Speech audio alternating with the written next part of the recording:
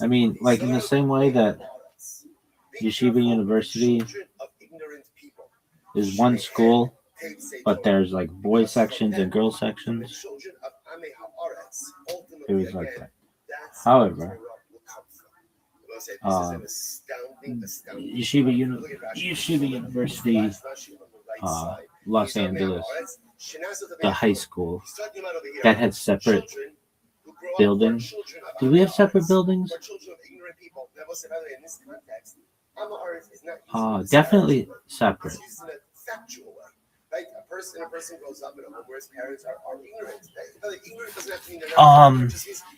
Yeah, I mean, you could say in a lot of ways it was separate buildings because, but like there were either like tunnels or like hallways that had connected the buildings, but it was like an old mansion. Anyway, really, yeah. Why? Why not? It's just what we offered. Anyway.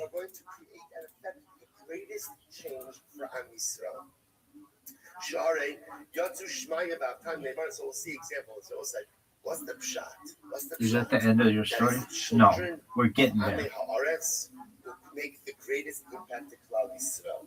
Not the children And whose fathers are I mean, we were with boys so much. And you know, I gotta be honest with you, I didn't have any sisters. They have to work 10 times harder. Push perhaps. 10 times harder.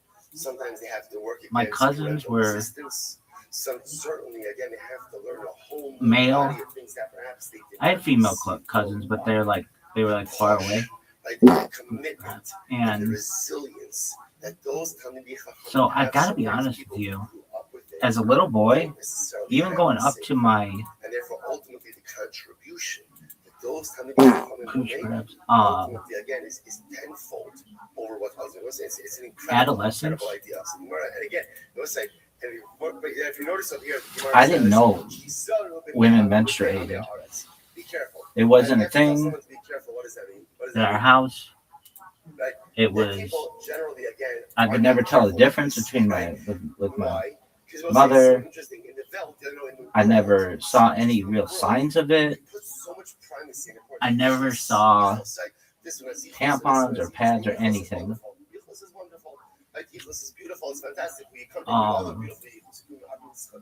It was like, I'll just be honest with you, and I'm not going to be fucking alone when I say this.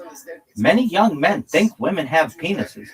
Really? I mean, we know that they're different, and we know that they're made like, you know, like Adam and Eve, but we don't know. We don't know. And anybody who's out there like, oh, I knew. Okay, that's cool. Not all of us knew. And some of us were really fucking curious about it. Really? Yeah. Why? I remember being in preschool and somebody said, do you know that girls don't have penises? And it was like, what are you talking about? Preschool? Somebody come up with that rumor. And to this day, I don't even fucking know. But that's your funny story? Absolutely not. Really? Yeah. But let's just say I was bound and determined to figure this one out. And I did. Really? Oh, yeah. Anyway. Allegedly. But,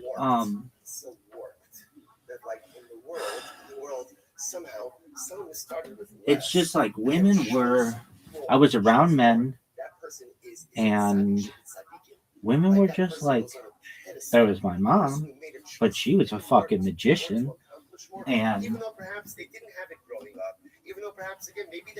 I just didn't know. I didn't know. And I remember there were like health books. We didn't go over them though. And I think this is a terrible, terrible thing. Like, I would teach my kids anatomy very early on, but just in my schooling would not. And we weren't even allowed to look at that part of the book. We had to look at the part about fucking the food pyramid, but not like that women have vaginas. It was like, I mean, I don't even fucking. The greatest people in this world are the ones who aren't born with the spiritual silver spoon in their mouth, and instead try to It was accomplish just like great a. things on their own and make it. Those are the people who have It's like found a change. thing that I know is true and I witnessed allegedly, but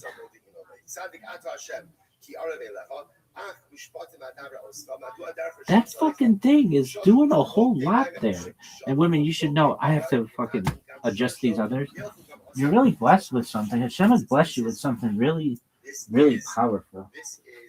And no, sorry, give me out. So Yo over here is asking, what's the part of this posit we're going to focus you know, on if here? you're like, The part of this posit we're going to focus on over here is that why is it that like, if Hashem anybody's said, ever why been is it that ashamed we seem to go or any of ahead that shit, and you fuss shouldn't be. verses like this. Mashallah, It's Adam. perfectly Sorry. normal. Maya Hadrulay, what was answer back to you, Rabbi? He has raglayim rata savi alufa ve'ech And tis chara as asusim ba'aret shalom akaboteach ve'ech taseh v'golei yardim. What does this mean? Mashallah Adam echad shama yochel ani larutz no parcels of asusim. So we'll say it's like, this was a guy. The guy claimed that he could run faster than anything. He'd even run faster. I mean, I had read in the Bible about women having different parts, but it never really clicked with me. I was just very innocent. Still am, baby. Virgin as the new fallen snow. But it was just like, So now he was racing against a human runner. how can it be any different? And this human runner outpaced him 3 I mean, which is a much lesser distance. I had my grandmother, but she was not menstruating by the time I came around, and so we say to this guy, if you can't beat the human runner, I didn't you certainly can't have any outpace- suspicions there. And like, you certainly again, can't outpace my mother was horses. fucking a magician, So so if you can't beat the runner for 3 million, you certainly can't go ahead and you certainly can't outpace him for Gil Barzols. So the Gemara says, it was just like, and if you can't outpace him on dry land, I had no idea. I really had no idea until so to you, maybe we'll say that this one day. But no, I was very suspicious something was going on as a little boy. That's simply it. You think you can understand, you think that you can see, you think that you know, But at the end of the day you don't. it's just a thing that it was like, I didn't know how. I mean, I didn't know how people fucking reproduced. That I went ahead and I gave this. And allowed Nebuchadnezzar to be successful in such a dramatic way. But you know, in cartoons and stuff, they said it was like a stork. We'll see the story of those 4 steps. But I never saw those funny fucking birds outside. And for taking 4 steps, then ultimately again you're going to be overwhelmed. When I reward Avram, Yitzchak, and Yaakov, Shiratzu lefanai kisusim alachas kano v'kano. So Nebuchadnezzar took 4 steps and was rewarded. You'll be overwhelmed when you see the reward ultimately of Avram, Yitzchak, and Yaakov, who ran before me. Like I can say, I was at a friend's house, so the Gemara says,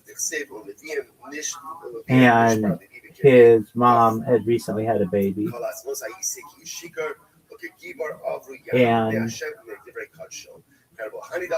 the mother was going to change the baby, and she asked me, have you ever seen a baby be changed? And I said, no. And she said, do you want to see a baby be changed? And I said, sure, because I've never seen this. This is like a new experience for me. I'm like a little boy. And I remember thinking, where's the penis? But I was like, maybe it grows. Maybe it's like something that like grows or something. Like, I don't know. I still wasn't raising any. No fucking bells were going off. I just remember being like, something that's missing here. But I wasn't like, you know, I'm focused on like poop, allegedly, as well. And so I'm not like paying that much attention. But I was still like, did the poop come out of, where did, I just don't know. I was very, very confused. And I know I'm not alone on this. I know I'm not alone. And I went. I went up to like. Well, I can say this. I remember.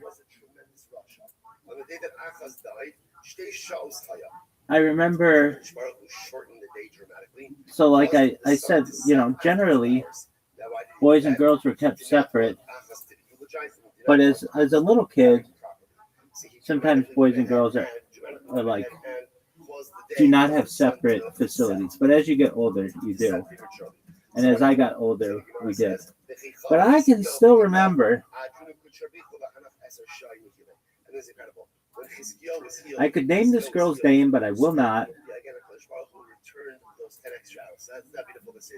But I still know exactly. We were. Obviously, again, the day was prolonged by everyone. So Baladon Merodach, I keep getting his name wrong. Merodach Baladon. Basically, Merodach Baladon ultimately saw this 10 extra daylight hours. Like, what's going on over here? So the Gemara says. So I don't know if anybody can still hear me, but all right. So I was really like, huh, but I still didn't put it all together. So Merodach Baladon said, "What is this?" But I remember being in school and this girl starts crying and I wasn't by her. I just was like, I just remember all these girls were like huddled around her and the teachers were like talking to each other. And I was young. Still remember her. And all the boys were like, what the fuck is wrong with this bitch? And no one would tell us. I still to this day don't know what happened. But I have a suspicion that she got her first period. And I remember this would happen like occasionally, but then I got to a certain point in school where boys and girls were no longer together and had no idea. So I still don't know why this girl was just randomly crying. I really don't. This girl sucked her thumb up until she's probably still sucking her thumb, but it's something she couldn't kick. This bitch had an oral fixation unlike anything I'd ever seen in my life. Really, yeah. Probably gives amazing head. I'm just putting it out there. But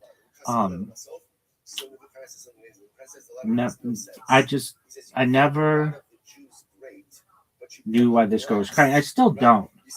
But I thought about it in the years since and thought that might be what had happened. But as the girl started to menstruate, we were separated in different, I went to a different school where I was with boys, so it wasn't ever really clear to me what was going on. That's the story? No.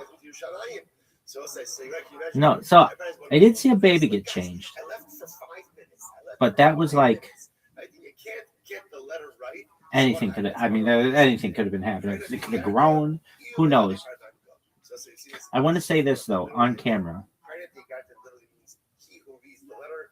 I think everybody tries their own poop at some point in life, except for this guy because my shit doesn't stink because I don't poop allegedly. But there's just something. I think everybody tries their own poop. Everybody tries their own pee as a little kid. They recognize that they don't like it. They touch it. And then they're like, okay, well, I guess we're not supposed to play with that shit. But if they didn't, we would be eating it to this day, or we would be. I just think everybody tries their own poop. Really? When you're in the bathroom alone, I think people do. At least as a little kid. Like little kid. And then you realize this tastes like shit, literally. And then you're like, I'm not going to do that anymore. Or try your own pee. I can remember I didn't really necessarily do that. But this one time, my family was having a cookout, and I thought it would be really cool. I was talking to my cousin, and I'm like, I wonder if I spit in a glass, like, and filled it all the way up, and then drank it. What would happen? He's like, oh, you should try that. Anyway, so my other cousin, my older cousin, we ended up telling this person, and that person told my mom. My mom was like, you can't do that. Anyway, but people are curious as little kids. And I feel that somebody out there is going to be like, thank you for saying that you think everybody eats their own poop at some point and drinks their own pee, because I bet they do. I bet that is something that happens everywhere in the world. Amazonian tribes are doing it. People who think they're living in the 25th century are doing that when they're little kids. The Chinese are doing it. Jews are doing it. Muslims are doing it. African tribal people, everybody's trying it. Really? I bet. I've never been able to, like, I bet there's a scientific study somewhere about this, but I've never heard of it. But I bet everybody, there's a book, Everybody Poops. We never had that book because we don't, but maybe everybody else does. Really? I whiz like a motherfucker, though, allegedly. I'm the whiz kid. All right, so back to our story. I still have this bitch. It sucks. Really? Yeah, it's the worst. All right, so you think everybody eats their own poop? At some point, I think everybody tries their own poop. And there's like something to that. Like, what if it tasted really good? What if you were missing out this whole time?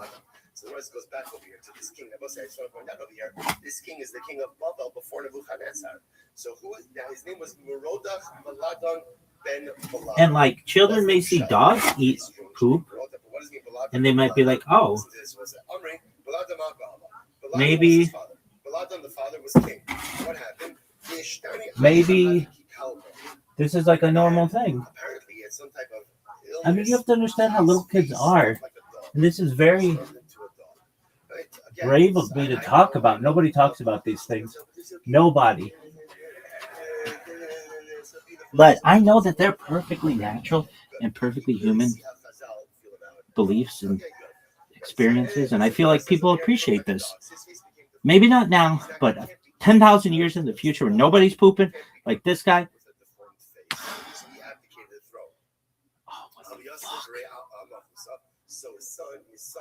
What is this bullshit?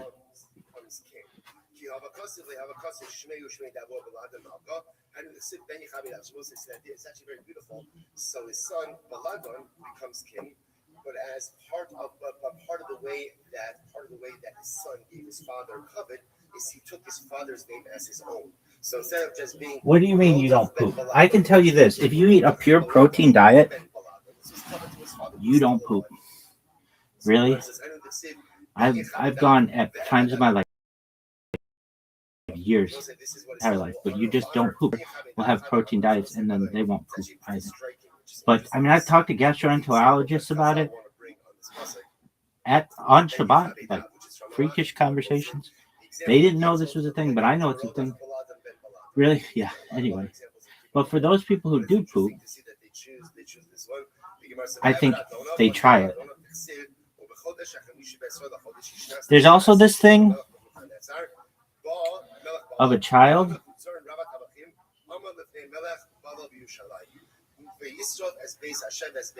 It's called meconium, which it sounds like some kind of element, but it is a thick, sticky, tar-like black or dark green substance passed in the first 24 to 48 hours after birth. It is normal and composed of amniotic fluid, mucus, and cells ingested in the womb. Within a few days, it transitions to brown, green, or yellow. All right, so you didn't even have that, dog? I'm perfect. Who knows? Anyway. So the Gemara says over here, so the Gemara goes to the pasuk that says that the Butzarin goes ahead. He burns the house of HaKadosh Baruch Hu and the palace of the king. Now the pasuk said that the Butzarin was standing before HaKadosh. Was standing before So, look, I'll just get down to brass tacks. Or maybe to what? Brass tacks or tacos. All right, so we're gonna try this. So my Rebbitzin Zakonov Lavraka, she's not here, and she's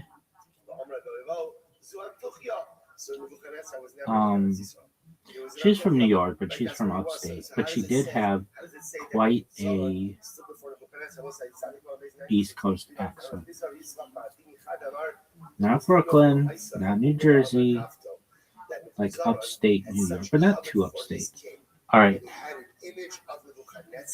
Yo, dog, I want you to explain the laws of NIDDAH with all the colors and when you can touch your husband and all of that.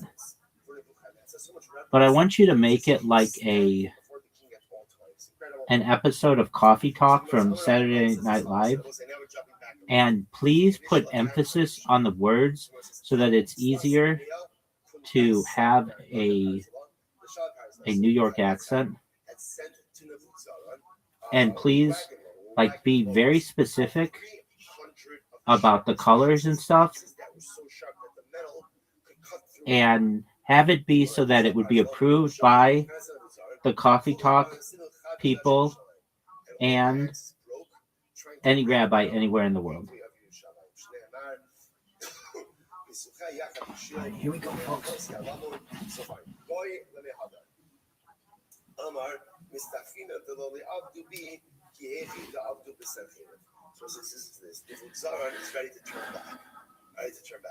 right, coffee cup. Get a cup. Get a cup. Sit down.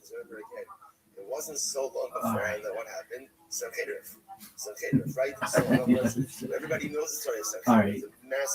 So, all right, coffee cup. Get a cup. Sit down. I'm verklempt, emotionally overwhelmed, and we're going to talk about Nida, tastefully, halakhically, according to Jewish law, and in a way that would make any rabbi anywhere say, "No, it's fine."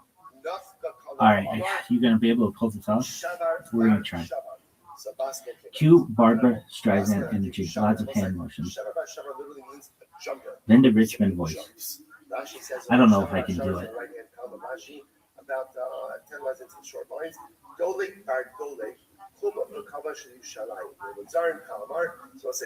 I can do it. I can't really.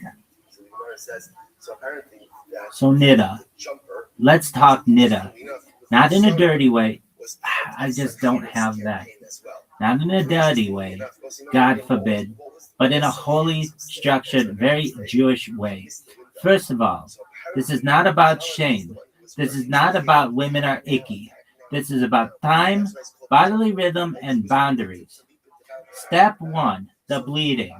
When a married Jewish woman sees uterine blood, real blood, not from a cut, not from a hemorrhoid, not from brushing your teeth, but blood from the uterus. Boom, she becomes Nida. At that moment, no physical contact with husband, no hand holding, no passing objects hand to hand, no sitting on the same couch cushion if it's squishy, separate beds. Yes, even if you're tired.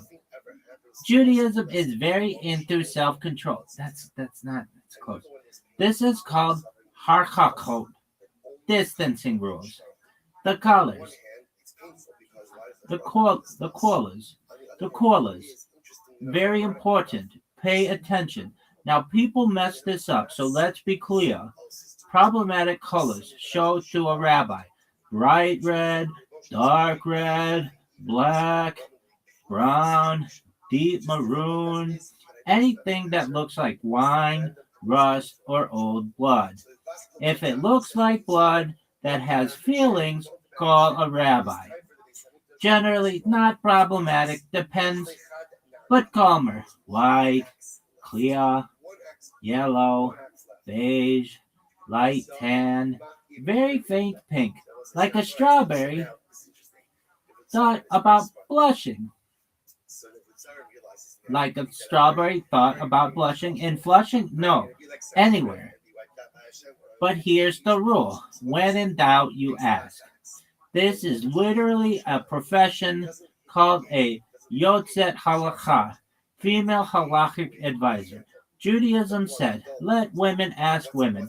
Progressive, we love to see it. The waiting game. Once bleeding stops completely, not mostly stopped, not I think it's over, stopped, dead, gone. She does Hefsek Tahara, a clean internal check before sunset. If that's clean, we start counting. Then 7 clean days. 7 days. No blood, no stains, clean checks. 7. Like creation. Judaism loves a theme. The mikvah. Everybody calm down. After sunset on the 7th clean day, she immerses in a mikvah. Natural water, rainwater, natural water, rainwater, spring, very spa, very ancient. This is not a bath. This is a transformation. And after that, tahara, ritually permitted. Touching, the big reveal. Before mikvah, no touching. After mikvah, all touching permitted. Hand holding, hugging, affection, marital intimacy within halakha. Judaism says absence makes the heart grow fonder. Very romantic for a religion that also regulates your kitchen sink.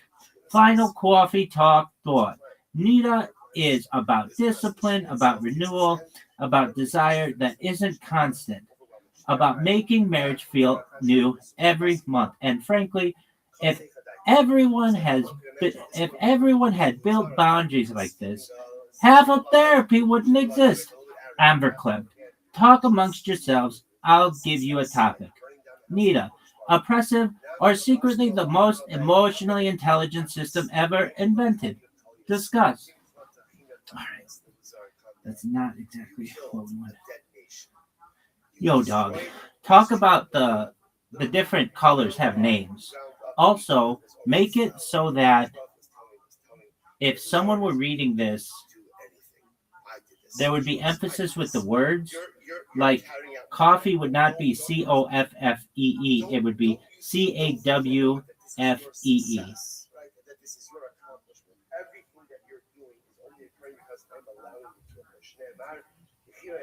Okay, coffee talk, round two. I hear you. You want the colors with names, and you want it written so a person reading it cannot avoid doing the full Long Island, Brooklyn nasal situation. And it still has to be 100% halakhically safe and rabbi approved. We got this. Coffee talk. The colors of Nita. Put down your mug. Open your eyes. This is important. Linda Richmond. Dialed through 11. So Nita, everyone says, oh, it's blood. No, it's colors. Judaism does not do vague. We name things. Autumn, red. This is blood, like fresh blood, period blood. Oh, that's definitely blood. Problem, Nita, call it. If you see autumn, you don't philosophize, you don't squint, you don't say, maybe the lighting. You say, autumn, we're done. Yayin, wine colored. This is the deep burgundy, maroon, old wine on tablecloth energy. It's not bright red, but it's got intent. Also problematic. Show a rabbi. Judaism says if it looks like wine, it might as well be blood. Very poetic, very strict. Shachum. Black or brown. This is old blood vibes. This is old blood vibes. Brown, rust, coffee ground looking. Not cute, not neutral. Blood that went to therapy and came back darker. Still counts, still Nita. Farad, pink. Now everyone gets nervous. Light pink, faint, like blood that thought about showing up and then changed its mind. This is context dependent. size dependent, fabric dependent. This is show the rabbi caller. Not panic, not ignore, just ask. Lavan, white. White is clean, white is innocent, white did nothing wrong. If it's just white discharge, not blood, not nida, Judaism does not punish mucus. We're not animals. Zahov, yellow. Yellow is normal, common, boring, not blood. Unless it's mixed with red or brown. Then we side eye and call someone. Beige, tan. No fancy Hebrew, just vibes. This is the annoying one. Sometimes all discharge, sometimes leftover blood, sometimes nothing. This is why rabbis have job security.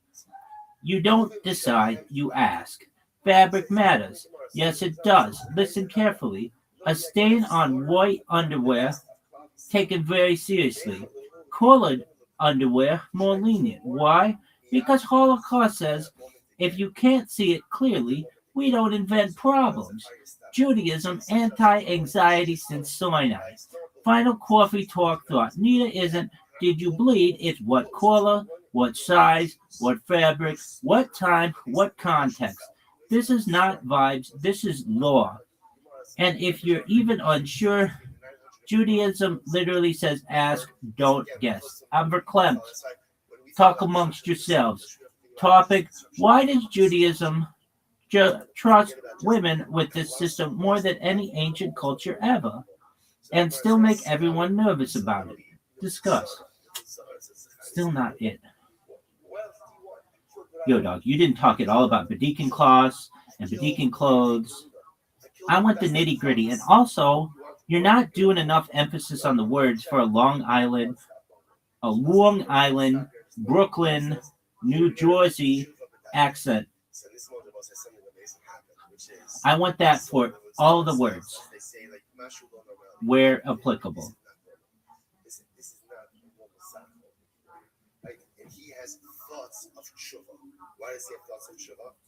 All right, now we're doing it.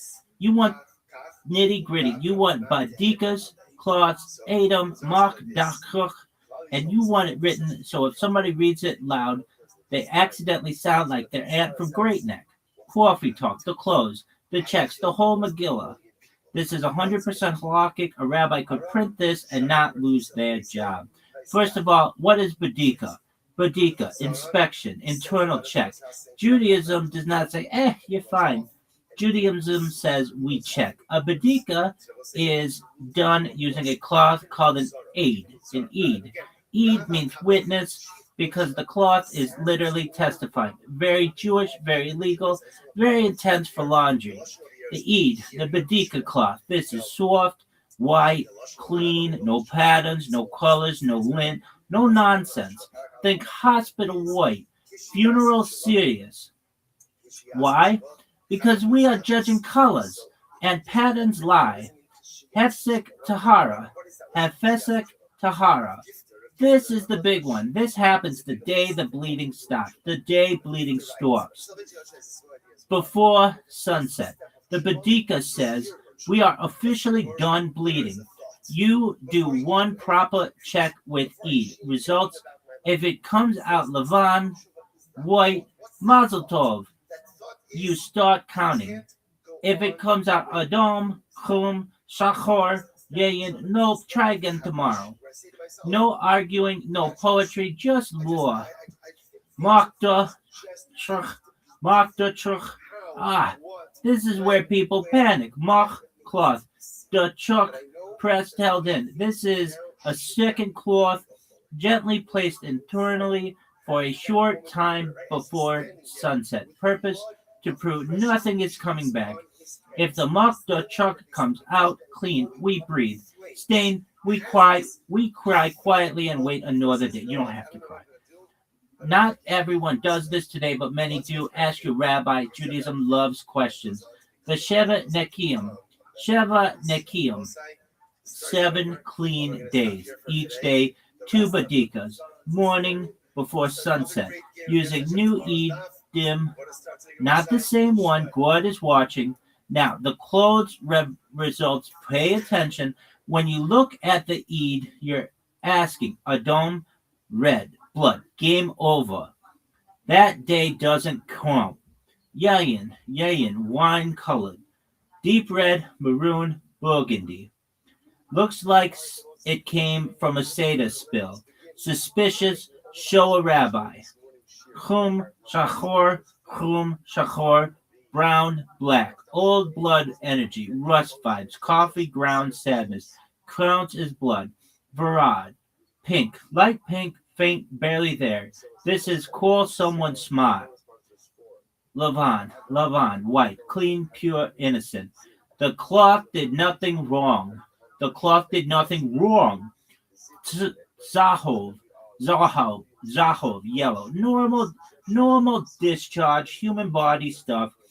Judaism says relax. Fabric rule, very important. If the stain is on an Eid, taken very seriously. On white underwear, serious. On colored underwear, more lenient. Why? Because Halakha says we don't create problems where we can't see clearly. Judaism is anti-drama, shockingly. Final coffee talk moment. The system is precise, technical, detailed, and completely trusts women. No public inspection, no embarrassment. Just cloth, colors, time, envelope. I need a bagel. Topic. Why does Judaism treat bodily reality like a legal document and somehow make it spiritual? Discuss. All right, is that what you wanted to do? I don't think.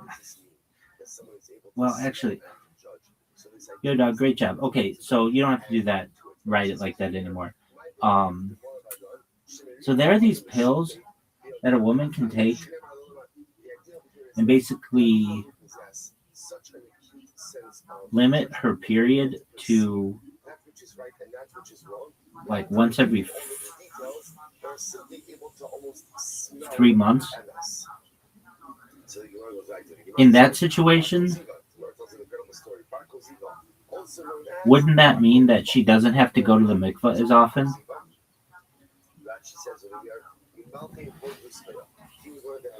All right, cool. We're back to regular speech. Still coffee, energy, just less theater.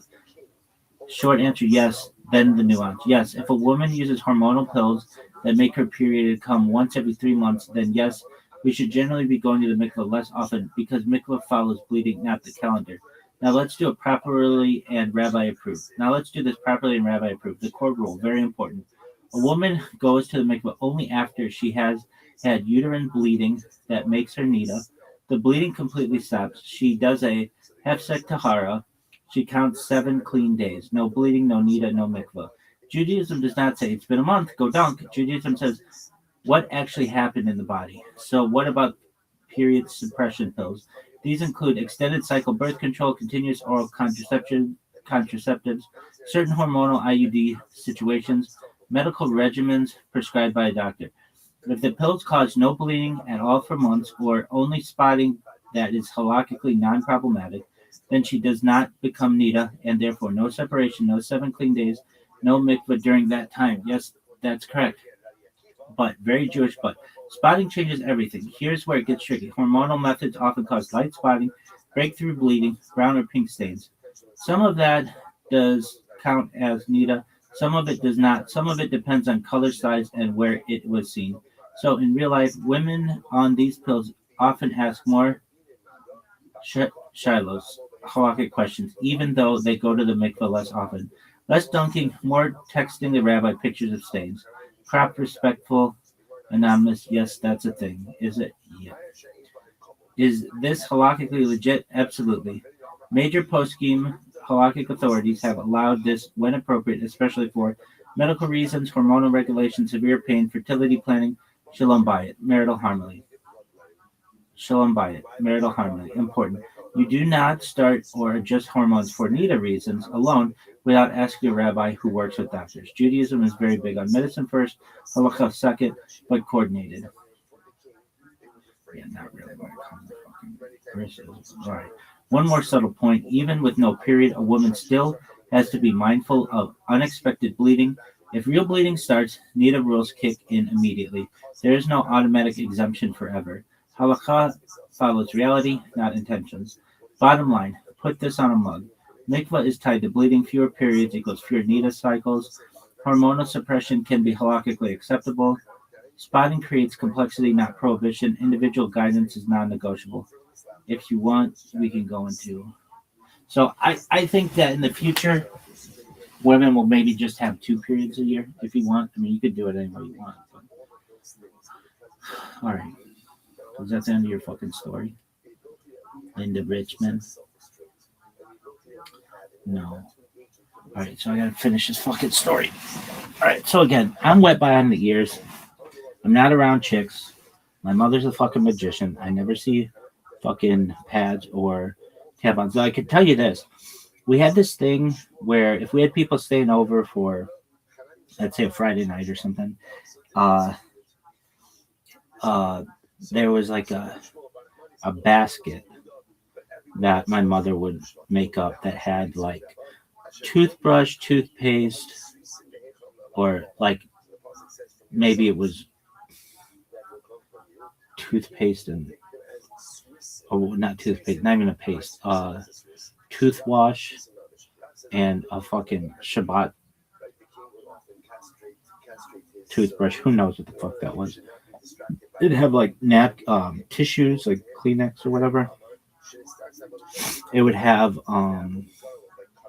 maybe like chapstick. Really? It wasn't just for Friday night. It was anytime we ever had anybody over.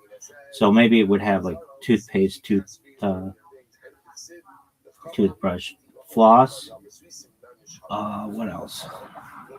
Little shampoo. Well, no, there's shampoo in the shower, in the bathroom, or in the tub too. But maybe it had like the little shampoo and that you get at a fucking hotel. What else? Mouthwash. Just any kind of toiletry that you would ever need, and it had pads and tampons. And I never really questioned it. And another thing, it's good if you're ever in a, let's just say you're playing house with some chick for whatever reason, because everybody watches this isn't going to just be like automatically like the most halakhic person in the world, but I'll tell you what, I've introduced women to menstruation cups, and they're like, it's changing fucking lives. Like, I'd given them to, I would have them, and I'd give them to girls. Really? And they'd be like, it's changed my life. I'm like, I know. You just wash it out. So that's a big thing. Menstruation cups are huge. But back to menstruation cups were the thing. But pads and tampons, whatever. You ever use a tampon? Yeah, for fucking bloody noses, but that was way later in my life. Really? Yeah. Why? I get really bad bloody noses. All right, is that the end of your story? No. So here's the story. And then we're done. So I don't know exactly my age, but boys and girls are totally separate. Like, meaning, how separate were you? You could go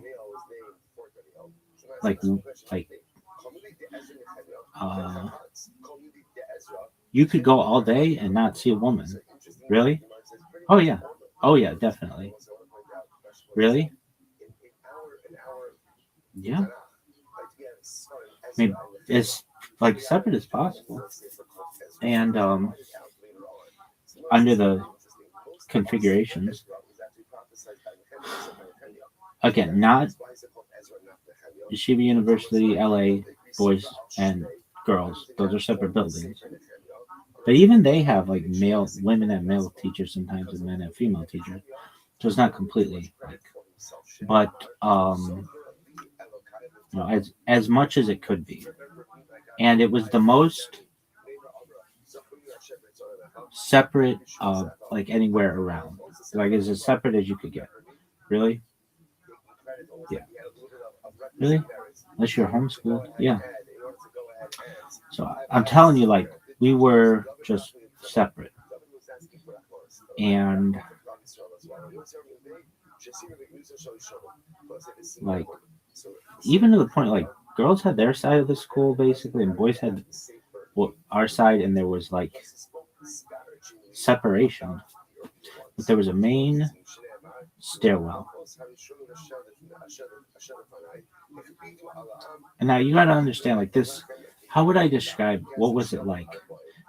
It wasn't quite Dead Poet Society, but as close to Dead Poet Society as my family could find. It was like affordable Dead Poet Society, but still very expensive. Without being a boarding school, though Dead Poet Society, I believe, was a boarding school. But it's what you would consider like a day school, similar to a day school.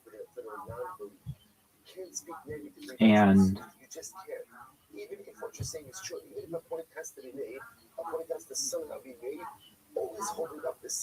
we treated it like Dead Poet Society. Oh, Captain, my Captain, all that bullshit.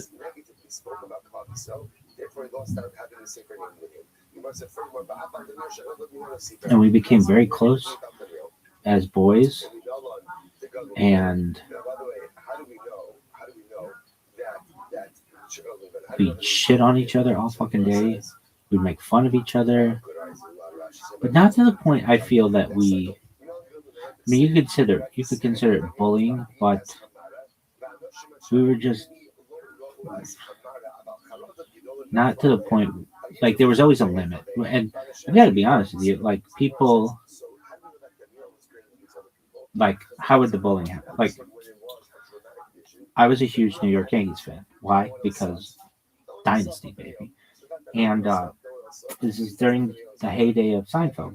And I had glasses and perhaps a little stocky. And wherever I fucking walked in that school with that jacket on, I'd hear, George! George! George! Hear this all the fucking time. And I was fine with it. Because I know I look like George Costanza, but I'm repping this fucking Yankees coat, not because George Costanza represented it, because Joe Torre represented it. And I'd be like, oh yeah, just wait till October. We're going to fucking beat the shit out of whatever shitty fucking team you like. Anyway, I'd hear George all the time. And it really never bothered me. I'm sure bullying did get to some kids, but if that happened, I think that you would just tell one of the male, our teachers. But it never got to that, at least. We'd give people shit.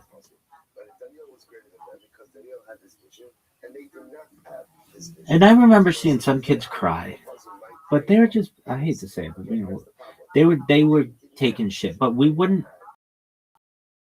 shit on people for things like what?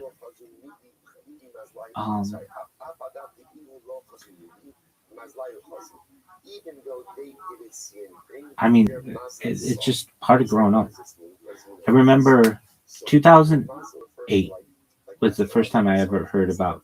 Well, there were some like anti-fraternity things, like some loser douches, like made people drink too much water and they died.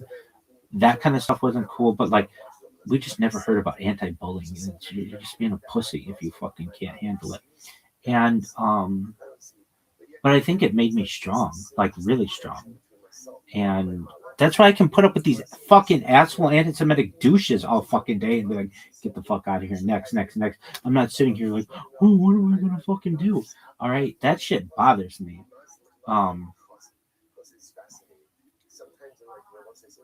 Nebbishness, I can't stand nebbishness.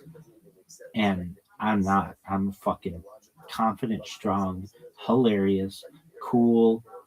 And I feel like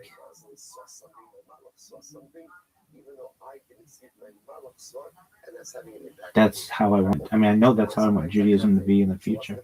Less nebbish, more cool. So anyway, this doesn't have to do anything with the story, but I just want to like lay the foundation. So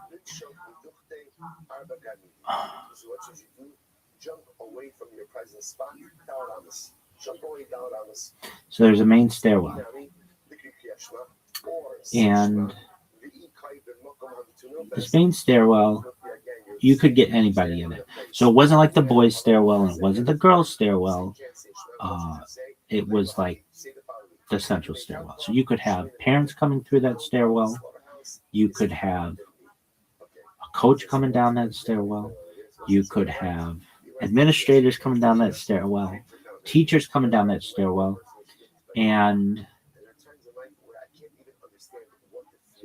especially if someone were going to the office or something, students coming down that stairwell. You know, as well, there was this part of the school, we didn't really have like a nurse. I remember when they checked for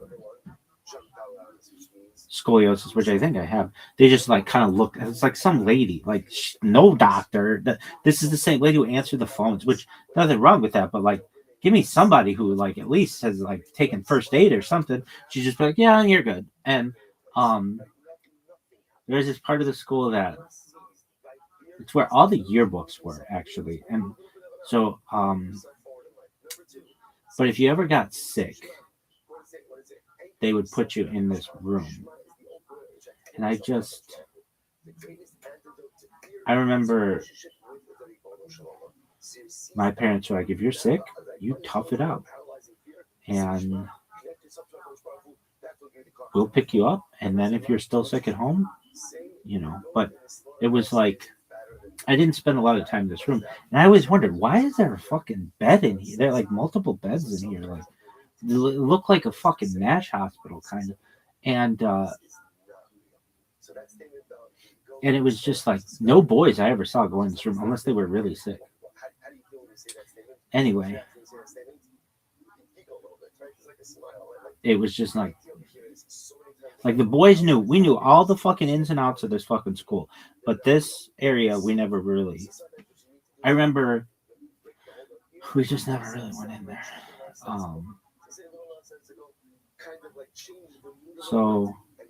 But there was this fucking main stairwell. And this school, I hate to say it, but it was just, it was very expensive, but it was very poor. The kids there weren't poor, generally, at all.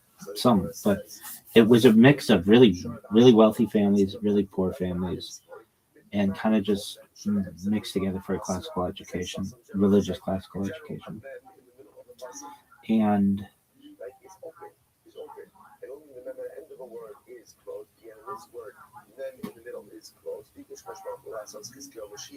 did I talk about this stairwell yet? But you have to understand the details of this stairwell. This used to be a mansion, and then it was some other stuff. But like I remember, this was like a mansion. It had tunnels, like secret prohibition tunnels that I always wanted to go into. Tunnels have always fascinated me, but there was like a pool that became storage. It was like a very wealthy person's mansion, and they were so wealthy that they built a mansion and then they never slept in it. They would only throw parties there. So it was like a party mansion, and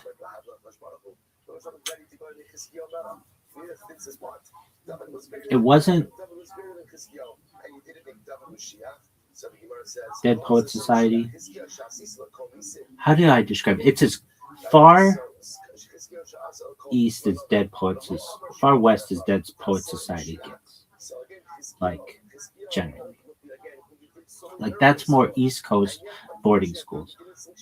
But this was definitely not a normal school. I have a friend of mine who would always say, you know, every single kid I ever met from that school was like more unique than the next one. We were all very unique and in different stuff. Fascinating people there. And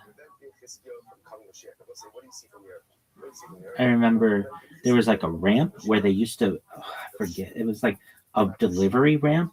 And we always thought, hey, this school could be like ADA compliant. And we had a teacher of ours who was also a lawyer who was like, this thing's never going to be ADA compliant. The ramp was like super sloped, and you would have been like, it would have been like uh Lieutenant Dan in Forrest Gump when when he's like sliding down the stairs or whatever. It would have been like that. But we always thought, hey, maybe they put an elevator in this bitch, and like never in a million years. This is like the least ADA compliant building maybe in the United States. I mean, it was not ADA compliant at all. And because we didn't really have a really good handyman. We knew him. He had a lot to do. He had to mow a big lawn and trash and all kinds of stuff. And I remember the school never really got cleaned, except we'd have something called open house where people from the community would come in and see. And what we would do, and this is a really good idea, Israel, but one of the first things you all should do is you give the kids the last period of school to clean. And when you have, whatever, hundreds of kids cleaning something, you just give them all a paper towel, Windex or whatever, the place will be fucking spotless in like 20 minutes. Like when you have all these hands moving around, everything is super clean. Getting spit wads off the fucking ceiling, that's another story. But like walls are clean, everything gets really clean when you have hundreds of people cleaning simultaneously. It's really amazing. This place just like it's like ants, like just go, and you have hundreds of people fucking cleaning all at once. It's incredibly efficient. And we would do that like twice a year. But aside from that, and the stairwell would get cleaned. Now the stairs, let's talk about them. Well, the funny thing about this fucking school, like the boys' stairwell that we had, I remember we would, we'd be like fucking going. Some people are going up this way, and you'd like slap a guy on the back of the head, and you'd be like, "Who the fuck was that?" Like we were always fucking with each other, going into essentially Shacharis, like our morning prayer, and we'd go and we'd read Tehillim, we'd read Psalms and fucking hate them. Anyway, after prayer, or like, right, we'd read Psalms and just be like, this is the most boring shit I've ever fucking read in my entire life. Anyway, and then we get to Psalm 119, and it's the worst. Anyway, so the stairs, the other stairs, and they were all like this. They had like, it's like, who fucking built this building? It was like a house. It was hilarious. If you ever saw a chip in the wall, it would be like 7 different colors, maybe 15 different colors, because the person who threw the party, let's say, and this is always his thing, we'd be like, what's your favorite color? And you'd be like, teal. And you'd be like, great. And then you'd go into your guest room and the whole room would be teal. He would repaint for any person. So there's this stuff called Fordite, which is like all this, the different layers of paint from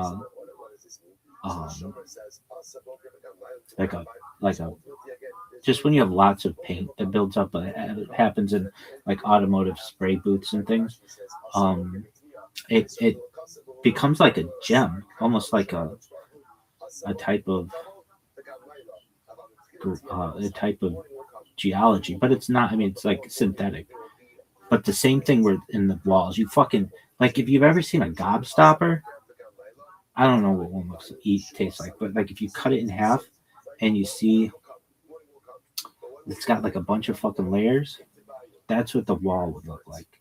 I remember looking at the chips on the corner of the fucking school, and like it was just like that. And the school never got painted. I mean, I've seen it since then. It looks fine. It looks a lot better. But back then, I remember being like, this school is disgusting. And then there was this bathroom. Oh, this bathroom. They're all the bathrooms. I can tell you all about them. No urinals in the whole fucking school. No urinals. Which is always fast. Really? No urinals? Yeah. But there were tons of sinks, which is not the same. There would be random ass sinks like in the fucking schoolroom. There were sinks everywhere. And there was like nothing on the wall except a fucking satellite view of Israel. That's like the only thing that was on the wall. Ask anybody, they'd be like, yeah, I mean, that was basically it. We had like a map of the United States from the fucking Hoover administration, and in another room, and in this one room, a satellite map of Israel, which is all you fucking needed. Anyway, and we did this thing when we were young. We put a timeline around the wall, and that helped me so much to this day. Like when I think of time, like as a timeline. Anyway, and I talk about this fucking central staircase. So there's this staircase, and let me describe it. They were like white and teal checkerboard tiles. Why? Who the fuck knows? Who the fuck knows? Who picked this? I have no idea. And you go up the stairs, and the stairs had never, you don't wax stairs generally, but like the floors had never been waxed. It was just fucking LVT, like linoleum vinyl tile or whatever. It's like, imagine like tile where there's no wax and it's just digging into the tile, and the people are just like, pretty soon we'll go through the floor, who cares? The teachers got paid nothing. They would get paid far less than a normal teacher. I don't know how this fucking school, it's just a really unique place. And the stairs, they had like these bars as you would go up the stairs, and sometimes like I don't know how one of the bars would just stick out, and it'd be this just like really fucking sharp like saber like that would just stick out, and you like some kid would just like go like this and like this and like this, break it off, and then hit another kid or jam it in the other way, and some teacher would be walking by and like try to fix it. But there was just nobody who was going to fix anything. And I hate to say it, but like it would have been a lot to keep up, but there was just no, I don't want to call it the custodian or but it was like he had enough to do with like getting all the trash out and stuff for hundreds of students. Like it was just a lot. Anyway, did I talk about the stairway? So that this weird checkerboard stairwell, and it was just you walk into the door. It's like this, I'll say like a poor man's Dead Poet Society. You walk in, it's like that School and Bully in the video game, but like not nearly that nice. And there's like a beautiful great lawn, beautiful everything from the outside. This looks like the fucking, but inside this building it's seen some shit. And it would be like there'd be like a step and then another step, and like the teachers, when they'd open the door, they'd have to like jank the door. It was just like the handyman's like does not exist here. And then you get in, and then you either go upstairs. It literally is this: step up, then another step, then you go upstairs or downstairs. There's no ramp, there's no handicap. That was the thing. If a kid got hurt, you were just on crutches, and you'd have to like climb the stairs. Like I remember being on crutches there, and you just kind of hop from stair to stair, and it's dangerous, and it can get really slippery. I remember at another school, they did a refurbishment of it, and really made it nicer. And I remember this was just such a big amount of money to me at the time, $100,000 elevator in it. And I remember my dad was like, "Why do you need an elevator? Like, nobody needs an elevator." And one of the heads of the school said, "If your son gets hurt and any reason, God forbid, is in a wheelchair or something, you're going to want this elevator. And that shut my father up. Like, oh, of course. But at the time, this was shortly after the Americans with Disabilities Act, which I think is one of the best things. And this is the thing, Israel, if you're hearing me, your shit is like my fucking school. It's all like, oh, well, it's just been like that for 2,000 years. Make a fucking ramp. I don't want to go there. Ramps should be everywhere. Even if you have stairs, there's a thing that you go like this, and you can go up. Ramps are really important. And elevators are really important. And escalators and all kinds of shit.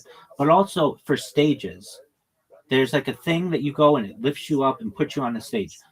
Someone who is in a wheelchair should not feel as if they can't perform on any stage in Israel without a lift. Lifts are really important. Anyway, because I'm telling you, I went to places where this did not exist, and it was like, if you got hurt enough, you weren't going to be able to go to this school. There's just no way. I mean, you would be able to go like 20 feet in a wheelchair, and then there'd be like fucking tons of stairs. It was like this school, I feel like, had so many stairs that it was like, and is it MC Escher? Like, we had like a fucking picture of MC Escher. MC Escher?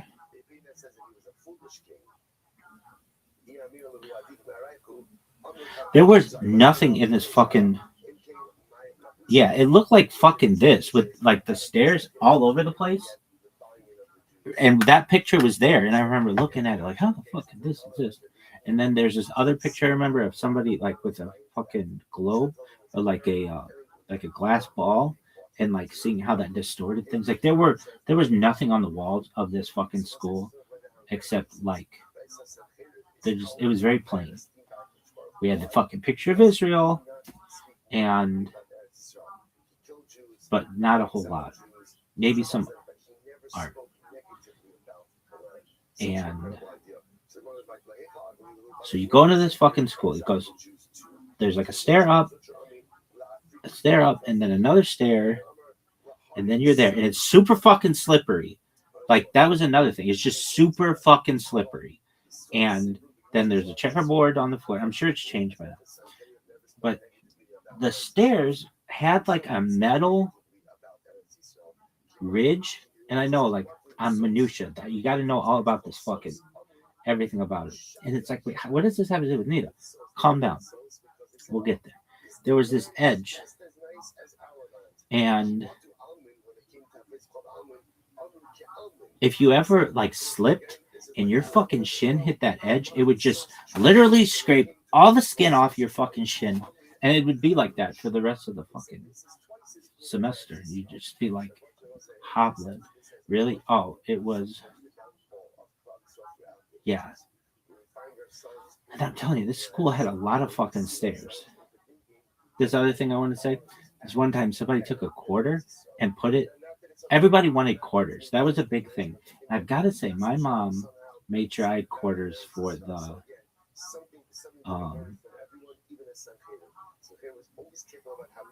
like vending machine and like soda and shit, because we'd have popcorn. That was a big thing. Like, popcorn was a big fucking thing. I remember kids would bond over popcorn. Why? Because it was some kids, like, the school didn't provide meals, and maybe their parents were like poor, or there weren't many single parent families. If there were, I could like name them, like out of hundreds of kids, maybe one or two, like not a lot. And they would like, I remember the prices of the popcorn. It was 50 cents, and it was like a meal that you could have. And I did a lot of study hall, and so it was like a meal that you could have. And I know for like, and soda was 50 cents. For $1, you could get soda and popcorn and have like a snack after school. When other kids were with their stay-at-home moms or whatever, those of us who had working parents would have this ability to have something after school. And I had this tube of quarters that sometimes kids would maybe go in my backpack to get, but whatever. And that was another thing. Everybody had lockers. Nobody ever locked them. Really? You were a loser douche if you locked your locker. And there's another thing, you could get ginkgoed, which is like when somebody going to throw all kinds of ginkgo. Oh, it smells so badly in your fucking locker. But we learned about ginkgo and how it's like a very old type of tree, just all kinds of shit. But that shit would be on everything. It'd be there for years. There'd be ginkgo everywhere. And there was only one fucking ginkgo tree on the campus, but we all knew where it was. We all knew how badly that shit smelled. Anyway, what about this fucking stairwell? Anyway, so somebody took a fucking quarter and glued it down on the floor. And every fucking boy would just try to pick up this fucking quarter, because if you had a quarter, that was like halfway to getting a soda or something like that. And I was so cool. This isn't about the story, but I was so cool. Even when I was the youngest grade, I could go up to another thing that was super big was fucking foosball. I never had like foosball. I've never seen foosball was so big, and I did not like the way the proper rules of foosball are. You can't spin the fucking things, but man, we go in there and fucking spin these things, and it was like this. It was like, I don't know why, but there was like a big push to like have more recreational shit in this school. But once it broke, it was done. There was no fixing it. We had, when I first got there, ping pong tables, and the fucking ping pong paddles were just, it would flap. It would like flap. It would be like nobody glued it, nobody cared. It was just like, and you just fucking play ping pong and these fucking foosball, and then the guy would break, and then it'd be like, and they just got rid of these fucking foosball tables. We'd put so much fucking spin on that fucking foosball, like just spin it in. And I remember we'd play older kids, and like just all the younger boys would play the older boys, and we'd play football, and we would play all the younger kids versus all the older kids. And then as you got older, you know, I remember I always, as one of the younger kids, wanted to just touch the ball.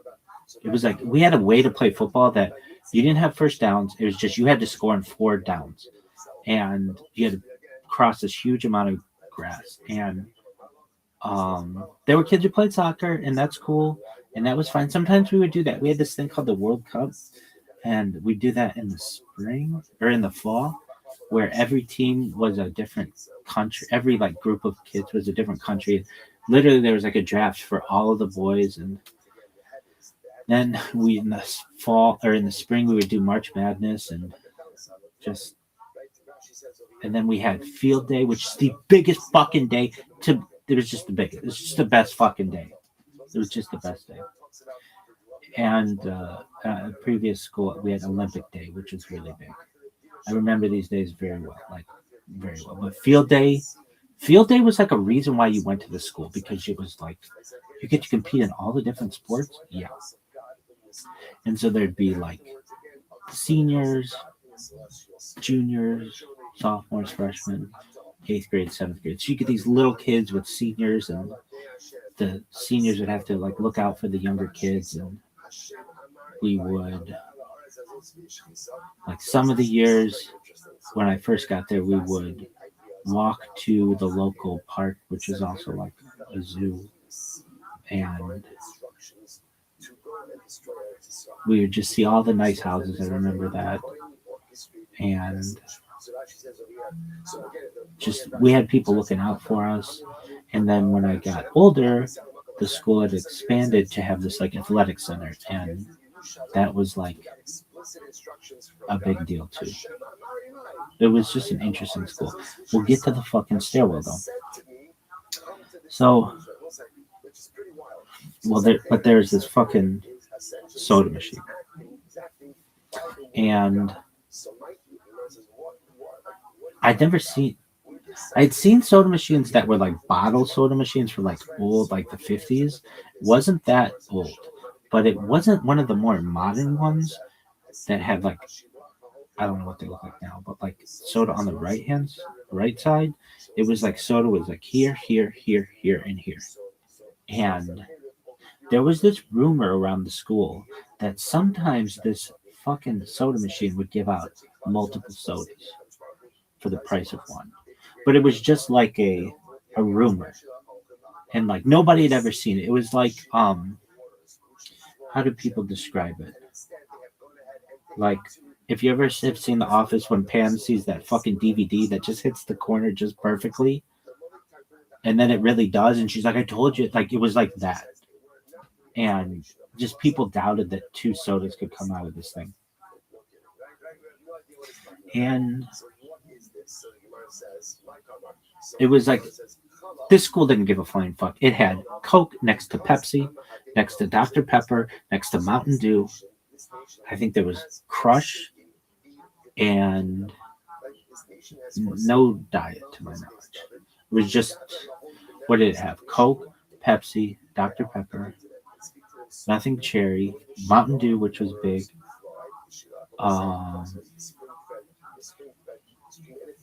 And it would just be like whatever they put in there. And it was all to benefit the athletic teams.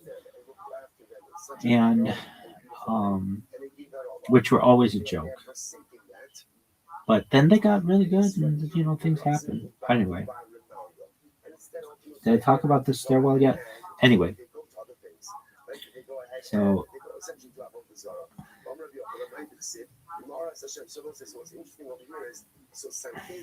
like I was really fortunate, I really mean this, that I had quarters. Like may not have had a lot of money, but I was wealthy in quarters.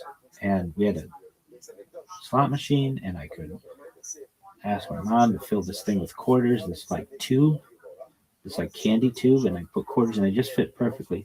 And again, sometimes I'd be like, this thing is fucking light. And I realized somebody went in my backpack or something during recess or something like that. And it was like, whatever. There were no cameras. There were no cameras anywhere. Like maybe at nowhere. Maybe at a bank, but like nowhere. Everything was just on the honor system or whatever. And nobody locked their lockers.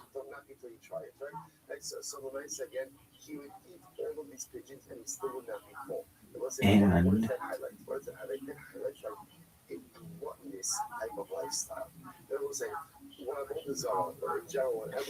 I'll say this one story, this one kid. He had a real rough upbringing. And under general circumstances wouldn't have been at this school. But he was at the school for a little bit and he was one of the worst students in the school. And his mom, I think, was a single mom, and he had like an older brother, and his older brother got him, like, was able to somehow get like penthouses or something. And this kid doesn't bring in one penthouse. He fills his fucking backpack like this, full of penthouses. There are no school books in there. And he's like looking at his fucking, he's like, look at this, look at this. And it's like, what the fuck? It's just like Forrest Gump, where they're like looking at Jenny. Anyway, is everything Forrest Gump? Perhaps. I'm the fucking Israeli Forrest Gump. I've said this before, at least a Jewish Forrest Gump. So I've said this to rabbis. Really, yeah, I'm everywhere, baby. So I remember this kid had this, and you went in his fucking locker, and it was just fucking penthouses, like, or some shit. It wasn't Playboy. It was fucking pretty intense, like hardcore. And that lasted one day. And somebody ratted on this kid, and we never saw him again. As we got older, we had these other lockers, and I'll just quickly say this, like, I allegedly maybe had pictures of, I remember when I was in a really young kid or there, I was like in 7th grade, and I saw this one guy, I won't say his name, but he had a picture of, like, you weren't supposed to have, it was like an unwritten rule, you shouldn't have pictures inside your locker, but nobody really fucked with you if you did. And he had a picture of Maya, the artist Maya. I always thought she looked so pretty, and I look at this bitch every fucking day, going up the stairs to chakras, let's say. And I know exactly whose locker it was. I can tell you his fucking name. I'm not going to. I always thought he was very cool. And I thought, when I get older, I want to do this. And so when I got to be that age, I had pictures of the artists that I liked. And then as I got to be like a senior, I started hanging out with college girls, allegedly. And very innocent. Nothing, truthfully, like, very halakhic. Really? Very halakhic. Allegedly. They're just telling a story. All this could be a fucking lie. But then not that halakhic. Anyway, and I get pictures of it, and I fucking put them up in there, and my friends get so jealous and fucking get pissed off at me. And so this one day, I fucking put all this fucking packing tape of these fucking pictures, and I closed my locker, not realizing that the opening mechanism was like basically taped shut. And I go to open my locker, and I'm like, what the fuck? I already had to open my locker. And everybody's trying, like, sword in the stone, this bitch. Nobody can get in this locker. And I was worried because I'm like, if I tell a teacher and they open my fucking locker and it's just girls, that's not going to be a good look. So I think I just was like, oh shit, I guess I can't do my homework tonight or something. And the next day I brought in like a pair of pliers or something and just fucking took the door handle off of this locker. Still nothing. Still could not get in. I fucking had to like crowbar it and to get this fucking thing open, and like my locker was all bent up. And I was just like, oh shit. I finally was able to get into it. But anyway, did I talk about this fucking stairwell yet? Oh, but back to the soda machine. So there's always this rumor that you could get 2 sodas, but like nobody had been able to do it. And I'm telling you, when we had the opportunity, any free moment that we had, we would fucking run to this fucking foosball table and fucking like wait our turn to play, and we'd have to play against older kids. And I still know who I played. I still can tell you who I thought were the 2 best kids. At least they were like 2 years older than I was, or something like that. And I remember how good they were. They could fucking like pass the ball between. I'm sitting here fucking spinning this motherfucking thing, and they're like, that's not how you play. I'm like, fuck it. You see how fast the guy's going? Anyway, and they would go and sometimes people would go and get soda. And I didn't really pay attention to this machine. I'd go and put my 50 cents in and hit the soda. And the thing is, years later, they got rid of this machine. And I'll say why. Did I tell you about that stairwell yet? Anyway, we'll get there. And then they put in like a machine that just had bottles. And it was like it just had bottles. And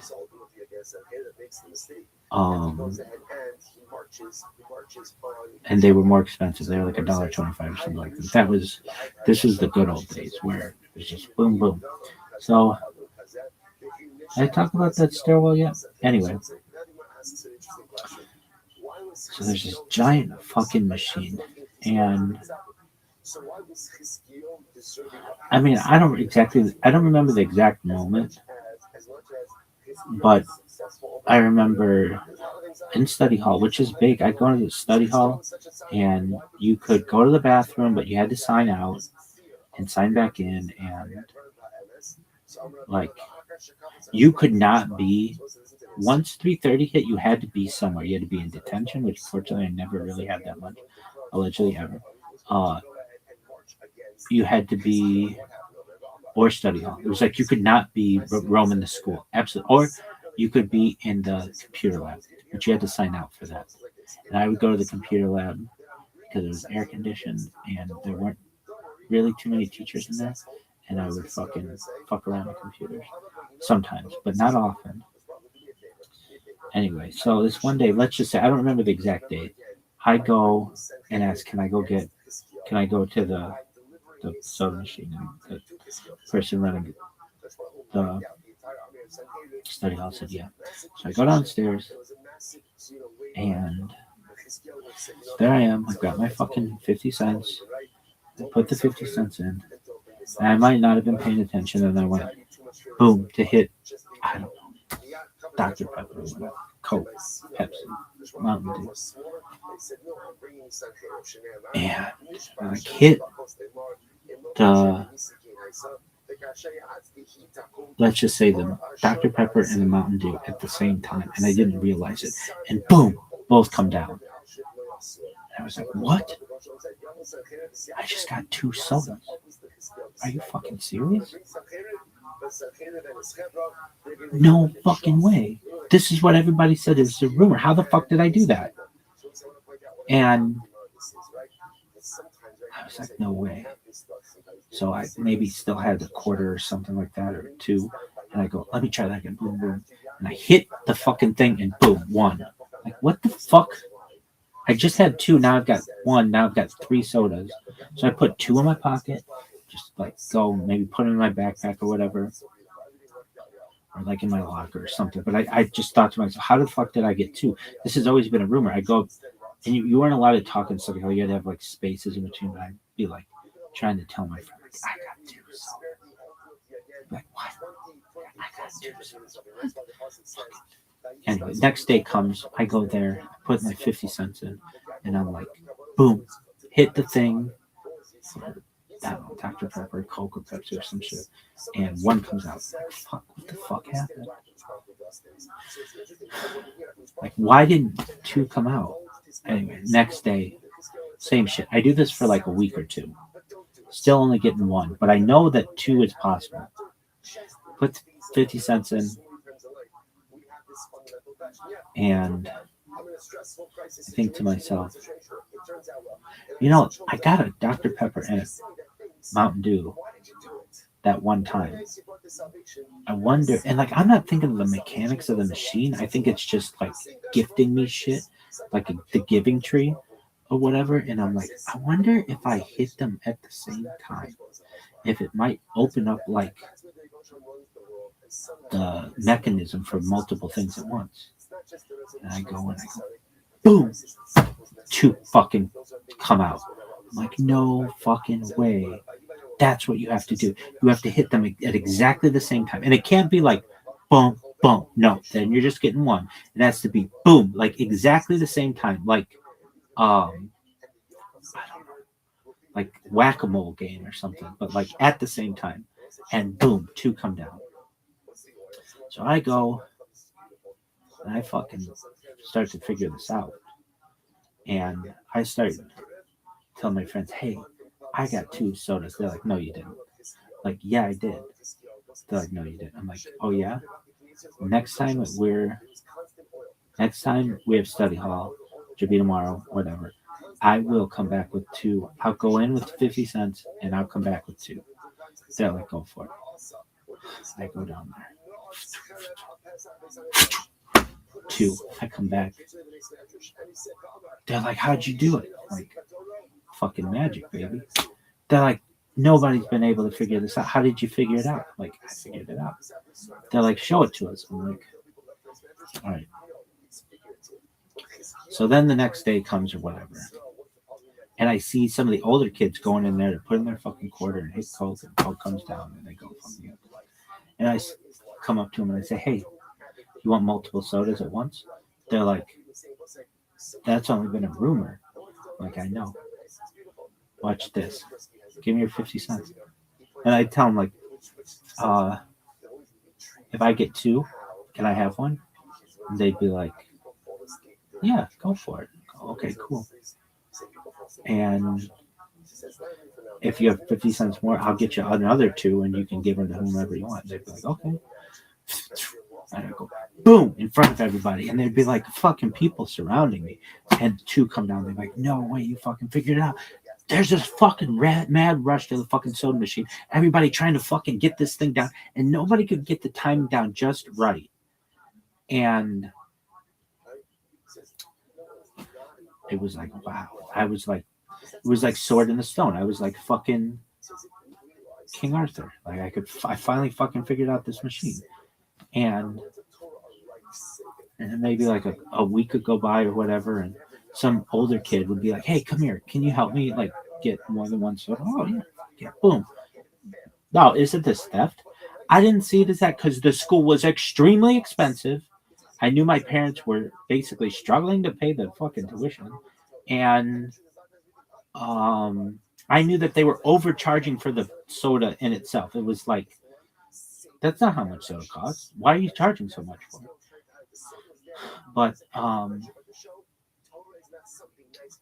and it's kind of one of those things. If you're a really good customer, sometimes you get a little bit of a benefit here. Now, I considered it different. I knew other kids who got in trouble. One time they got into the concessions of that, and I never did that. I knew that was theft.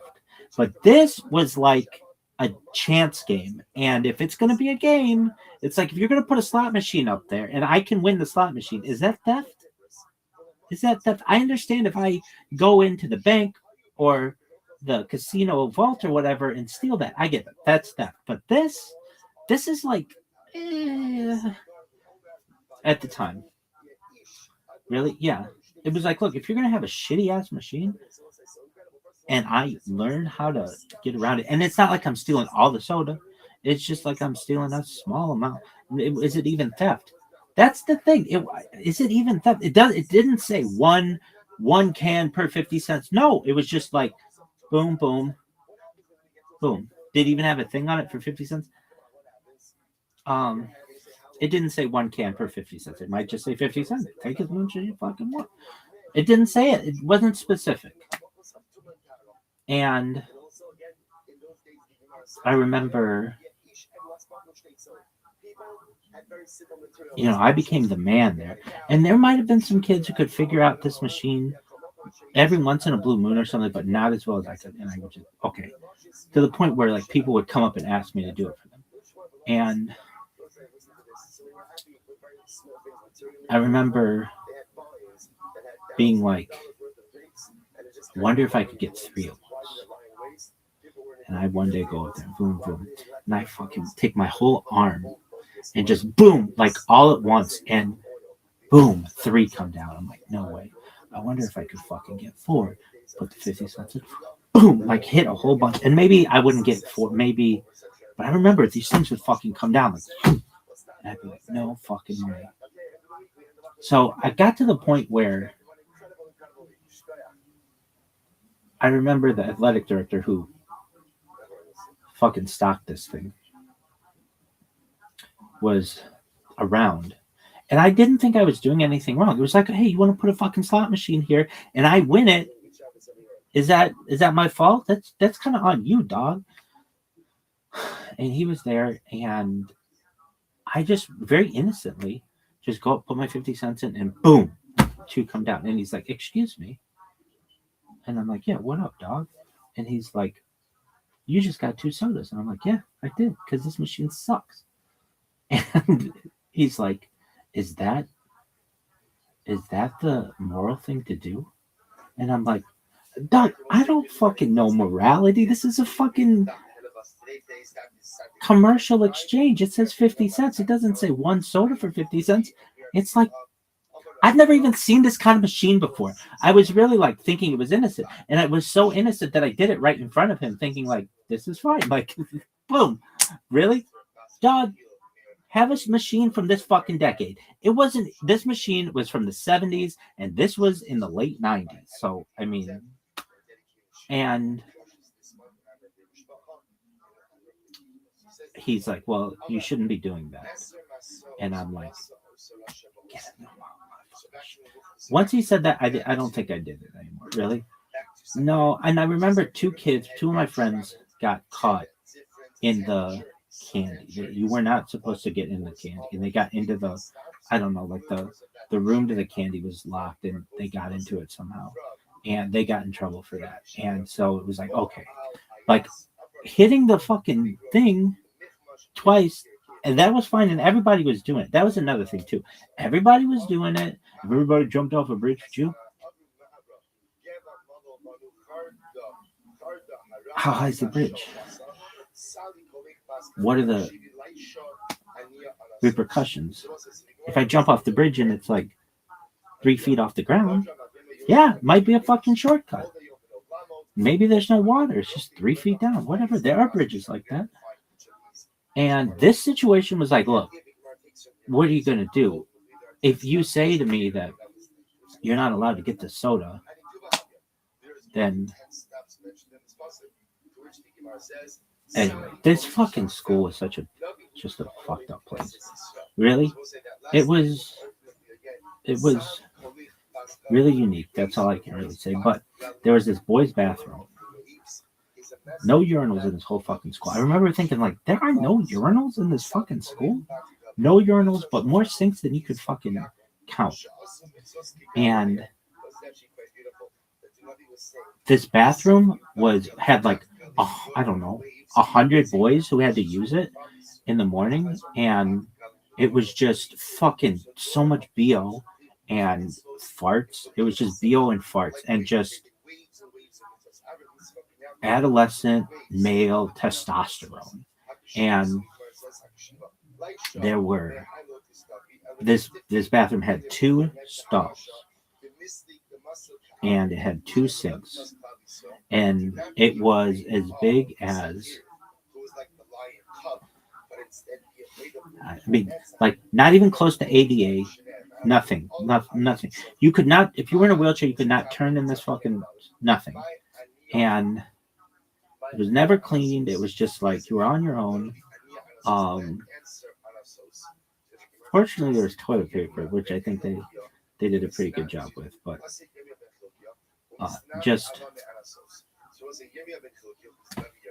I'm a toilet paper expert, by the way. Really, yeah, but we won't go into that. And even though you don't shit, yeah, I'm still an expert. What do you want me to do about it?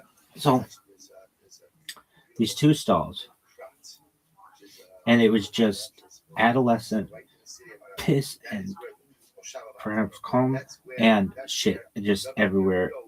There were loogies on the fucking ceiling from the Reagan administration. I mean, it was just really, dog. Some guy snot rocket and just boom on the fucking mirror and he'd be there for the rest of the fucking year until we all had to go around and clean the school. It was just some guy would go boom on the fucking ceiling. Just why? Because there wasn't a lot of respect for the building. Respect for the students, yeah, but for the building, we were all just like, did I tell you about this fucking stairwell? We'll get into it. So there are these stalls and the sinks, and I mean, I just remember having to go to the bathroom, and it's like, dude, there are like 6 people in line for this bathroom, and you can't even go in the fucking door. And I mean, like, just you open the door and it'd be like kids getting school. Like when I saw how actual schools worked, I'd be like, you mean you could like come in here with a fucking wheelchair, or like you could go like this and not hit both ends of the wall? I mean, it was a house that was turned into a school. But this bathroom was the epicenter of BO, poop, piss, cum, sweat, just everything. Anyway, did I tell you about the stairwell? So what happened with the well, so I was kind of like the Fonz at this school, that I could just go boom. Like the Fonz used to be able to go boom and hit a jukebox and it would just play. I would just be able to boom and the soda would just fucking rain down. Really? Yeah. And then the next year they got a different soda machine that were bottles, and did I get another concession machine or vending machine? I think they did. They got new everything, and all the prices went up. And I don't think I bought too much more out of it. But back when the old days of this school, when everything was cheap, that's how I can remember. Kid would just be fucking like really frustrated with school and would just get a soda, take it, drink half of it, throw it across the fucking, what do we call it? The locker room, and like hit the side of the fucking wall, and it maybe went in the trash can, maybe it didn't. There was no recycling at this school, none, no recycling. You had to be like, recycling's a thing, and they'd be like, huh? Really? There was no recycling. Everything went in the trash. Really? No recycling. And that was just how recycling wasn't a big thing yet.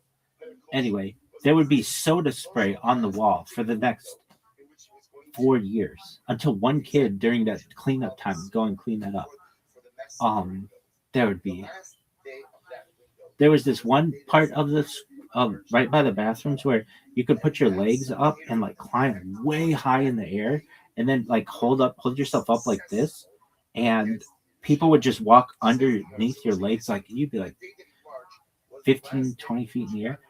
There's always this thing, people wanted to go in the like attic of the school, which had like a ladder system. Perhaps you can see my old chicken scratch up there somehow, somewhere. And then like teachers would walk below, and they'd be like right below you, and you'd have to be quiet. It's just a fuck up school. Anyway, did I talk about the stairwell yet? So boys and girls were separate for as much as could be, which was unlike anywhere of a normal school that isn't like a religious school. But this is a religious school, and so boys and girls are separate. And again, we didn't have a lot of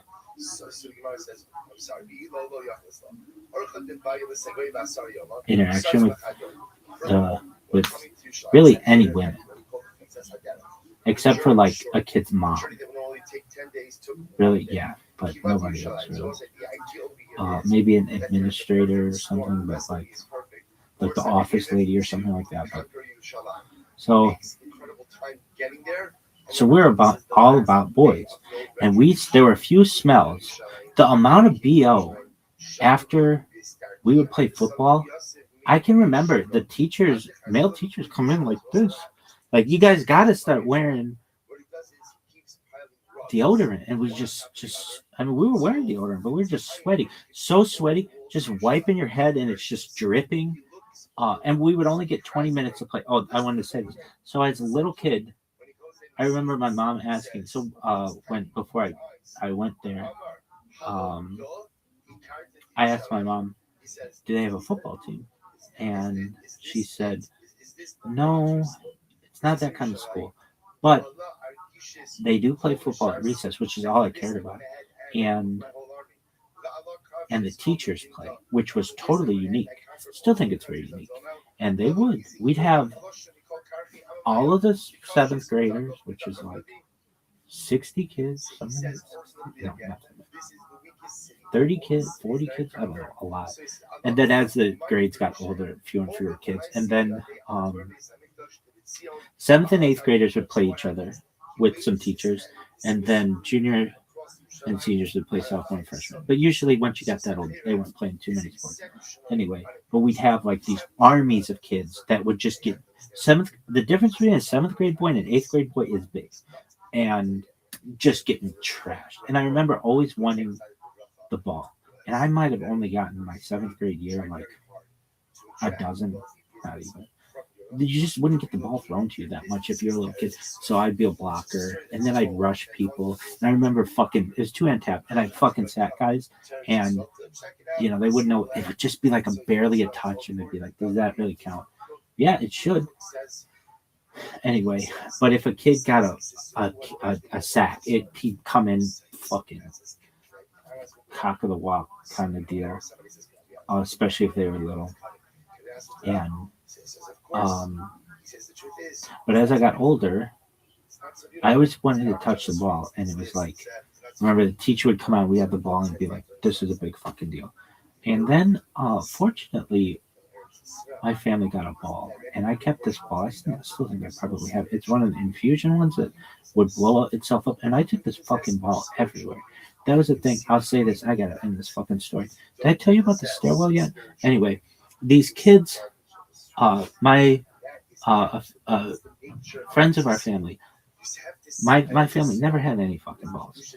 But this family had everything. This is how you need to be, Israel. Have a soccer ball in your car, a basketball in your car, a football in your car, like a baseball bat, a wiffle ball bat. They had all kinds of shit in their cars.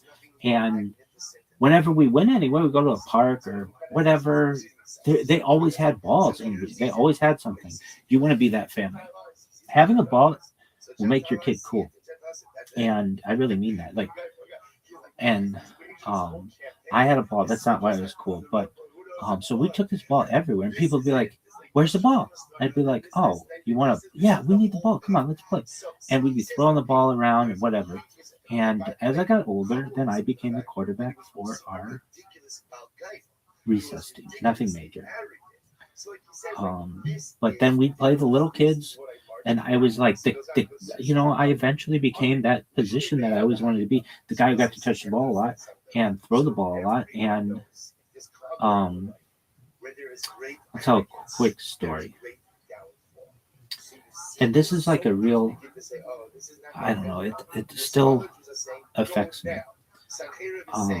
So we play against the younger kids. We usually play against the kids the year younger than we were. And that's how we got to know them and become friends with them. And there was like an open field, and then the end zone. You ask anybody who ever went to the school, and they will tell you there was no like real back of the end zone. It was just like there were trees, and you kind of you didn't want to go that far. But like the end zone was like basically the field went like this, and then once you got up the incline a little bit, that became the end zone. But the end zones were really big. And I had this friend of mine who was a different kind of kid, just kind of into some things that not all of us were into.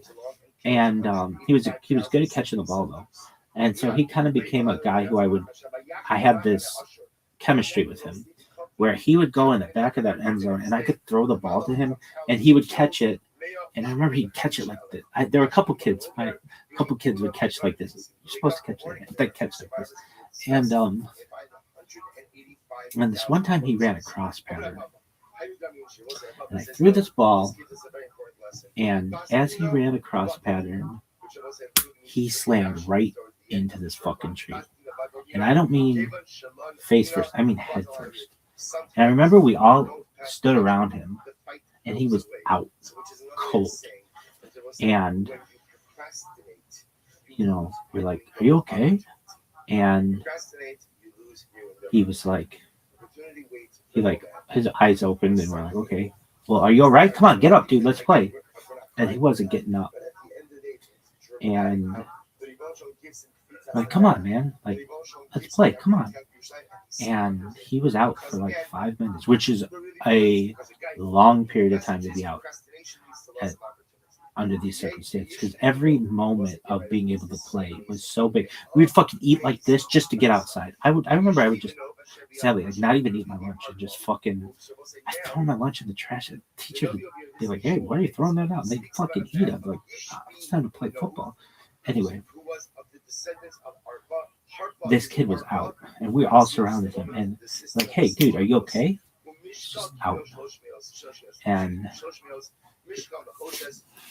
he eventually got up and just kind of like walked into the school or whatever, but it wasn't bloody or anything. And the next day comes, and I remember he was like, "I've had a headache all day." And we're like, "Why do you have a headache, dude? Quit being a pussy." Like, we were just totally forgot about what happened. And the kids who hear me say it still remember it. The kids who were there, and they'll be like, "That's right, he did say he had a headache." And this hitting the tree changed his personality forever. And he went into different things. He got really into like kind of like Nirvana and goth, but like pink, like very much into Hot Topic. He loved that shit.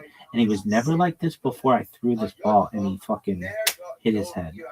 And we would, and like people who hear me say this, like, that's right, he did hit his head. Meaning he had this huge lump, like a huge lump on his head. He had thick hair, but underneath his hair, he had just a giant lump, and he would just kept complaining about having a headache for like a week.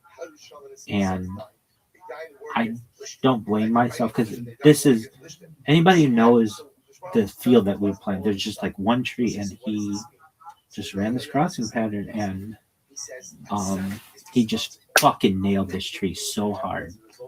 And I don't blame myself. I don't think it would be right to, but I think about it that this incident changed this kid's personality completely.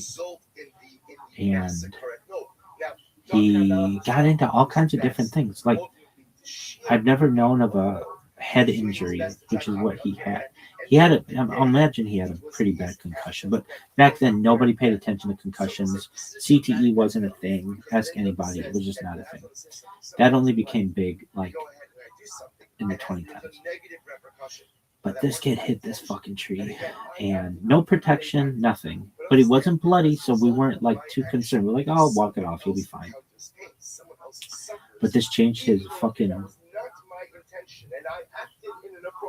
personality forever, to the point where, like, last I heard about this kid, he would ride a bike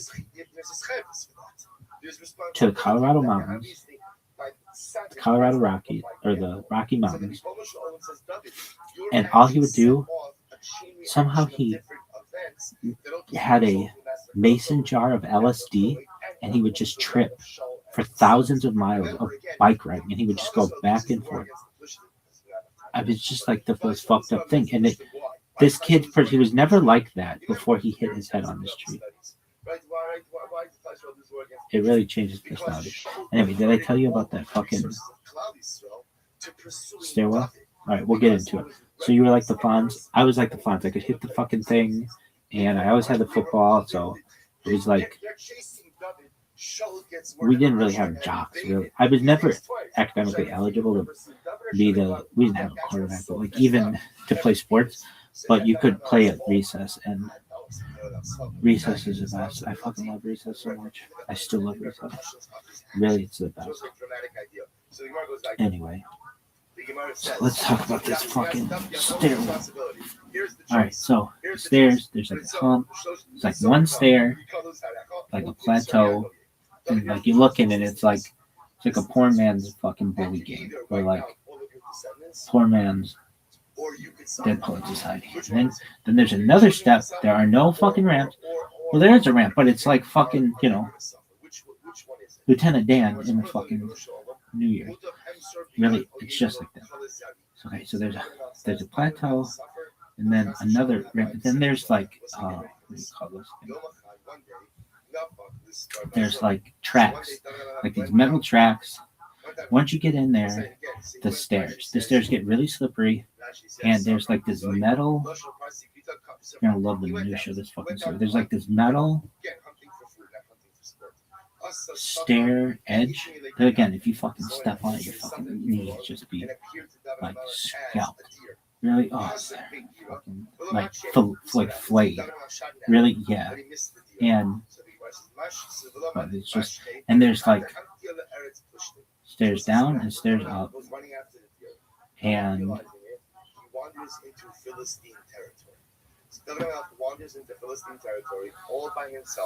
this one day, you're with all the boys, and you're like, okay, cool, whatever. We'll take the central stairwell for whatever reason. Not taking the boys' stairwell.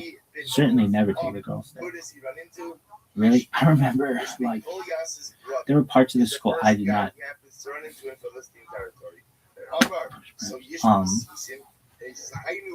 Perhaps I never was in. Really? Yeah. There were always parts of the school that we wanted to go in, but we weren't allowed to. It was really an interesting place. Even in the, what do we call, the faculty lounge, we always wondered what was on the side of the faculty lounge. We always figured it was like wanted signs or like fucking how to teach signs. We never knew. And then when we graduated, we poked our head in. It was just like a normal wall. But we're always fascinated where the areas we couldn't go. Anyway, there's this fucking central stairwell. And then like there's that fucking yearbook room, which with all the beds, it looks like a triage unit. We never fucking figured that one out. I think the only time I ever went in there, there was another house like on the grounds of the school that are like it's like complicated, but there's a house that the school purchased as I got older, and it was in the front yard of the school. We were playing football. Somebody threw me the ball, and I went to catch it, and the like lawn of this school just had a random fucking ditch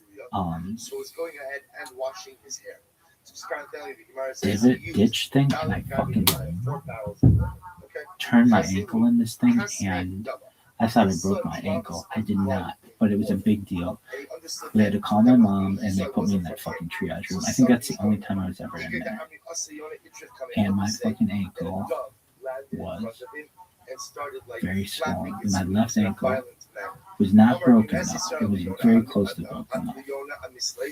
Anyway, one of the worst pains about it, but not even close to fucking multiple spinal taps. Anyway, we'll get into that some other time. Did we talk about this fucking stairway yet? So, there's this fucking checkerboard tile that was like whatever, and there's fucking this edge. I'm probably like, why are you telling us this? There's absolutely no reason, but I want you to picture it. And so there's the stairs go down to go into like the lower level of the school, and then you go up, and then it's like the front office, and then there's another level, and that's like there's like a mezzanine floor, like the first floor or something, whatever you consider it. Not the ground floor though. There wasn't really a ground floor, which doesn't make any sense. But whatever. There's like a lower level, and then like a lower level. It was just fucked up. But it wasn't like a basement. It was like just a, like, I don't even know how to describe it. Anyway, so the front office, and then there's another level up, and then like a plateau, and another level up, and then that's you get to the, I think we called it the third floor. There's the first floor, second floor, and I think we called it the third floor. But it technically wasn't. Anyway. So and as you would look out the windows of the school, there would be like areas of the building that you'd never been in. Ask anybody who like wasn't really familiar with it. There'd be areas of the building that with which you weren't familiar, and you'd be like, what the fuck's going on there? And years would go by, and you would never ever get the chance to see what was in there. Though there was one time, I won't go into now, where we got to explore that part of the school, and it was super nice. We thought it was super nice. It was really nice. But it was like a real mansion. It was like, oh, this is fucking holy. Or whatever. Dead Poet Society. Like, this was really nice. With like fucking crown molding and fucking wooden floors and like marble. And it was like, oh, this is the nice part. But we never ever really got to go in there. Anyway. Like chandeliers and shit. And like as the school got bigger, different parts of the building would be open to us. It was very weird. But this main stairwell, this is an OG. So we had to go down, go up, then up, plateau, and then up. 3 floors. And she realizes he's on a rescue mission. She takes her spindle and she throws it at Abishai in an effort to kill him. Kids, so she misses him. They say that the sense most tied to memory is smell. And I believe that. Sometimes I'll get a random smell and I'll be like, and it'll take me back. Just for a moment, maybe fleeting, but it'll take me back. I'll smell something and it'll be. And there was one day, kids, that so the Gemara goes like this. So we'll say what happens. It's like it was yesterday. It's like I had flashbacks of it. So we go from like the lower floor, or the ground floor, whatever you want to consider, the first floor. And I'm with my friends or whatever. We're just, I say friends, with my schoolmates. And we're walking near this David and Yishbi together central is a bit too stairwell, much. and some of the older kids So were what there, happens?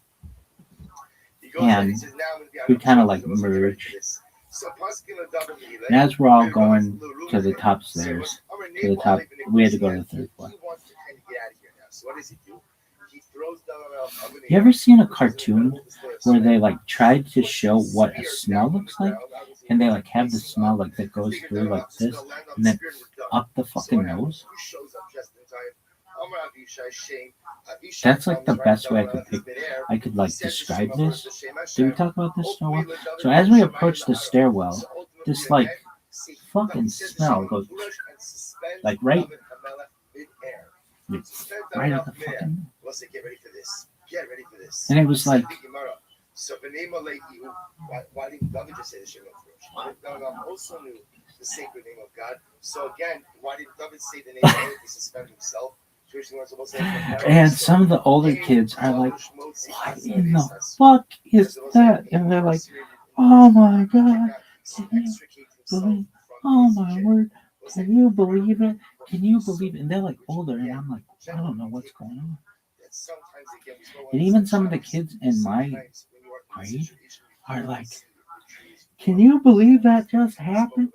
Can you believe that just happened? Now, I can tell you, I smelled every fucking smell from this fucking school. Every kind of fart. The loudest of farts.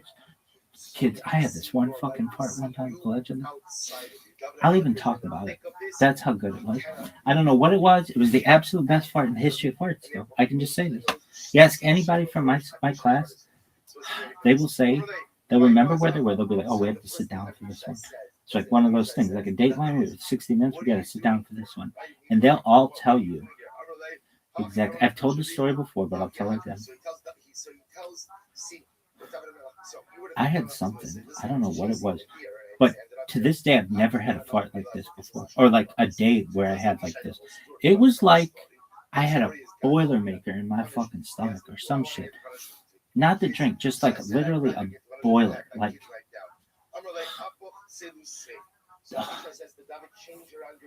this school had no air conditioning. They had like individual air conditioning. It was everything. I just remember there were such bad smells. There was ginkgo, and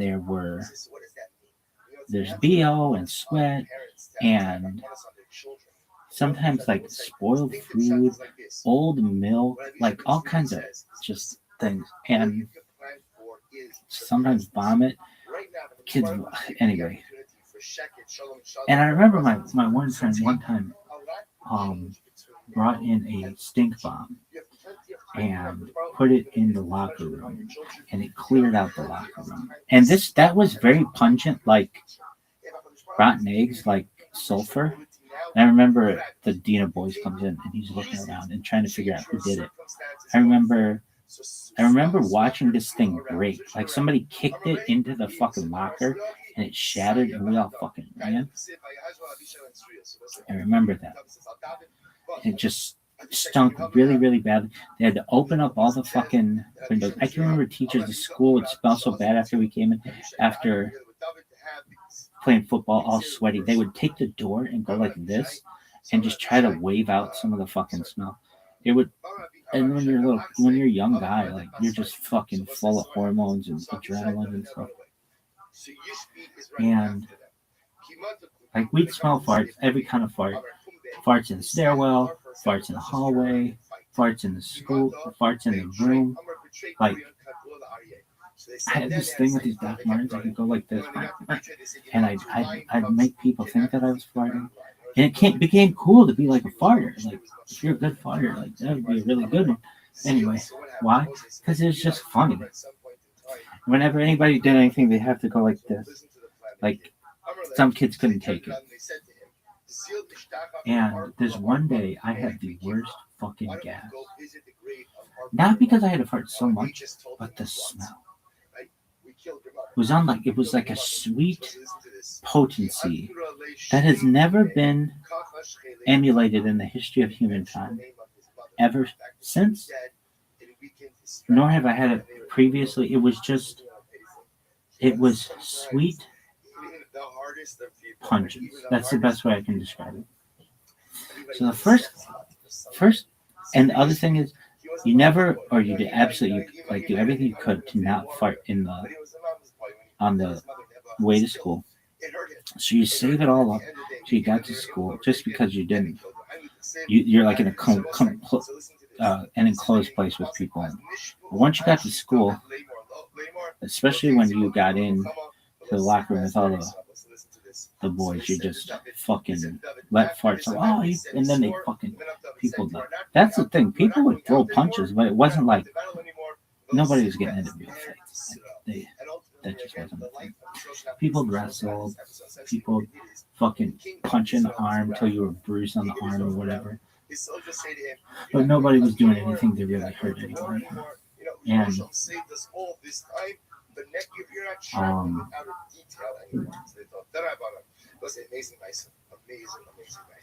the smell. So this one day, I was in high school. I was in sophomore high school. And we had like first class. We had like upstairs. I don't know what it was. I had to fucking fart. And I farted. Allegedly. And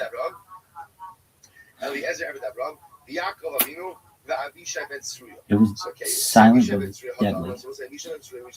And everyone who was within like a few meters of me, like they knew.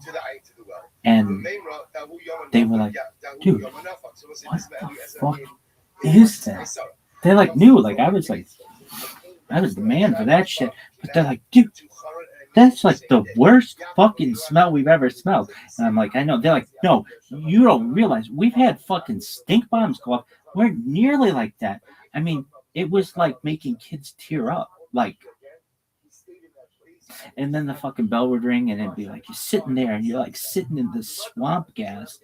It was just, and I was like, oh, this is a good one. So then the second class comes by. And I'm like, oh, I'm gonna fucking let this bitch rip. And I do. And the thing is, when somebody would let it rip, the fucking, sometimes it'd be loud, like the vibration of your ass cheeks on the fucking, I still remember that, on the fucking desk, like on the seat of the desk or a chair or something, like, it was just like a, boom, like a rhythmic instrument almost. Anyway, it was like the drum head, like, bow, bow. Anyway, I do this in the second hour. And the kids are like, dude, that is the absolute fucking worst smell we've ever smelled in our entire lives. Like, that's worse than anything you've ever put out before. That's a new flavor. This motherfucker's changing flavors. And I mean, it was tremendous. It was. There were kids who were talking about it like, what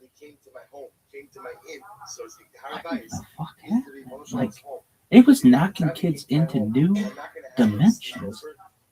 And the teacher would come in and they'd be like, oh, what?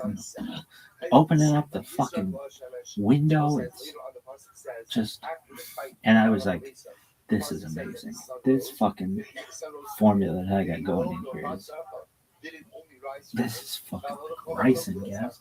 This shit is like Agent Orange. So I'm like, man, this is good shit. And these kids come up to me and they're like, if you fucking fart again, like, we understand normal farts, but that is not normal. They're like, you need to see a doctor. I'm like, look, I ain't going anywhere. They're like, if you fart again like that, we wouldn't normally do this, but we are going to gang beat you. And I was like, do whatever you gotta do, baby. But I do me, baby. They're like, no, seriously. Like, you did it before. You know that you could go to the bathroom. You decide to do it in the middle of the center of this small classroom so that we can't breathe. You know that there are no fans. There's no air conditioning. That's gonna help. There's no fucking Febreze, nothing like that. I don't even know Febreze or nothing. You're gonna, if I do this at fucking 9, 10 in the morning, you're gonna be smelling that shit until 9:59 until you get the fuck into the next classroom. Really? Yeah, that's how. Is that how they work? Actually, usually though, it wouldn't be. You would stay in the same classroom, and the teachers rotated, which is a better way to do it than having the homeroom or whatever. Just have the teachers rotate. It's a better way to do it. Anyway, why move 30 fucking? I mean, in our case, it was like 13 boys, but why move 13 boys when you can just move one teacher? Anyway. There'd be one kid in the fucking corner just like rocking back and forth. It's like, well, not like, are you okay? He'd be like, why does that smell? Like, remember I was talking about like when it would smell like lofts and it goes like, whoa. Right in the fucking. Now, this wasn't like the loudest fart I've ever had, allegedly, or the funny. It was the worst smell in the history of smells. I can still tell you to this day, I have smelled maybe thousands of different farts, perhaps of my own, but other people's, everybody's farts. There's been nothing before like this, nor nothing after. It was truthfully the most unique concoction in the history of smells. It was sweet.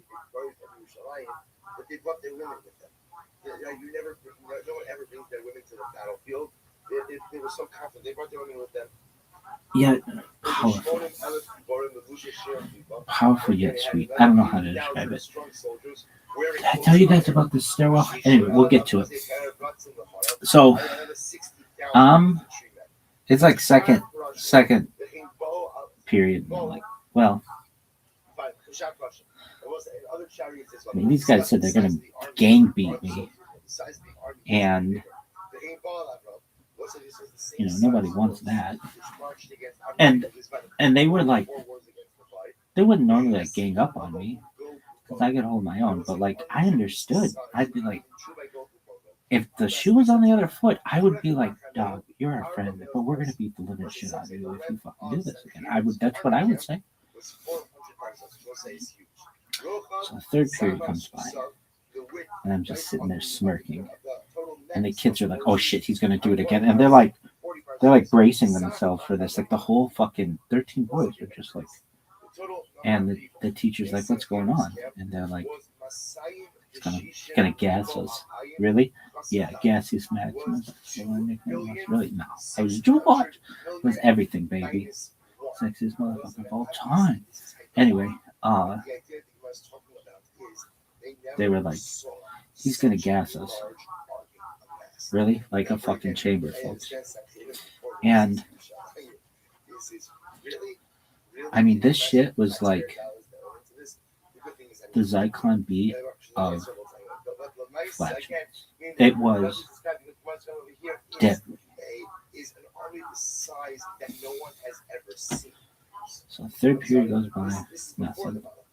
But I knew I had to. Then lunch and recess. I think we got 30 minutes for lunch and recess, and we'd spend 10 minutes at lunch and 20 minutes at recess, and then we had to be back in the school. And we had to be like in our seats in like 5 minutes to go or something. I'll never forget, I was in physics class, which was 10th grade. And there were two, like, can you see? I'll fucking line this up for you. Alright, so imagine, you can't see, okay, here. So there's two lines of tables and a board. If you ever were in trouble, the punishment, they put a dot on the board, draw a circle around it, and then if you stared the circle long enough, it would go away. It was in 15-minute, 30-minute, 45-minute increments. The worst punishment you get is a double 45 before getting a suspension or something like that. Like, nobody ever. Anyway, there were two rows, And my seat was in the back row.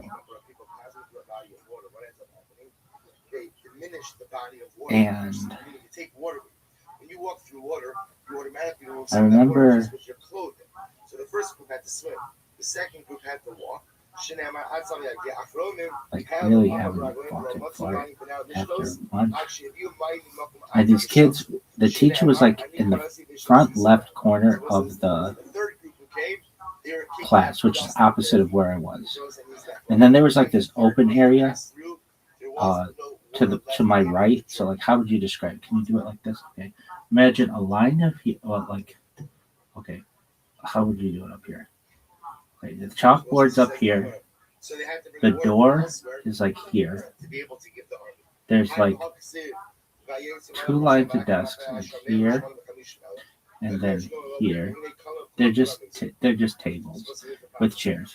So the teacher is up by the whiteboard or chalkboard or whatever, talking with some other students over here.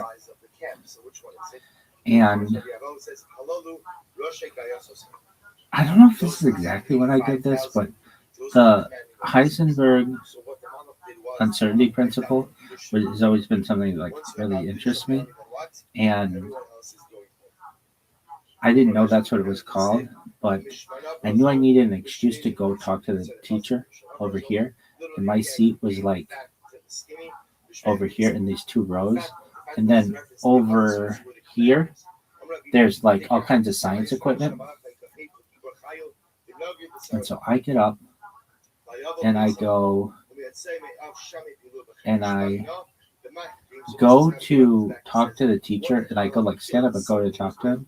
Like the class is going on, but like the teacher was kind of doing some like, I remember the 2 kids he was talking to, and I go up to them and I say to him,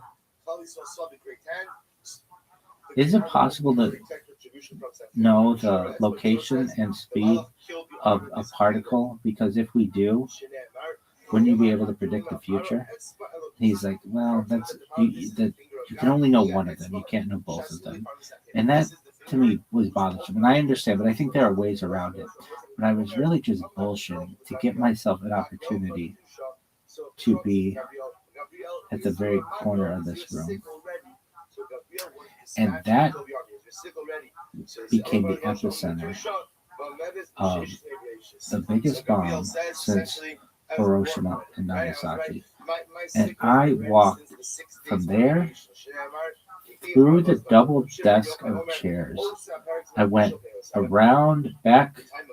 I did a figure 8. So like this. It's the opposite of what I'm doing here. So it's like this. No, it's like. And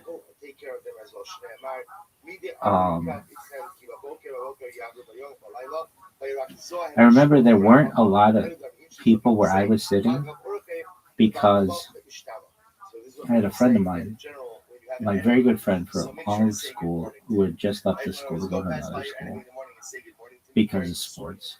And so he was normally the one who'd sit next to me. And I just remember this part of my life where I just felt alone. Not completely alone, but just like I was still in shock that had happened. And perhaps but that didn't really affect this. I'm just saying like that's why there weren't any kids there, like right next to me. But there was a kid, the next closest kid to me was like towards the center of the room.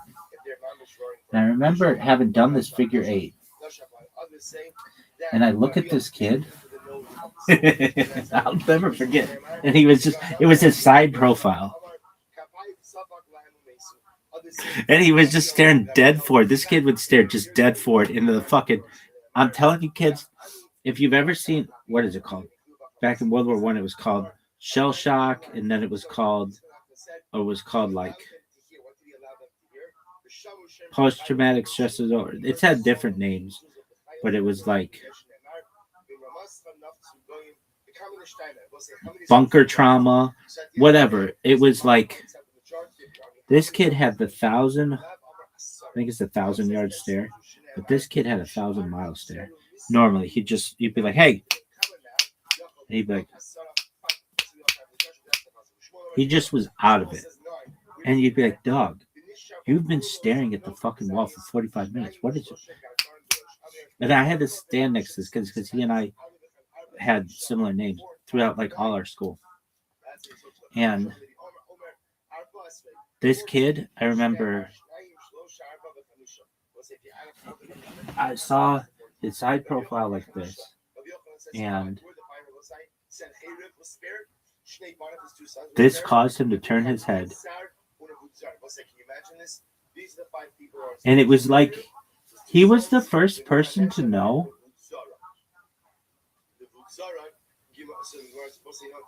And the whole class was still doing their own thing. Kids are writing. Other kids are asking the teacher. And I just go up and ask, couldn't you predict the future if you knew where the location of a particle was and the speed? And then I didn't even care about the answer, and I just fucking do my little figure eight. And I go, so it'd be on this side. I go all the way to where all the science equipment is, to the very corner of the room. And I'm fucking like, I'm ready. I'm fucking ready. And I'll never forget the look on these kids' faces.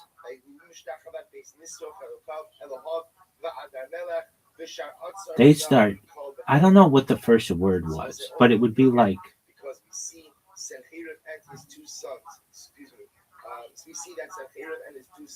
I just remember, let's get him. And there's a teacher there who was like at the fucking epicenter of this thing and didn't even know it. It's like, I think there's a thing like with Hiroshima and Nagasaki, like where the actual bomb like hit, it was like there are still buildings in that area. It's like they were right at the fucking epicenter of this thing. And I fucking went, and I literally went as far from that. They were in the front left of the classroom, and I went all the way to the back right. And I just fucking sat there like, all right, you motherfuckers, I'm taking on the whole fucking class. And 13 boys got up and in a unified sense came running at me in the heat of this pungency. The sweet pungency was everywhere, and they knew, and I knew the rules. I knew they were like, we are going to gang fight you if you do this again. And I knew it, and I know it was like, dog, I know it. I guess that's what's going to happen. Let's roll. And there's this thing I always used to say. What would I say? It was from Seinfeld. You want a piece of me? I would always say, you want a piece of me? Really? Yeah. And they wanted a piece of me that day. And they fucking all got up.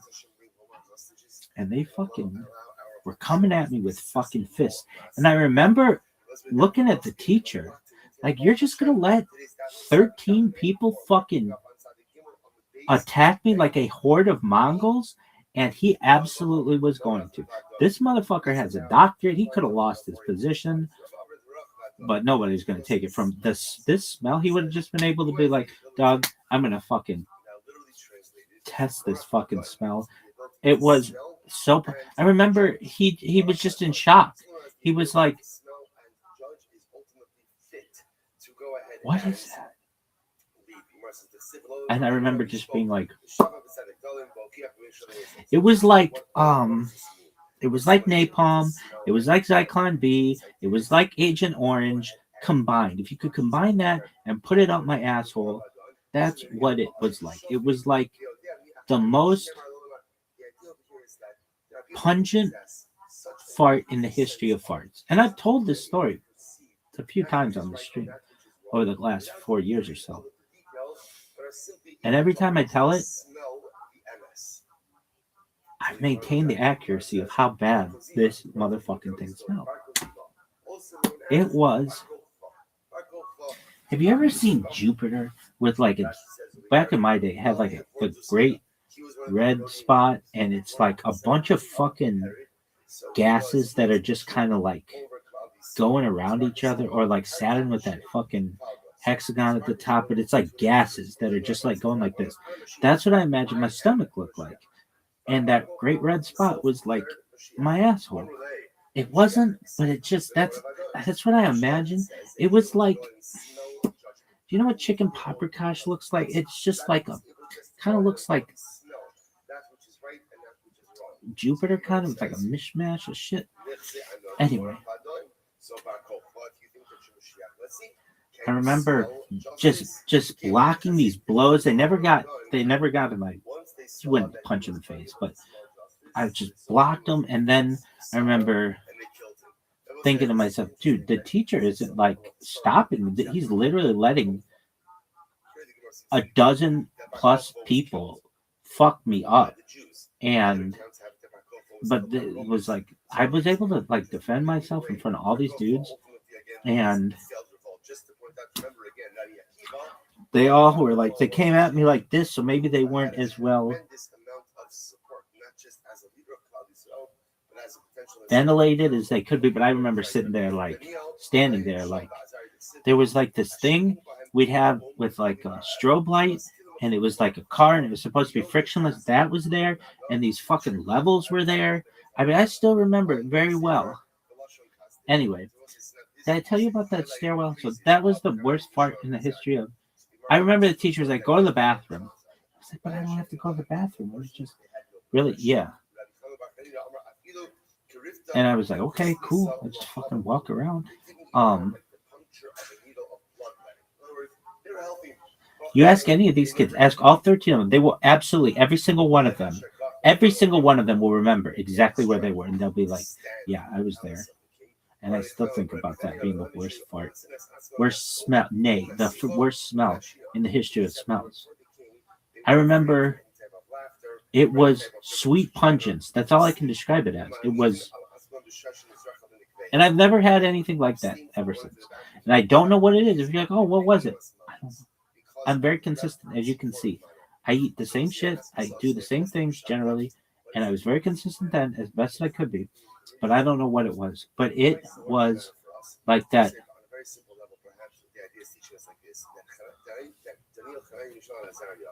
We're able to abstain from frivolous laughter, frivolous chatter, sleep, and we're even able to restrain their bodily needs because they were in the presence of the king. If they could do all of those things in the presence of a human king, then Allah has come of a camel. Meconium?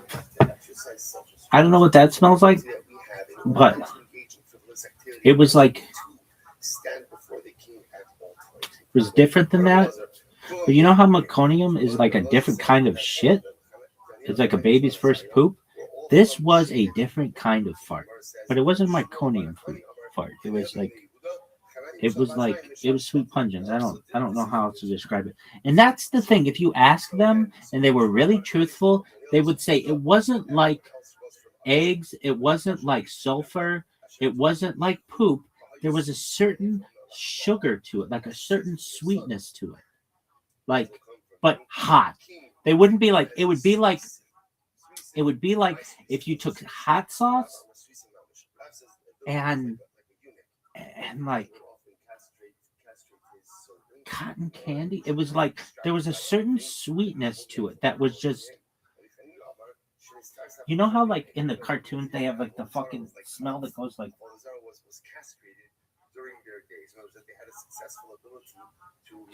into somebody's nose.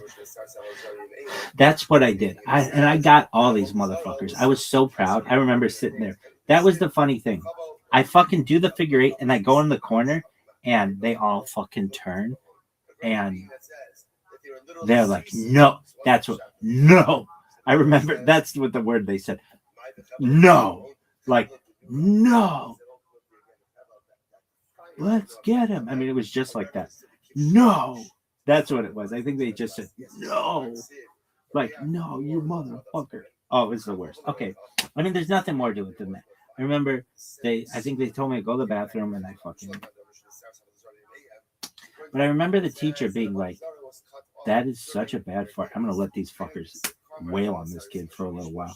But I defended myself. I did not take any punches. Really? Yeah. Anyway, is that the end of your story? No. Did I tell you about this fucking stairwell? All right, so checkers tile that had no wax, so you're not supposed to wax tile on stairs, but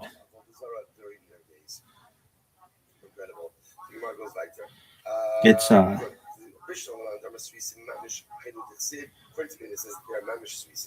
the pasuk says LVT's luxury vinyl tile. says that the name that they established for themselves was even greater than potential physical offspring. So it makes sense they had no physical offspring. All I know is that I think there's a certain, like your standard tile size is like 16 or 12 inches, but if it's 9 inches, that is fucking asbestos usually. All right. Luxury vinyl plank. No, it's luxury vinyl tile, but no. I thought it was there's no linoleum.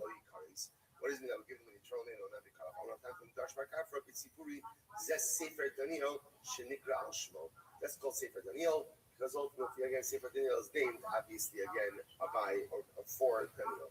Michtek, Zimmer asks a general question. It's not that I know that Sefer Daniel was named for Daniel. Zimmer asks an interesting question. Michtek, Kalmudi de Ezra Nechemia ben Chachaz. Kalmudi de Ezra Nechemia ben Chachaya Amridu. So interesting enough, the Gemara says pretty much all of the words. Also I want to point out, Rashi points this out, in our Tanakh, right? We have Sfarim Ezra and Nechemia. In reality, it's really only one Sefer called Ezra. It was divided out later on. So the Gemara says something very interesting. Most of Sefer Ezra was actually prophesied by Nehemiah, said by Nehemiah. So if that's the case, why is it called Ezra, not Nehemiah? To which the Gemara says, "My Tamilo Ikri Sefer Al Anyway, why was it not called Sefer Nehemiah?" Actually, this was not LVP or LVT. This was linoleum. It had a fucking smooth surface. It did not have a dimpled surface. This was smooth. But anyway, so it was linoleum. Yeah. Anyway, it was checkered, and then there was this ridge that was metal, and it could get really, really slippery in this area. So remember I was talking about there was this stairs. You walk into the school. It's like step up, and then another step up, and then you can either go down. If you go down, the classroom where I ripped ass, and the epicenter was like right ahead. You can actually see it from the doorway. And then if you go up, that's how you go up, and then there's like the main office, and then okay. So I got a taste of not my own medicine, but so I remember. I want to say I was maybe 8th grade, something like that. And we're about to go up this central stairway. Did I tell you about this central stairway? So there were like some older kids who were going up first. We were kind of following them. And I hear from above these older kids. Did you ever see that Seinfeld where... Okay, so when these kids smelled my fart, it was like that Seinfeld where Frank serves the... He's got the Jewish... You can't speak negatively about Jews. You just can't. Even if what you're saying is true, even if a point has to be made, a point has to somehow be made, always holding up the same matchmaking event. Never has to show deconstructing the other. So therefore, again, because Nehemiah, perhaps truthfully, but nevertheless negatively spoke about Klal Yisrael, therefore he lost out having the Sefer name in him. He must have furthermore, he even spoke negatively about Daniel. I mean, I've gone this long. These aren't supposed to be 3 hours, but we covered Nida, did I? Nida? I don't know that he was greater than him. So the Gemara says, tomato, potato. Which one is it? It's whatever you want it to be.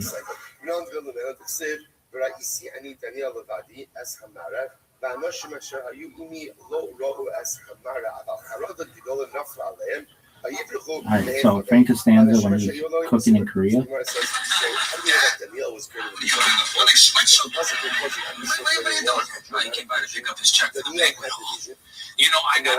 Jewish singles. It's going to be a rager. Alright,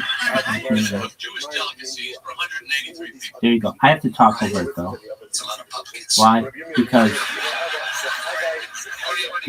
I don't want to get a copyright strike. He doesn't know anything about cooking. Korea, please. Grandfather's in Korea. Really?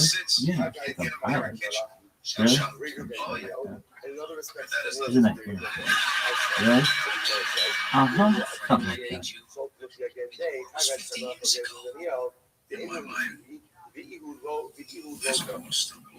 When you ask these kids, this is the kind of response that they're gonna give you. Especially this one kid with the 1,000-yard stare. Really? Kids working for the government. It's a contractor somewhere. But this smell, I bet it's still in their nasal cavities.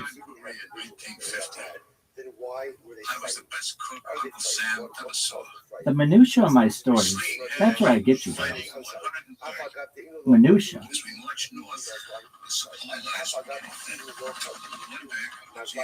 I'm Mr. Minutia. I'm Mr. Big. Sexiest motherfucker of all time. We won't go into that though. Why? Obvious. I thought if I used just the right spices.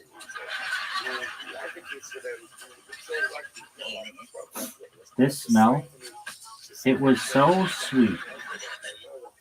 What the fuck happened here? What the fuck happened here? This, except it wasn't from eating, but it was.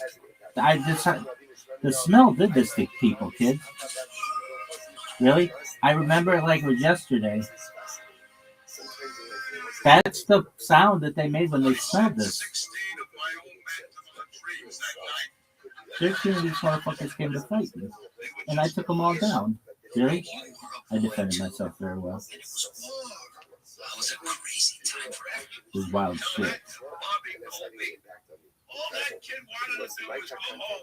Well, he went home all right. The crater in his colon the size of a cup. That's true. Absolutely. Listen to me. 200 Jewish singles need you. This is your chance to make it all right again. No. I'll never cook again.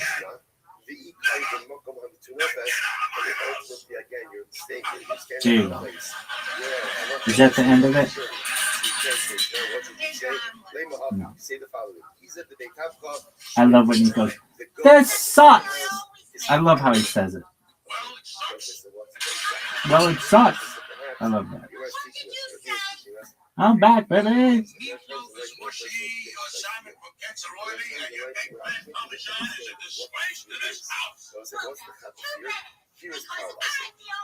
Who do these two people remind you of? Hi, parents. Really? Yeah. George!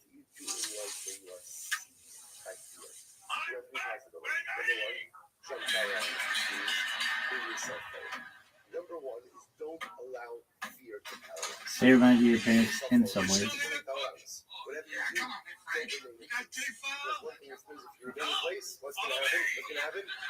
I have to talk, or I don't want to get a copyright strike.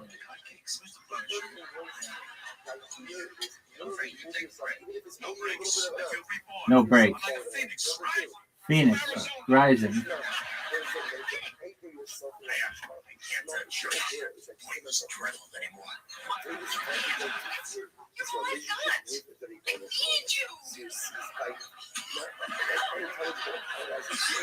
Flashbacks. Flashbacks, kids.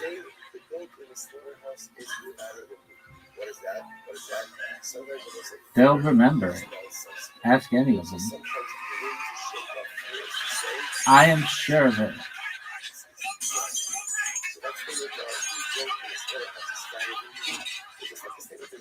You're sure of it? Guaranteed. Guaranteed. I still remember them coming after me like a fucking Wild Wild West gang with their fucking shirts over their fucking noses, and I'm just like, let's go, baby. Really? Yeah. You want a piece of me? and be able to move yourself. I used to say that all the time. Motherfucker, you want a piece of me? Really? Yeah, because I'm the sickest motherfucker on earth. Anyway, did I tell you kids about this fucking stairwell? So there's like there's like sidewalk, and then there's like a landing. It's like fucking bully or poor man's Mr. Holland's open or a poor man's Dead Poet Society. Double doors. Then a ledge, fucking door tracks, and then there's this fucking linoleum tile. Pretty sure it's linoleum, nothing luxury about this, and it's fucking. It was like it was like checkerboard, like white, like not even white, not white. It's like was white, but now it's like super tan and fucking ugly teal. Worst colors ever. Anyway, if you go down the stairs, right there was the epicenter where I did my ass raping. Really? Wouldn't call it that. Ass raping is like where you fuck somebody's ass. Nasal raping. And, well, that's not true either, but whatever. Just we'll consider that to be. David was greater than Chizkiyahu, and you didn't make David Mashiach. So the Gemara says, what do you call it? 0.0? No. Ground zero. That bitch was ground zero. And then you got the stairs that go up. There's the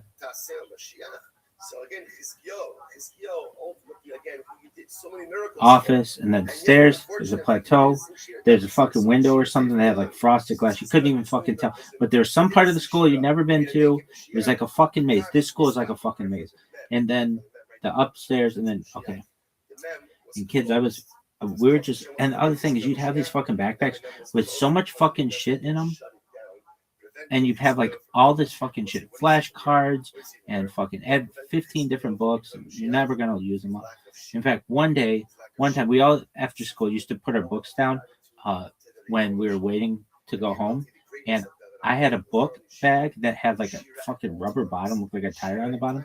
And I put this backpack on, and it was super, super heavy. And I go home, and I don't fucking look at my schoolwork yet.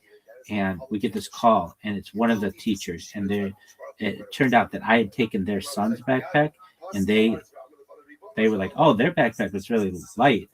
What I still thought it was fucking heavy as shit. And so my dad took me to go to this person's house so I could get the right backpack. But they were exactly the same kind of backpack. It's just anyway. And we got these like fucking rucksacks, like all these fucking books, and we're just fucking like turtles going up the stairs. But we didn't get to the stairs. Did I tell you about the central stairwell? Anyway, so we fucking walk in, and I see the kids who are older than the boys who are older than I am, and they go up, and I just hear some of them just start saying like, no fucking way. And I'm like, what is going on? And they start pulling this move. And I'm like, what is going on? And then the kids around me are like, what is that? And I'm like, what do you? And then I get it. And then I get it. And then I got it. And then I knew what they were talking about. Kids. He didn't say Shir, says Shir on his behalf. The Baskin came out and said, Razi Li, the secrets of the world are for me. He says, I've changed my mind. Have you ever smelled a fish hatchery? You may say, Rabbi, what are you talking about? Smelling a fish hatchery? So the Navi says, woe to me, right? Being close to that, and I'd say, I don't. The Mashiach has not yet come. Well, I have. And that is the closest thing that I can describe to the smell that is going through my nose. And it remember like in the cartoons where the fucking smell goes and it goes like this? Well, it goes, I remember being like, what in the fuck is that? It smells like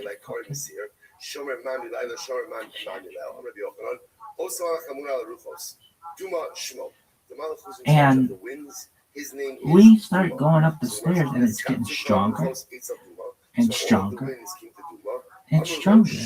It was like I was expecting to get to the top of the stairs and see somebody just filleting fucking salmon. Or like one of those fucking Japanese chefs with cutting into fucking tuna. So everyone comes to this malach and asks him. Have you ever seen like when they get caviar? When is it going to come? It's incredible, by the way, to see what the Gemara is highlighting over here is we often think that we are the only ones, we being mankind, Klal Yisrael, are the only ones constantly and consistently pushing for Mashiach. But you begin to see something from sturgeons. You ever see when they get the caviar and they get like fucking, they like massage it? I mean, I would have expected to see somebody massaging a sturgeon at the top of the fucking stairs.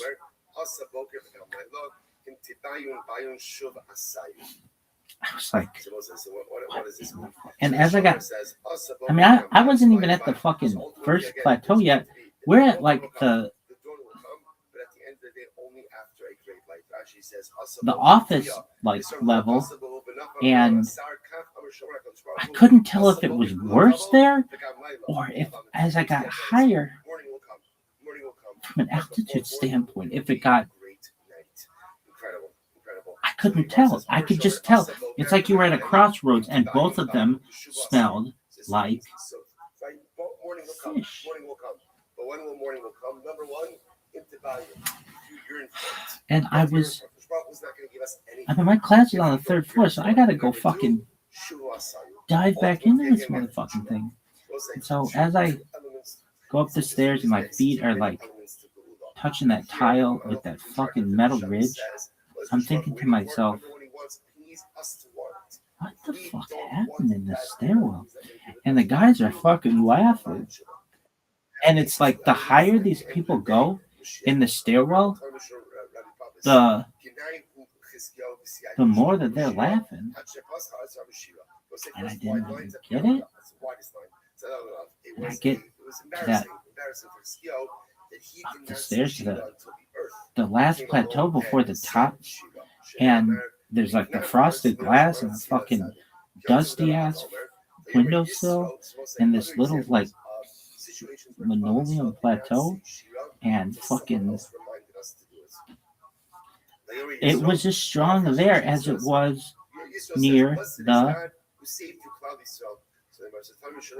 office. And I thought, what is this? It's only, this is like my second class of the day. What the fuck happened? Didn't say Baruch Hashem until Yisro came along and said, now again, remember, Moshe and Klal Yisrael said Shira as Yashir Moshe and Yisrael. And as I got to the top of the stairs, I really expected a Japanese tuna chef setup or sturgeon having caviar removed, or someone filleting salmon. There was nothing. It was like it was any other day on that stairwell, except for this smell. The goosebumps are understood to me. The Yisro was overwhelmed by what happened to Mitzrayim. And I still don't know necessarily what happened. He was a member of the Umos Olam. He was a member of the nations of the world. We were asking the older kids, what is that? And they were laughing. And some of the kids in our class, I think, were laughing. But it was still, to this day, I don't know who it was. I don't necessarily know exactly what happened. But I have my suspicions. When someone converts, what do we say? You're a new person. You're a new person. It's true that he's a new person. Right. Fascinating. Just because I'm a new person doesn't mean I don't have a past. Doesn't mean I don't have a past. And that's here, well, or somewhere here. But only Jews can live in this world of contradictions. And where it says, be sensitive to the fact about what you say about Gentiles in front of converts. Because at the end of the day, a person came from that world. So if you're disparaging of that world, that person is going to feel that thing. So Yisro, remember again, Yisro left everything in order to come to Klal Yisrael. He's a Gary. In other words, he circumcised all these things But at the end of the day, that's the world he came from. And because of that, there was a sensitivity there. And use Gemara that says, stairwell be cognizant of that sensitivity. Fascinating. as a route. So Gemara says, L'chein, Yishalach Adon Hashem Tzvakos Mishmanav Razon, by Mishmanav Razon, Amar Kadosh Baruch Hu, Yavach Chizkiyahu, Sheyish Lo Shmona Shemos, Yifra Misel Cherev Sheyish Lo Shmona Shemos. Like Chizkiyahu, I will say, remember, there's a lot of allusions. We're going to see more over here. This battle between Sancheiriv and Chizkiyahu. So let Chizkiyahu, who has 8 She had her wounds, first let period him come and conquer. during first period. Actually overcome Yifra, exact punishment from Be fine. Sancheiriv. Go fuck yourself. Sancheiriv, who has 8 names. So now the word just goes through the names. Chizkiyahu Kivsid, Ki Yalad Yulad Lanu, Ben Nitin Lanu, Lati, Hamishra Al Shechmo, Yikra Shmo, Eliyoes, El Gibor, Abihad, Sar Shalom, Aiva, Yikra Chizkiyahu. Okay, but what about his actual name, Chizkiyahu? Which was interestingly enough, Chizkiyahu might not have been his name, might have been a descriptive name, Shechasku Ka. This really is just a descriptive name that the Prophet gave him strength. Letter Akar, Chizkiyahu Shma, Chizkiyahu, Shechizek Yisrael B'Yishma Shemayim. So we'll say other possibilities. Once again, Chizkiyahu is not revealing it's a descriptive name. Why is it called Chizkiyahu? Ultimately, because he strengthened the bond between Klal Yisrael and Yaakov. We'll see more about that in just a little bit. Sancheiriv, what are Sancheiriv? All Sancheiriv's names. Tzivbei, Tiglas, Pileser, Planeser, Shalmaneser, Pool, Sargon, Asanpar, Rava, Yakira. Okay, I have Sancheiriv. What about Sancheiriv? In other words, I forgot about that name. To which the Gemara says, no, also that's descriptive. The Gemara says, Shisi Chaso Yid. He was very quarrelsome in the way that he spoke. Right? So here we're going to see spoken in quarrelsome fashion to us. Shesaf Nich Farim Klapim. That little bit again. He spoke and he was referring his words to our Kodesh Baruch. Very incredible. So one of the famous also actually goes out Hasan Parava Viyakira. This is interesting. So Sancheiriv, if you look at some of these names, Sancheiriv is actually given some pretty significant titles. This Asanpar Rava Viyakira. So leaving aside Asanpar, Rava Viyakira means great precious. How was Sancheiriv given these names? This is wild. Because Sancheiriv, right now, remember Sancheiriv caused much destruction. But yet he never spoke disparagingly about Neymar. And you know those businesses were not only with a lot of potential, but actually scalable to the point where it could completely transform how the community see these trees, such that they are more valuable. Let me tell you what I mean. For example, you imagine we have a community-based organization, right? They live in and amongst the mangrove trees, and they have some beekeeping. Now, right now, it's a digging, roof that's falling apart and some small beehives. But imagine they scale this to the point where, they're selling to the organic honey market internationally, and they're really able to take those funds and put that back into the communities, right? And they know that it's the mangrove trees that actually made that honey look so special. Now look, I'm not the only one, because obviously I'm biased. At least 5, 6, 7 people have tried this mangrove honey, which is like dark in color and it's rich in antioxidants, and it's obviously organic because it comes from the mangroves. It's objectively the most delicious honey you've ever tried. Objectively, it's freaking delicious, dude. I'm telling you, and it's also healthy in those other ways because it has antioxidants. And it has a lot of potential. And my family's in the organic food industry, and so we're helping that. But imagine some microfinancing there, right? And then the community is flourishing, and they know that the trees are the reason for the business success that exists. That is how you conserve nature, right? It's not hiring some guy with a gun who can be derived off at the next highest bidder, right? It's actually changing the fundamental economics of the forest, because there is far more benefits with a forest that is alive than a forest that is dead. That is already a fact. The problem is there are externalities they're not captured in the market yet. But what we can do with cryptocurrency is program our values into what we value. And that will fundamentally change that. And that's the reason why deforestation is currently more than regeneration. Even though it's decreasing, that's the hope. Deforestation is decreasing significantly. Ozone layers are huge. There is some good news to this. Despite other ecosystems collapsing and getting set on fire every few years, there is some hope to it. And I think all of you guys also give me hope too. I mean, everyone who's showing up and, grinding, and a lot of people like ViralRabbi in the audience has your own startup. And Kalagumba, you have your own startup. A lot of people in here have social enterprises, companies, which can make scalable positive impacts. Now, most people, if they want to introduce someone to an investor, they'll charge a referral fee, or they'll gatekeep, or you want to gain access to this data, we'll charge you up front. I give all my best stuff out for free, and my network is your network. I've given tens of thousands of investor contacts away for free in our Telegram.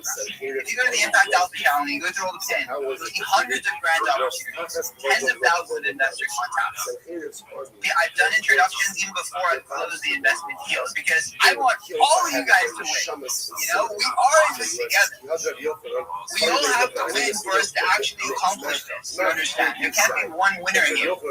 It's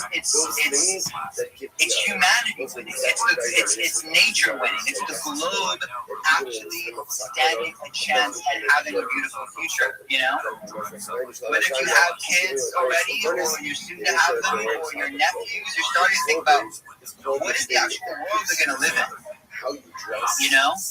Is it a freaking dystopia? Possible. Very freaking possible, dude. Like, we are at the crossroads right now, But also, we have a couple secret weapons in our pockets that are absolutely, like, superpowers, Like, we're wielding AI in this, People setting up open clause, people tapping into all the latest things and leveraging the best innovations. Guys, if you're active on crypto Twitter or just this app X in general, dude, if you're following the right people or you're engaging with the right stuff, you are getting transformational stuff in your feed every single day. If you're actually locked in and taking action on it, abundant opportunity is here. And you could wield that power to I don't know, go on a beach somewhere maybe if you're successful, or you can literally do it to fundamentally change the world. And yes, you'll find success when you change the world. Yeah, you will. But at the end of the day, when your head hits the pillow, that you actually did something meaningful. And that's what each and every one of us can actually do. And when you jump out of bed in the morning, what you do that day is going to matter. And like that, I think is far more fulfilling than,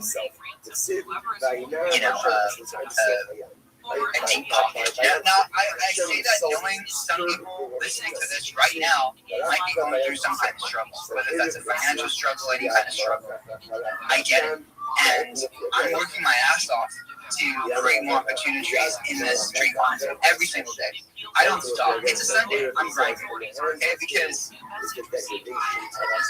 I see so much potential here, and I fundamentally know you guys can take things so much.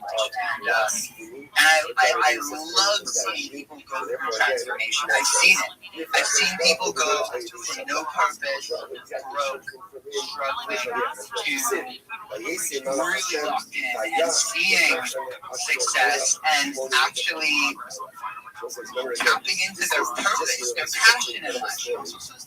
That is like night and day transformation. And I've gone through it. and I want as many of you as possible. And so anything I can do to help you guys, like literally anything. I don't promise I can, but I bet you I probably know something. You know, my network's pretty extensive, and so just ask. That's why we have in leads and offering channels. You can just ask for stuff. You can just put it out there to the universe. I'm looking for this. Whether it's a partner, a customer, whatever. I need this. Right? And you might not get it right away. But if you keep putting it out there, this is what I'm looking for. This is what I'm trying to do. This is what I'm trying to do. This is what I'm trying to do. You know, people talk about it, law of attraction. Jack, who has Down syndrome and autism, used this special design bike as his main way to get around his state home during the walk. His parents say the loss is heartbreaking, but they were surprised when he stepped up to help. Jack's dad tells him that he was hard, realizing his one of his sons first major disappointments as a he was so proud of it. Entonces, su point talks about loving God and أنا أصلا شاطر كتير أكثر كل شيء بس واحد أكثر شيء بس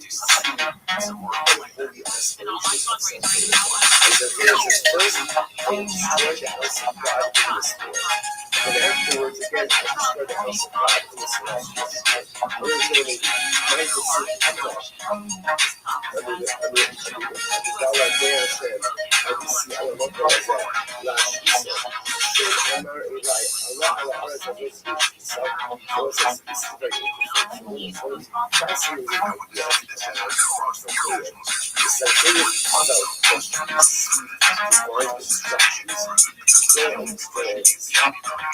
this was a divinely orchestrated message.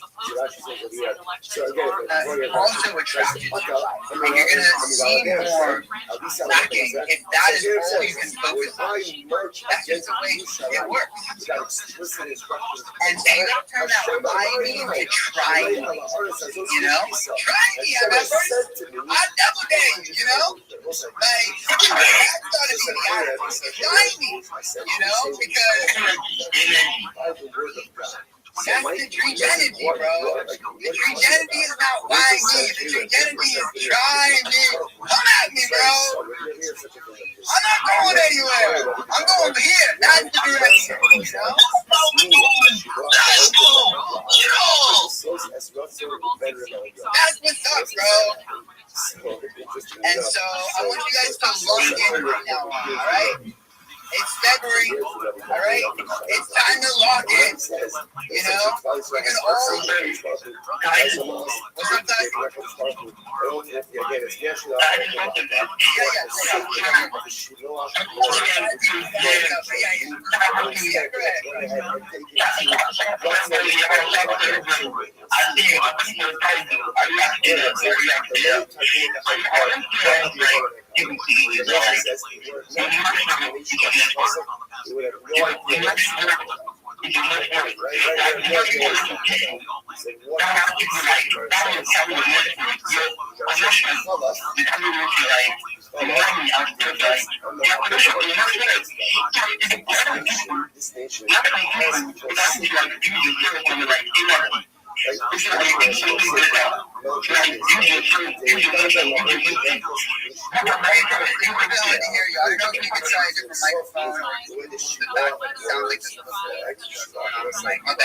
I'm feeling what you're saying, bro. I don't understand every word, but I'm feeling the energy, bro. I mean, if you can click up the mic,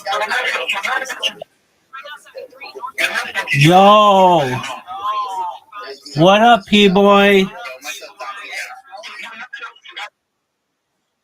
How you living, pimp?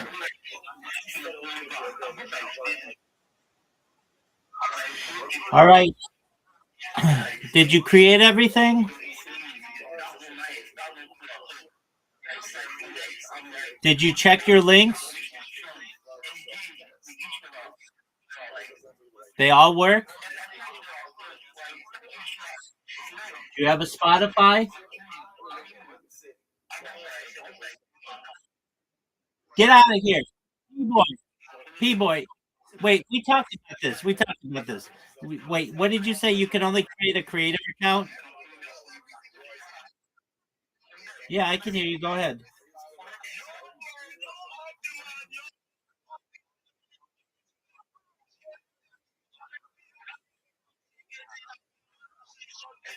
You don't have. You don't have a what?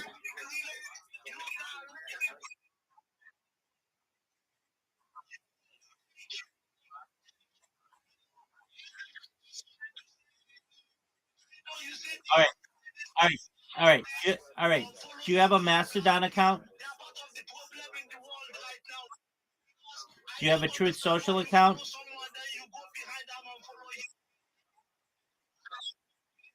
Okay. What ones don't you have? What ones don't you have?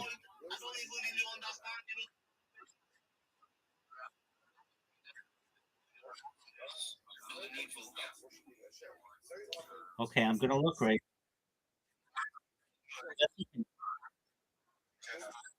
That's okay. All right, my right, right, right. It looks really good. Now, what I want you to do is change the out the it looks really good. So let me congratulate you on this. I want you to change the theme to be like the ones that I sent you so that they're vertical. So you don't have to know the name of the different platform to be able to click it. It's really good though. So basically, go to the one that I sent you. Do you see? Go to the message that I sent you, and I give you an example. Okay, so do you see the example is called Honey Badger Hoba?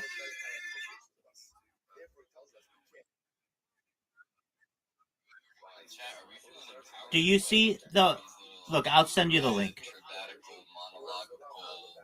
That was something.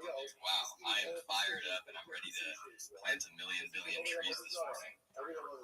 GM to the community tree. I feel okay. Go to the link that I just sent you. Community tree is growing in its vocabulary tree. Some things that he touched on. I'll throw in a new keyword for the class. The tragedy of the commons is something that you can do your own research on, and unfortunately, it is a tragedy, and it is also way too common. I would love to try some mangrove honey one day. Do you see that I sent you a link? At least like 3 minutes ago, I was mutuals with every single person on the speaker and listener section, at least the ones that were loading on my phone. So that's pat myself on the back for the day. I can't do it because I'm from the land of great limitation apparently. And last thing, the tree gen, what Jimmy was talking about, Jimmy Tree Gens, Mr. Jimmy, last name Tree Gens, middle name based. He was saying like close your eyes, what's blue in your room and what's red in your room. And dude, there's a show, if anyone knows this show, then you know what I'm talking about, where it's this like kid and his dad is like trying to train him or empower him or whatever. Do you see the link, P-Boy? To a restaurant, and the dad's like, all right, son, close your eyes. And they sit down at the booth at the restaurant, and he's like, all right, son, how many people are wearing hats in this building? And I saw that show when I was a kid, and I was like, oh my gosh, I want to be able to do that. But it's really hard because it's like training yourself to observe everything, even if it is completely quote unquote irrelevant, because it might come up later. But it is, I don't know that it's a good skill or an important skill, but it is a interesting skill that you can definitely train yourself to do. There's a billion million hands up in the audience. I don't need to take up any more time. I'll show one thing, and that is in the purple pill. I dropped a quoted post that says, it says like memes for trees, and the post in question says Feb 7 out of 28 checkmark, reply with meme. If you drop a meme on that post, I'll be picking a winner here in the next 2 hours, and if I like your meme the best, we'll be planting 10 or 20 trees dedicated to you and your meme. That's all I got. I hope everyone's having a good day. Do something kind for yourself and for someone that you care about, and let's grow some trees. GM. Let's grow much love, man. Everyone make sure you like it. All right, let's get to Zico Bro. Zico Bro, what is happening? How you doing? What's happening with you? Hey, Jimmy, what's up? Guys, thank you so much. You know, these 2 days, my internet has not been doing great. I have not been, locked in with my community, but guys, I'm more than locked in through my heart. hats and pens. And by the way, my attention was caught, when you guys were talking about the issue of this follow and unfollow stuff. I'm a victim of such. If you can check my follow and unfollow situation, you can see that it's not even balanced. People are not doing well. But guys, Rani has told me how to do something. I'm gonna block so many people. Anyways, thank you so much for having me. It's much happy. I'm very much happy to see how this community is doing well. Family are growing so much.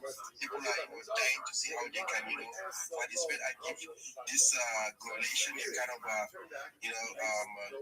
that has no limit. Guys, we are doing well and we're gonna conquer 1 billion tree. No, 3 billion in time to come. We're gonna make it happen. Thank you so much. You know what I'm talking about right now, man? 2 billion, 7 billion, 8 billion trees, man. We're not definitely stopping at 1 billion trees, but the coalition is giving 1 billion trees a try. Then let's go on from there and on and on and on and on, baby. Absolutely. We're getting bigger and bigger and massive. And you know what? This is not going to be only a history, but it's going to be a kind of a legendary, stuff that is going to be left for our less grandfathers and so many things. And you know what? I'm so happy to see that I have a legacy I'm going to leave to my kids and their own kids too. So you know what? Jimmy, you are so wonderful and I really appreciate knowing you because we are going to make this donation such a massive one. Thank you so much for having me. See what your word, guys. Do well to let's connect with me. Over to you. As much Your boys are yo, what's up, man? That is the legacy. Let's bring it, bro. Hey, I remember your internet cut out when we were like mid-interview for the ambassador program, right? Yeah, absolutely. You told me why you want to be a part of it. I think you were then explaining how we were going to grow the movement. Do you want to pick up where you left off? Yeah, absolutely. I was trying to explain how things were, especially in my own part of the world, when this deforestation stuff has just been the kind of as people are, getting so much into this poverty and are wanting to, just use what nature has brought to people. And it's kind of, going out of hand. And I realized these are the kind of things we can do. So as a person that is within this community and having a kind of community here that is wanting a community that has a wonderful ideology, I need to tap in with my whatsoever I can because absolutely currently now I do space postings. I am also a person that works with NGOs. I go down to communities. I meet people one on one. I meet with people from the less privileged part, people from axes that are even accessible due to insurgency and so. But you know what? If I can get the opportunity to do that, I can also sell this movement also there. That's one of the major things I was also planning. And second thing I have in mind is to do my things. I have a means of doing so many writings to lots of projects which I admire. And guys, why am I not writing about coalition? And I must be lacking behind. I am not doing well. But you know what? I'm never accepting this because I have to do well just to make sure this coalition has grown massive. I have groups of people that are within here and around me, family, friends, and so many people. I have to do well to tap them in back to us. Let's make our place grow bigger and the coalition is going to be massive. And aside this, I also host spaces. I can host special spaces for just coalition, just to make sure I have my mini way of thanking Jimmy for doing such a wonderful platform for us. Why not me also do something to show some love for the family? I am more than lucky, and this is what I was explaining. And my internet was not doing well. Jimmy. Internet. Ooh, I'm intrigued by this potential vocabulary word. I like it. Zimbabwe, do you have any questions for me, my bro? You know what? All the questions I was supposed to ask you has just been, highlighted in some of the spaces I was in, a kind of a thing. But you know what? I am definitely going to ask you whenever I feel like I have. we have this fundamental question. Yeah, things work out. I'm in a stressful crisis situation with concentration. It turns out. Jackie, I feel like you were speaking before. Anything else you want to say before we go to the next speaker? Why did you do it? Very nice you got this up. Yeah, it's been, I'm hating everyone here. We are all one community. Yeah. Whilst I see you are doing massive. Again, thank you very much for giving me the speaker. Black Circle, you are doing great. Zububu, that's very great from you. I like your energy. We are all one community, so please, let's keep on following each other. Don't follow and then unfollow back. That's not a good habit. And then let's all buy the tree. Yes, let's get to the tree and then it's going to blow massively. Yes, guys. Let's keep on supporting each other, keep on following each other, guys. Those on the speakers, on the listeners page, please do want to follow your host and then your co-host. Yeah, keep on following everyone you see on the timeline. Like every post. Yeah, let's keep on supporting each other. Thank you, everyone. Every post on the timeline. Okay, I'm going to rotate you as a mini con. Request a mic. Let's get it. We definitely can. We just got some legends requesting, and I got to rotate through everybody, alright? So it's much love. Request the mic again, and I'll get you with the other. Dude, I appreciate the grip. Oh my God, you know, I did say community, no. It's a community. Yo,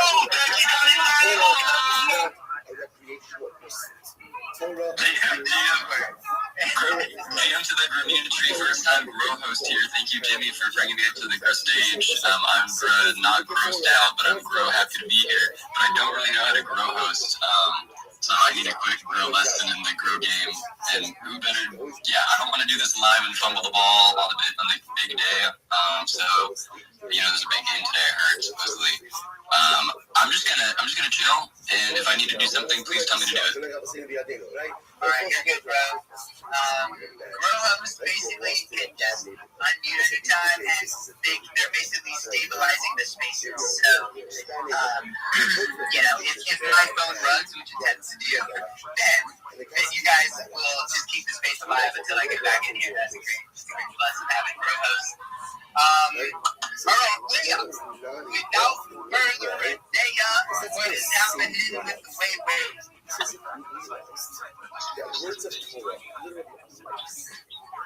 Or grow industry, either or. Taking that opportunity.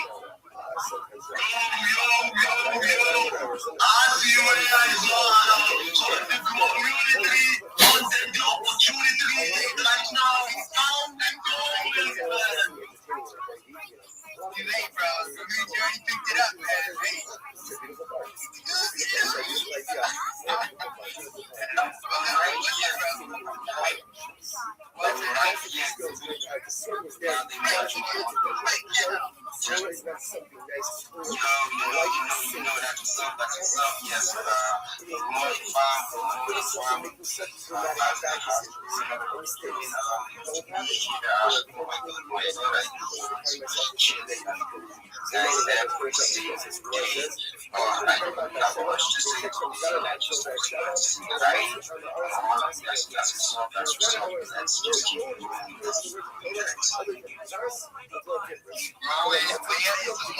I see on the leaderboard for the Telegram giveaway.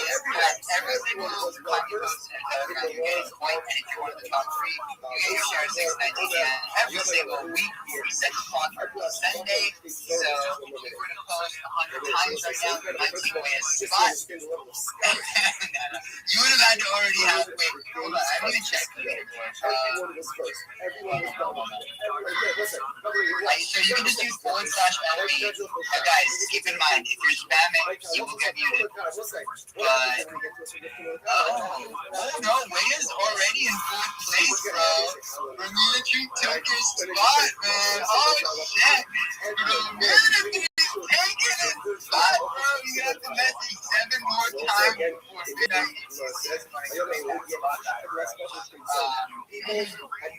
first is actually MK. Shout out to MK. It's like the middle of the night, and it's a struggle for him to make the space. He's an amazing drink again. Second is Black Cat. Yo, let's get Black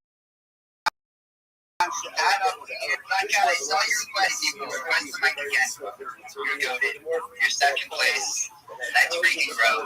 Third place is Girl Leadership right now. Then it's Wea. Then it's Jimmy. Then it's Pascal. Then it's Dingus. Then it's Modified Entity. Then it's Emmy.td. And then it's Diamond. Sometimes we have prizes for all 10 winners. We did that one time. That was cool. All 10 winners got DBT.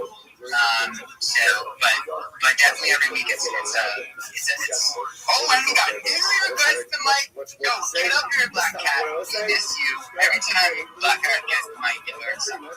Alright, Rabbi Rothschild. I know we're live. Everyone say hi to the people. Much love, Rabbi Rothschild stream. We're live on 100 different platforms through Rabbi Rothschild right now. Everyone say hello. How you doing, Rabbi? Every day is a holiday. Every meal is a feast, Tree Gems. If you all weren't aware, we are 116 days exactly on our way to June 5th, the big day when 1 billion trees will be planted. Get your countdowns ready. It's very exciting. Also, you should know that you should do exactly what Block Circle did, and that is follow every single person in this space and make sure that you are following everyone who is following you. I do the same thing in any space that I go to. You'll notice I'm following every single person in here. You should know, though, unfortunately, you can't follow over a certain amount. And if I get to that point where I max out, sometimes I have to unfollow people who aren't following me. So you want to make sure that you're following me so that you don't get unfollowed. That's very important. Nobody wants an unfollow, especially as important as someone who is working for world peace as much as I am. If you weren't aware, I have been 24/7 streaming an X space now for more than 350 straight days, and not just on audio, but also on video as well. So if you ever check in the Twitter space search and you type Rabbi or Shill or Share or any of those keywords, you'll notice that I'm always live in there, and I've been doing that almost for an entire year. You don't know anyone else who 24/7 X spaces for an entire year, especially on video. It's a one of its kind of project. But that being said, is not the most unique thing about what I do. I'm Rabbi Rothschild. If you don't know who I am, you will. I stream my life 24 hours a day, 7 days a week, 365 days a year for world peace. I've been doing so for more than 4 years. My streams go back to the pandemic. We've seen the death of a queen, the birth of AI, the coronation of a king, and everything in between. This is a real life Truman Show, a real life Big Brother. This is a timeline and a time capsule of human achievement. In the 1990s, the phrase content is king was coined, and I'm making it true today. I'm king of the internet. This is the biggest event in global history, and here's why. In 2018, The Economist magazine stated that data had overtaken petroleum as Earth's #1 resource, and I have more data archived on the internet than any person ever, which is making me very influential. I'm going viral, and when I do, I want to make you, your friends, your family, all financially independent if you're not already. I want to ensure that you have generational wealth if you don't already, and I want you to be able to start charities and philanthropic organizations of your own. I'm unlike any influencer you're ever going to meet. I'm not live on one YouTube stream or 2 YouTube streams. I'm live on over 20 simultaneous YouTube streams 24 hours a day. You can view my life in 360 degrees. I even have a ceiling cam.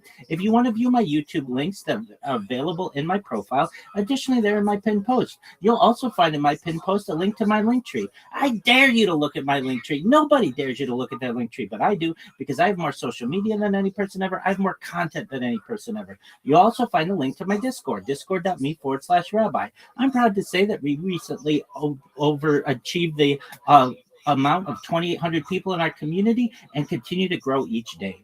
In addition to making you all extremely wealthy and wanting to promote world peace, I want you to know that I want to help end world hunger through the use of technology, such as agricultural drones, floating greenhouses, saltwater greenhouses, hydroponics, vertical farming, cloud seeding. I want to help end world thirst. I'm sponsored by a cryptocurrency that's worth about $100 million, and one of the things that we do is we build wells and water towers in developing nations for the benefit of the less fortunate. Additionally, I'm an advocate for the Life Straw program, and most importantly, desalination technology, where we pump Earth's seawater onto land and make it drinkable. If you're you're a reply guy, if you're a Web3 marketer, if you're a raider or a shiller, and you want a free mentor, coach, and friend, send me a follow. I will follow you back. Send me a DM. I will respond. I want you all to know that I'm here to support you both personally and professionally. I'm here to be a positive person in your lives. I'm here to have an optimistic view on the future. And most importantly, I want to give people hope. And with that, I sincerely appreciate the opportunity to share. Bingo. Clap, clap, soundboard, clap, clap. Let's go. Rabbi Rothschild is locked in. Go ahead, Rabbi. Okay, undertow. Oh, yeah.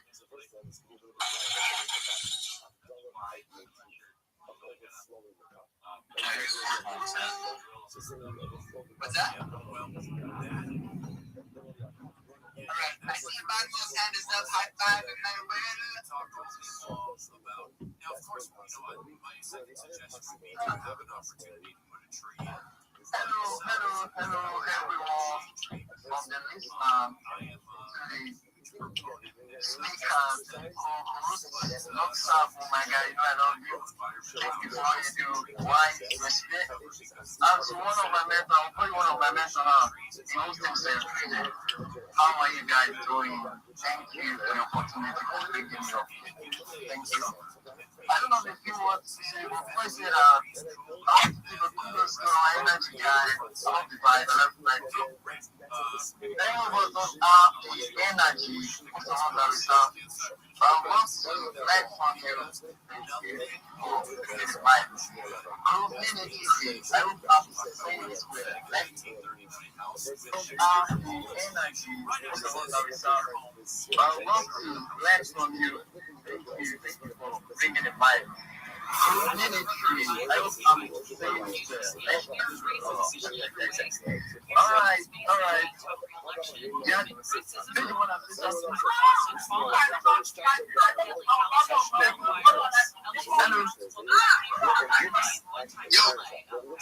Has now become the challenger, filing just hours before the deadline. Robin says she shares many values with Beth, but believes the city is falling short on many issues. Beth told reporters she was surprised by the move. We have been great allies, especially on issue of the homeless. And I will tell you that I look forward to working with Mr. Robin in my second term. Other challengers include reality TV personality Sandra Pratt, media organizer Ray Long, and tech entrepreneur Pat Miller. Yesterday was the deadline for LA City Council candidates to file for the June 2nd primary. The council's odd number districts are all on the ballot this year, with Councilman Bob Blumenfeld and Kurt Price not running to term limits. In other odd-numbered districts, incumbents Eunice Hernandez and Sheriff Lofsky, Monica Rodriguez, Tracy Barnes, Hugo Soto Martinez, and Tessa Oscar face multiple challenges this week. Lindsey Vaughn competed in the Olympics just 1 week after suffering a serious knee injury. ABC's Brian Clark says today's ski race did not end well for the 41-year-old American skier. She fell hard early in the women's downhill race, silencing the crowd at the bottom of the mountain, which included Americans like Megan Gagne. I felt so sad for her. The helicopter took on off the course. I hope you're having an amazing day. Are you like a heavy fan of football? Are you going to watch today? No, I'm actually driving, doing the Open. It's the last day of the Open over here, so I am dealing with all the craziness of people going to this crazy golf event out here, and it's 76 degrees. Sorry, guys, it's going to be 83 here today, but yeah, I just came up here to say hello and show some support. Well, that's really cool of you, because right now where I'm at, it is a lovely and balmy 14 degrees. It is 14 degrees outside. We're all dying slowly. And Danielle, I thought you and I were starting to become friends. I feel like you definitely came here to rub it in my face. Guys, make sure you're following Danielle. It's so good to have you here. We appreciate you stopping by. Big shout out to you. Thank you so much. Guys, while we're speaking, while we're hanging out, while we are vibing in here, make sure you are connecting with one another, dropping some follows, and engaging, fam. Jump on somebody's page, drop a kind word, some support, anything. We can actually lift each other up in these spaces. It is so very important that we're there for one another. Shout out to all of you in this space, guys. Let's keep cooking. I want to go to the very next speaker, which is going to be Crypto Keys, because he has just arrived. What is good, fam? How are you doing today? Yo, what is up, fam? Great to see everybody. Peanut, I got a chance to meet you a few weeks ago. It's wonderful to be in the same space with you. I love your energy, and I really kind of share the same sentiment. I feel like, if you're these communities, like if you're in the right ones, they just swoop you up, and there's so much love and so much support. So just like Danielle, I'm just here, just showing support and just lending my good energy to everybody. Yeah, dude. I don't even feel like doing a super big show. Like, I really just wanted to be here and hang out with everybody. But I am a space host, so if you want to check out my profile, and we're Campfire Chronicles every Wednesday at 6 p.m. Eastern Time. Yeah, like I said, I don't even really feel like chilling too much, but I love everybody. And it's good to see everybody here on Sunday, so shout out to you guys. And why is it so cold, bro? Do something about it, man. Bro, I'm working on it as we speak. You know what? It's a topic of discussion within the Yucky Ducks community. They said they would trust me a lot more as a founder if I could make things a bit warmer. So that's what I gotta do. Everything's gonna get warmer. I'm gonna do this for my community. It simply must be done. We'll see about that. Bro, it's coming, fam. It is coming. And Crypto Keys, while you're up here, bro, let's see that emoji game, fam. You're still living on that high. Bro, let me see what you got right now. I want to see those emojis move. Yeah, baby. Yeah, I can do it on command. I used to struggle. I feel like people know how to do it, but they don't really know how to do it. So if you want to learn the alpha, you got to hit me in the DM.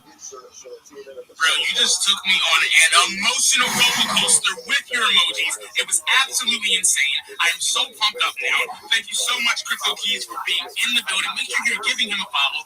Make sure you are max engaging and connecting with everybody in this space, because we are simply cooking. I was about to go to 32 Dream. I want to know what she's doing, but I am afraid that she is just drinking another beverage. So instead of that, I'm going to jump to Nervy, who has just entered the building. What is going on, Nervy? How are you doing today? Yo, everyone. Happy to be here on your space again. Hope you're all doing great. And shout out to you all showing up on a Sunday. So, yeah, just hanging around. I want to come up and say hi.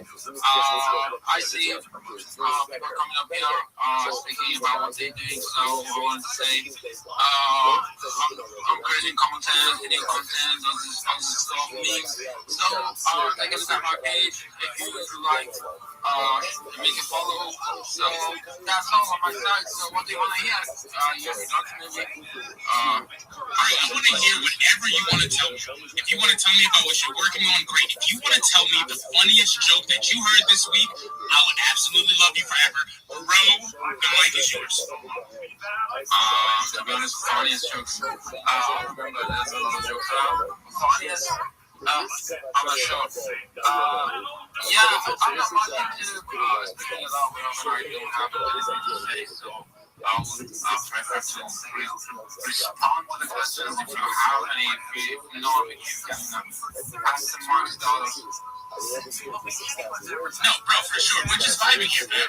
So you want to jump in and say something at any point? Bro, just let me know. It is a pleasure having you here. So grateful you decided to stop by. And bro, I hope you're having an amazing Sunday. I hope everybody in this room is having an amazing Sunday. Guys, we're going to be doing giveaways throughout this space for some of the people who are absolutely locked in. I'm about to post the very first giveaway, a kind of main one, in just a few minutes. I'm going to get that cooked up. While I do that, I'm going to toss the mic back to 32 Dream. She's going to pick something. Maybe the replies in the purple pill. Do some shout outs. Say a little something about yourself. 32 Dream. What is good, fam? All right. I could do some shout outs. Again, I was just roaming a second ago. Let me see.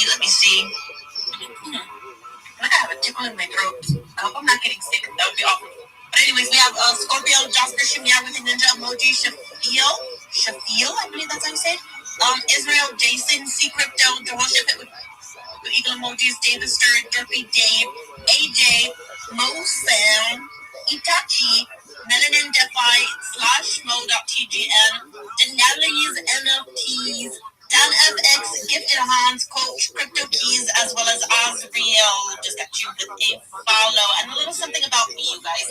I'm a content creator and artist, and I'm working on a project called The Squishies. For those basically make art of people's noses and lips for them, for those that dox themselves.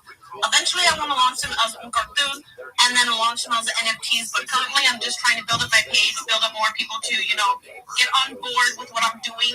And it's a little something about me. And I'm always space cadetting, meeting new friends, and just having a good time. And I also post some random comedy. So if you love laughing, just hit my page up and enjoy.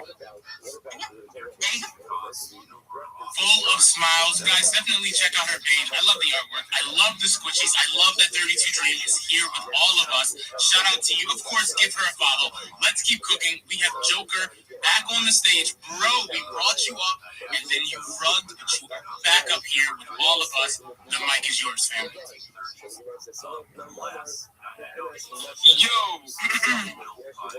ladies and gentlemen, boys and girls, dudes and dudettes, it's that time of the day where the biggest hype man of the energy, it's that time of the day where I say it's happy Sunday to Yucky Ducks, peanuts, vibes, wines, that is creamy, Marcani. And I want to say here to everybody on this space, how you doing? Hope you guys went to church today. Hope you actually pray to God that your coming week is gonna be fucking fruitful, because it's that time of the day where I go crazy and say how you doing. Yo, Kenny, what's good, my brody? Bro, everything is good. You are still riding on cloud nine. So good to hear your voice, man. Bro, every time I talk to you for the next month, I'm gonna be telling you congratulations again on the graduation, bro. Major. It's so good to have you here today, man. It's awesome to be here. Just not to bore you guys saying, I know we're your time. So guys, my name is Joker. I am I'm a community strategist, I'm a community builder, and I'm also a marketer and a promoter. See, I'm also a space host. I am the energy you need in your project, bro. I bring crazy ideas that I've worked on a lot of projects. I bring meaning to your project. I bring value to your project. I bring the huge visibility you need to your project. And it's something to have someone that you can rely on the project as a dev. I'm that guy for you. And I really want to connect with a lot of new people in this space, because, bro, the connection on this space right now is one of the best things I can say I've ever had. Just imagine me connecting with one of the biggest community on X, the Yucky Ducks community, and they showed me the kind of love I have never felt in space before, and it's just been amazing. Like, bro, I don't know how to really comprehend Mrs. Yucky. Like, she's just amazing. She's like my mom on chain. It's crazy. So you guys follow me, follow back, let's cook.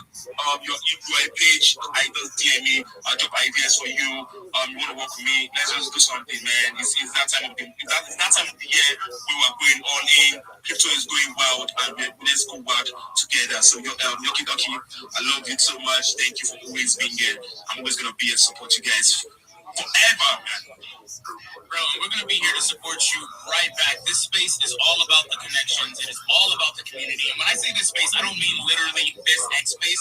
I mean just crypto, Twitter, Web3, what we're building as a whole. I'm a firm believer of collaboration. When you have like-minded projects that are community first, that have something to offer, it's so important for them to work together. It's so important for us to do it together. So shout out to you, Joker. Thank you so much for being here. Such a pleasure to hear your voice each and every time you're in this space. Guys, we have so many amazing speakers in this room right now, so many great projects, so many amazing listeners. Make sure you are tapping in and make sure you are requesting to speak, fam. I'm going to be doing shout outs throughout the space for some of you who are requesting to speak. You guys are locked in. I appreciate you guys. If you look up in the Jumbotron, and I'm a liar because I definitely did not put it in the Jumbotron yet at all, so I'm going to do that right now. And now it will be posted. There it is, in the Jumbotron. You guys will see our weekly meme contest announcement. It is featuring Peanut.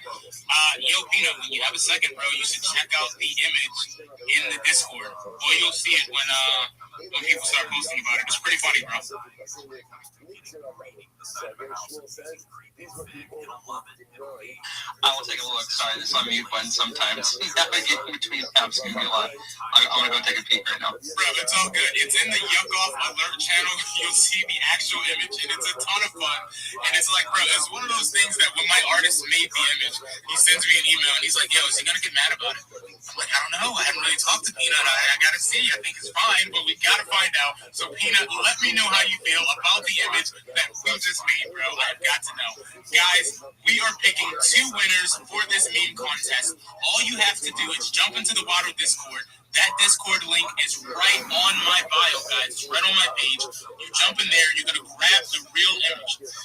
Take the real image, meme it, caption it, change it, do whatever you want. We're going to be picking 2 winners. They're going to get $50 in Ethereum each. And it's going to be a lot of fun. Just make sure you post it up on X, tag me, tag Peanut, and just have a good time because that is exactly what these things are about. They're about having fun, man. They're about vibing with each other. So lock in and get that done, and we'll have an amazing day. Melon and DeFi, you are in the room. I'm going to keep switching around the stage just a little bit because I got to get more people up here. While I do that, Melon and DeFi, take the mic, fam. How are you doing today? Hey, Yucky Ducks, I'm doing amazing. Thank you so much for having me every single time. It's always a pleasure to be here with you guys. Shout out to you, Yucky Ducks. Shout out to you, Vibes. Shout out to you, Peanut. And shout out to you, 32 Dreamy. And every single amazing speaker here and every listener here. I'm a content creator, I'm a content moderator, that's with KOL. And I would love to know what person I'm actually working with, which is Peace and Word. Last year, they had the bypass, which was and we actually ended at the end of last year, December, which is actually success. And currently, they do have the Rabbi card, which you can be able to access your crypto in real life. So currently now, they do have their core NFT, and their core NFT enables you to be part of the project and everything the project is actually working on. So you, by just being a part of the project, or by you being an NFT holder, you can be able to, get lots of amazing things. And also, Discord NFT actually produces for you the project token, which is SBCM. And this SBCM is actually listed to you. It's actually listed to you, so you can be able to swap that to USDT or swap that to USDC. So yeah, if you're looking for a project that actually rewards holders and actually is transparent, SBCM is definitely a project you have to put an eye on. Thank you so much, Yuki, for having me here. Don't want to connect with me, give me a follow. I'll definitely follow you guys right back. Thank you so much, Yuki. I appreciate it. You are so welcome. Big shout out to you, Melon and DeFi. Guys, make sure you're giving her a follow. I see so many people in this space. Special shout out to Shiny Gal. I see you down there. I don't know if you requested, but you already know the vibe. We would love to hear your voice. So good to have you here in this space. And shout out to all of you down there who are requesting, who are in the listeners, who are absolutely locked in. Peanut, my guy, did you see that image, fam? I did. I was smiling. I was laughing. It was like the first. It was like the first image that you guys posted and shared for. I think the space that was supposed to happen last weekend. That first image that you guys put out. I thought that was great too, with the s'more, the marshmallow roasting. I thought that was great, and this one too that you guys posted in the Discord. I'm absolutely loving it. I'm smiling ear to ear. It's funny. I mean, I'll say this: you can, because I don't want to give it away, because we want to get as many people into the Discord as possible. I'm sure. But you can give your best effort. There might be more ducks that try and follow suit of the one duck there in the visual. You can bring everything you can at me, but I'll say this: the flame stays on, stays lit. It does not go out. It does not die. So the eternal flame can take on quite a bit. I'll say that. Yeah, shout out to you. He was so excited when I sent him, because this was over a call, right? So I gave him a call and I was like, listen, I have a major project, Peanut, this guy's coming through. Check out his PFP. Immediately, he's just so excited. He's so pumped up. He's like, how about we roast some marshmallows, and then maybe we get a steak, and then maybe he's just listing all of these ridiculous things. I'm like, bro, just stick with the marshmallow. We'll just start there, because your PFP is so fire, quite literally, and also awesome that it kind of gave him so much to work with. So every now and then I'll talk to him where he just truly gets excited about drawing a piece of artwork or something. He really gets pumped up about it, and this was one of them. So I hope you enjoy it for sure. Guys, that meme contest is going on right now. Make sure you're doing your submissions. It is just about good times and having a lot of fun. Tag Mina, tag Yakida, get them up there. We're going to be reviewing them, and then we're going to absolutely cook. And bro, are you able to, like, so since I'm picking two winners, are you down to pick one of the winners in like a day or so? I normally announce it like tomorrow, the next day. Would you be down to pick kind of one of the winners? I could always message you a bunch of finalists, see what you think. Yeah, definitely too. And I know, sometimes people may be worried about engagement or overall impressions and stuff. So, even from my end too, rather than just looking at, what certain people get in terms of exposure, I'd love just to pick one that I think is the most creative too. So, I know some people may be a little bit worried, but, you could maybe compile some, I'll look through some too, and we'll kind of narrow it down. And again, so it doesn't matter how many impressions, whatever the analytics, I don't care. If you got something creative, you put something funny out, like it makes me laugh and I really resonate with it, that will be my pick for the contest, for the giveaway here. Bro, that's perfect. I'm on the same time. We don't look at the impressions. We don't look at the likes of the retweets. We're just looking at the fun, man. We're just looking at the fun. Shout out to you, Pina. Guys, make sure we're reaching out to everyone. Make sure we're connecting. Make sure we are vibing, guys. It is an amazing Sunday. So pumped up to be here. NFT Kid, my guy, I see you down in the audience. Big shout out to you, bro. I hope everything's going great, that you're healing well. And, fam, it's always good to see that PFP. You know you're welcome, my guy. Big shout out to you guys. Make sure you find him down there and show him some love. Big shout out to him. Guys, let's keep cooking. So many people that have something to say, projects to shill, maybe they want to shill themselves, but perhaps they just want to come up here and say hello. Whatever the reason you are in this space right now, all I can say is thank you. Thank you for spending a little bit of your day, a little bit of your time in here with each and every one of us. Let's move to the next speaker. Velvet, what is going on, bro? I just saw you in the Discord. You were vibing. So good to see you again, man. It's good to see you. How's it going, pal? How's everybody down there? And the listeners, John down there, like on the Discord, my actual doc is the lurker, so I guess I'm not a lurker anymore. Yo, bro, you are locked in. No more lurking. You are actually here. We can see you, bro. So good to have you. It's good being here. I don't know if I want to chill today or if I just want to talk, but yeah, it's been good show so far. Bro, I appreciate that, fam. I appreciate that. And yes, so it's not even like these spaces don't need to be a hardcore show. They can be whatever you want to come up here and say. If you want to say something about yourself, drop some support. You know what? I got a question for you. I'm just going to drop your question since you don't want to chill, and that's totally cool. Random. We had this discussion a while back, but I'm curious. Bro, what does success look like to you? What is success look like? That's a question right there. That's kind of like, what is normal? No, it's tough. I mean, it's a good one, but I feel like everyone has their own view, their own desires when they're looking at success. So for you, what is it? Is it a certain amount of monetary gain? Is it a situation where, you're just at peace in your life? What does success look like to you, if you don't mind sharing? I don't know, the easiest way to say it would be family. That's legitimate, bro.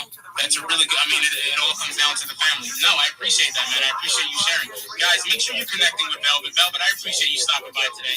It's always great to see that PFP. It's always great to see you, to hear your voice. You're showing up. And, fam, I support you the same. So, guys, make sure you're giving him a follow. Make sure you're engaging. And make sure you're doing exactly what needs to be done. Eddie, what is good, bro?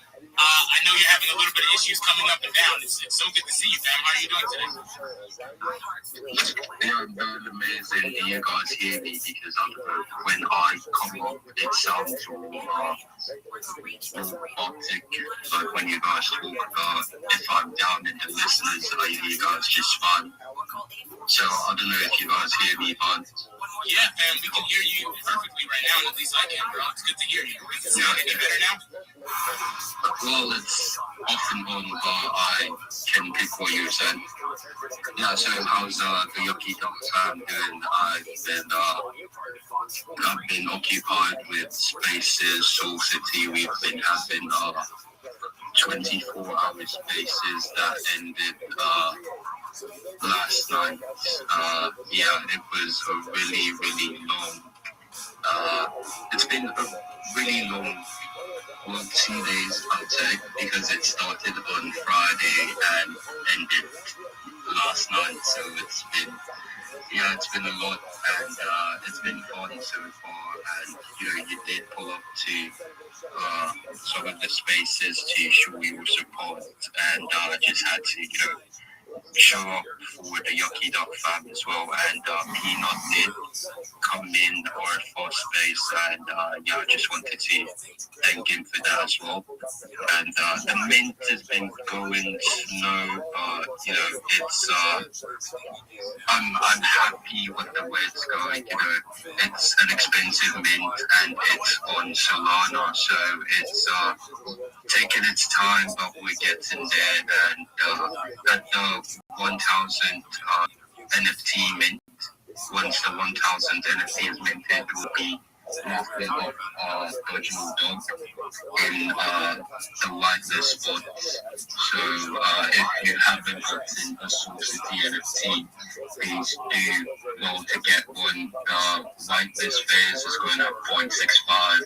The public is at 0.775, and this NFT does come with a utility in the sense that 18% of the moon funds will be going into diversified trading and liquidity systems.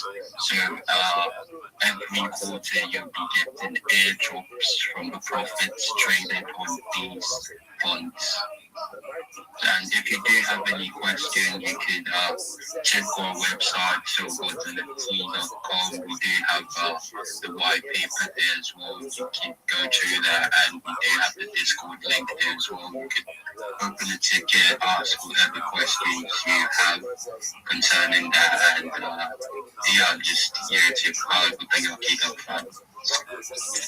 Bro, Eddie, I appreciate you stopping by, man. Just showing that support. I'm super excited for the Soul City mint. That's why I jumped over there. I minted several. I'll likely mint some more.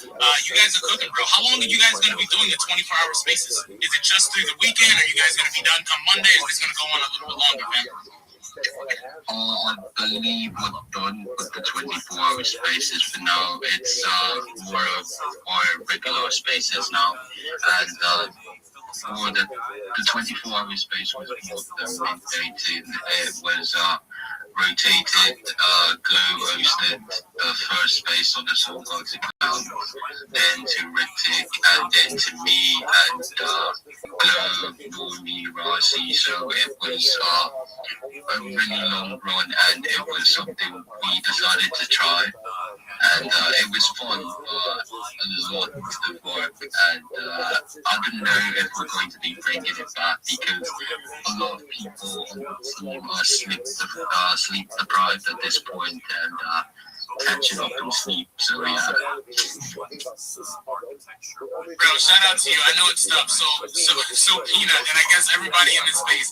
This is like around Christmas. It was around Christmas time, I think. I reached out to Vibes, and I'm like, bro, you and I are gonna do a 24-hour space. I'm gonna be so locked in. It's gonna be absolutely amazing. We're gonna bring the heat, the entire space. And Vibes is like, if you know Vibes, he's down for whatever. He's like, fam, if you're sure, we're absolutely going to do this. Let's go. Bro, I've been doing spaces a little bit longer. As Christmas came by, I hit him up. I'm like, you know what? Let's cut this down to about 12-hour space. We're going to do a 12-hour space, and it's going to cook. It is going to be amazing. Fast forward like 2 more days, bro. I swear to you, that space ended up only being 4 hours. 4 hours was pretty much my cap point. That's as long as I can go. Peanut, how long have you hosted the space for, fam? Like you personally, like your longest space? As long longest continuous space, not that long, to be honest. I mean, maybe the longest is 6 or 7 hours, maybe 8. Nothing crazy. Nothing crazy. I know some people have done longer ones, but, you know, I've held co-hosts, I've spoken spaces for the entirety of some spaces I've gone on longer, but yeah, sometimes it's, you know, it's not always about necessarily the length. You know, sometimes it can be, you know, well, I shouldn't say that. I know having the longer spaces can be very strenuous. There's a lot of planning, a lot of organizing, but sometimes, honestly, it's about, you know, those shorter, like 1-2 hour spaces where you pop in, you know, you're very focused, you're on point, you know, you get the most out of it, you know, and then you leave people wanting more too. You know, I think that's something that isn't always necessarily talked about. And I'd rather have spaces be shorter. People, again, are kind of hungry for more, and they want to come back to the next one, whether it's run daily, weekly, whatever it might be. You know, people's attention spans are pretty short, so whatever we can do to keep people engaged, to keep people on point, I think that's the biggest thing too. I know, again, with some of the longer spaces, it can be even a little bit more difficult to retain everything. So, yeah, nothing crazy, 7-8 hours at most. No, yeah, to me that's crazy. So right now, like my spaces that I run during the week, they hit a pretty solid 2 hours. That's pretty much where I'm at. The only time it runs longer is actually on Mondays, bro. We do a 2 hour space here, and then I jump over to Spaces Media LLC, and I do another like hour and a half. So it ends up being about, was that 3.5 hours? I forgot to log in. Math is so hard for me. It's been about 3.5 hours. And that for me, it's pretty much like I'm done. That's usually my cap. I am a big fan of like the shorter spaces. But that's just, you know, that's just me. But I admire the guys who are just high energy, going for like 6, 7, 8 hours, absolutely crushing it. Shout out to all of you guys that crush it in the spaces. We see you, and I see Lucky Wiz flashing those emojis. What is good, fam? How are you doing today?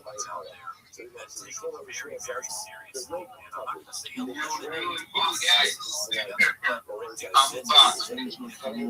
Big shout out to you. Just working vibes. Oh my god, you here. Oh my god, baby. You know, champions to you, champions to you. Rabbi, Juka, champions to you. Oh my god, I see real people. Like, I'm super hyped. I'm super bullish on all of you. I'm super bullish, you know. I was in talk with a friend, and we were just like, bro, like the last thing we're gonna have in this one and just happened, and that was last week. I was like, okay, let's work out in the 3 weeks. Let's see if these markets will, you know, go parabolic to stay or the next weeks forever. So yeah, I'm super bullish with you. Like, I'm super hyped, guys. Super hyped. And big shout out to toilet paper. Have you seen toilet paper? Like, one of the, you know, the new coin that's watching so very soon. I think it's down there. It's down there. I don't know. For you guys should check it out right now. Change to you guys. I'll be right back. Just give me a second. Wait, he's 32 He said he'll be right back.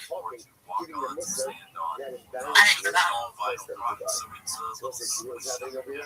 not sure exactly what was said. Yes, I'll be right back.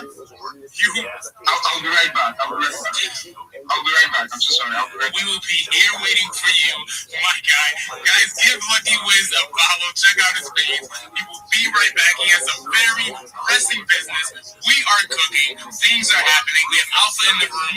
Amazing speakers. Shout out to Peanut and the long lost NFT collection. Bro, are you guys do you see yourself doing like another collection anytime soon? Like an additional one? We've talked about it on a number of occasions. I'd be lying if, you know, we said we hadn't, but the way that we want to implement it, we've had varying conversations about it. So the space obviously is ever evolving and changing, and there's been, you know, a number of people that we, you know, have taken note of, that we respect to. And I think from, you know, some of the earlier conversations that we had about, you know, potentially introducing something new, it's certainly shifted, and at least my sentiment around the new collection, that itself has changed. So I think there's some creative ways that we'll want to incorporate some new art at some point. But again, it's certainly going to be different than some of the initial conversations that were happening. So still strategy and approach to be discussed and laid out in terms of how we want to implement it, how we want to introduce it. But there's certainly more around the original IP of Long Lost that I know that we're going to want to grow and evolve into as well too. So no immediate plans of launching or releasing anything new. There's still a lot that we want to get under wraps and excel and really succeed in first before we're introducing new IP or the evolution of again off of our original IPs. So yeah, for now it's just about continuing to be here, be present, show up every day. Support people that want to be in the community, support other collections, other ecosystems, and then again really just implementing and taking action on those core things that really matter to us too. So yeah, I'll leave it at that. But excited just to see where not only the next couple of months, next year, but the next several years come for us too. For sure. And how many? I can look it up. But how many's in your collection?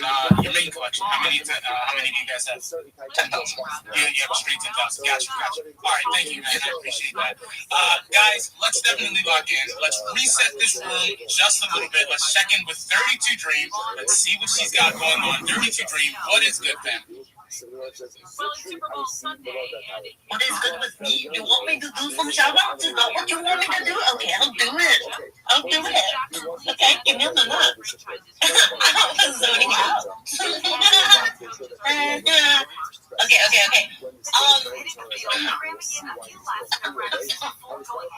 Sorry, I think I'm getting sick. We have Aku, treegems.tg, and beautyblue.tg, and Pat. Ezekiel at Yak Fellows HQ, Davis Stir Up, I Go, Bob Booker, $GMC, Adi with a ninja emoji, Gifted Hans, Sunny, Cardi B Tech, Siren, Dara Franklin, KQ, Chase, Abita Allah, Farah. We also have more. D-Matrix, the Web3 Creative, Eddie, Dave the Gunner, as well as Blue Yucky Lit. Go and let's grow. Vamos. Let's go and let's absolutely grow. Thank you so much, 32 Dream, for staying locked in, doing those shout outs. I appreciate all you guys. Make sure you're dropping replies. Make sure you're retweeting the space post. Make sure you're showing Luna, our special guest, a little bit of love. So good to have you here, my guy. I'm going to be looking through the audience. I want to see people flashing their emojis. Yo, bro, so when I jumped into your space at the 4-year, this is actually what, I guess last week at the 4-year anniversary, or maybe it was a couple days ago. I lose track of all space and time, bro, so I apologize. Your PFP at that point, it was a little bit different, right? I saw you had a bunch of, do we have any of those in the room right now, actually? You guys were rocking a different PFP, right? Yeah, so we were rocking the main Long Lost logo. Scott Sheridan, who's the CEO over Long Lost, he had the idea to kind of switch it up, and we had, funny enough, we had actually swapped his current PFP and then my PFP. We swapped last year for the 3-year anniversary mark, and there was kind of like a symbolic meaning to it as well.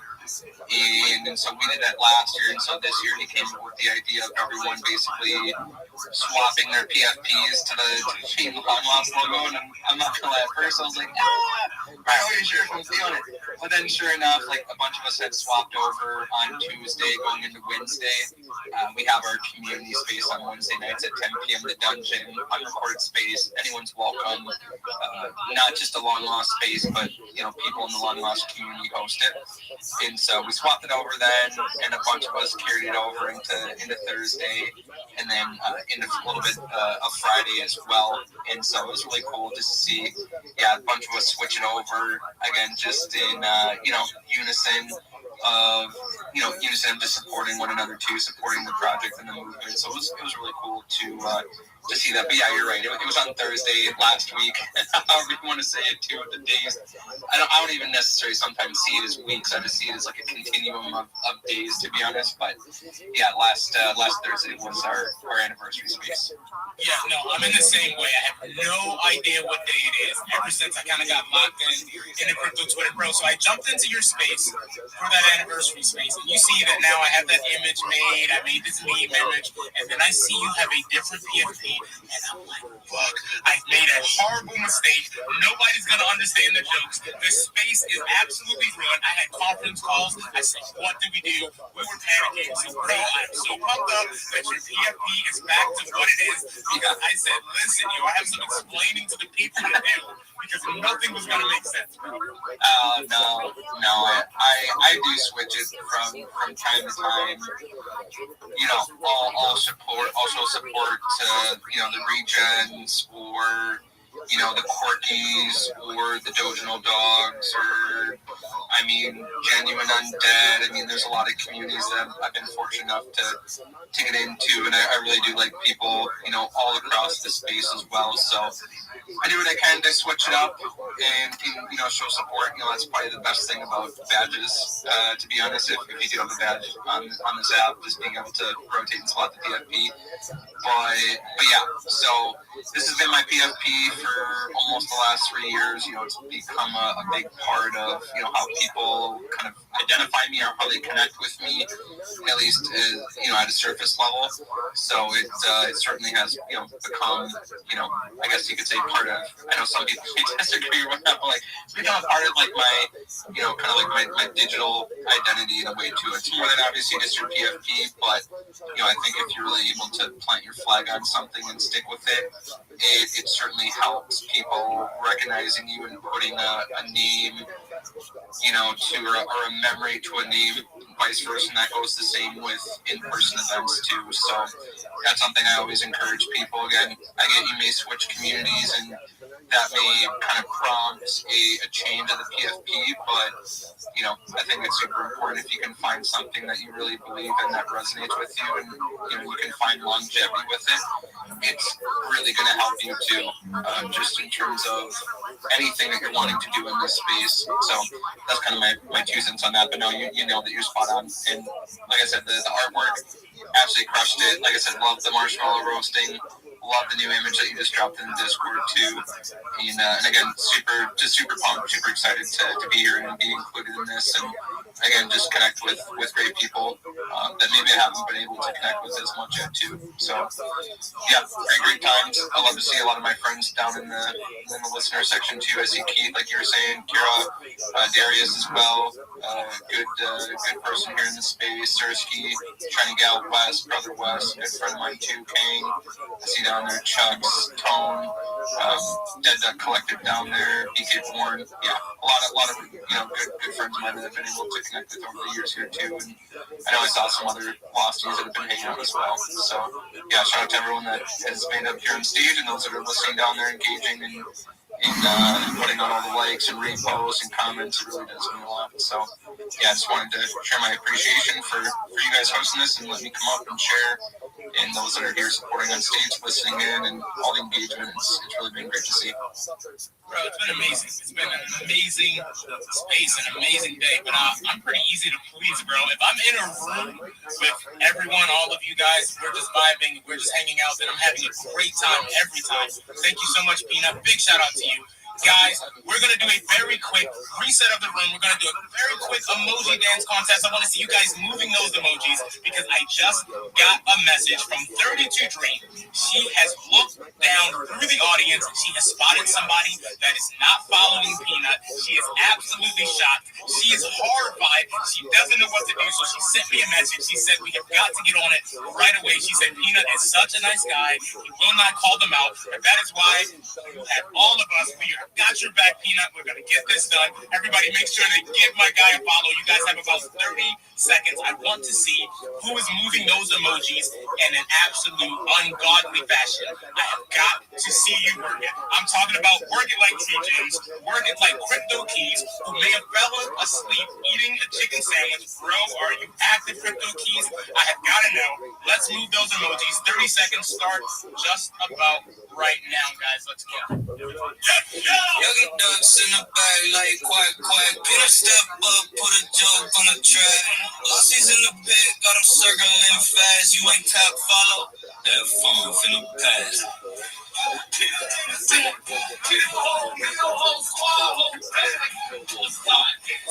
She's on the tag. We'll get you when you don't tap back. Why you scrolling past? Finger in the air like we taking rope fast. Get you when you don't follow fast. Scroll stop doing by what you looking at? Time left tasty, algorithm fat. Lil God Premier go get hella from the sub, oh, we coming to your flag. Peanut in your pantry, dancing on your bread. Nazis in your Wi-Fi, living in your head. There's a red flag spread. We appear in your shower like sup. You red? You ain't saving your boy, you nah. All right.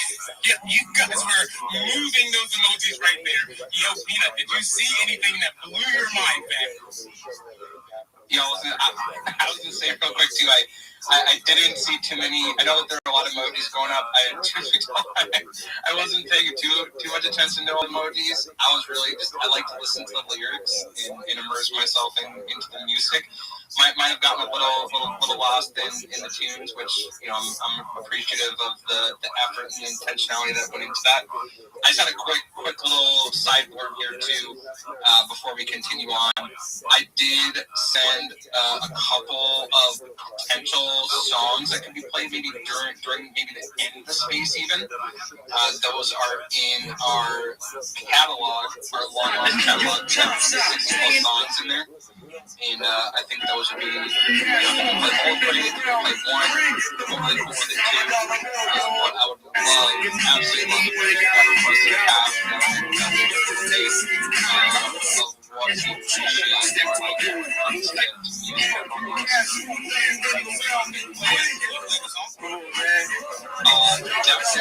yeah, I can get my speaker hooked up to my other device. Whenever you want to play that song, get it done.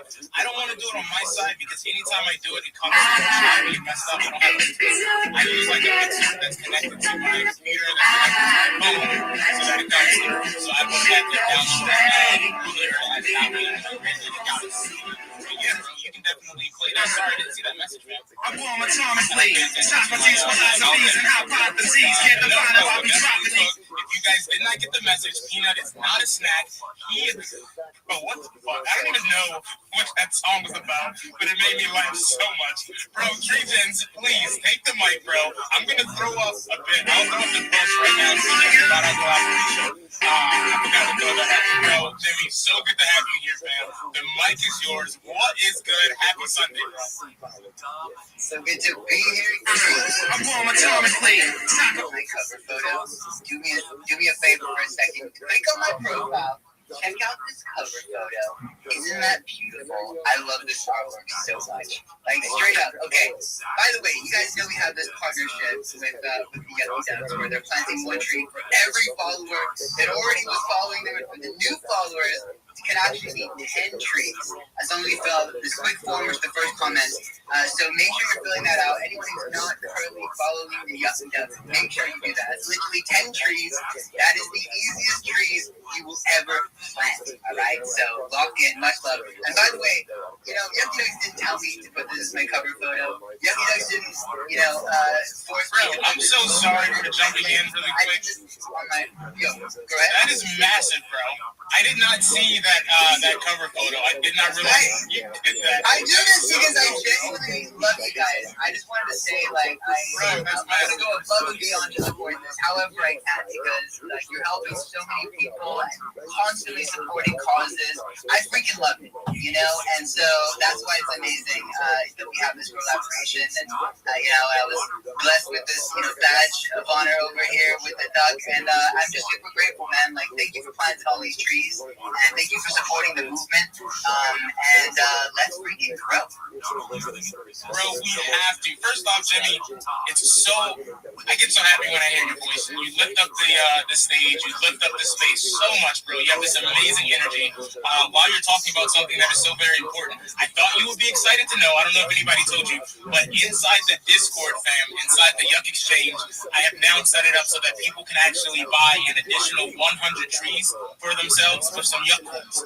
So that's something that we're really going to start pushing. And I think it's going to be a great addition. I just added that literally like 2 days ago, bro. So we're super pumped about that. And we're pumped about working with you, fam. While you're still up here, I know you have so much to do, so many things you're cooking.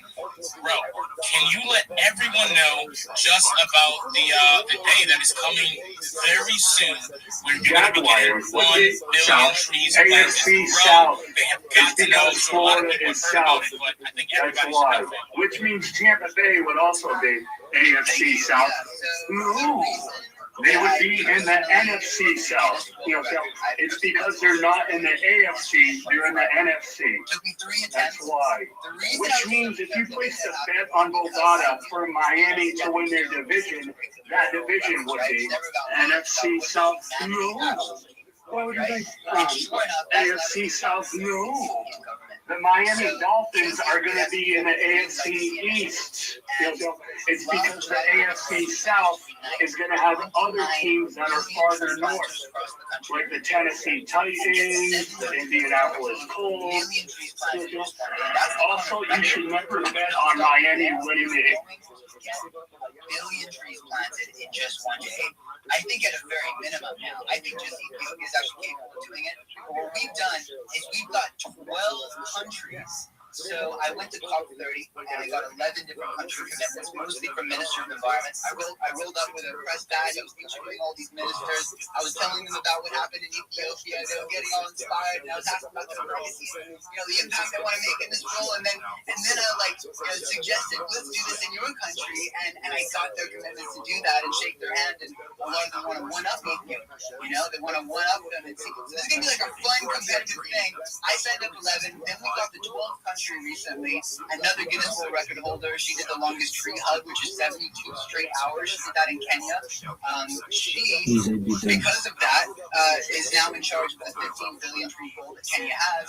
And she is working directly with the president of the government, and now we have Kenya in our coalition. So we're going to keep growing this movement, and we're going to make history. It's not just about getting 1 billion trees planted. It's about what happens after that. Because right now, to tell people, hey, billion trees in a day, they think it's absolutely crazy, because it's never been done. But once we accomplish it, just like the 4-minute mile, everyone thought it was impossible to run a full mile in under 4 minutes. The same year that someone did it, Roger Bannister back in 1954, dozens of others did it, right? And the same thing is going to happen. Sorry about the background noise, it's a bit of a loud spot right now. Same thing's going to happen with a billion tree day, right? When people see what is possible, it's going to keep happening. And so that is why we're doing this, and I'm super grateful for everyone's support who is helping make it happen. It's making a real difference, and thank you so much with all my heart. Everybody who supports the tree gens. And if you use those duck coins from the Discord, bro, 100 trees, that's no small thing. We're doing mangrove trees, which are really, really impactful. They help provide diversity. They can sequester up to 10 times the carbon. Like 100 trees is a big deal. If you can do that with your duck coins, like kudos, let's grow. Like that's amazing, man. I love it. Bro, shout out to you. So glad you're here. Thank you so much for sharing. I'm pumped up about these billion trees. I'm pumped up about working with you. And again, bro, I'm so grateful for all the things that you're doing. Guys, make sure you're following Tree Gens. Make sure that you are locked in with what they're doing. This tree planting, everybody can do it. On this day, everybody can get involved. Everybody can plant some trees. Everybody can do just a little bit good. So big shout out to you. Thank you again so much. Guys, I forgot. I got so wrapped up in the conversation with Peanut that I totally forgot to announce the giveaway of this winner for the emojis. That is Mr. Comfy, Jimmy Hartley at Mr. Comfy. Shout out to you. You are the winner of this emoji dance contest. Bro, shoot me a DM on X with your ERC. That is your Ethereum blockchain address, and I'll get that out to you. Big shout out to you. Thank you for playing. And guys, we're gonna keep cooking. We're gonna keep having fun. We're gonna keep hearing from all of you. So keep vibing, keep doing what needs to be done. Leo, my guy, you have been. Wait. Before I go to Leo, I apologize. I made a fool of myself, but I have got to say hello to Smoke. I have got to say hello to Kubo. What is good, my guys? Both of you at the same time. No, I'm just joking. Smoke, you first. What's up, bro? How are you doing? Hello, sir. Mr. Yucky Dogs, bro. It is a pleasure to be here, bro. Mr. Peanut. Nice to talk to you finally, bro. It's a treat to see you here. Leo, Vibes, Kubo, Jumpsuit, Eddie, Bagel, how are y'all doing? 来店客30人に聞いたところ、ほとんどの人が3500円以下を希望。2500円ほどを選ぶ人もいました。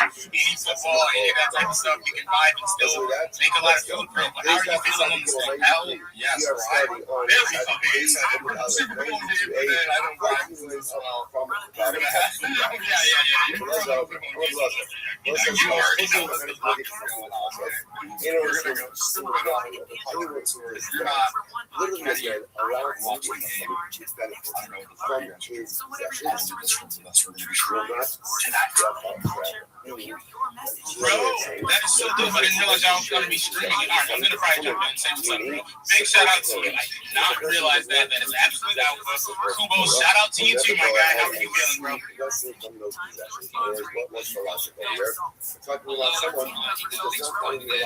You know, showing all the love. I can't believe it. You know, it's Sunday, so I had to come in. Sunday is for family. So, yeah, I just wanted to log in and just give you guys a huge shout out. And, yeah, you know, I'm really excited for the Super Bowl. I don't know if you heard what Smoke said, but I'm also, I don't know what we was going to say, but I reportedly just bet on this money market bet, and I hope it goes through. We'll see. Bro, you're gonna be so good. You're just coming right up in the space and dropping all that alpha. It's gonna be great. You're gonna be a huge, successful winner. You're going to crush it. It will be so, bro. Have you been told about the alpha yet? Bro, I've been in some conversations with Vibes on the back end for sure, man. Let's go. I've been so just locked in. Yeah, you know, we'll talk more on the back end. Shout out to Kubo. Shout out to Smoke. Thank you guys so much for being here. Guys, make sure you're giving them a follow. Make sure you are engaging and doing exactly what needs to be done. We have got to keep going. We have so many speakers I still want to hear from. I still want to hear more from Peanut. I want to know what they're working on. I want to stay locked in. Guys, make sure you are in the Yuck Pot. Like I said, this week, I believe we're doing the drawing on Wednesday, Peanut. If you want to let your people know, the drawing is going to be on Wednesday. We're going to be picking 2 winners, $100 in Ethereum each. Each are going to get a long lost NFT as well as $30 for a charity that they choose each, guys.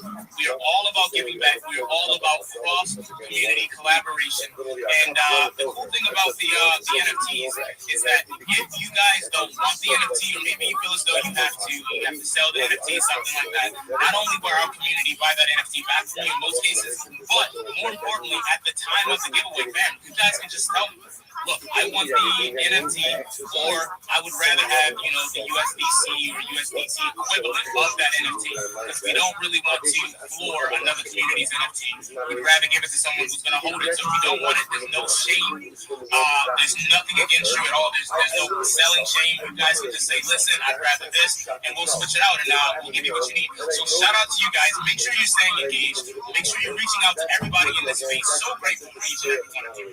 Jen Suki, I see you with your hand up. I don't believe I've ever had the chance to speak to you before, fam. How are you doing on this amazing Sunday? Yeah, bro, I'm really good. I think I'll go with fucking shit.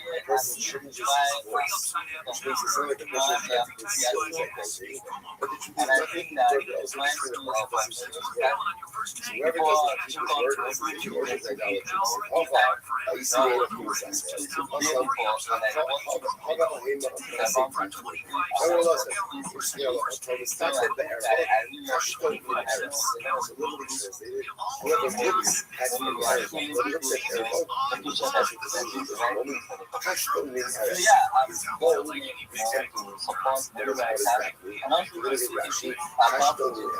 It sticks with the person, and helps to provide some rehabilitation and guidance in the It's a pleasure to hear from you. Yeah, thank you so much. I think that all the happy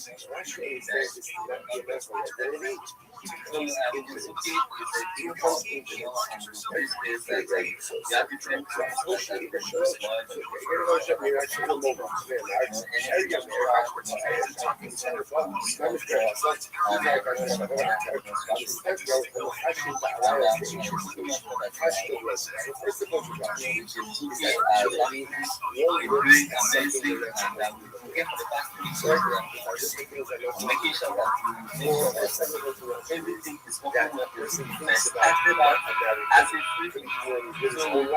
thinks about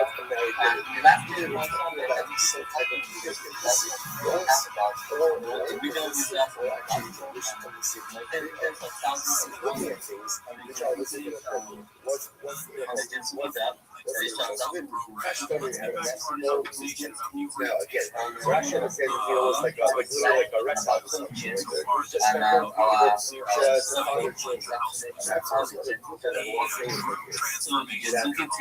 thing about it is that the person has a lot of mental desire for right now, set up a person every single one of us has a message. Certainly now, straight up to vitality.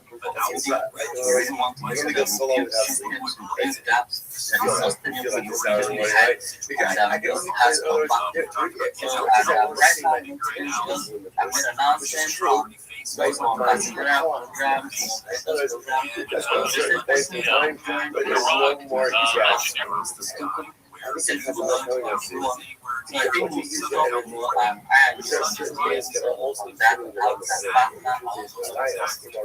one of those things, it'll empty your bowl. On the call for the Super Bowl 37 announced a couple of days ago. It'll be the first Super Bowl for Mike Tirico on the call, and that's where I started our conversation. First for me, okay? And then this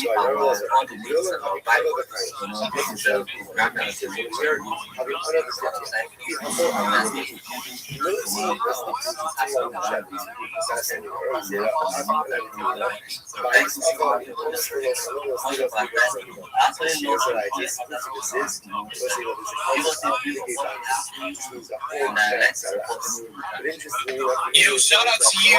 Thank you so much for joining us, bro. I love to collaborate. I love to speak to people. I love to hear your voice. So glad you're here. Hope you're having an amazing Sunday. Guys, I have a quick announcement that I need to make. This announcement is for Bagel. Bagel, if at any point, my guy, if you see me flashing my emojis, if you see me going crazy, I want you to know that I am battling you directly. It is a direct emoji battle at all times. If you see the shit go off, bro, I am coming for you directly. So for the rest of the week, fam, I know you do a lot of spaces. I know you have a lot of things going on. If you randomly see me in space, I might be a listener, bro. I might be a speaker. It doesn't matter. If you see me flash the emojis, know that it is the battle and it is absolutely on. At all times, it is absolutely on. I am coming for you. Bagel, it simply must be done. I didn't expect you to advance the way that you did. And bro, I gotta level up. Bagel, what is good, bro? Yo, that's the best introduction I've ever gotten in this space of all time. That's real, bro. And yo, dude, I don't know who you think you're competing with when it comes to these spams, because, bro, like, I'm a gamer. I am a gamer with ADHD. All I know how to do is spam buttons in life, bro. And when I hear about forbidden tech that requires I guess like kind of like gaming mechanics. Yeah, bro, count me in. I'm gonna outpace you on that. So you got your competition ahead of you, my man. That is. So to an ignorance, yes, listen, it's going to be the greater price of joy. You can't show the woman ain't guessing in that way. Ultimately, what it was this is a proof. That's just guessing. And then once again, you see fixated on giving the social guessing. It was like, this is a good guy. How did they react? So we can trust that control the lock. So in a further reaction, suppose it's fascinating how much. So we can grab the part of it, goes to go ahead and bring back that guessing. Doing the Messianic era will not die. Stress it, right? All these questions come up. When it comes to Messianic era, we need to get some resurrection of the dead. Okay, it's really incredible.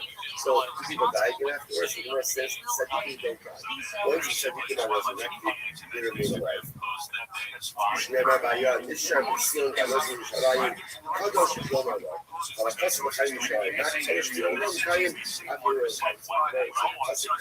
Sadiqim to Kadosh, Kadosh Baruch Hu.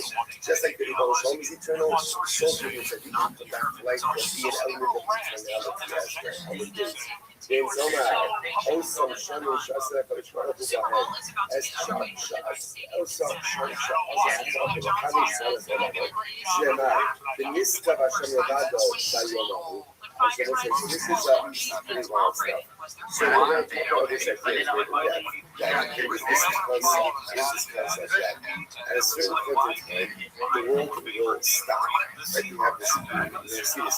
The world is good for 6,000 years. After 6,000 years, the world stops. What happens after it stops? Take two or three, whatever they're up to, right? There's probably going to recreate another world with something.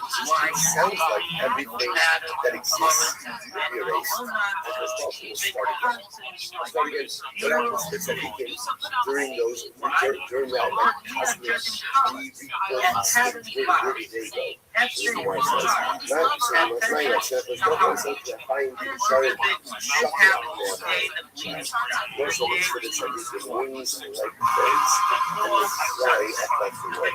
also, the idea of those things will come down on so let's say that it is such a Shemar,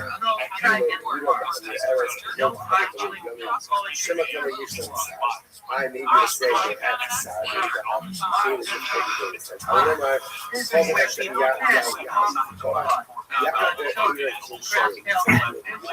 wings like eagles, Zarutsu,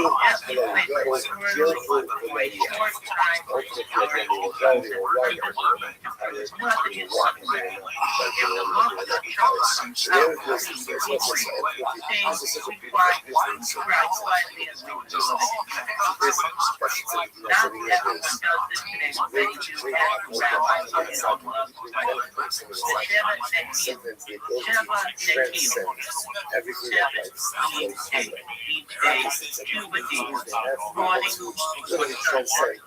that now, they died. Again, so shouldn't that be a liar that even if he can come back to life, will ultimately die? Will die. So you might say, the MS Muslims, the opinions, that's almost innovation. That was a Muslim. It was a Muslim. Did it actually happen? The brother did his parable. So this is what the self is also about. It was on that. Mason Shep, yeah. That's what I do. She got the voices. People, they go back to life. They still on the feet. The same Shira on the guy again.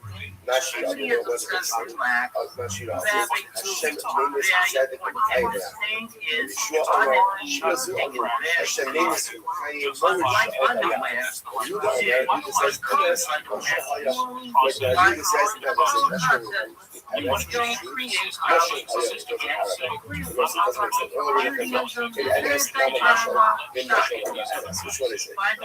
If you tell me it's MS, MS means that it was happening. If you're reacting, it really happens. Otherwise, it's emotional.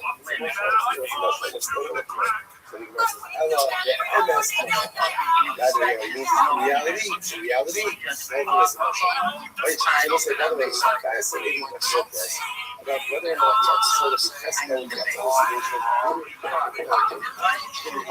was a simple fundamental progress.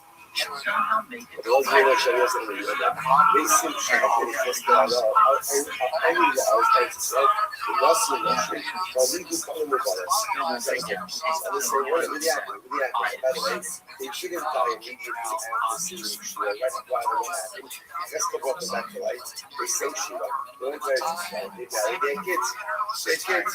So we must say, I'm not going to say, I'm not going to I need to make the new one. I love it to finish Sharia. I'm a descendant of them. I'm a descendant of one of the people who go back to life. I mean, that's cool. I don't feel like I want to leave the thriller. I was from my great grandfather. By the way, who are these people? Who are these people who died in this valley? Like, who are these individuals who you test their brother and listen to, right? I'm not asking you to admire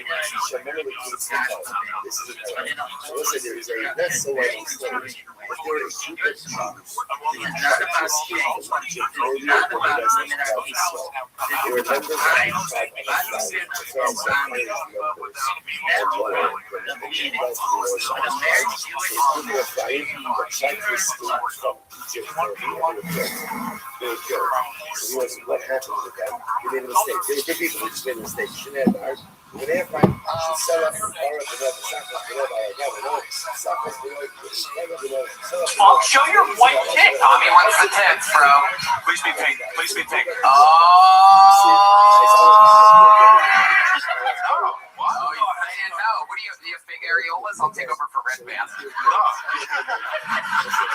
are you afraid of? What exactly is it that you're shy about right now? Can you describe your tits to us at least? Yeah, they're very voluptuous. I need to lose some weight for sure. But yeah, I don't know. I just feel like my shirtless body on the internet's not good. Yeah, no, of course. All right, Tommy's taking it back. He's backtracking.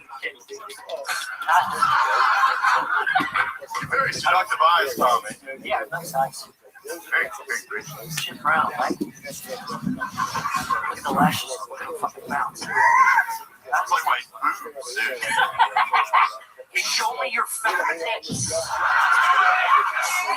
JJ, how else has your life changed since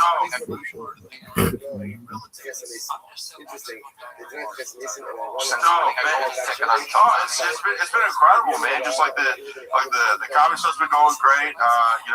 Actually, me and Mason Bird work at the same Dutch Bros right now. That's another guy. Dutch Bros. Yeah, I got him a job at the Dutch Bros. So yeah, me and him are just making coffees. It's been great. I've been just crushing chocolate milk, man. Like a lot. Get out.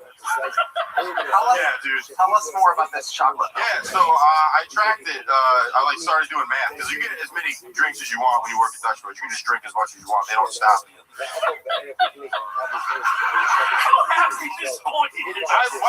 Life's going great. I gotta go and think I kill Tony. I'm drinking as much chocolate milk as I want, man. It's sweet. You're the largest 5-year-old ever heard. Yeah, so you can drink as much chocolate milk as you want. And I tracked it. So apparently I've been drinking about 32 ounces of chocolate milk a day. Like, that's a big gold cup full, no ice. That's what I'm crushing every day. Wait, your earlobes of milk? Yeah. Dude, I got some big areolas. I can breastfeed you right now. Again, you're the one that prayed that. I'll show my kids that you suck on milk. Okay, now we're negotiating here.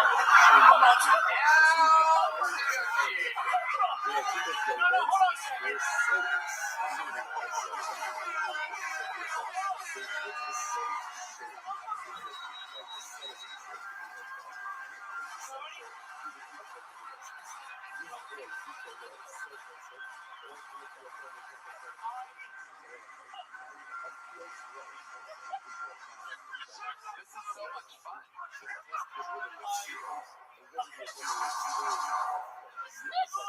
Do cow noise, cow noise.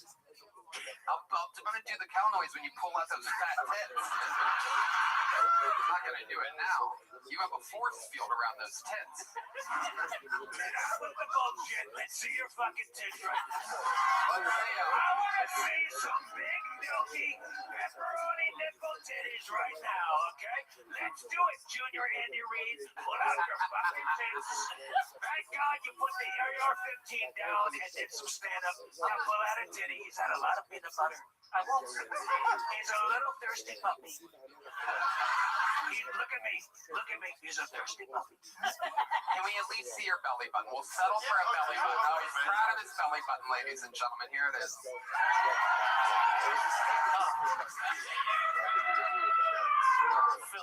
Oh, yeah. Also, to fill time in Sioux Falls, I drew a face on my belly and I started making it talk to kill time. Really? Yeah, I was like, I did like a.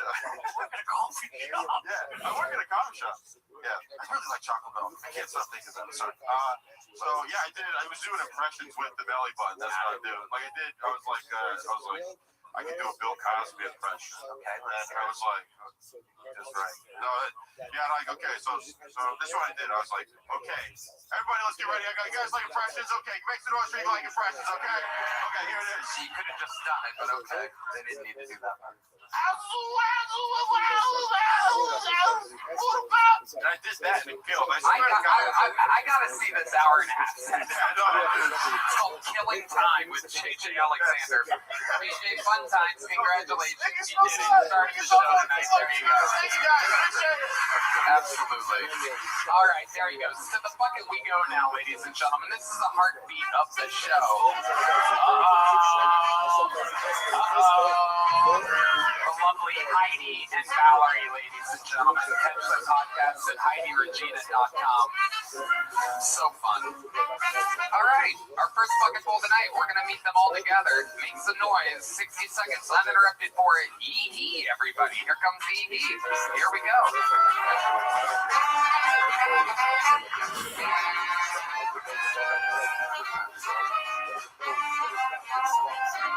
One more time, make some noise for Yee-Hee, everybody. Thank you, Austin. You know, most women get preyed on PREY, but I get preyed on PRAY. Hell yeah, I'm blessed, you know?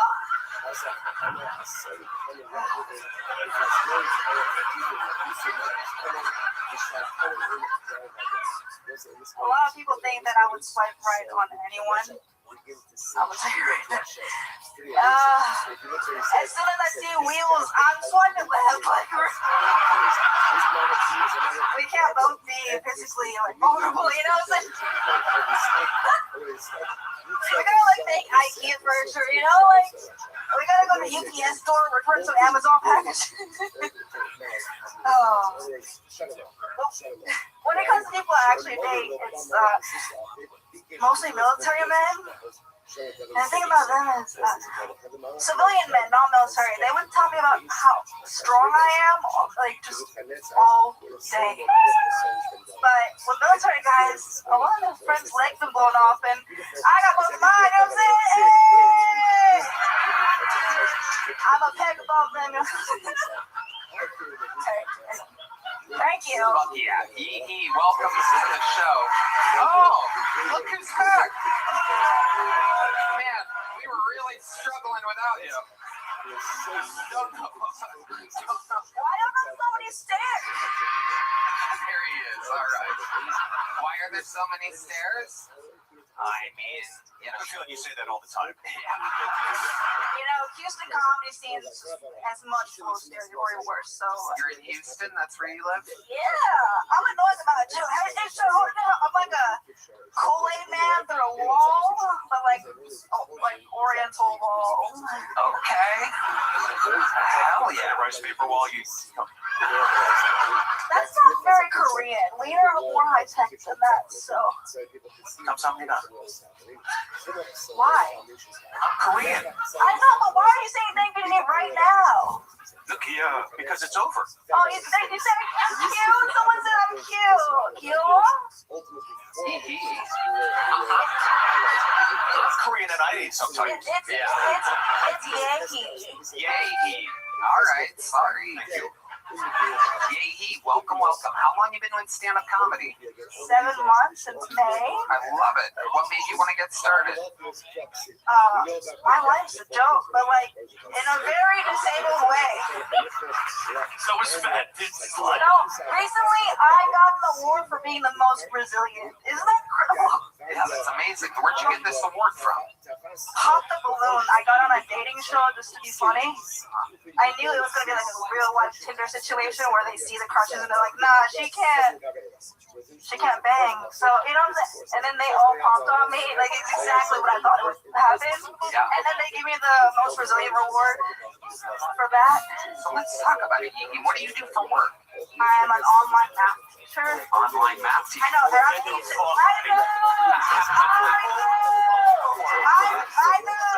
I work online because I'm disabled, but I teach math because I'm Asian. It's incredible. It's wonderful. Walking on with those crutches must be so difficult. I used to be in a wheelchair, so screw you. I'm no great. So now look at you with the world's largest chopsticks. Listen. So what exactly is the condition that you have? Your favorite, or Red Band's favorite, I guess. Cerebral palsy? Yes! Finally, right? Jake's back there, by the way. So. What? Jake? Oh, never mind. Coulter. You accused him of having cerebral palsy. He's back where? Waiting. Where? We all have wristbands. What do you think he's at? At the bar? Yes. Yeah, you said back there like he's back there. Then. Hey, come on now. Okay, all right. You're fair. Yay. So, you used to be in a wheelchair. How did you do physical therapy your way up like this? I'm just Mulan, you know? You're what? Mulan, the movie. No, you know what? You ruined this joke. Yeah, physical therapy. Okay, very good. Way to go. So, Yay, what do you do for fun? When you're not online math teaching and doing stand-up, what else is there about you? I like to go to the gym. You're funny. You really are funny. What else, though, Yay? Tell us more. I like journaling and little stickers, like really, like cutesy little, I don't know. You're an Asian girl. I know. Typical Asian Just a girl. 100%. 100 book parents are super Korean. What do they think about you doing comedy? My mom thinks I'm at the gym. And your dad thinks you're online? What? Fuck it. Your mom thinks you're at the gym, but He hates being perceived, and I'm being the most perceived right now. okay. Yeah. Hey, tell us more about your life, though. Are you really out there on dating sites? What are you doing? What's the last date you went on? I'm actually with a military guy. You really are? Yeah. And he's fully functional. Yeah. Okay. He's got like a bunch of ribbons and everything. It's phenomenal. He operates tanks. It's literally the opposite of what I am. He's lying, dude. Yeah. This guy doesn't exist. Yeah. Stolen power. He's got a fetish. Yeah. And he's throwing a fucking army coat. Lots of fake ribbons on fucking Amazon. He's knocking this girl around so she walks straight. There you go. I would have walked straight already. So. What? Yay, where'd you meet this guy at? Tinder a while ago. Okay, how long have you been with him? We've been on and off for like a while, for like 6 years. Very on and off, but you know. Yeah. That's great. Very good. Yeah, and Is he here tonight? he's in Georgia. He has Yeah, there we go. route. There we go. Yeah, he works at I Old travel a lot, babe. He's not in the military. Yeah, no. He lives a block away Yeah, totally. above a milk shack. He's not, he's like in a monastery in China or something. He's done that actually in Philippines. So. Monastery in China, is that what he calls your pussy? Let me ask you this. So you live in Houston. How often do you drive down here to sign up for Kiltony? This is my 9th time. First time was my birthday, and I actually was so excited. I got 2 balloons. One that says happy birthday, and the other one said get well soon. And I thought he would really love that to me. Well, that's how it works. Sometimes But you never don't get pulled. Had to feel sad taking those balloons back in the car and packing them up and driving back to Houston after that. It's actually the first time today. Today is the first time I drove here alone, and I shouldn't say that in public. Wow. But what are the odds? An Asian woman driving in the streets of Boston. There he is. Deceased at 12:05. Oh my God! Don't say that out loud. What kind of car do you drive, Yankee? I found that Asians are extremely loyal to Asian car brands. God, close your ears. Nissan Altima. There it is, Nissan. You went Japanese, bitch. You didn't I know. My mom said that too. I know. She Bad Korean. Bad Korean. Wow. Korean fighting each other yet again. North versus South over here. You're giving me the dollar right now, dude. Like I had to bring my dad the milk, so please, be nice to me. How old are you? I'm 30. Red Man, you want to invite her to the secret show? Lord knows you do.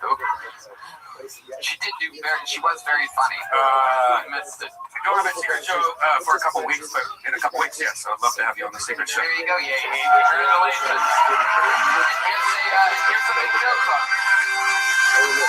Don't throw it to me. That's a hate crime. I bet you catch it. I'm really good at throwing it. Yankee, trust me. Put your hand. I'm gonna land it. No, I'm not. Yankee, look at me. I am the teacher here. You're fucking weird. I can easily stand up straight, put your arm near your chest, well, maybe not straight, but like as best as you can. Take your hand off the fucking microphone, put it close to your chest. Right there. Don't move it. Don't panic. Don't move. Don't you fucking move. If you move, you're gonna ruin this for both of us. Yeah.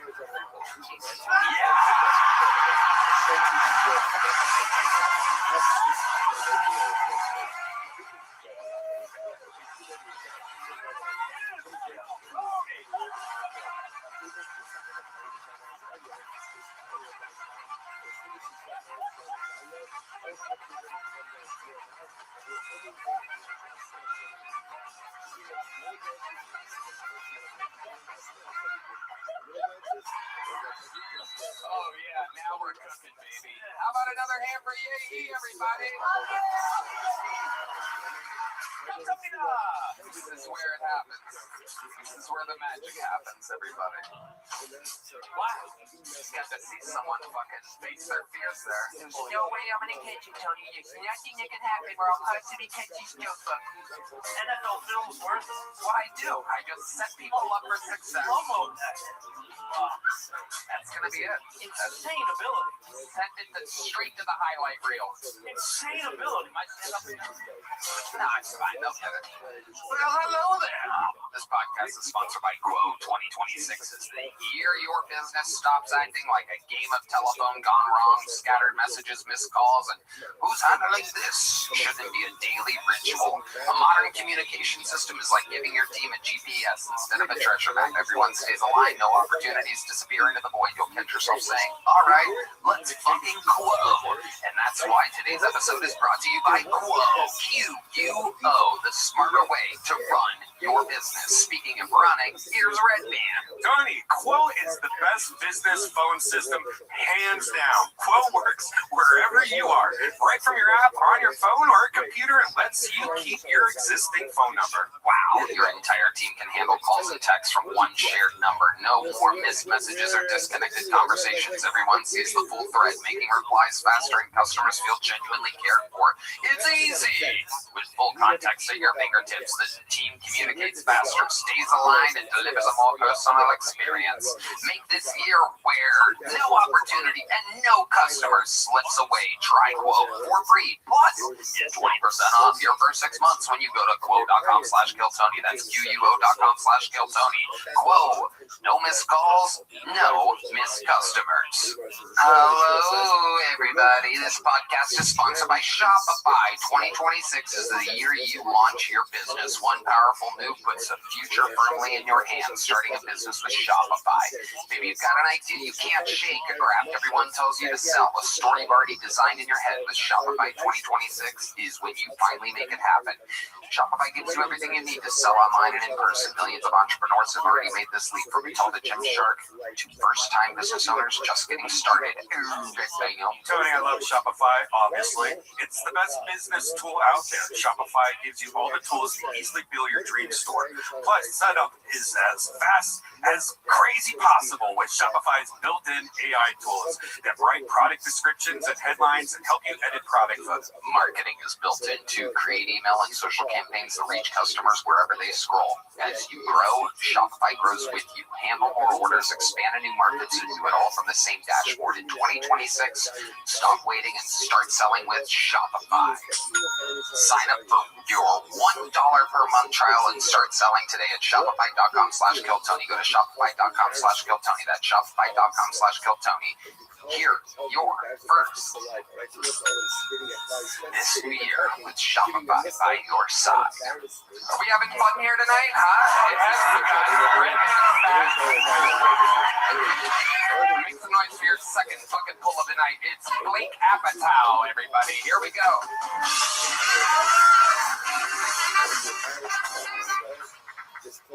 How's it going, folks? Good to see ya. I went to the strip club with my dad. Not that fun getting hard with your dad. Sucks. Yeah, I don't really want to get hard with any of my relatives except my cousin. I feel like if you don't want to bang your cousin, you just don't have a cousin hot enough. My cousin is gorgeous. Okay? She looks like Italian Pocahontas. I would pay money to see my cousin. I try every Thanksgiving. Try again on New Year. I'm pretty sexually adventurous, folks. I've gotten like 300 Asian massages with happy endings. I call them Jackie Chan's. Big fan of Jackie Chan.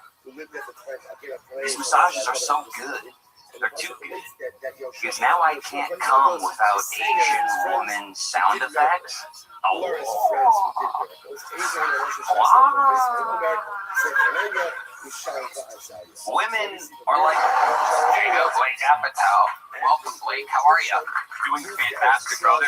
How long have you been on stand-up? About 5 years for awesome. Where at? Colorado, Hawaii, and then here last couple years. Okay. Live in Austin now? Okay. And what do you do for work? How do you make money? I'm a bartender just a couple blocks away. Oh, nice. Here on 36. Yeah. See a lot of crazy shit. Yeah, definitely. Give us an example of the nuttiest thing you've seen on these wild streets of Austin, Texas. Yeah, so I will say, immigration. People are talking a lot about immigration. Everyone's fucking pissed about immigration, all right? I was dating this Brazilian woman next door, the coffee shop next door, and we got into it one night. She was in a fake marriage to a gay American citizen, which is just, kind of something fascinating. At some level, I respect. I feel like if you, convince an American to marry you, you earned it, you deserved it. But this, I feel like we can also stop it. I don't know, just the fake marriages. It's just interesting to me. I was like, we could test for that. There's an immigration interview, a man and a woman. I feel like we could have maybe the wife or the husband eat the wife's pussy or something. Some sort of test to see if it's a real couple. Because a gay guy could never eat a woman's pussy. If a gay guy touches a pussy, he turns to stone. You know that. I haven't seen Crystal Lee in a few years. It's pretty cool. Yeah. I wish you were handicapped and Chinese was Yeah. running Yeah. 4.540. Yeah. Hell yeah. Hey, bro, you came in the restaurant with that. How you doing, shit?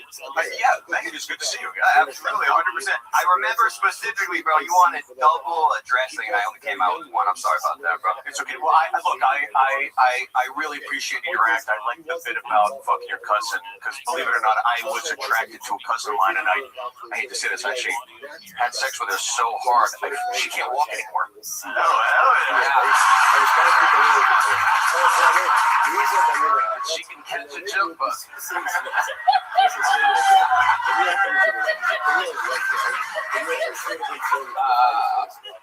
Blake, what's your dating life like? You seem like a real womanizer. You have that voluminous hair that you pretend like you're not strategically taking care of, but blatantly you're obsessed with it. I can just picture you in the mirror fluffing it up. I know 1,000 guys like you try to run off of hair confidence. Go ahead, tell us about your love life. Okay, so I know dating's pretty fun. I'm really in love with the divine feminine right now. I went on 3 dates in one day the other day. What does that mean, a divine feminine? Well, I fucking hate this. I saw you too on the east side. I love you guys. Can I tell you, if I had your hair, I'd grow it up. I traveled everywhere horseback. It's astounding. Astounding. I like that naked horseback. You made 3 dates the other day. What do you mean? So I went on 4 p.m. coffee date with a 51-year-old. Okay. Somebody's mom wants to. You're back in my heart. You're back in my heart. So how did that go? Why'd you do that? Well, that's the thing is, she had these beautiful dark curls, and sometimes I get bored. I know just scrolling, and I go like usually whatever, like 20 to 30 is the age range. Sometimes I just blow it out, 1880 plus. You know, bang your grandma. Right. But yeah. And then did you do anything with that lady? So we made out that day. We hung out 2 nights ago, though. Have you ever gotten a 30-minute hot oil massage from a woman half a century old? Wow, that's unbelievable. I mean, so you hung out with her you made out with her yesterday. Yeah, well, she was sick. It was a whole thing. I went home for a week, and I wanted to be polio. We watched this documentary, and it was like talking about like Who's Don't Die by Brian Johnson. Really good. Check it out. But he was talking about like how what happens at 70 years old, like how all the serious like health markers and shit that drop off, and it was pretty funny because I was looking at him like, you paid attention? This is pretty fucking important. But yeah, she jacked me off like 30 minutes. It was amazing. I feel like old people, 30 minutes. Sorry, I'm spitting on you. But yeah, that's the thing is, I felt like young people are like kind of chaotic and just want to fuck quick. And like, she kept me like slow, easy. And then it's experiences. Yeah, stretching it out. And she was like telling me the pacing is all right. That's enough. God, you're so annoying. I was just getting back. Right. Okay. There's a medium jump. There he goes. We got the towel, ladies. Sounds great. Yeah. Good job. We're going to keep it moving along. Good job, Blake. Good enough. Long, drawn-out stories, though. Jesus. I'm going to keep it moving here. Oh, we know this guy. It's the wild, wild Texan. Ladies and gentlemen, make some noise for Tommy Tickles, everybody. Here's Tommy Tickles. Live in the flesh. Return of Tommy Tickles.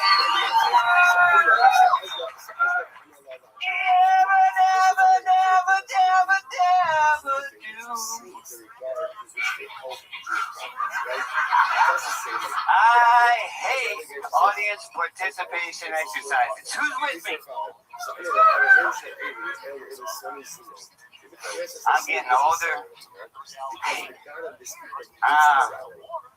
I'm going to bald spot. If my granny would have said, if you don't stop doing that, you're going to go bald. Well, then she would have been right. I know I'm getting older. I'm getting older.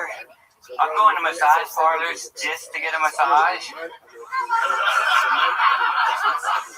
My skin's starting to wrinkle. when black people talk to me, I've noticed they subconsciously lick their lips, and I think it's because I'm starting to look like fried chicken.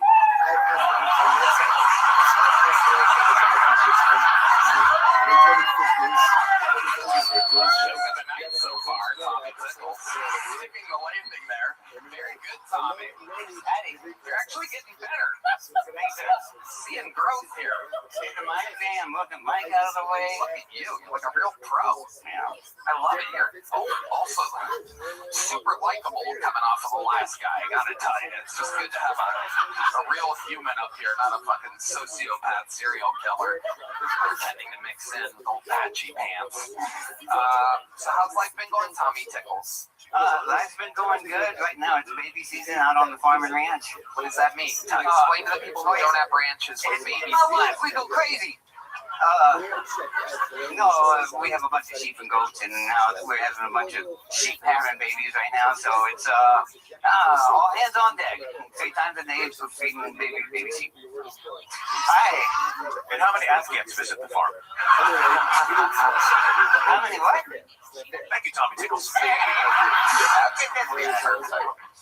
So the sheep are banging, or they're just having babies? Are they done banging? How does it go? To see them have sex.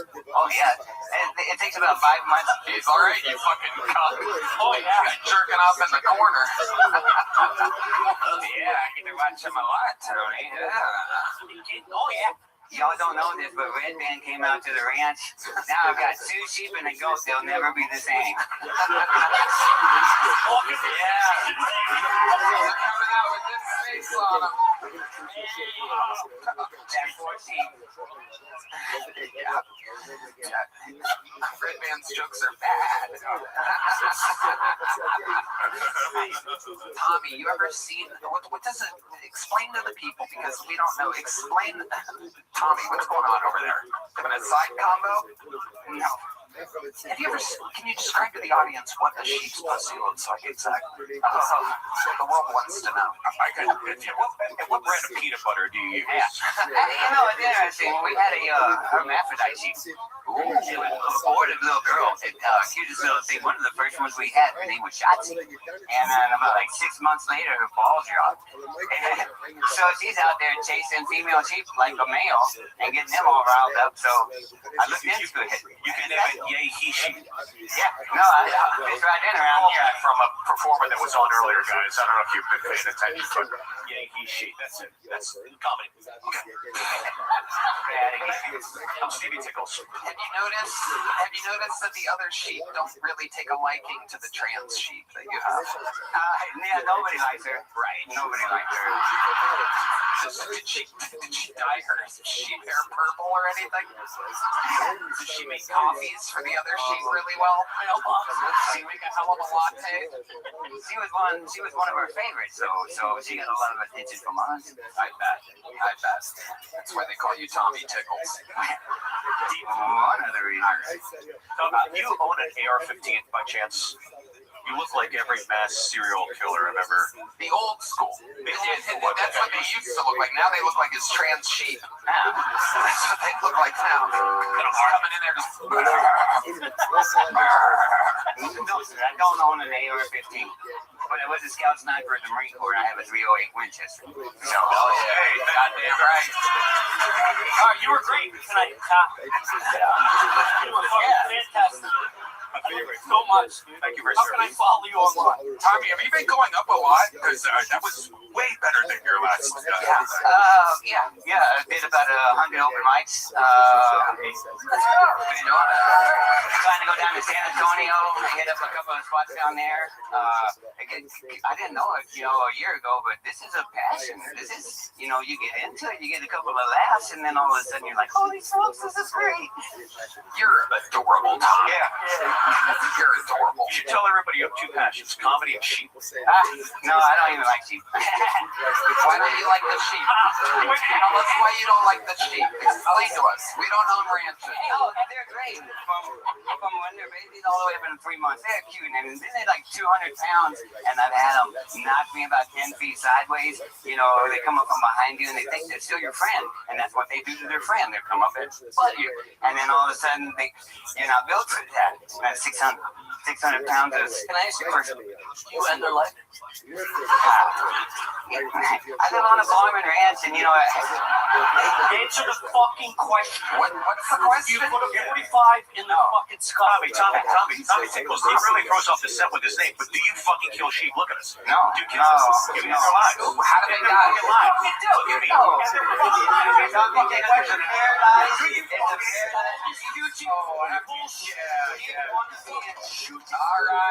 right. Jesus Christ almighty. I use a knife. He kills the sheep. Look. He kills the fucking baby sheep.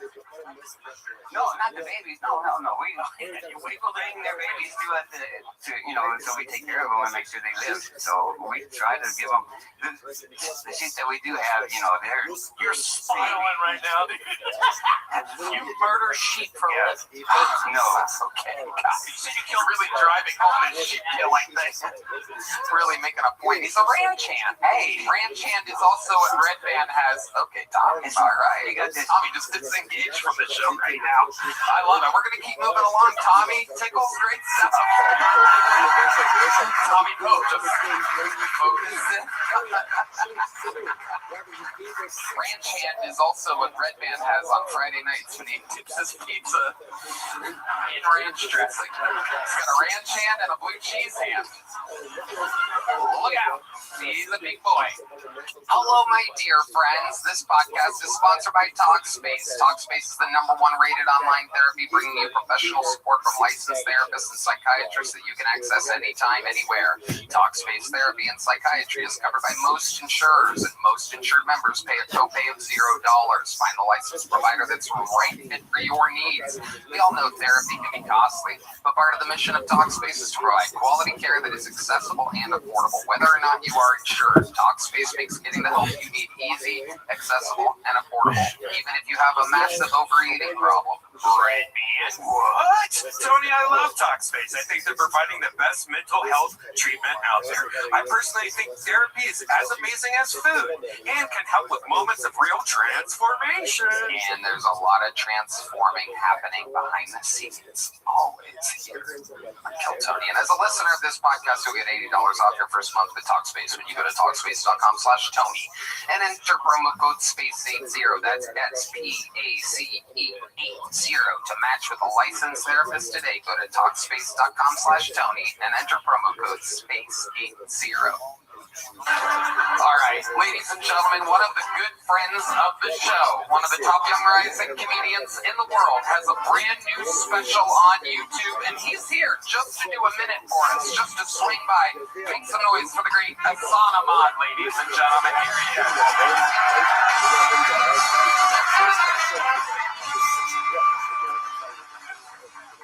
he is. I think the darkest thing going on with Kanye West is his diamond-encrusted swastika chain. That's dark. Because if you know anything about the diamond business in this country,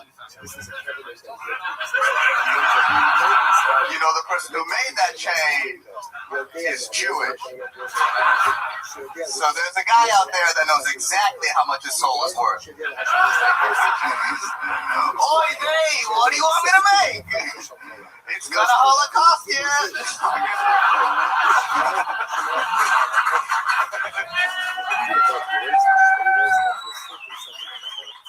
That is a rough joke to do in Yeezys. I'm aware that is.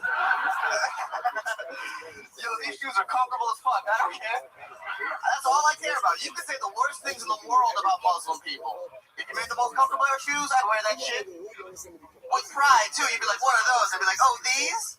Oh, these? You mean the new Chinese Muslim concentration camp 7s? What are this shit? Flames, the Uyghur Force 1s, dog? I got them at Bean. That's where I got them.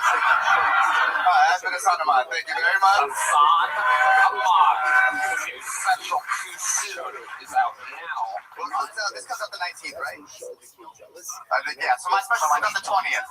Okay. All right, Jesus. Wow, little time jumper there. Look at this guy back. Brown to the future. Yes, okay. That doesn't really matter. They would have watched it anyway, but the way to be strategically correct, mathematically right, like a true Indian. Yes. Unbelievable. One of the hardest working guys I know. He's working fucking 24/7/11. Absolutely incredible, as always, Hassan. I'm doing comedy full time and running a daycare in Minnesota at the same time. It's been rough. Amazing. They love it. The crowd goes wild. Millionaire Hassan Ahmad. Hassan, how's life been going? Good? Yeah, things going pretty good. Yeah, you know, I'm excited to have the new special out. It's my first one, and yeah, I'm just happy about it. Yeah, very exciting stuff. Former Comedy Store door guy, took the whole path, one of the first people to move out here with the whole regime, working here at the mothership. Been taking you out. You've been drinking with us. Yes, that's a new thing. I've been getting drunk for the first time. Yeah, it's really fun to take like you in your 30s. You know, you gotta try some stuff sometimes. Okay? No, no cocaine. I'm not there yet. Welcome to my panel of junkies tonight that I have straight to fucking blow. Out of nowhere. I started drinking. I love it. Hassan, how are your parents? You have adorable, tiny little Indian parents that we all love. Yes, they are very adorable. Hassan is like the Shaquille O'Neal of his family, by the way. Towering over them at 5'6". Yeah, I am double the size of both of them, really. It's kind of crazy. I might be the tallest Bengali person in my whole family. I love it. Now, what are Bengalis known for exactly? You know, our hairlines. Wow. Yeah, our lack of hairlines. I would think spelling bees. Yeah? Are you a good speller? Yeah, I'm a pretty good speller. Yeah, I'm pretty good. Give me a word I got. Champagne. CHAMPAGNE. Spell campaign. Hold on, let's find a black person's name. Is there a black person in here? Yeah, there is. Her name is Champagne. She's right over there. Champagne Jenkins is here, ladies and gentlemen. Apostrophe P. Got it. Yeah, pause that shit. I know that right. There we go. Sorry, Tommy Vogue. Like a PTSD flashback right there. That was great. Flashback. Okay. Hassan, so much fun. Your new special Too Soon is out. Go watch it. There you go. Where do they find it? Hassan Ahmad on YouTube? It's on YouTube. Look up Too Soon. It's on our Solid Show podcast channel. Check it out. There you go.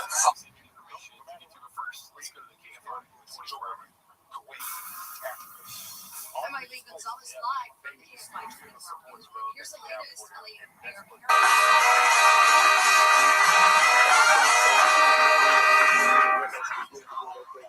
I remember the first time I caught my parents fucking.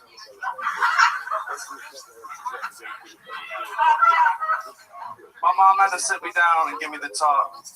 She says, son, when a man and a woman love each other very much, they buy a ball gag.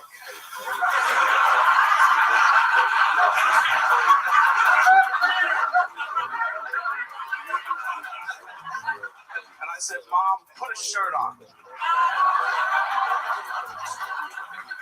And while my mom went to put a shirt on, my dad came to give me the same talk. He said, Sean,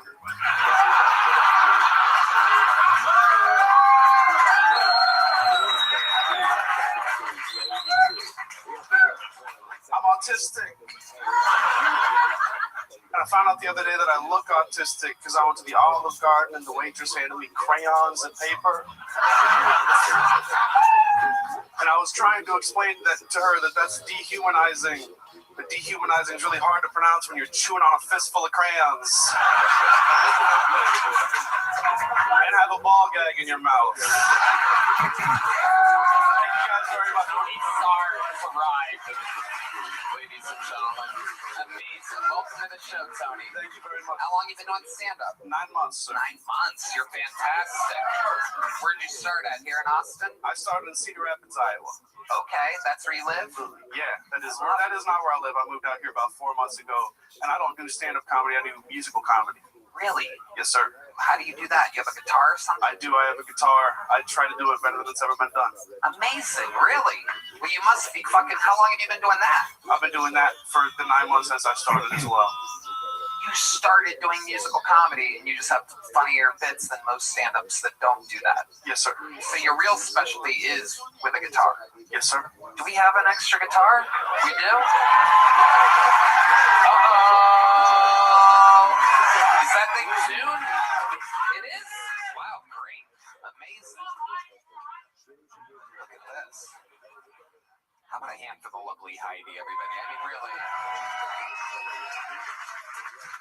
She even knows where to put the plug and everything. I know she looks like she's not that smart, but she's absolutely brilliant, everybody. There you go. You brought a guitar pick. Amazing. Perfect. Do your fucking thing. We hold the guitar up to the a mic up to the guitar. Does that help? It's fine. Sorry, my bad. It's plugged in, so I think we'll be just fine. Tony, right, folks? Tony. As long as it's not like copywritten. It is not. It's my own original stuff. Fantastic. Do me a favor. Turn that KT logo that's underneath the mic. Just there you go. Perfect. Thank you.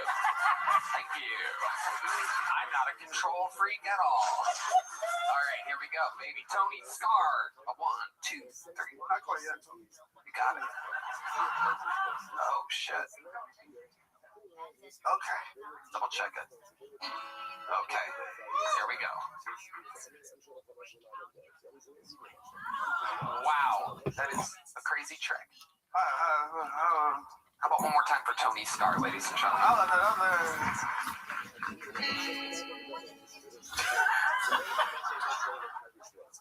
I saw the most beautiful thing today. I saw a homeless man playing guitar to a homeless woman. It was homeless love, or as we call it in Austin, love.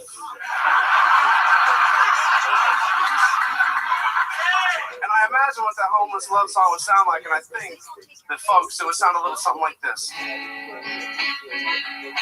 Girl, you have the 3 prettiest teeth this world has ever seen.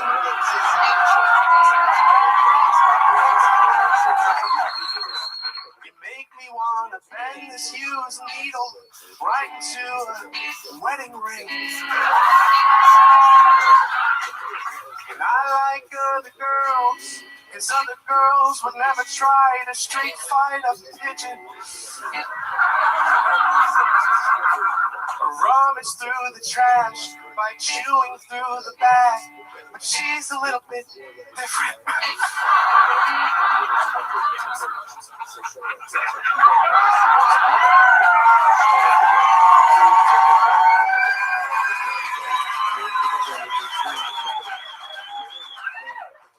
She said her name was...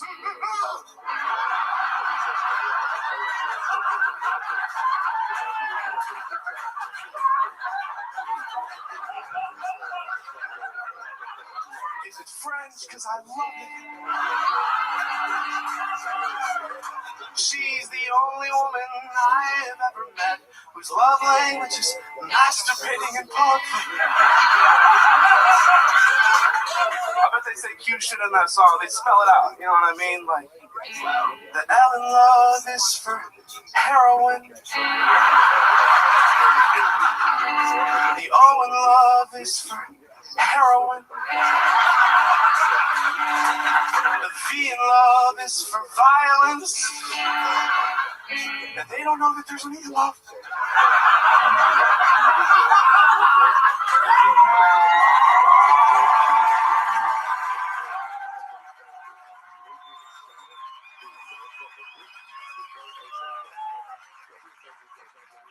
Say cute shit like, for our anniversary, I'll get you a loud metal rack. Loud metal rack. that you can bang on if it gets too quiet and the voices come back. Schizophrenia. I love that every inch of your skin's a different color.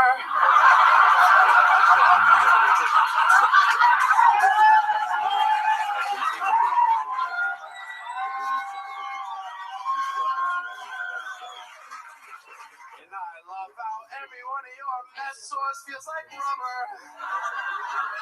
And you have the prettiest, laziest eyes. And when you defecate, you pick it up just to throw it at other guys. The world is ours. I know that it is. We can write our initials on the sidewalk with piss. Or maybe we can start a family and give birth to a miscarriage.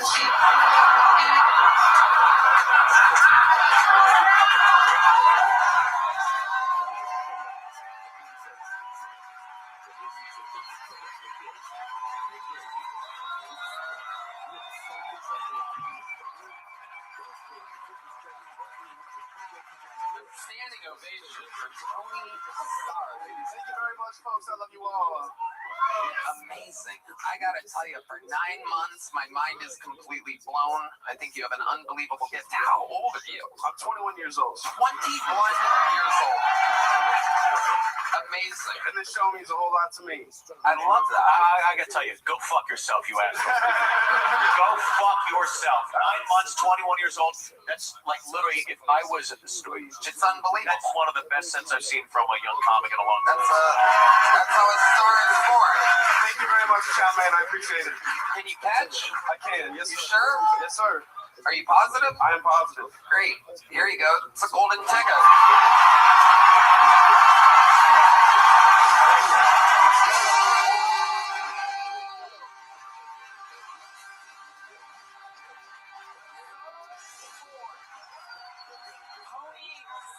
Ladies and gentlemen, live in the flesh, 21. Anytime you have another song that you want to come play on the show, you just let us know and you're going to get to do it in front of millions of people anytime you want. Thank you.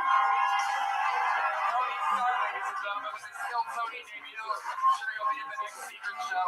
Secret Show, man. Yeah. Absolutely, sir. I will see you there. Congratulations. Welcome to the family. Tony Starr has arrived, ladies and gentlemen. There you go. The American Dream here on Kill Tony. There he goes. Tony Starr. How fun is that? I'm not lying. That's literally hands down one of the best. He's got it. Shit. He's got it. Oh, dear God, thank you. That could end up being like the greatest musical comedian of all time one day. Only 9 months in, has us all laughing. Great jokes in there. Great jokes. Great, incredible. Big dick. Sorry. Well, we have another golden ticket winner back there, ready to go. This was his spot on the show. Ladies and gentlemen, make some noise for the return of Colin Sledge, everybody. Here he is.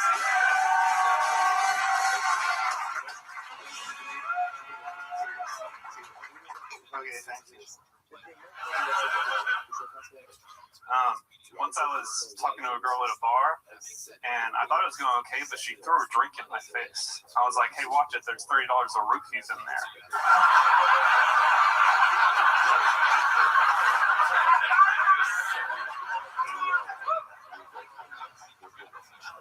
So the problem with that joke is I don't know if that's the right amount of money to say. I'm afraid to look it up. I'm nice. I would never catcall a lady because that would give away my position.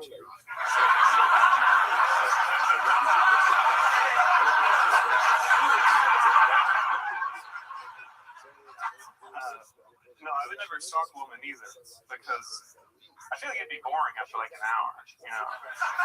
Like, oh, she's going to the grocery store. Oh, she's going to yoga. Oh, she's going to the police station. Oh, she's coming back out. She's pointing at me. Okay, thank you. Colin Sledge with pure Colin Sledge comedy. That's you. Thank you. You're that guy. That's the roofies giving away your position with the cat call. On brand. How's life been going, Colin? It's been good. I had a thing that I was going to say, but I just want to shout out Yahi. She messaged me on Hinge like a year ago. Oh, shit. Just completely cold.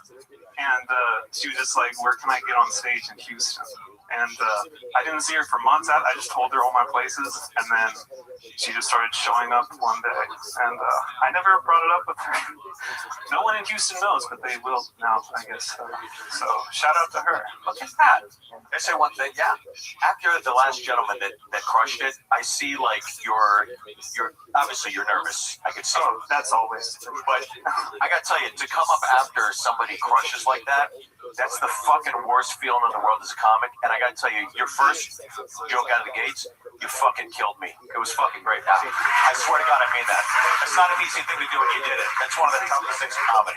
Like follow this asshole. So yeah, unbelievable work, honestly. Colin is a great joke writer. Everything kind of is on theme with him. He's like a creepy guy that like lurks and like stares through like your blinds and stuff. He's like on the other side of the window or behind a tree peeking at you or something.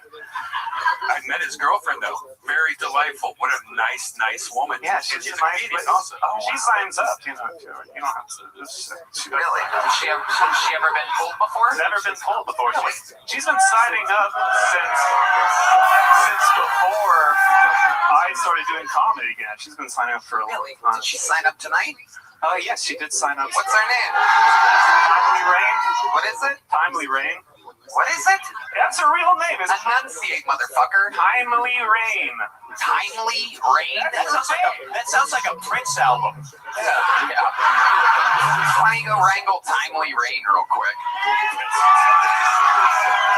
How long ago did you start stand-up? She's been signing up since when?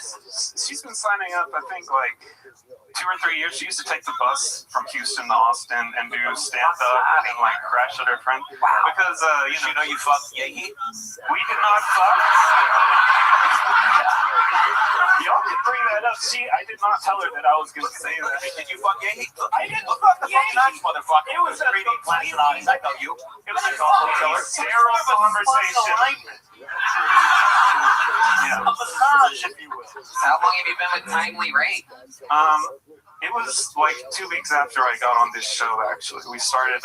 Again, when is February? It was February. Remember, I had to come back for your show on Wednesday and his show on Thursday, and I didn't know anything about Austin, so she accompanied me for all of that, and we just started hanging out all the time. Interesting. Yeah, very timely. Yeah. Wow. Look at that.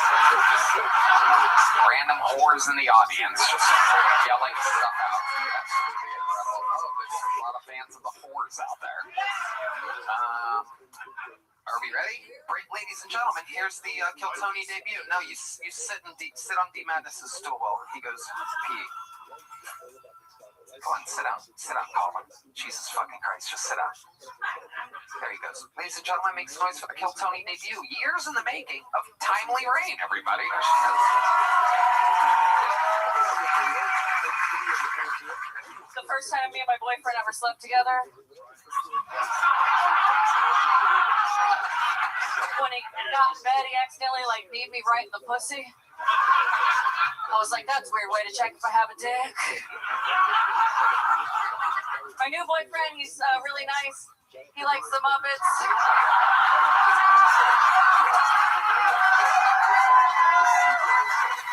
And he sings Wicked with me in the car. So my mom really likes him. But he's a little racist, so my dad likes him too. He does comedy as well. And he's been doing it for way less than I have. And he gets booked more than I do. Which means not only is he funnier than me, it means he sucks better dick than I do too.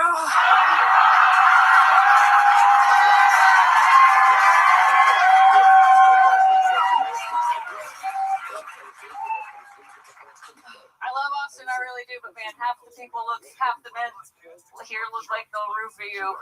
On the other half of them was like, they're like, actually, it's called Rohypnol. Thank you. My name's Tyler Ray. Tyler Ray. Welcome to the show. Hi. Hell yeah. We just heard all about you. It's an anomaly how many times you've signed up and not gotten pulled. I've wanted this for so long. Wow. Congratulations. Thank you. You're in it. Thank you. Hell yeah. Thank you. Thank you. So timely. How long have you been doing stand-up exactly? 4 years. 4 years. Like, actually, like this week is my 4-year anniversary. Nice. And all of it in Houston, Texas. Houston, Texas. How do you make money? Stand-up comedy. Oh, nice. I produce shows, but I do a bunch of gig work. I work at the Renaissance Festival, and I'm like a bartender at different theaters and stuff like that. But what do you do at the Renaissance Festival? I do sometimes comedy, but mostly I just talk in a British accent and serve people alcohol. Can you give us an example of what that sounds like? Good day, my lord and lady. What would you like to eat? Wow. I usually wear a little hat. He's been waiting for years to play Renaissance fair music. Wow, he was on that. That is incredible. I have loaded up forever. Timely, that's fucking awesome. Colin, why don't you go start the car? Go start the car. Thank you. Fucking killer. Fucking killer. Go start the car. Thank you. Wow. Amazing Timely Rain. That is incredible. Is it true that you guys really sing Wicked in the car together? Yeah, that's how he got me. Really? One time. Colin, let's hear you hit that crazy note up here. No, come on, Colin. No, you have to try, Colin. What song is it? What do you mean? You know which fucking one. Yeah. You gotta try, Colin. What more? Stand up. Stand up, Colin. Listen to your lady, Colin. Yeah, bitch. Stand the fuck up. How you hell home life? Listen to time, motherfucker. Stand the fuck up, motherfucker. Now be a bitch. Yeah, shake it up here. Stop on it. It's my time, motherfucker. My fucking time. All right, give him the mic. Now fucking build something, Colin. Very good. There you go. Kermit the Frog on the Wicked. Do it again. No, it's all right. It's okay. Timely, what's the craziest thing about your life? You ever see anything traumatizing or been through anything wild? What? No. Why do you let her decide what the fucking funniest option is right now, Colin? I don't know. The most traumatic thing. My trans sister said she witnessed a stabbing. Hold on. You can't speed through that. You're sheep. You have to say my trans sister. You can't say my trans sister. My trans sister. It's a 311 song, everybody. It is. Oh, Transistor. Off the hit album 311 from the band 311. You know that song? Yeah. Okay. My trans sister told me that last night she witnessed a stabbing at a venue, and I told her she needs to stop hanging out with those kinds of people. Yeah.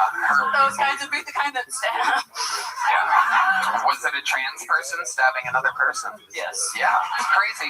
Almost seems like there's some type of correlation between mental illness and the trans community.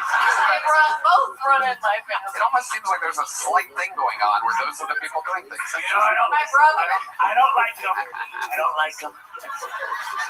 My brother, he's not gay, but he does wear like crop tops, and he hasn't told us what that means. What the fuck's going on in your family? My real name is actually Timely Rain.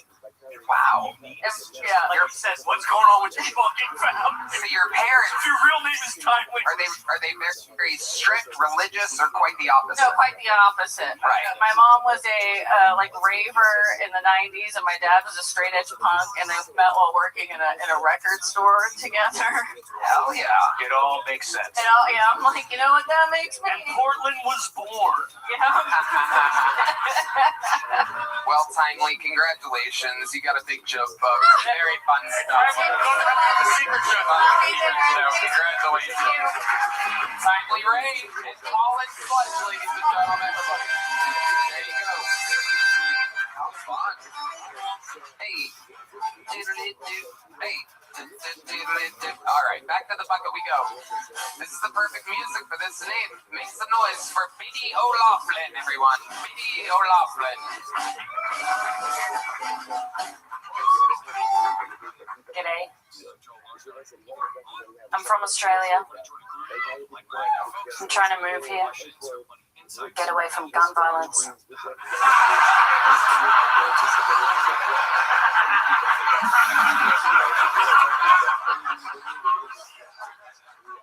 I'm a single mother. People say that's bad for kids.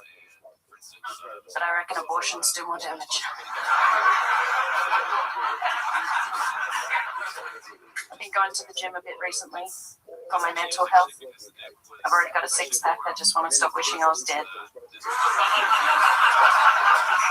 Membership was cheap and the gym's on top of the tall building. I don't do long at the gym. I go for like 20 minutes. Turns out pissing off fat chicks is a real mood booster.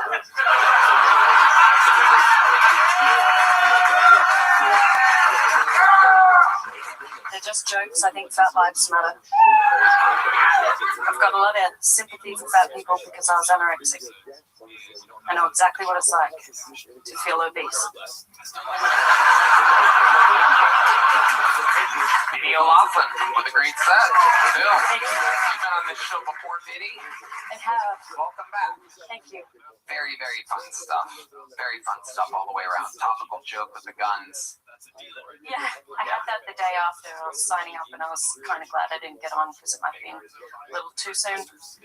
Yeah, that's perfect. That's when it's the most fun, I think. But I get in trouble all the time, so what do I know? I love it. Biddy, remind us, how long you been on stand-up?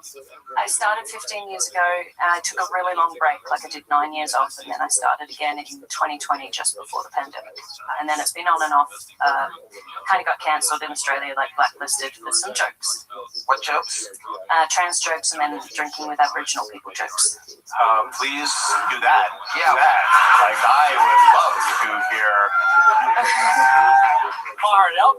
Hey? What were the jokes exactly? Australia's a little sensitive. Hey, fire it up. The trans jokes, I don't know. It was just a bar I used to get a gig every 3 months, and then one day I was just given a phone call saying you're never going to get this gig again. I was like, okay. And then I posted about it, and then I took it down, and then it got picked up by the newspaper. Probably just because my mom was a comedian, so they're like, famous comedian's daughter is a transfer. That'll do it. Did your mom get any backlash from having a trans? She probably did, in some request folder or something. You know? D-Madness, famous homophobe, is here. He arrives for the anti-trans material.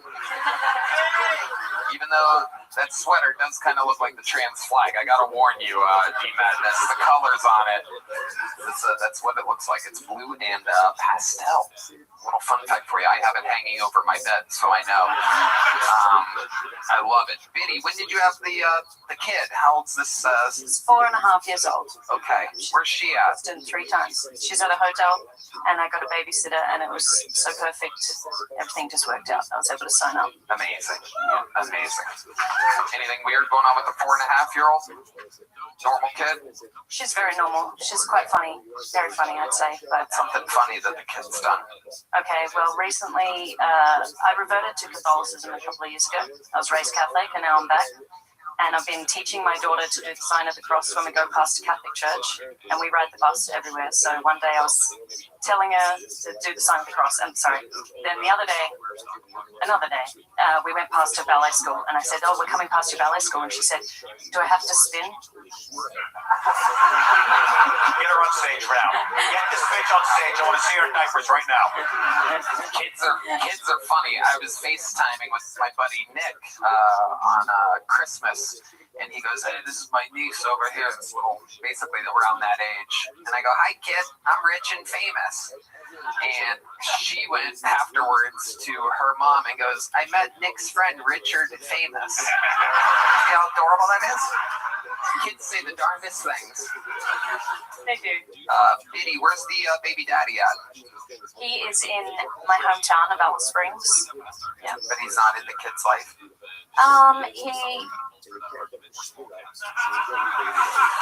He knows about her, and he would catch up with us if we went back down.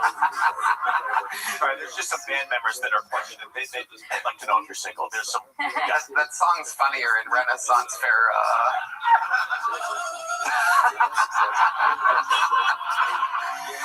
I love it. What does the dad do for work? We met at work, actually. We were working on a TV show. He was a camera assistant, and I was the director's assistant. And I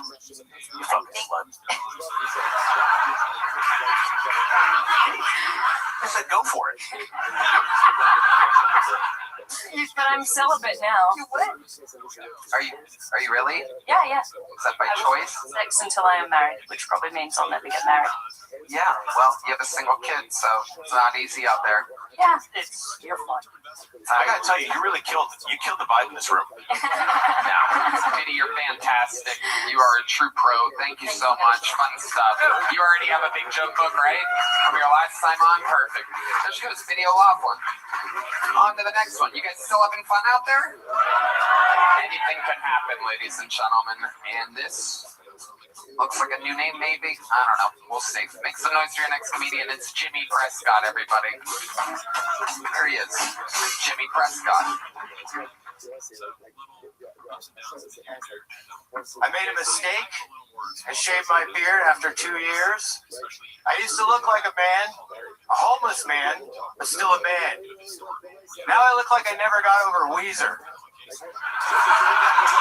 I look like the cup chair at the hotel was created for me. Politically, I am a leftist, right-wing, liberal, far-right, left-right, woke racist. I'm only joking, guys. I am not woke, and I don't like politics. But I do like starting political arguments on social media. I like it so much that if I had pronouns, they would be blocked or bored. Should also mention that I am not racist, because I have a friend who is black. Everyone knows if you have one or more black friends, you can't be a racist. Now, I'll be honest, I haven't hung out with my black friend in a couple of years, but I still write to him in prison. Thank you. Fuck yeah, Jimmy. Thank you. I like your style. You're great.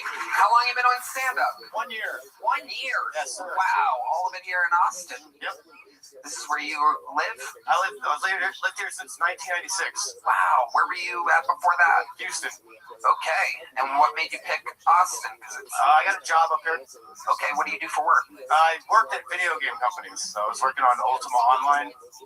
Red Band probably knows about it. Very well. We're positive. So I hung out with Richard Garriott. You know, he was like my old boss. Yeah, and then I got into just normal tech stuff. Okay. Yeah. Cool. I love it. You married? Kids? Anything? I have a kid. Okay. Yeah. 4.5-year-old in Australia? No. Yeah. But you said it. Yeah. I had a kid. I love it. And so you're working in tech now? Yeah. Just some weird hardware. Yeah, it's like, I'm not supposed to talk about it. I got it. What made you want to start stand-up a year ago? I was like, just hanging around, and I've always kind of wanted to do it. And I was making short films and stuff a long time ago, so like comedy short films. Yeah. I made a short film called Love Holstery. It's about a guy who finds comfort over a recent breakup in the arms of his favorite chair. Ooh. Yeah. If you get to about I think it's 14 minutes, 30 seconds in, and you're watching it with no headphones, somebody's gonna think you're watching porn. Yeah. So it's called Love. What's the time mark again? The what? I got pissed. It's called Love Holstery. Love Holstery. And that's on YouTube?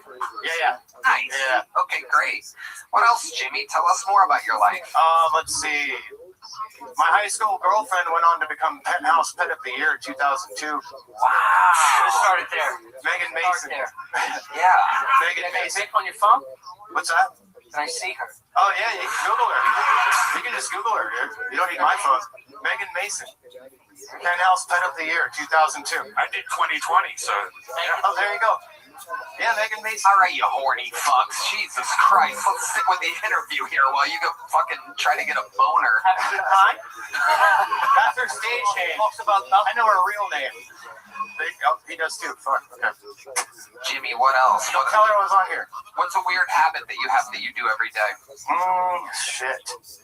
A weird habit. I don't know. I just, I don't know about that one. A weird habit. I'm trying to think of something. What's the first thing you do when you get out of bed? You get out of bed? Do what? I eat a Zen. You eat a Zen? Yeah, I gotta wake up. Oh, okay. I think you're supposed to just leave it in your mouth, but. Well, yeah. I put it in my, I eat it. It's fine. Perfect.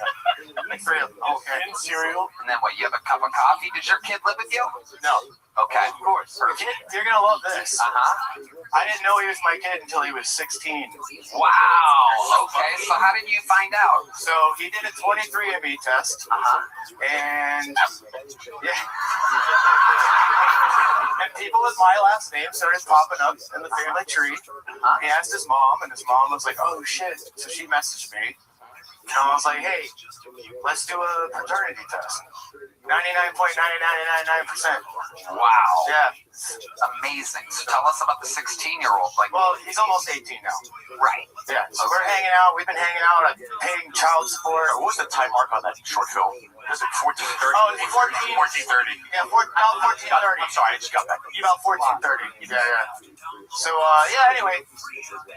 He's got a kid, man. 16. I'm being a good father. He's on my insurance, paying child support. You guys have anything in common? You guys, is he's awesome. Quirky that you notice that you guys have in common? Oh, we have the same pinky toe.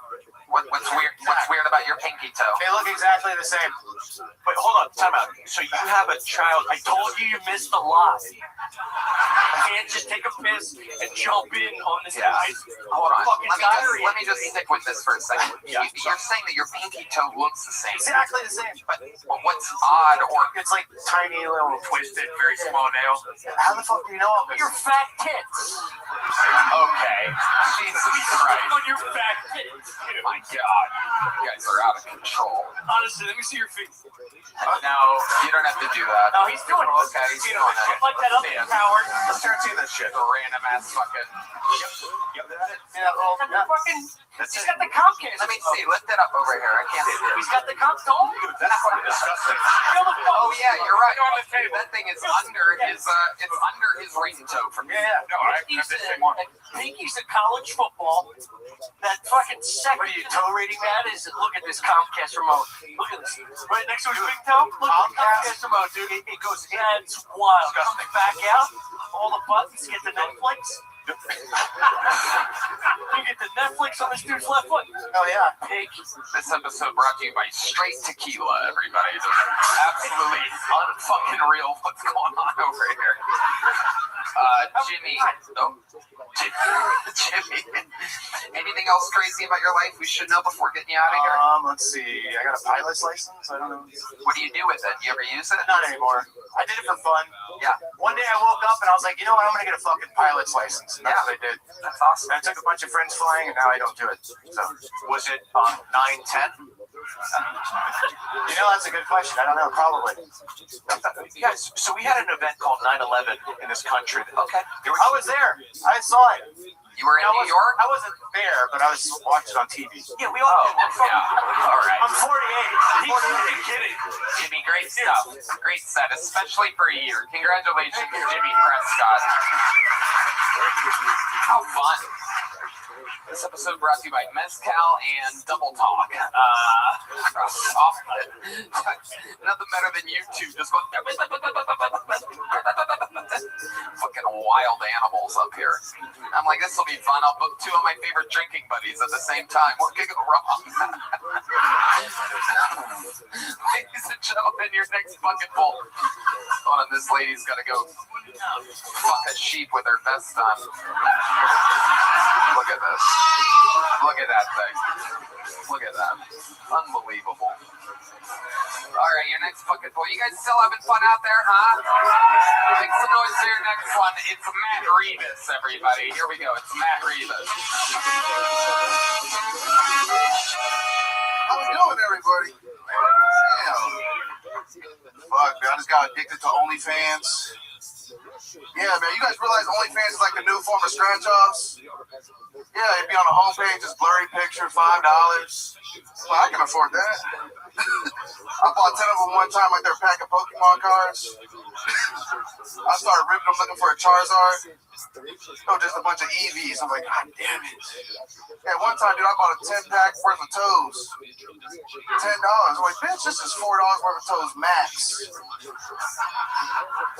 Yeah, I looked at it, I was like, I sent another $1.99 just a message. I was like, bitch, this is $4 worth of toes max. He paying skin on that pinky toe. That's a nub. It's fucking crazy. OnlyFans is cool. I feel like OnlyFans is like the new form of fantasy football. Yeah, fantasy football. They get the fan groups together and start competing for the MVP. Yeah, the most valuable pussy is just crazy. I guess that's it. Matt Revis. Matt, are you extremely tired right now? Yeah, I am. A little bit. Yeah. I'm a little Asian too. It doesn't count. Okay. Are you high too? No, just a little Asian, dude. I found out that 10 years ago. Yeah. Wait, hold on. You found out you're Filipino? Yeah. No, I found out I was a little Japanese. You're a little bit. Well, every Japanese. It took you this long to look into a mirror? Shit, I thought I was Mexican until this time. Just him in the lake going, oh shit. I might be fucking Japanese. So exactly how did you don't have your dad in your life? No, I do have a father. Nice brown Mexican father. So your mom's a little bit Japanese? No, my dad is. He's the guy. It's like 3 generations ago from like the 1800s. He came over making fireworks and shit. Does your dad have those eyes? Look at your fucking crutches and come back out and get the set again. It makes sense because you just bombed. I know. Yeah. Trust me, I know. 10% Hiroshima. Yeah, you were 150% Chinese tonight, pal. It was a prophecy. It had to happen in the family. Matt Revis, how long have you been on stand-up? 4 years. What do you do for work? I was roadieing for a singer. I've been doing roadie work this last few weeks, months, and shit like that. You're a roadie? Yes. Right, you like plug in microphones. Plug in microphones, drive the tour bus, all that good stuff. Okay. For anyone we would know? He's a country singer out of Fort Worth, Louis the Singer. Pretty cool guy. Yeah. Good match for Japanese. Yeah, dude. Yeah, I was the most driving a tour bus. Nothing better than you people out there with a weapon. So, Matt, what's your love life like? Dude, it's horrible. I got rejected at HEB the other day, man. It fucked me up. They wouldn't let you buy groceries? No. What do you... No, this nice lady rejected me, man. What do you mean? It's hard. It's hard to buy groceries and hit on women whenever you can only afford fucking Vienna sausages, you know? Yeah, I'm walking around with 5 flavors of Spam. This girl got chia seeds and kale. Well, I can't afford that. Shit, the kale's like $10 a bushel nowadays, dude. It's fucking fucked. And I don't like chia seeds, man. Yeah, I hate that shit. Feels like cum. I don't like it. Like, ugh. I just thought your blind guitar player said, I wish I was deaf. Yeah, it's amazing.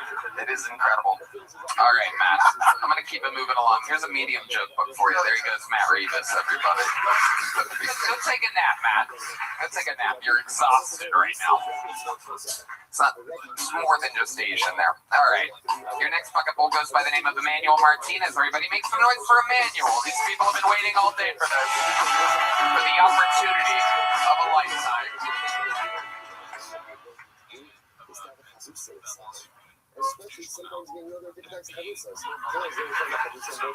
Hello.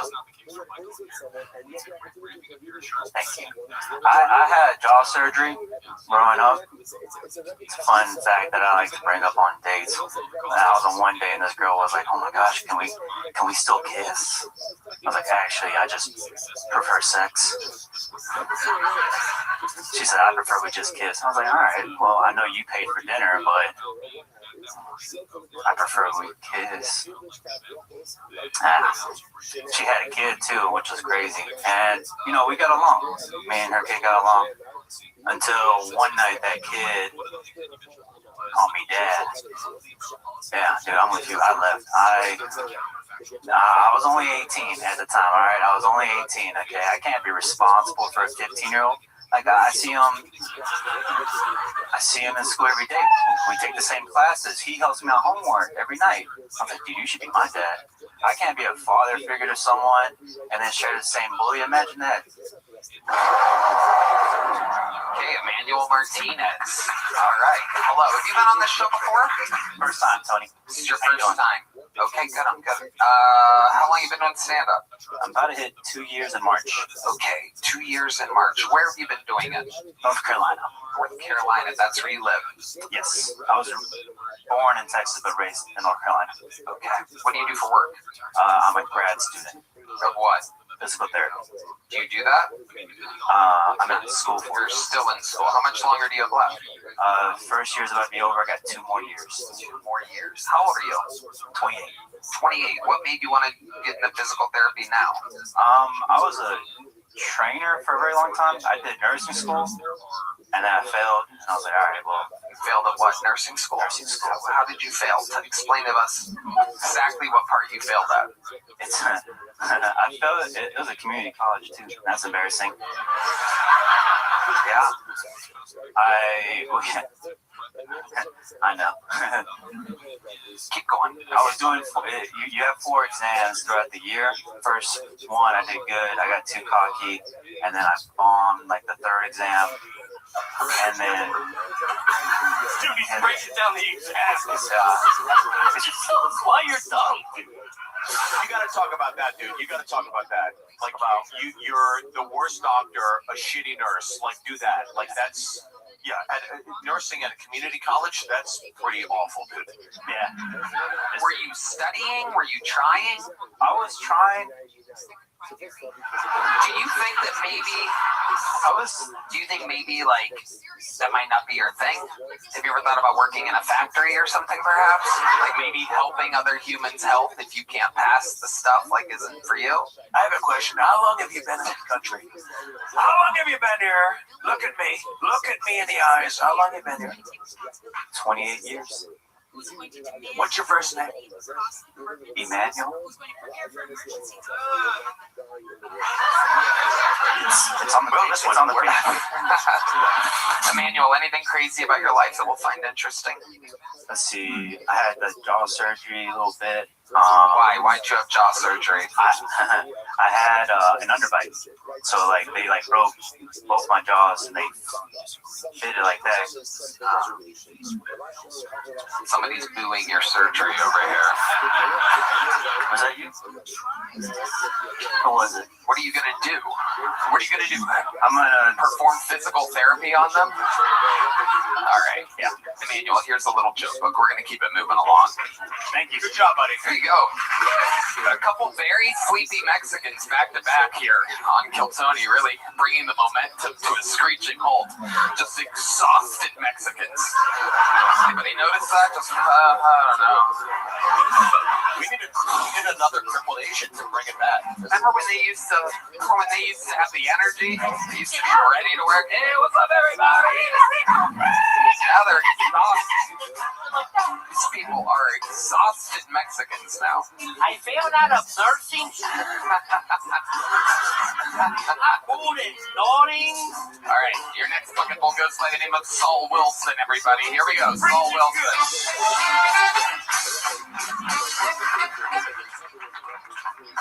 How's it going? I overheard a lesbian talking to her friend about how she's going to spice up her relationship. She's like, yeah, we're getting a fleshlight for our dildo. It's a third party. But I was in traffic and I saw this lesbian again driving in a car, except she wasn't on the road. She was like on the sidewalk, and it wasn't a real car. It was like a much smaller car, like kind of odd looking. and on the back of her window it said, "Toys are just like real boys."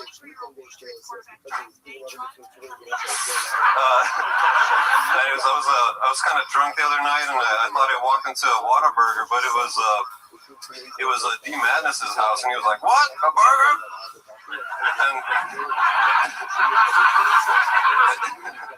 And let's say when I turn on the lights, he didn't have all the ingredients for a burger, so that's a go. All right, thank you so much. All right, Saul Wilson. What the fuck happened there? Hi, Saul. Welcome. This is your first time on the show. Yes, thanks. I would remember that fucking head. I always wonder what Tony Hawk would look like with full-blown leukemia. It's amazing. Saul Wilson. Looks like you could use a little jaw surgery, huh? All right, Saul. How long have you been doing stand-up?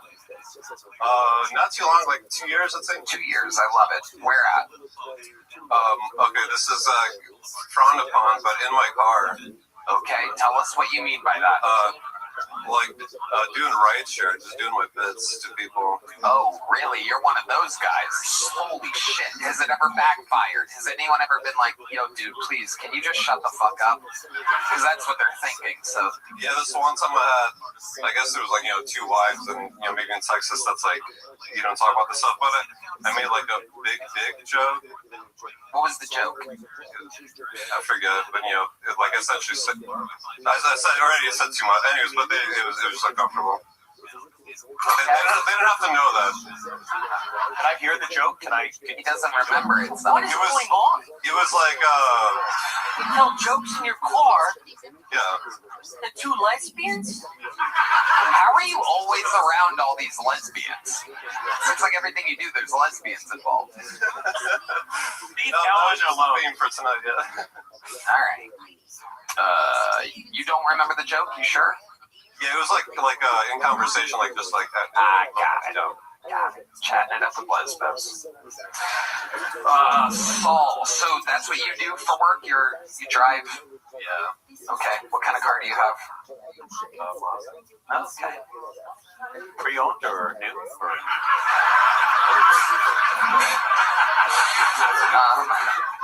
Can I get a drink? Yeah, absolutely.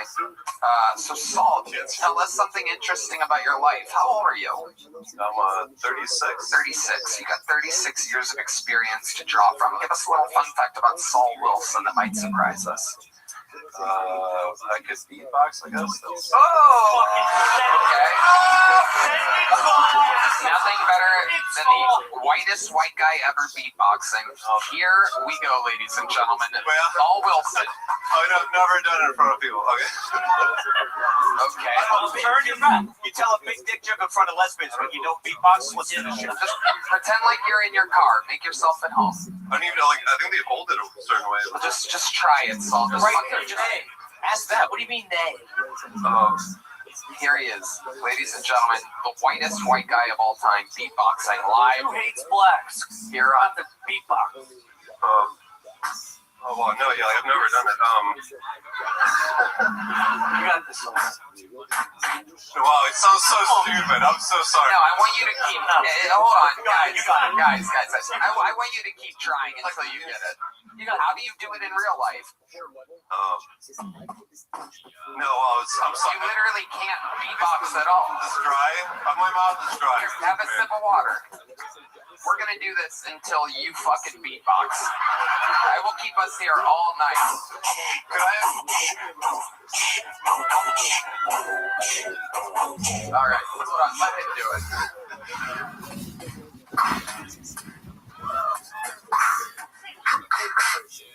Wow. You have the... No, man, I'm sorry. It sounds so stupid.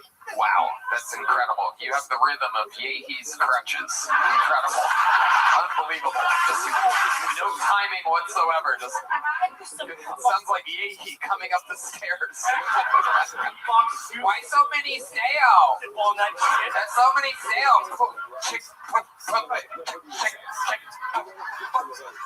You sound like Yehi falling down the stairs, actually. It's just a Jew sneezing into the mic. Awkward. Allergies.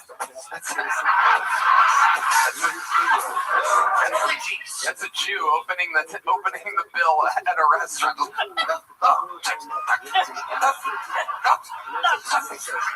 mine. Not mine. Yay is actually a Michael Jackson impersonator too. She's yay. You're out of control. Let me get some whiskey. Jesus, right. Wow. Saul, is there anything you can do? I could kind of do the late SNL guy's voice. Okay, let's hear that. Let's hear that. Well, you don't have to say I've never done it before. Like, we know. Just do it. Live from Austin, it's School Tony. You can't do that either. What else do you think you can do? This is absolutely incredible. No, you might be the most untalented man in the history of the show. You should give me a gold bar for being here. You are the opposite of a talented human. You owe me a gold. Okay, what else do you think you can do? Because this is entertaining. Come on, give us something else. Show me your fat tits. Can you do an impression of something? Is there something else? Show their fat tits tonight. I swear to God. It's going to be you, Tommy. It's definitely going to be you. You're 10 mezcals in. It's going to be your fat tits on the show tonight. Oh, God forbid. How many of you want to see Tommy's tits, huh?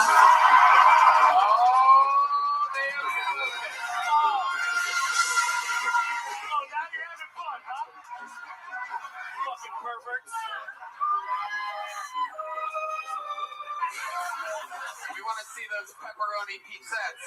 Normal fucking nips. I don't think anybody believes it. Oh, there's the lovely Heidi. Here they come. Here they come. He's gonna open up that Shawshank Redemption fucking polo shirt he's got. Fucking hot chicks. Get the fuck out of here. It's for the boys. It's for the boys. I don't want any. Let's see. Oh my God, look how hairy those are. Oh my God. Literally. He's got the chest of the mighty Chewbacca, ladies and gentlemen. Guy knows how to co-pilot the Millennium Falcon. Wow. I just saw 50 Shades of Grey. I just passed out. Saul Wilson, you've had some time to think over there. Is there anything else you're good at? On the stage. Yeah. Dude, I'm not kidding you. I thought you left. No, I know. That's crazy. You're still here, dude. Saul, I would fucking ran through the vent if I were you. Is there anything else you think you can do? That's nuts. Nothing around. I'm leaning on the comedy, guys. What? I'm leaning on the comedy. Okay. All right, so, well, fun times. You're leaving here with a little joke book. Congratulations. Sign up again. Give us another minute sometime. We'll see if it can go better. Anything can happen. Stick around. You might see it improve. All right, let's do it. Final bucket bowl of the night goes by the name of Daniel Shepard, everybody. Here we go. Daniel Shepard.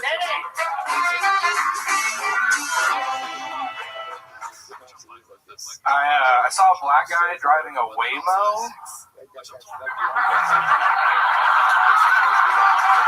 He definitely stole that shit. There's no other way. I actually saw a black technician driving it. The joke wrote itself. But I asked my gay friend, what is it like to be gay? And he said it sucks cock. That's amazing. I found out bananas are technically berries. Did you guys know that? I always knew you could bury them up your ass, but I never would have pegged them as berries. Y'all ever notice that trans women are always really cool dudes? They're great guys every time. I love trans women. I'm 1950s gay. That means I like black women. According to my grandpa, that's gay. Okay, Daniel Shepard, ladies and gentlemen. Here he is. Absolutely adorable. Thank you. Obviously. What ethnicity are you? French bulldog? Oh, I got an adorable round head, this boy. You just want to squeeze those cheeks. I got called that today. All right, I got called that and a testicle today. I bet. I can see. Not happy about it. I can see the resemblance. So you used my third French bulldog. I love it, Daniel. How long you been on stand-up? I'm about to be going on 5 years. Where at? Here in Austin. I love it. This is where you're born and raised? Yes, sir. What do you do for work? I just got a job. I'm a stripper. I work at a wire factory. I just got a job stripping wires and fabricating cables and stuff. Very nice. Yes. Very nice. What did you do before that? I was into welding. I actually parked cars for a long time with the PMC company out here. I was a valet. Then they made me a bellhop, and the tips were really shitty, but I loved working there, and I got free food. But the black guy got tipped a lot, and I got tipped nothing. We both did a great job, and he couldn't understand why I wanted to quit. And I like that guy a lot. I don't know. Never mind. What the hell? You hate blacks? I was jealous of my black coworker, but no, I don't hate blacks. I have a lot of black friends. How many black friends do you think you have exactly, Daniel? I have many black friends. I have a lot. Can you name some of your black friends for me? We want their names. Mr. Mars Martian, and I have my best friend Brennan from childhood. I have. You stay in touch with Brandon? Brennan, yeah. From Ohio. How often do you talk to him? I touch base with him a few times a year. We met in middle school. He taught me how to be cool in middle school. Okay. So you didn't work. So I haven't seen Brendan in a long time. You haven't seen him in a long time. Okay, what black friends, other than co-open mic comedians, what other black friends do you have? Name one that you see that you don't have to do work with. Let me see here. Again, Jamar has been a minute. I've been Who's Jamar? Who's Jamar? Are you lying? Jamar is a mutual friend of Brendan and I. What's his last name? Yeah. I don't remember Jamar's last name. How many Asian friends? Look at you, I have how many you racist piece of shit? Koreans. Yes. Okay. Name the Korean. First name, last name. My Korean friend just died. Oh fuck. Yeah. That's so easy. Last Christmas. Yeah. How did your Korean friend die? On a motorcycle, he got hit. Wow. Oh, your black friend? I don't know who hit him. Your Asian friend died on a motorcycle, and you're saying that he didn't cause the accident? No, I don't think so. I think he got T-boned. I think, I don't know. It's been a North Austin. That's your other black friend, T-Bone? I'm not making shit up. I'm trying to be honest. Yeah. They all hate each other at the same time. T-Bone Jenkins, ladies and gentlemen, it is true. Wow. So your Korean friend died on a motorcycle.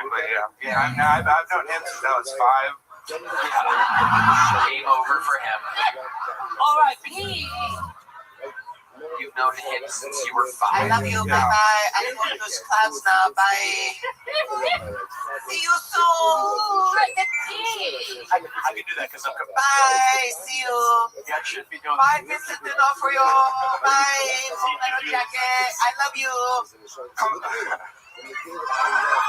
loved you in the Oscars.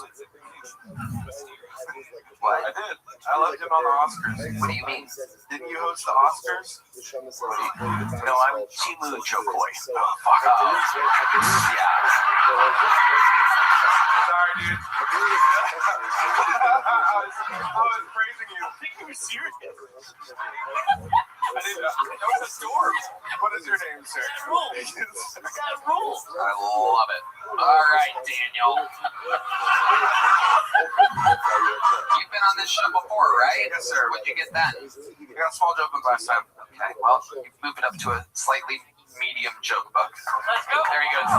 Daniel Shepard. Thank you, Tony. You're welcome, buddy. Put that mic stand back where you found it, Daniel, real quick. Daniel, there you go. Put the mic stand up. Instead of networking with the comedians, put it back where you found it. There you go, buddy. There goes Daniel Shepard, everybody. This guy's trying to shake hands. Hey, if you ever need an opener or something sometime. All right, ladies and gentlemen, our regulars are all out this week. Yeah, crazy. But we do have one prolific golden ticket winner left to close tonight's show. Ladies and gentlemen, make some noise for the great Aaron Malayal, everybody. Here he is.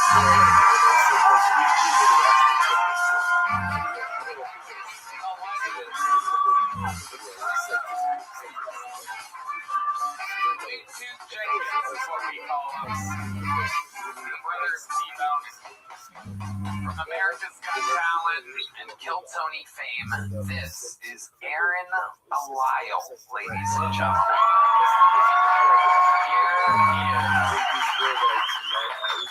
Here he is. I don't have a single black friend.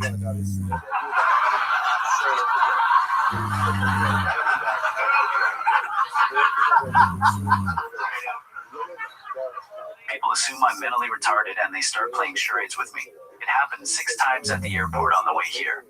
Like I ordered Starbucks and my order was ready and she starts doing this.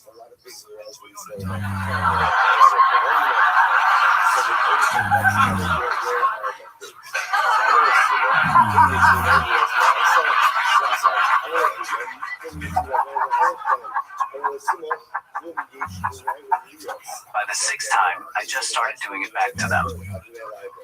Hey Sharon, I'm going to kill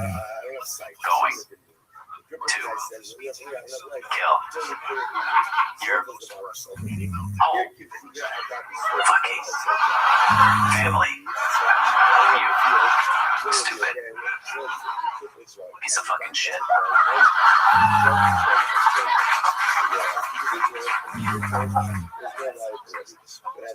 All that, and she says, oh no, I think he needs to use the potty.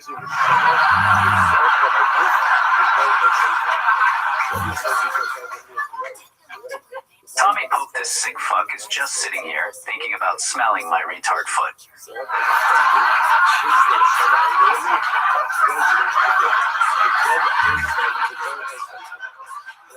Why would he? What's that? Because you didn't hear about the fat tit story. I'll smell your fat fucking foot. Oh shit. He's laughing. I know you will. Excited. What'd you say? I know you will. Is this like a running joke or something? Why would he smell your retard foot? I don't understand what's happening.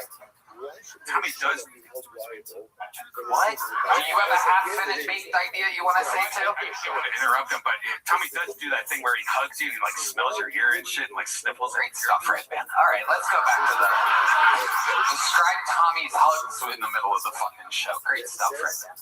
What do you got? Oh, Aaron's pissed. Look at him. He's furiously tight. Let me cook, gay boy. Okay. Yes. Okay, cook. I'm literally the one that brings you on the fucking show. I get nothing out of this, but yes, I'm not letting you cook enough. Jesus fucking Christ. You ever think being so ungrateful is why God hit you with Pussy smells like. what? My fingers. What is happening right now? There might be a reason why the baristas think you're retarded, Aaron. You're out of your fucking mind. He is so wet right now.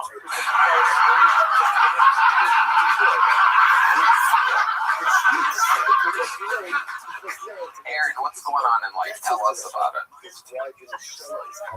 I want to let you cook. I want to give you an opportunity to really cook it up in here. A guy that can literally only cook things in a microwave, but yes, go ahead. I'm going to let you microwave something up for everybody. A little lean cuisine over here. Old fucking Swanson dinner over here. Go ahead. I have an air fryer. Oh.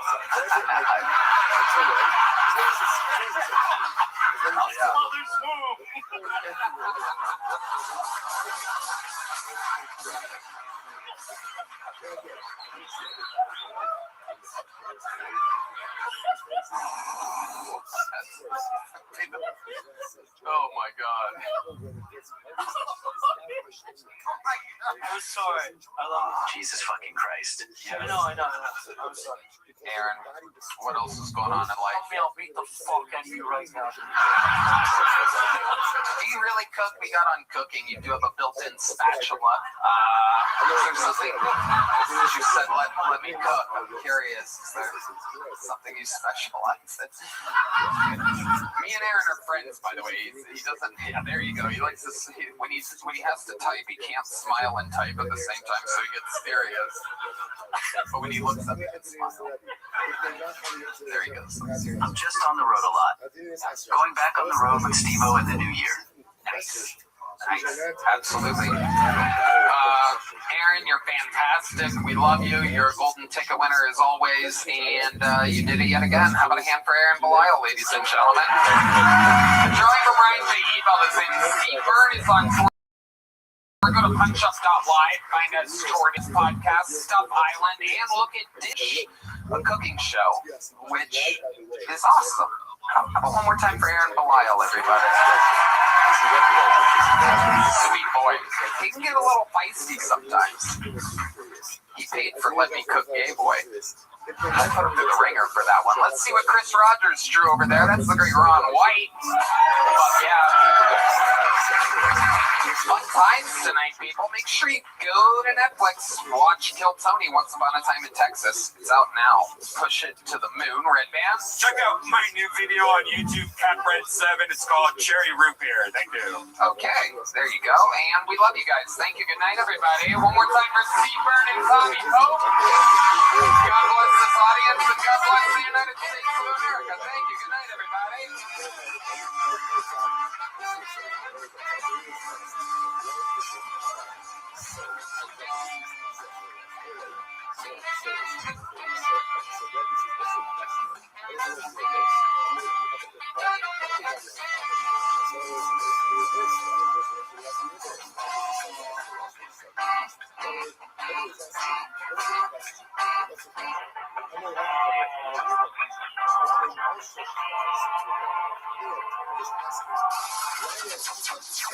Sunset Strip Comedy Club in Austin, Texas is now open. Check out Red Band's secret show every Thursday.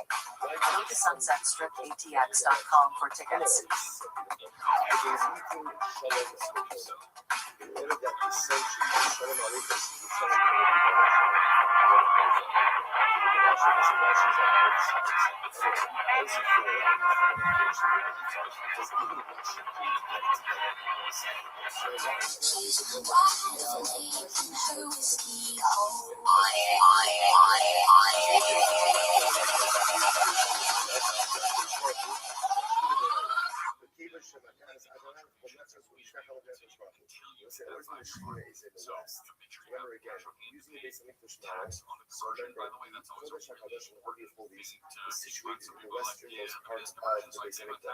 So that's when it says that the Shekhinah is in the west.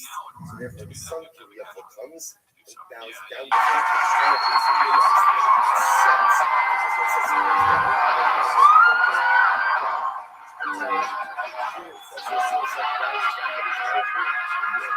Hey, this is Redman coming live from the Moody Center here in Austin, Texas.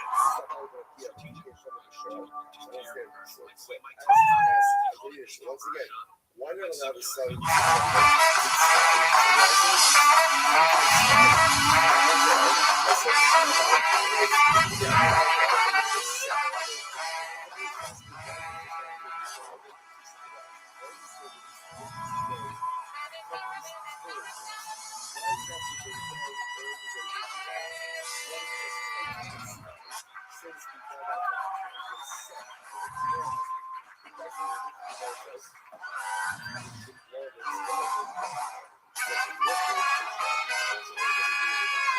Hey, this is Redman coming live from the Comedy Mothership here in Austin, Texas for a brand new episode of Kill Tony. Get up, Tony!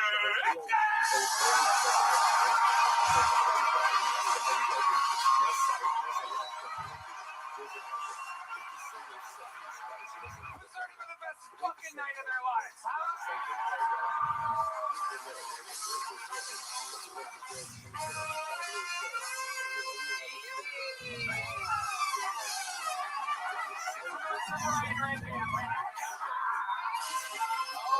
God, we've done it again. You are here. How you guys feeling tonight? It is Kill Tony, brought to you by Netflix, ladies and gentlemen, where this upcoming Monday, January 12th, Kill Tony, Once Upon a Time in Texas, airs only streaming on Netflix. So we won't be on YouTube next week. We are only on Netflix. How cool is that, huh? How about one more time for the best damn band in the land? Carlos Sosa, Raul Vallejo, Fernando Castillo, Matt Mueling on guitar tonight, playing a Matt Mueling signature guitar from John Page Guitars. That's John Dees on the keys. And believe it or not, that is the real D Madness live in the flesh. The Kill Tony Band single Pandemonium out now on Spotify and everywhere where music is played. Here's a little bit more from the amazing sponsors that made tonight's episode possible.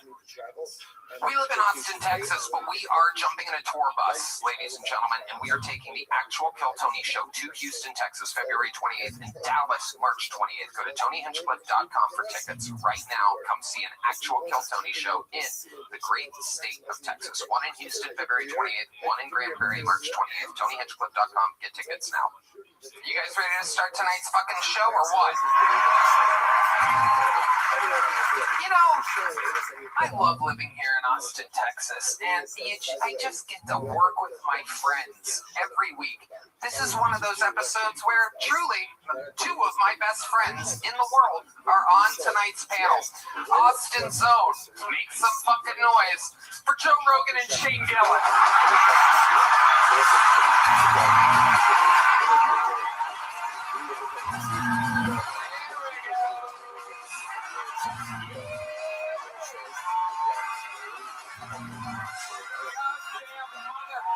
Right, ladies and gentlemen.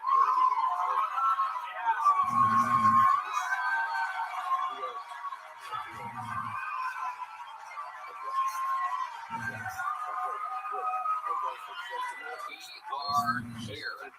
Shane Gillis. The Financial Field, aka Eagles motherfucking football stadium, July 17th. Yeah, go to that. And Joe Rogan of the JRE, the #1 show around the world. These are the homies. Normally we get to hang out on Tuesdays, Wednesdays, some Thursdays, but tonight we are here on a fucking Monday, getting the week started right. How we feeling, gentlemen? Let's fucking go. I feel good. I feel excited. Legitimately very excited to be here. You guys are two of the best guests in the show's history, so you already know that this bucket is filled with over 250 or so of hopefuls' names. Sometimes it's a great upcoming comedian who we haven't discovered yet. Sometimes it's an insane person that just signed up this week. You never know what can happen. I'm gonna let this guy whose eyes are extremely close together, I'm gonna let you pick the first name tonight. You could wear a monocle and look through both eyes through a monocle. It's unbelievable. If I select one of these people out of the bucket, they get 60 seconds uninterrupted. You know their time is up and you hear the sound of a kitten. That means they have to wrap it up then or else they bring out the angry West Hollywood bear, which rudely interrupts their set. And then I conduct an interview. They get feedback from my dear friends here, and we have a hootenanny. The whole thing's improvised. Anything can happen. You guys ready to start tonight's fucking show?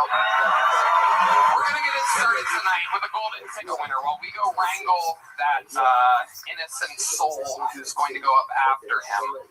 This golden ticket winner is great at opening the show. Very neurotic, very, very wild boy. Make some noise. 60 seconds uninterrupted. A brand new set from Jack Shaw, everybody. Here we go!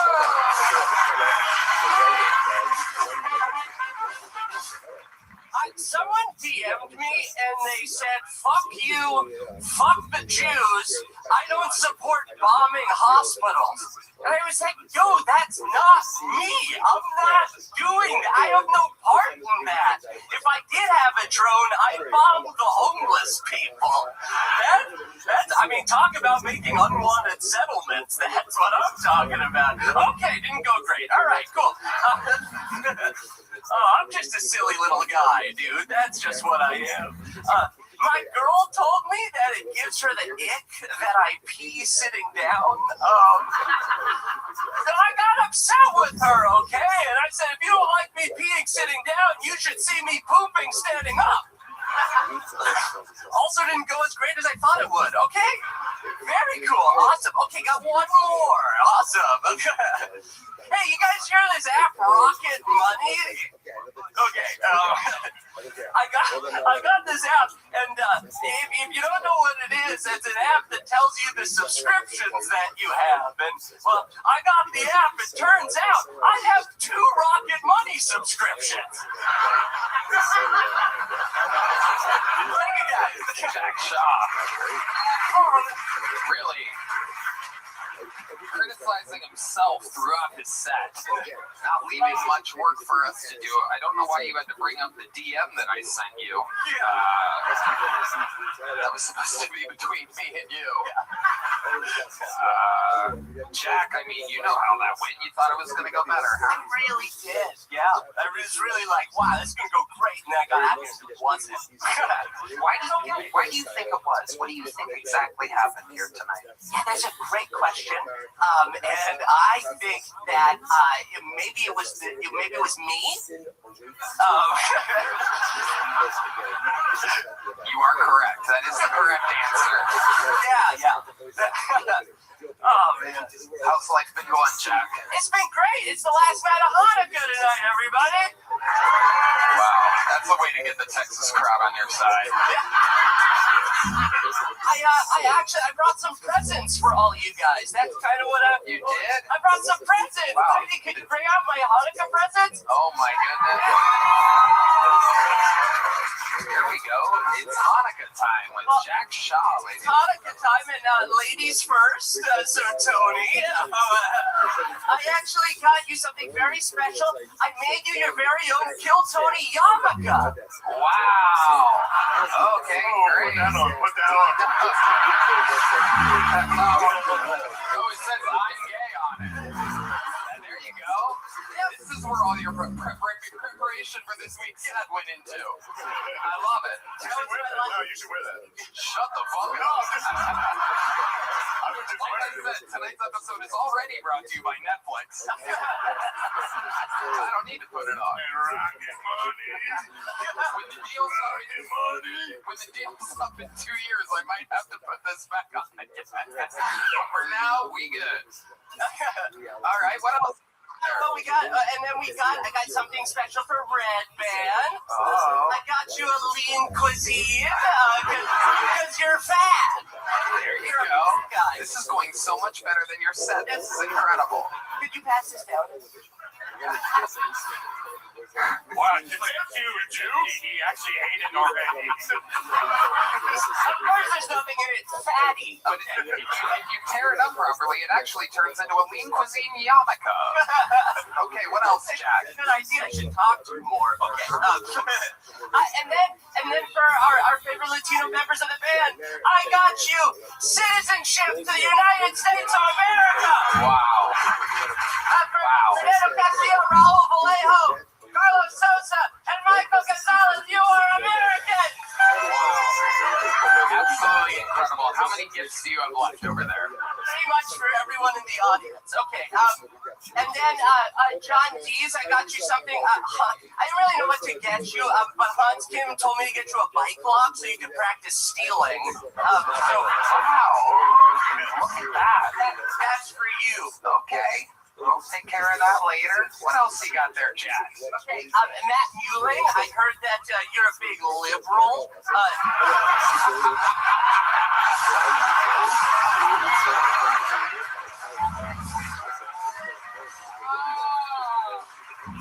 Oh my God.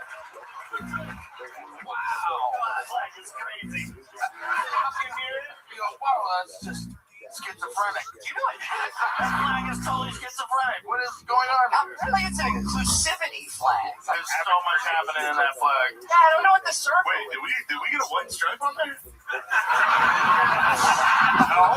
And this flag might fucking be all right. You know, there's a white power stripe on the flag. That's great. We're fighting the good fight. Don't throw that on the ground, dude. Wear it around your shoulders like a prize fighter. This is Matt to wear, so I'll give that to him. I'm gonna wear it like a cable. Fly away. That thing, the flag, you gotta treat it like it's the Iranian flag. I don't know what that means. It means that it'll kill you if you leave it on the ground. Oh, okay. You gotta fold it properly. Yeah.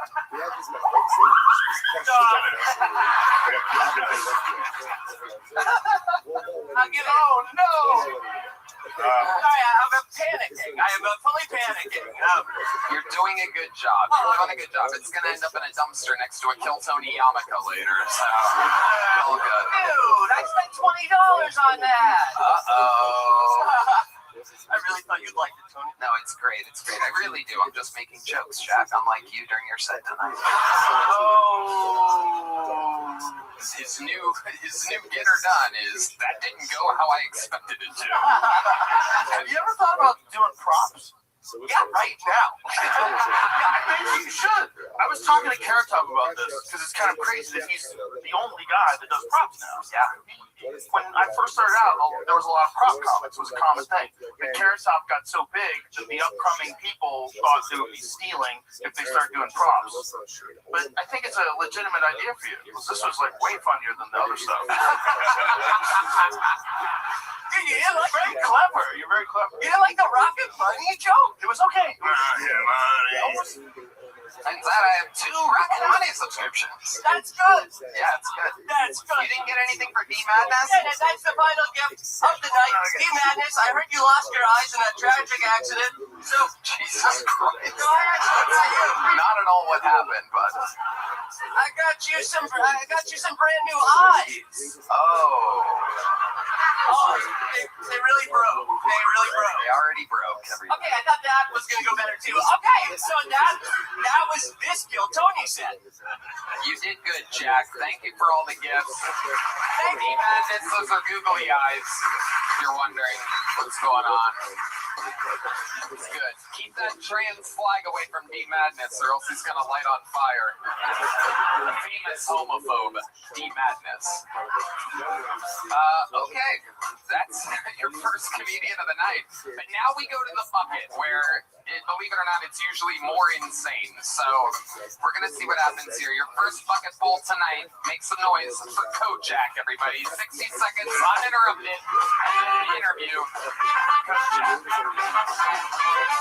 Hey, people keep asking me why I did Jake Paul dirty in the 6th round. I was like, come on, bro, I'm not even British. Stop playing. I do like boxing, though. Rest in peace to George Foreman, boxing legend. Died a couple months ago. You guys know George Foreman? Notably known for naming all his kids George Foreman, even the girls. But also the George Foreman grill. I'm sure you all had a George Foreman grill, right? I just moved to a new apartment. I got a George Foreman grill, but I'm a little cheap, so I got a knockoff version. I got the George Floydman grill.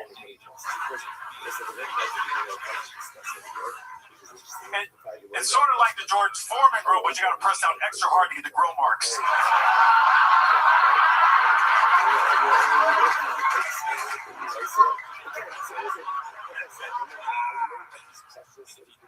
Call me Kojak Kaepernick out this bitch. I expected the grill marks to say BLT, but it ended up saying BLM. And I'm just, what the fuck? That's what I get. I used to counterfeit 20 to pay for it, so I guess this is what I get. All right, thank you. That's my time. Thank you. Kojak, ladies and gentlemen. George Floydman Grill. Look at that. Welcome, Kojak. How long have you been doing stand-up? 4 years. Once we open, as soon as you open this. Oh, 3 years. As soon as the mothership opened, I started. Nice. What made you want to start that? I've been watching Kill Tony since 2015. I saw you at... How old are you? You look like you could be 20 or 65. I'm 46. Really? Wow, look at that. Yeah, I believe it. You're doing good. How do you stay so young? I stay in the gym. I stay in the sauna. Stay there. Yeah. You have 24-hour fitness membership. Hey, I'm fit, man. I do some things about lift. You just looked at Joe Rogan and said, I love. I lift. I was uncomfortable. I lift weights. Okay, Shane. I run. What do you do for a living? I am the #1 waiter in Austin, Texas, at a fine dining establishment. Okay. I took care of Shane. Like, what? Yeah. Last year, I was with Egan, McCann, and Sam Talent. Yeah. Right after, yeah. How was I? I don't care about it. What was the name of the restaurant? Do you want to say? I don't fucking remember. It was good, though. You were great. I didn't know you were so fucking racist. I don't know. That was a bigger tip.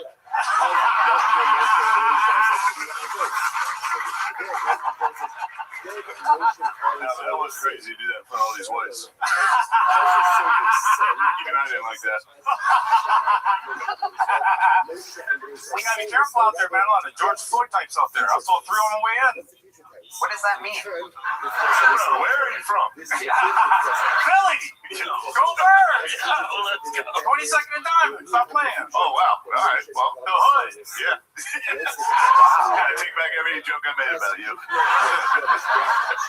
How was I? I waited on you. Was I great? Great. You were wonderful. Thank you, Mike. I remember it. Yeah. You don't want to say the restaurant because you think you'll get in trouble for a George Floyd joke? So yeah. Picking up? Yeah, definitely. Nice people don't go to my restaurant. Wow. Don't say it now. Definitely don't say it. They're gonna fire you, bro. For those of you maybe not watching and just listening to the podcast, the Kojak is black, everybody. I know he's extremely racist towards black, but I promise you, he is black. This is incredible. I just have a problem with George Floyd. Why? What's your problem? They said he was my hero. I had George Floyd and fucking P. Diddy to look up to as hero. That's some bullshit. Yeah, man, I mean, you say what you gotta say. And I think all the educated blacks would agree. Oh, shit. Yeah, he's black. Where's Candace Owens when you need her? Wow. Kojak, when you say you're the #1 waiter in all of us, what do you mean by that? That means I was rated #1 in all of Austin by anyone that comes in, I take care of. Okay. All right. What do you think? You like steak? Yeah. You like bone-in filet? Yeah. I like bone in my butt. Maybe that's what's up there. He likes hot dogs. You got any hot dogs in that steakhouse? Yes, I'll have 6 hot dogs.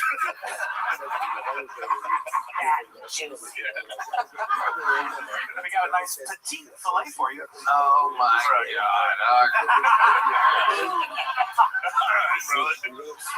Kojak, what do you do for fun when you're not doing stand-up or waiting tables? I do a lot of cooking at home. I have I'm always at HEB shopping, so I have a lot of, my boyfriend is Puerto Rican, so we make a lot of Puerto Rican.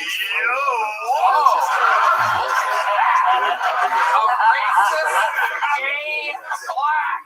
If you have that on your bingo card, again, if you were on Prize Picks, and you bet only $2, then the first bucket pool would be a gay, black, racist against black comedian.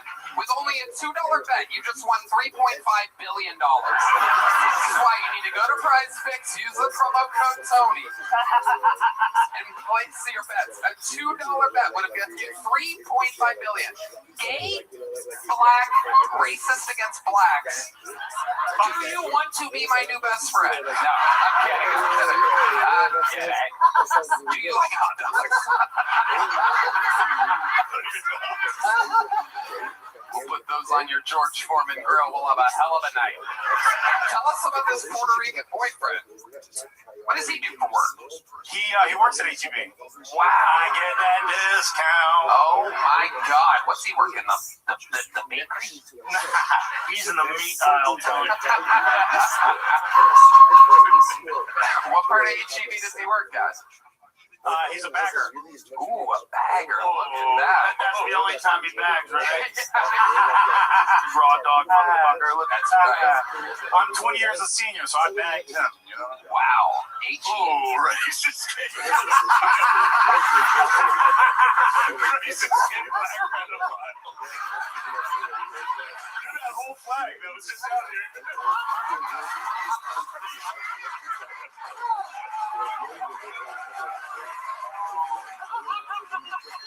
Oh my God. Oh my God. How long you been with this bag boy? 5.5 years. Wow. His in-laws are, well, my in-laws are moving there. He's got his mom and his grandma to come move. Oh my goodness. And it's a little bit of an age gap, but me and his mom are the same age. So that was a hell of a good over. You're with the young, you've been with the young, Wait, you're 47. 46? That's even worse. Is he 15 years old? Like, why is he a bagger? There you go. Hey, shut up. How old is he, Kojak? Look at me. He just turned 25. Wow. Look at you. Oh, y'all care about gay shit now. Get the fuck out of here. Like, y'all fucking care about gay shit all the time. Fuck out of here. I love it. HEB now, HIV later. How exciting is our life? Fucking go. Well, Kojak, fun times. You know, I like the George Floydman joke. Getting that big joke, but buddy, there you go. Hey, can you come? Can you come? And I'll serve you. Come to my restaurant. I don't know what fucking, you didn't want to say the name of the restaurant. I'll tell you. Okay. The Lowercase Grill. Lowercase Grill. Hey, that's good, dude. I don't know what you guys do. He knows. You guys are great. There he goes. All right. Kojak, everybody. There he goes. Right out the back door, just like he likes it. Oh, there's the lovely Heidi, everybody. Look at her. She's going to be working hard tonight on these Bud Lights. Live in the flesh. HeidiRegina.com. She's got a podcast, a bunch of shit going on. Hey, what's up, everybody? This episode is brought to you by Prize Picks. Whether you're starting a new routine or making player picks for the first time, trying something new can be hard. But in life and on Prize Picks, it always feels good to be right. With high-pressure playoff matchups every weekend and elite hoops action almost every night, the action never stops, and Prize Picks lets you take control. Tony, I love Prize Picks. It was so simple to get started on the app. I even won my first pick. It really makes my sports watching experience with my friends even better. That is incredible, Red Band. The app has a new feature too. Prize Picks now has early payouts. If your player gets off to a hot start, you now have the option to cash out those winnings before the game even finishes. So get in on the action. Prize Picks is now available in all 50 states, including California, Texas, Florida, and Georgia. Plus, Prize Picks puts their users first, so all withdrawals are fast and secure. Prize Picks accepts most major payment methods, making deposits into your account quick and easy this sports season. So download the Prize Picks app today and use code Tony to get $50 in lineups after you play your first $5 lineup. That's code Tony to get $50 in lineups after you play your first $5 lineup. Prize Picks. It's good to be right. But how to do? This podcast is sponsored by Shopify. 2026 is the year you launch your business. One powerful move puts your future firmly in your hands. Starting a business with Shopify. Maybe you've got an idea you can't shake, a craft everyone tells you to sell, a store you've already designed in your head. With Shopify, 2026 is when you finally make it happen. Shopify gives you everything you need to sell online and in person. Millions of entrepreneurs have already made this leap, from Mattel to Gymshark to first-time business owners just getting started. Tony, I love Shopify. It's the best business tool out there, Shopify gives you all the tools to easily build your dream store. Plus, sign up is fast with Shopify's built-in AI tools that write product descriptions and headlines and help you edit product photos. Marketing is built in too. Create email and social campaigns that reach customers wherever they scroll. As you grow, Shopify grows with you. Handle more orders, expand to new markets, and do it all from the same dashboard. In 2026, stop waiting and start selling with Shopify. Sign up for your $1 per month trial and start selling today at shopify.com/Kiltony. Go to shopify.com/Kiltony. That's shopify.com/Kiltony. Hear your first this new year with Shopify by your side. Back to the bucket we go. Ladies and gentlemen, 60 seconds uninterrupted. This looks like a new name. Make some noise for Nick Tormey, everybody. Here we go. Tormey. Hey everybody. So a little bit about me. I'm not really great at following through on things. Like, I dropped out of community college twice. I tried hanging myself, wound up with a choking fetish.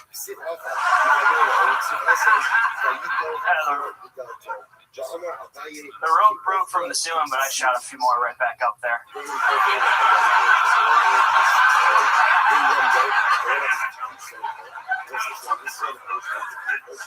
You never know when you're going to find a new hobby. Like, you think anyone ever found out they're good at parkour by attempting suicide? And they jump from the building and the for impact, they tuck it away. I show up, house music starts playing. I think it's more likely someone's attempted parkour and found out they're good at suicide. There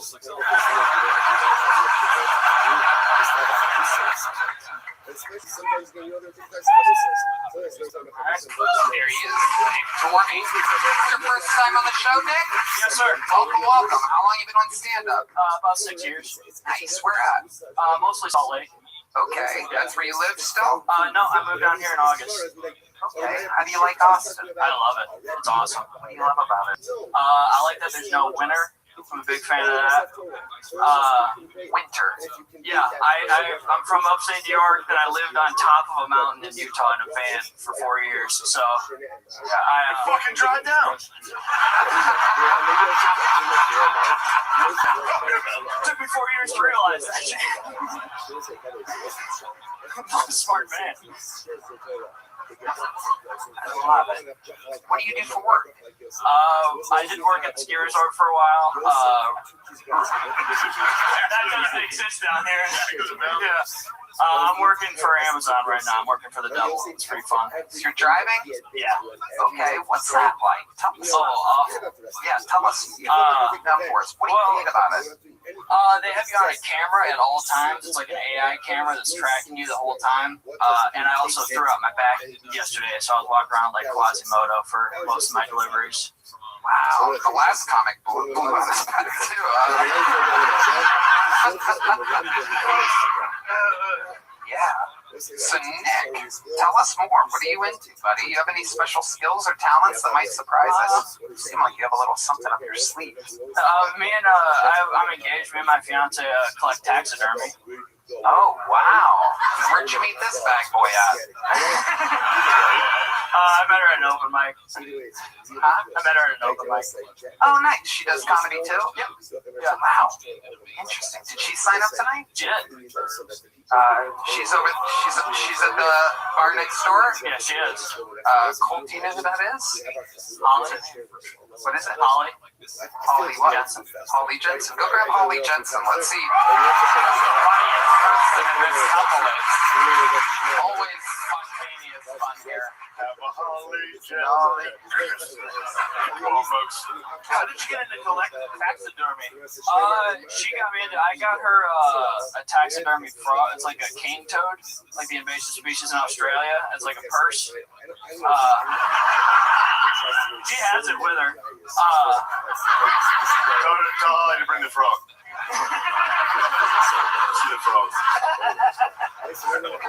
That's so crazy. My wife would stab me. No, she loves it, man. We got some bats. Got some ice in a teacup. Was she doing van life with you, or did you meet her here? She lived in the van for a year with me. Ooh, did you ever get close to the old Latino?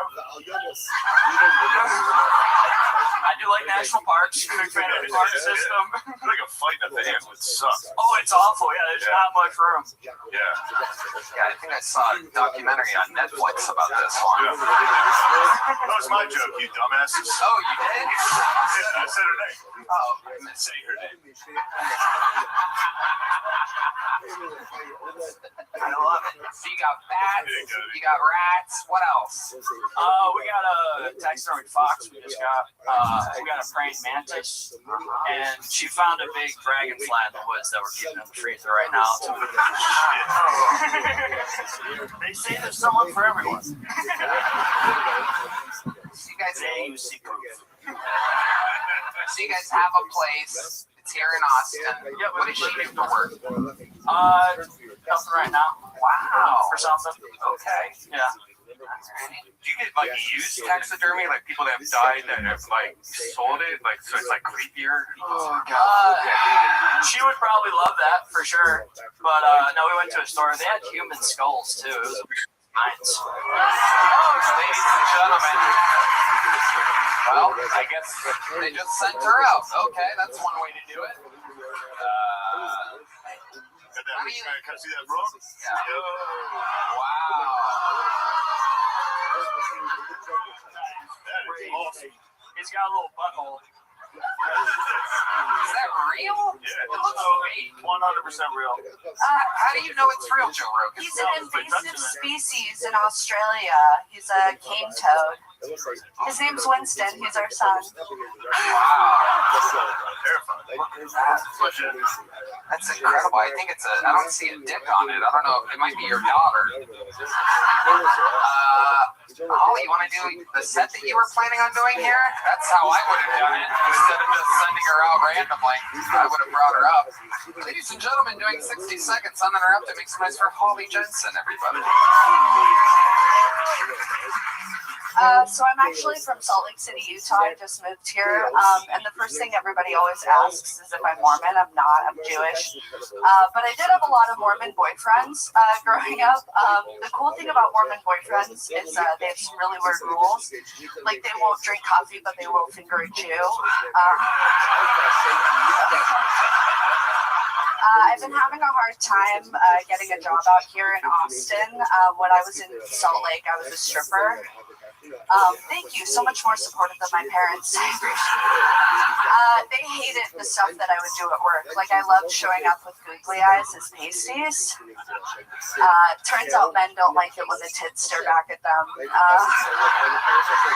Shit kept going wrong at the strip club. Like, one day our DJ didn't show up, so we had to dance to Pandora Radio with the commercials on. So I was just twerking on some old dude, like, do you struggle with osteoporosis? Thank you, that's my time. Wow!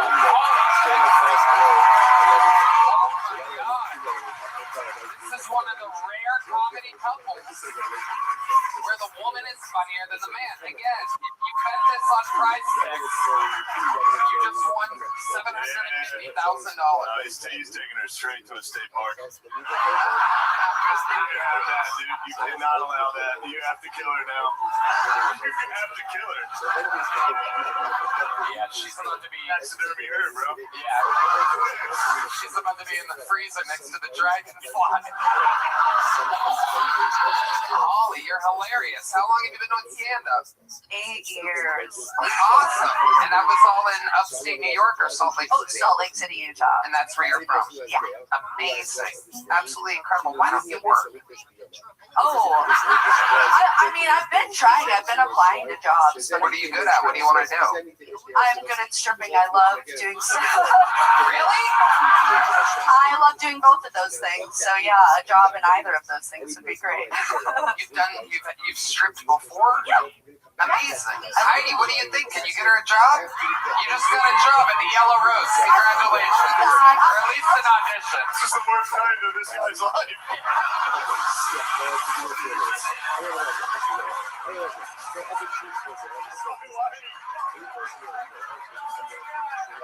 fired. This poor guy is going to be all alone tomorrow night at 2:30 a.m. petting a fucking dead bat.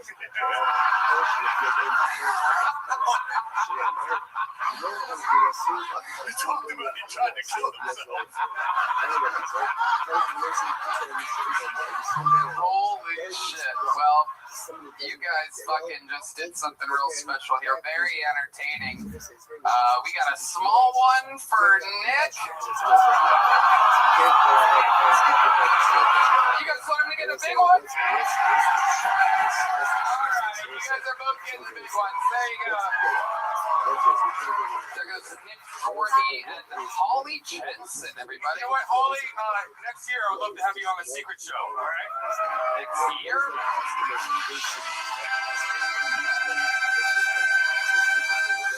Alright. Why'd you word it like that? January? Completely off in January?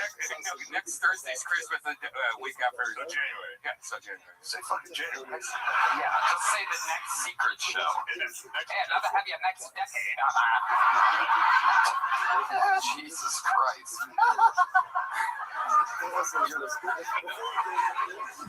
Unbelievable. Well, it's been a hell of an episode so far. Your next bucket poll goes by the name of Floyd Jones, everybody. Here we go.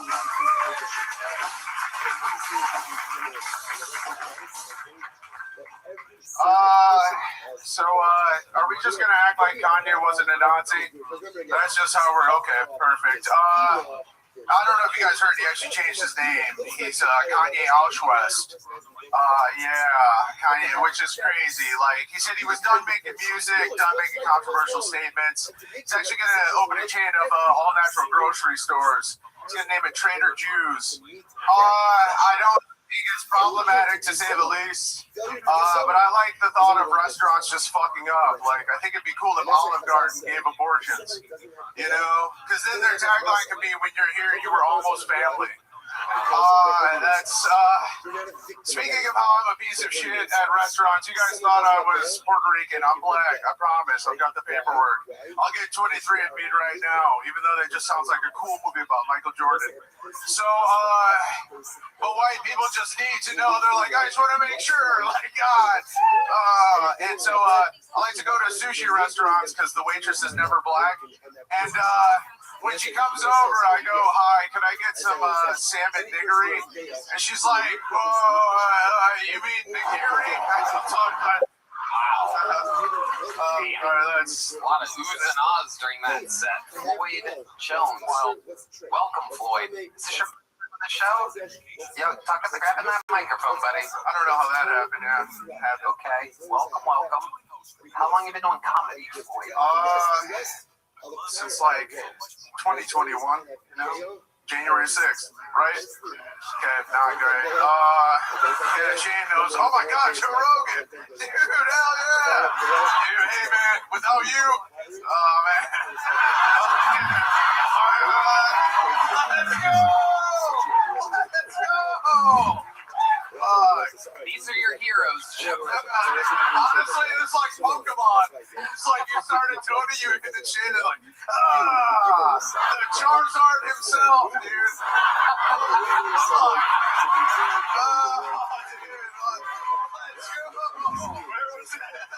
Where was this? Funny. Hey, dude, I wasn't ready for it. I'm sorry. Yeah. People are having better interviews than sets tonight. Hey, it's... Floyd, tell us about you. What do you not do for a living? Just, here, I guess, here. I play music, man. You're a professional musician? Yeah, in a metal band. Yeah. Really? You're a drummer? Yeah. Well, I mean, it's been a long time since we've done this.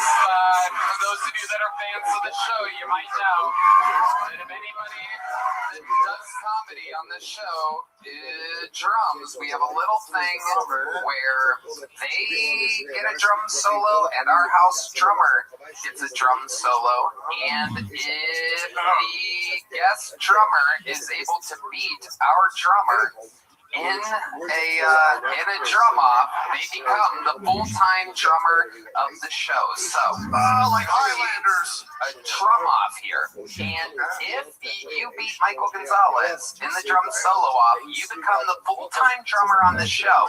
And Michael has to dress like a 5-year-old and play in a metal band. This is a Mexican drum off, ladies and gentlemen. Now, I must warn you, Floyd Jones, Michael Gonzalez all time is undefeated here on his home turf. But I'm guessing that Floyd, since he does this for a living, might have a little something. Well, we know he doesn't have anything up his sleeve because he's wearing a basketball jersey. But I'm guessing he is very talented. Let's see what happens here. This is Kill Tony, brought to you by Netflix. January 12th. 1, 2, 3,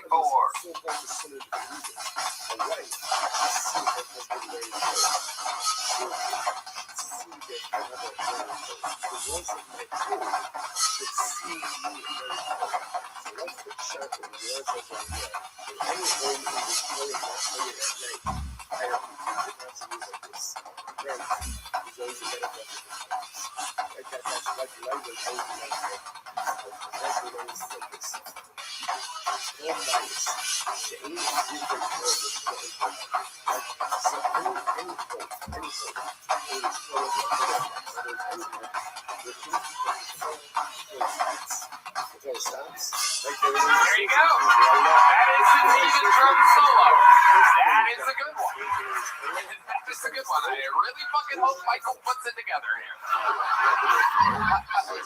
I would hate to look at those flabby arms every week. Incredible amount of blatant Ozempic weight loss on this guy. Wow, defending his throne, undefeated all time in Mexican drum offs, on his home turf. This is Michael Gonzalez.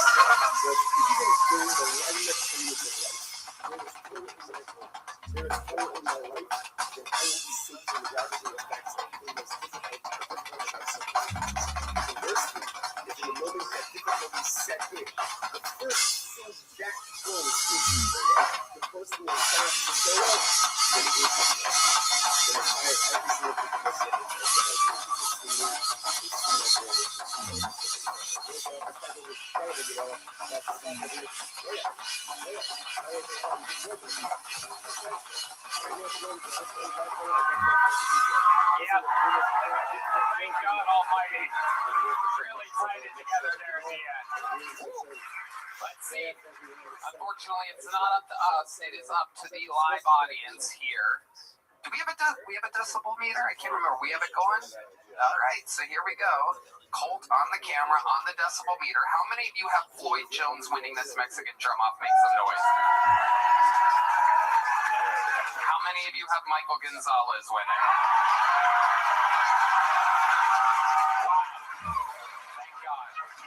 Have affected this election, wouldn't be the first time, but Floyd, you gave it a hell of a run. It was very good. Good interview, good set. I guess you get to keep those drumsticks. There's a big joke book. There he goes, Floyd Jones, ladies and gentlemen. There goes Floyd saying goodbye to Shane and Lord Charizard, or whatever he said. There's another Bud Light brought to you by Bud Light. Ladies and gentlemen, this is a special time in the show's history because we have a brand new regular who has absolutely taken the show over by storm. This is a brand new set. They get to do a little bit longer than a minute if they want. And this is the Dark Storm of Atlanta, ladies and gentlemen. He is here. Make some fucking noise for Dedrick Flynn.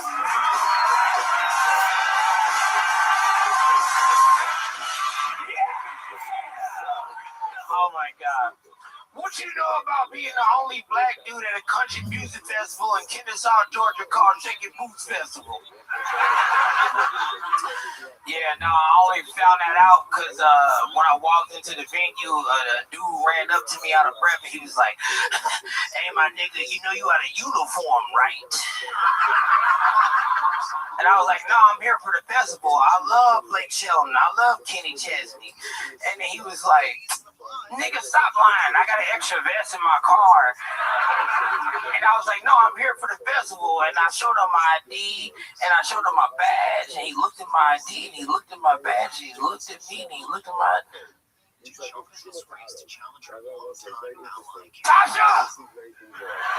You don't want to hear this. So Tasha came over. I met Tasha. She did the same thing. Jamal!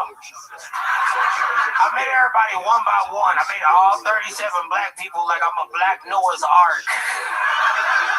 They kept calling me the Day Walker. They said I was Blade.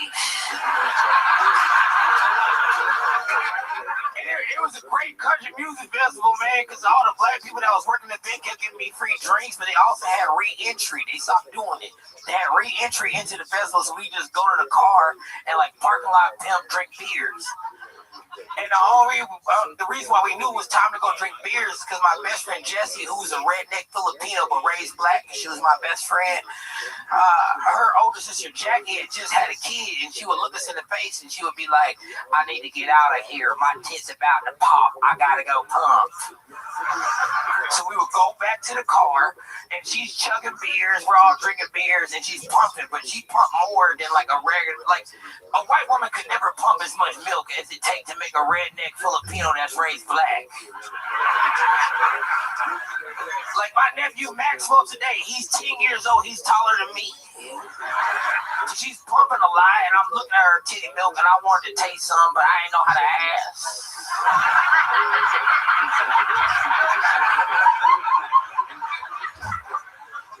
And then God got my back so much, he confused my friend Derek. My friend Derek saw me look at the breast milk, and he was like, "Yo, I bet you $100 you won't drink Jackie's breast milk." Nigga, I was already thinking about it.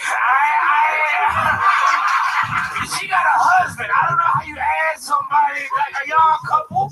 How do you get, if you have breast milk, I gotta be like, "Hey, excuse me, brother. This breast milk, you ain't bring it to your kids. It got alcohol in it. Can I sip some before we pour it on the ground?" But for $100, I can at least buy one T-shirt while I'm inside the goddamn place. So I was like, hell yeah, let's run it. And so they brought the funnel out because it was too much titty milk to just sip. It was too much to sip. You gotta bring the funnel out. It was like 2 gallons of titty milk she was pumping. And I chugged it all in 8 seconds flat. I was doing a great job. Also, I don't know if y'all love titties as much as I do, but I research them. Breast milk tastes like whatever the mom is eating and drinking. So her titty milk just tasted like Tecate and tequila with a little bit. It tastes like a redneck Filipino horchata. You know what I'm saying? It tastes like a little redneck Filipino horchata. But also, if y'all study titties as much as I do, you would know that a titty milk has all the vitamins. I haven't had a hangover in 12 years, nigga. I'm doing good. That's about time I go, y'all. Like,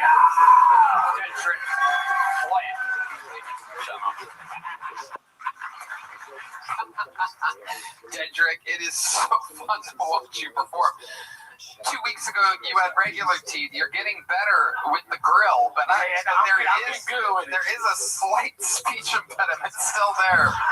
One of my favorite parts of the set is when you said, "I wanted to taste some, but I didn't know how to ask." The grill is affecting those S's. It is. It is. I'm not used to money, Tony. It's amazing that you're willing to make the sacrifice. Out with the S's, in with the gold teeth, still making it work, plowing through. I love it. Camoed up tonight. Look at that. Oh yeah, I got that shit on, Tony. Did I say it right? That shit on. Hell yeah. Got that shit on. You know what I'm talking about. No, you don't. Yo, you still disguising that forehead. That shit is big as hell. Yeah, that shit is swooped over, but it's still goddamn plasma screen TV. That's good. Good luck. Don't let anyone talk to you. Take your hat off, Shane. Fuck you, dude. Don't. David Lucas is good at it. We already have one, David. Don't do that. David Lucas. David Lucas is also wearing a grill right now. It's a green egg. Okay. Is that right? Green egg? It wasn't the reference that threw it off. It was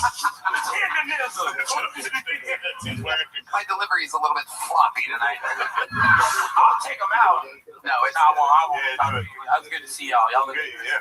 I'll give you more teeth if you kill David Lucas. What do you guys think of suits? Okie dokie. All right, Dedrick, how's life been going? Man, I'm doing good. I'm goddamn touring like a motherfucker. We just left Lincoln, California together. Yeah, I took Dedrick on our first road gig together. That was fun as a motherfucker. I ain't never been on a private jet, nigga. I was so used to getting pat down. They just walked down and it's like, would you like a coffee? And I was like, am I in interrogation? I'm ready to snitch on you. I don't know what you did. It was a fun trip. Especially the ride back in. Yeah, that was so fun. Yeah, it was a blast. It was actually a very good Red Band. Yes, we banged Red Band. Fucking I like where he's going. Yeah, of course you did. You did learn. No offense. That's where his new lisp actually comes from. All right. Sorry. Yeah.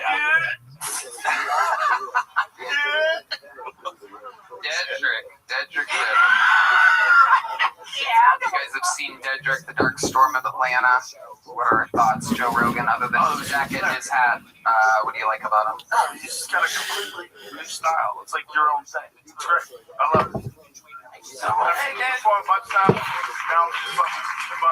Get rid of the grill, though. It's ridiculous. You can't even talk. You know you got money. Either get real gold teeth or stop fucking around. Okay? Those aren't even like fake tits. They're like the rubber ones you stuff in your bra. Get a goddamn operation and commit to a look. That's so crazy. Because, That's real. oh, there you go. That's what I like.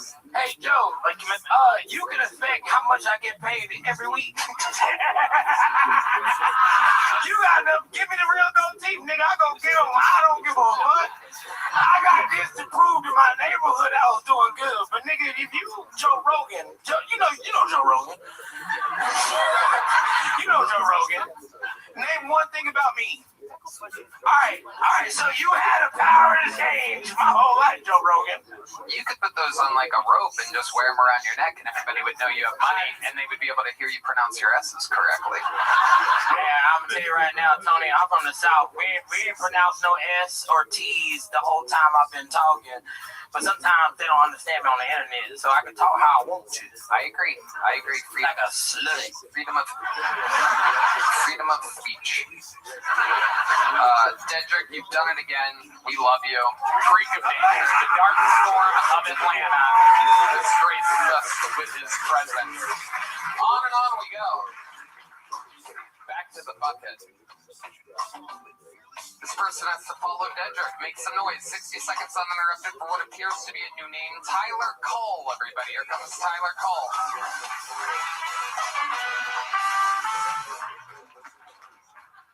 Do y'all think Indians do that head bob thing when they're sucking dick? Oh my God, this is so big.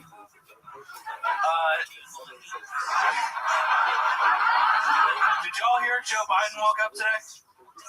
Yeah, so 6 more weeks of recession, that's what that means. So I went on a first date the other day, told the girl I was a comic, and she said, no way, I'd love to see you perform sometime. And I said, well, we should probably have sex first, so you can appreciate just how long 5 minutes really is. It's a long time, I swear. Do we have any fans of Jersey Shore in here? Yeah, someone told me the other day I look like a cast member on the upcoming spin-off Gaza Shore. It's just 5 Jews and 5 Palestinians arguing for an hour. This bedroom was promised to me. Someone also told me I look like the situation in the Middle East. And then they said it looks like my forehead could bench press 225 pounds.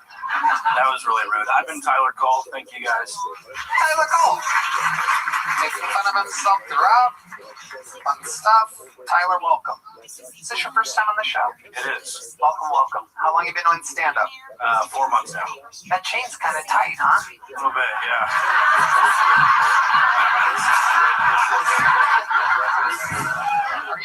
Are you a pit bull? What is going on? What exactly is happening over there?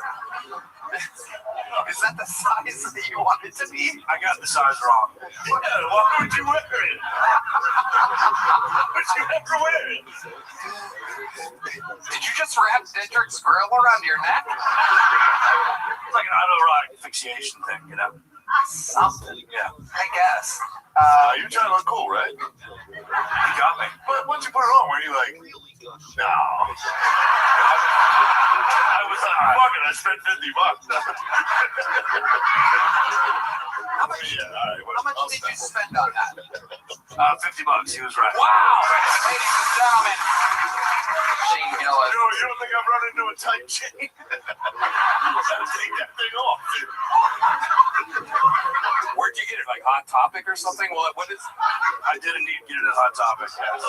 Did you really? No, I forget. I don't know. You forget where you got the chain that squeezes your neck all day? It's just so tight. I forgot. Did you get it when you were in 5th grade? Just grew into it like one of those fucking African ladies.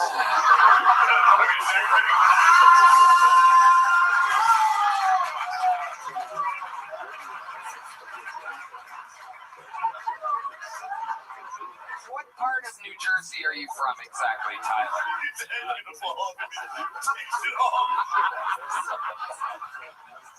I'm from Austin, Tony. Born and raised in Austin. Born and raised. Wow, with the pinky ring and a choker. Yeah.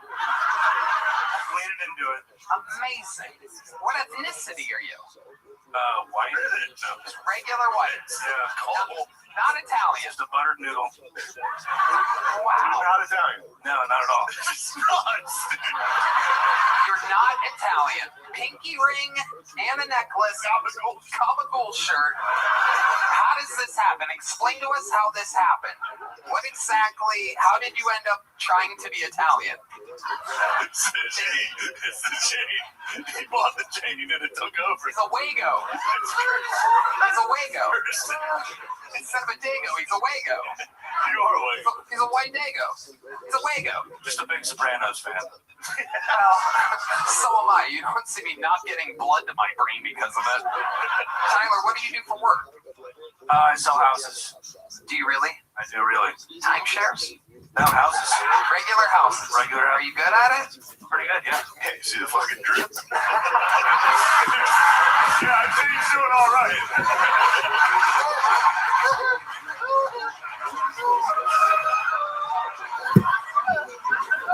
When's the last time that you sold a house? When you closed on a house, when was it? It was in October, but I have a closing coming up tomorrow.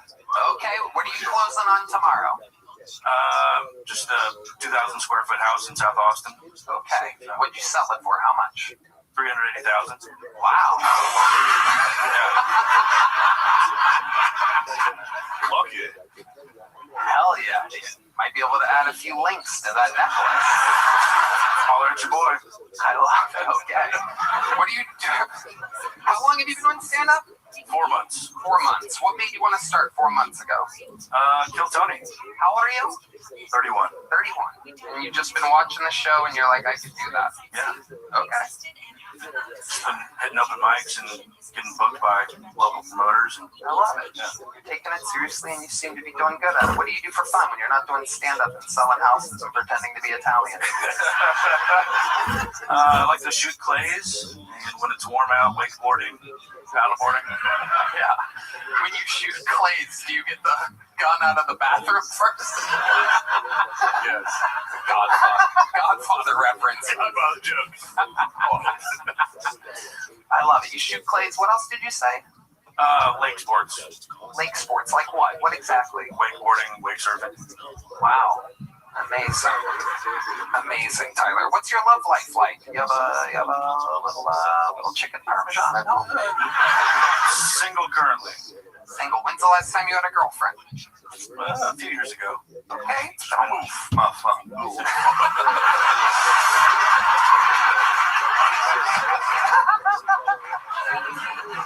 Why are you fake Italian? Who the fuck wants to be Italian? Hey, what the fuck? Hey, take it easy. You two wops, dude. You fucking... You're a kitty sandwich right now. Yeah. Oh my god. That's a crazy race to appropriate. What the fuck are you I just started acting like Polish. I don't know, I like being Polish. What the fuck? Who compares the Italians to the season 2 of The Wire. Now I'm a Polak. What the fuck? You're not Polish? No. I do look pretty fucking Polish, yeah. Pretty glaringly Irish. But whatever. You don't see me wearing shirts about it. So this relationship that ended a few years ago, how did it end? Found out she was married. Wow. Okay, I love this. My God, am I good at these little interviews. How did you find out? Exactly how did you find out that she was married? How long were you hooking up with her? Give us a ballpark here. But it was like 9 months in that she told me she was 9 months in, and she just told you. Yeah, when we first started dating, she said that... You weren't dating. You were fucking and hanging out sometimes. She was married. Go ahead. When we first started fucking, she said she was divorced. And then 9 months later, she was like, oops, actually, I'm not divorced. Okay, where were you exactly when she told you this? Were you at a Best Buy, perhaps? No, we were bartending together at a club on 6th Street, and she told me while I was at work. Wow. Amazing. And that was that. Yeah. She must have been fun. Can you give us an example of the favorite crazy bitch doesn't tell you she's married for 9 years. Working alongside you, fucking you. Let's go to dinner. Fucking maniac. I bet she was so much fun. Can you give us an example of a fun sexual experience that you had with her? You guys ever bang at the bar or in the car outside? We did, in fact, bang at the bar, yeah. You banged at the bar? Yeah. The bar, diggy, diggy, diggy, said the boogie, set up, shop the boogie. You banged at the bar to bang.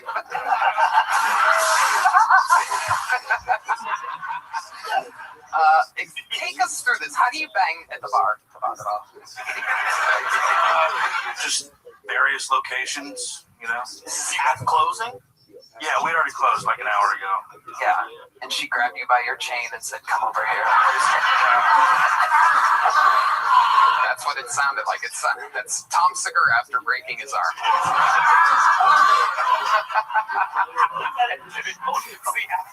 He was on my podcast today. So let me ask you this. That rules, sir. You're at the bar, right? You're serving beverages, but you're with a married woman. So where are you finishing? You have to. Is it inside or are you pulling out? That's a really good question. Thank you. Thank you. Thank you. Fuck yeah. Every answer is bad. Let's go. She was on birth control, so. Oh wow. Oh my. Oh, cream pie. Yeah. Special delivery, daddy. It's a vegan cannoli. It's not actually a cream pie. It's a vegan cannoli.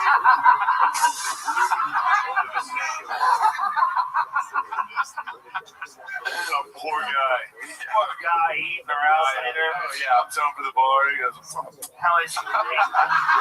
Salty. Yeah. Italian? Yeah. Tastes like dairy-free Alfredo. Wow. My God. Roundhouse meal. Absolutely incredible. It's an evil world. Evil world. What's pied by a wop at the bar? I was thinking about you. Did the husband ever find out? This is the $1 billion question. I mean, they were separated, so they didn't live together. They weren't reminded. How the fuck do you know? I went to her house a few times. Whoa. Together. Did they have kids? No kids. No kids. But they got back together. She told you, and you haven't banged since. They did not get back together. They didn't get back together, but No, she was they got still married. Okay. Well, that's interesting. Yeah, that's a whole different thing. So then why would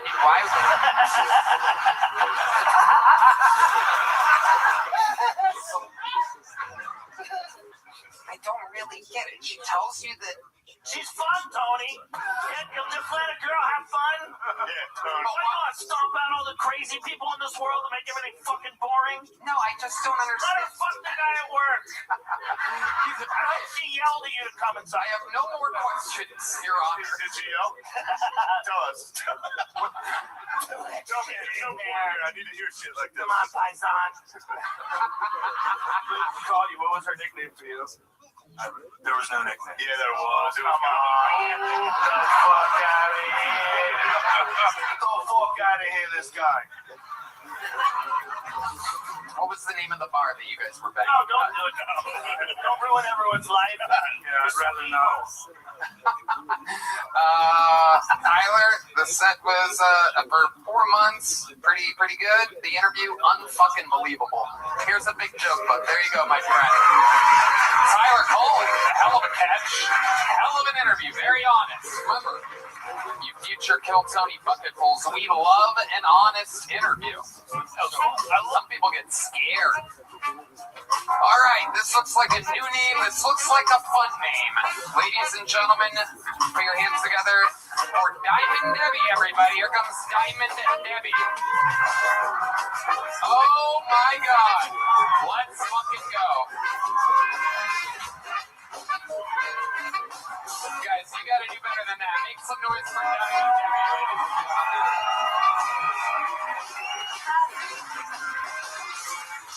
Over there, ladies, we know things. By this age, I know when I had too much to drink, and like you youngins, these diapers leak, y'all.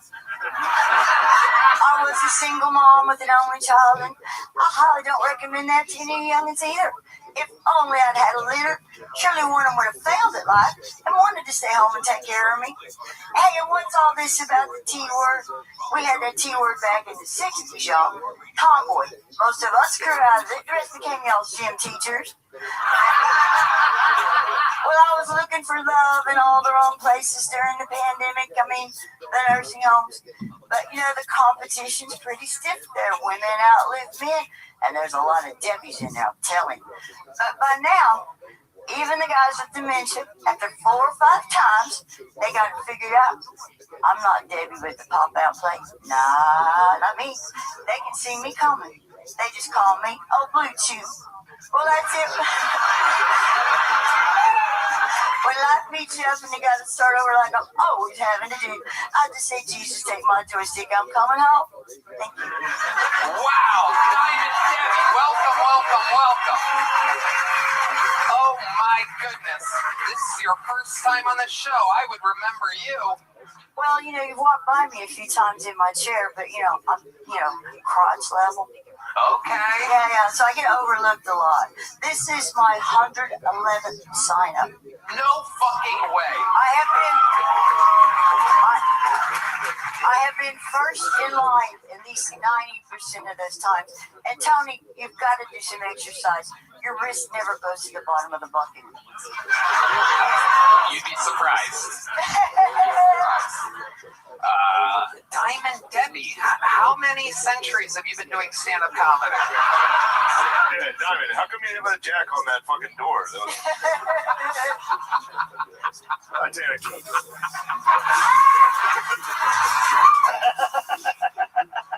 No big deal. Rocket money. She's either the girl from Titanic or the rock that she threw in the bottom of the ocean. I can't tell exactly. Yeah, the heavyweight. Oh, D Madness is making his move right now. You know, D and I had a an agreement. See, because I grew up playing bass guitar, but I didn't have one at home to practice on. So he plays by ear, and I only sight read, so it wouldn't be fair. Fuck yeah, Diamond Debbie.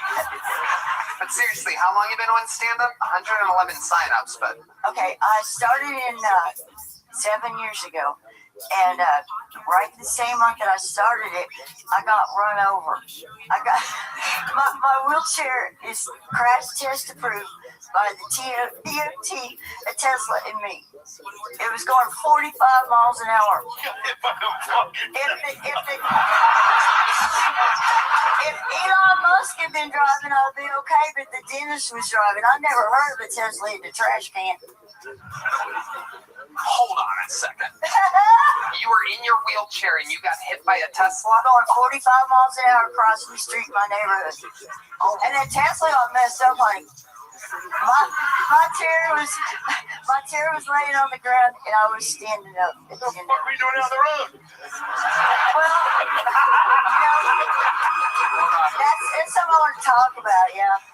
You know, it's odd, but we do have the right to go outside. Wow. Diamond Debbie. This is incredible. She's only 25 years old. That's why she looks like that. Yeah. Oh, honey, I got socks older than you. Damn right. And Red Band's like 55, so that's crazy. How old are you, Diamond Debbie? I'm 67 years old, and on 1/11, and this is my 111th sign up, I'll be 68. Wow. Look at that. 111. You're 68. 112. The new Netflix special, Kill Tony, Once Upon a Time in Texas, streaming live on Netflix. You have something to do the day after your birthday. How exciting is that? Sounds good. If you make it there. Well, I think my daughter's phone number is in your phone. So. But she hasn't talked to me in 9 years. Okay. Yeah. Her name, Little Debbie? Very exciting. Can we get a phone unlocker? Very exciting, Diamond Debbie. Damn, so you couldn't even hear that Tesla coming, huh?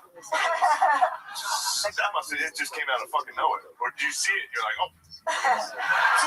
She's a burlesque performer, and she's very, very famous. Oh, your daughter is a famous burlesque. Oh, let it go, Tony. Yeah, she's really trying to hook me up with her daughter.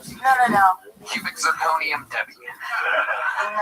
Okay, Debbie, let's talk about it. What the fuck have you been doing the last 67 years? Well, my favorite thing is, see, I grew up in a day when women couldn't get car loans or buy houses, so I wasn't allowed to take auto mechanics or shop.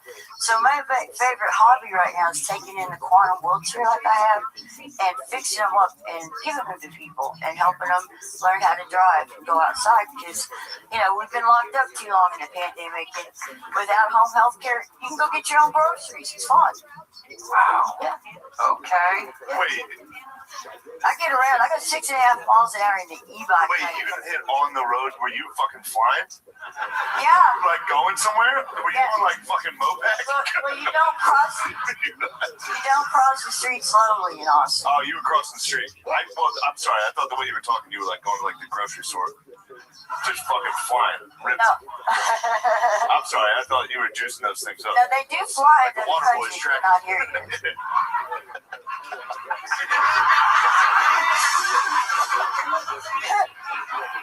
I'm sorry, you guys don't like it. Diamond Debbie, what made you want to start stand-up comedy? Well, it's funny. I was doing Toastmasters, and I like to give hour-long speeches, and the guy that Hold on. it was, Stop. What's Toastmasters? It's an organization to help you learn how to give speeches professionally, right? And so I signed up with them because it was online, and but the friend told me that he could talk for an hour, and all anybody remembers is a couple of jokes. So I'm like, why don't I tell jokes instead? So that's what I did. Wow, look at you. You're such a little charming lady. Where are you from? Oklahoma home is my home. Okay. I grew up in Oklahoma, yeah. All right. And you drove your wheelchair all the way here. Yeah. Bro, you're going to hell. Because of this? Actually, you think, dude, if I go up to the gates, and they're just like, do you remember this? Like, it's fucking Diamond Debbie. I'm gonna be pissed. All the shit That's the straw. Where'd you get your name Diamond Debbie? Were you like a stripper at the Black and White Rose or something? Or Great question, Red Bam. That's a solid joke. That's a solid joke. Black and White Rose, that's a solid joke. Oh, I get it. I get it now. I'm so used to jokes not Maybe you said he's on your Red Bam. No, I'm like, that's a Chandler's arrived.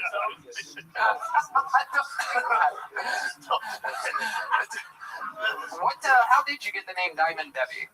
Well, A diamond lasts forever, and you clearly won't. I'm not.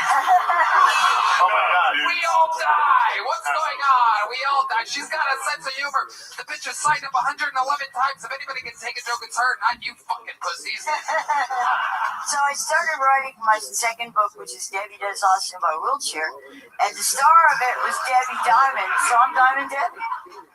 Wow. Wait, so you wrote a book about I'm writing a book called Debbie Does Austin by Wheelchair. when's the Tesla chapter? Pardon? The Triple X chapter? It's the next chapter. Well, I'm waiting for my happy ending. I haven't had a date. He doesn't do Austin.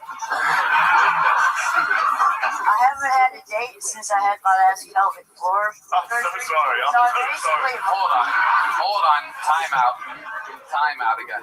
You haven't had a date since when? I had my pelvic floor vault. Pelvic floor vault. What does that mean? Bladder comes out and they put it back in.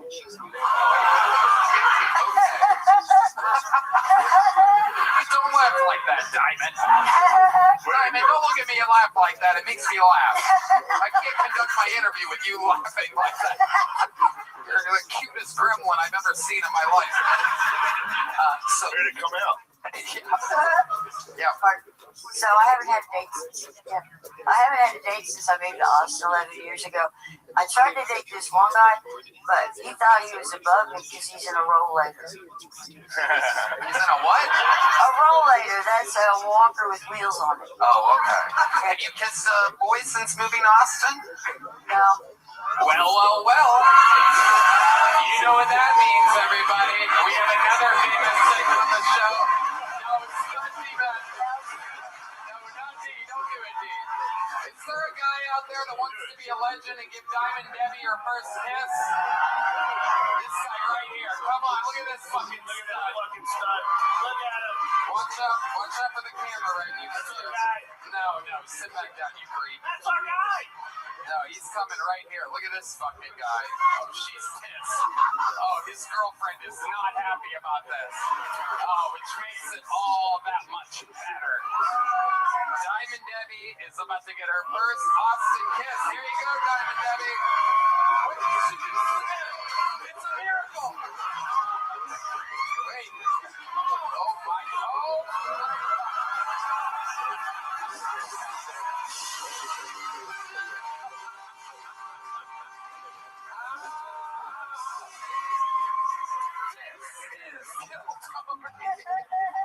It's all right. Crying. No, it is. Oh, it's funny. That was actually touching. It was. Diamond Debbie, how do you feel after your first Austin kiss? I'm breathless. I love it.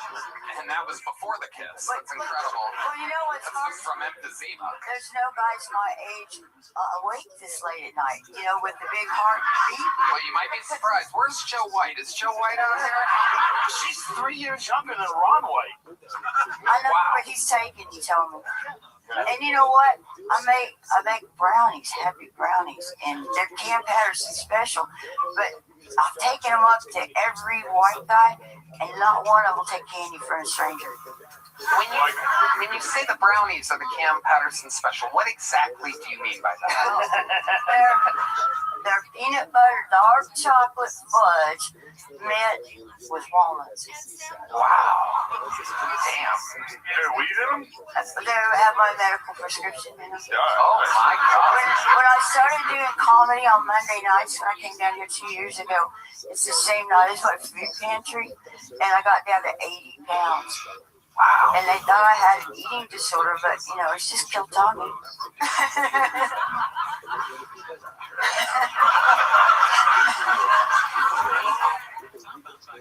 Diamond Debbie. I'm getting word that there's another boy that wants to kiss you. You want to kiss another boy, Debbie? All right, let's send out another one. I'm getting word that there's How one many back times here. gonna make this poor lady stand up, Tony? There's one more. Oh my God. Look at this. You say brownie 3 times. Oh my God. I just got so hard. Was that a flash? Well, that was that first time with the black guy? Not my first kiss. No, she was with George Washington Carver. After she discovered the peanut. That's why she can't walk so good. She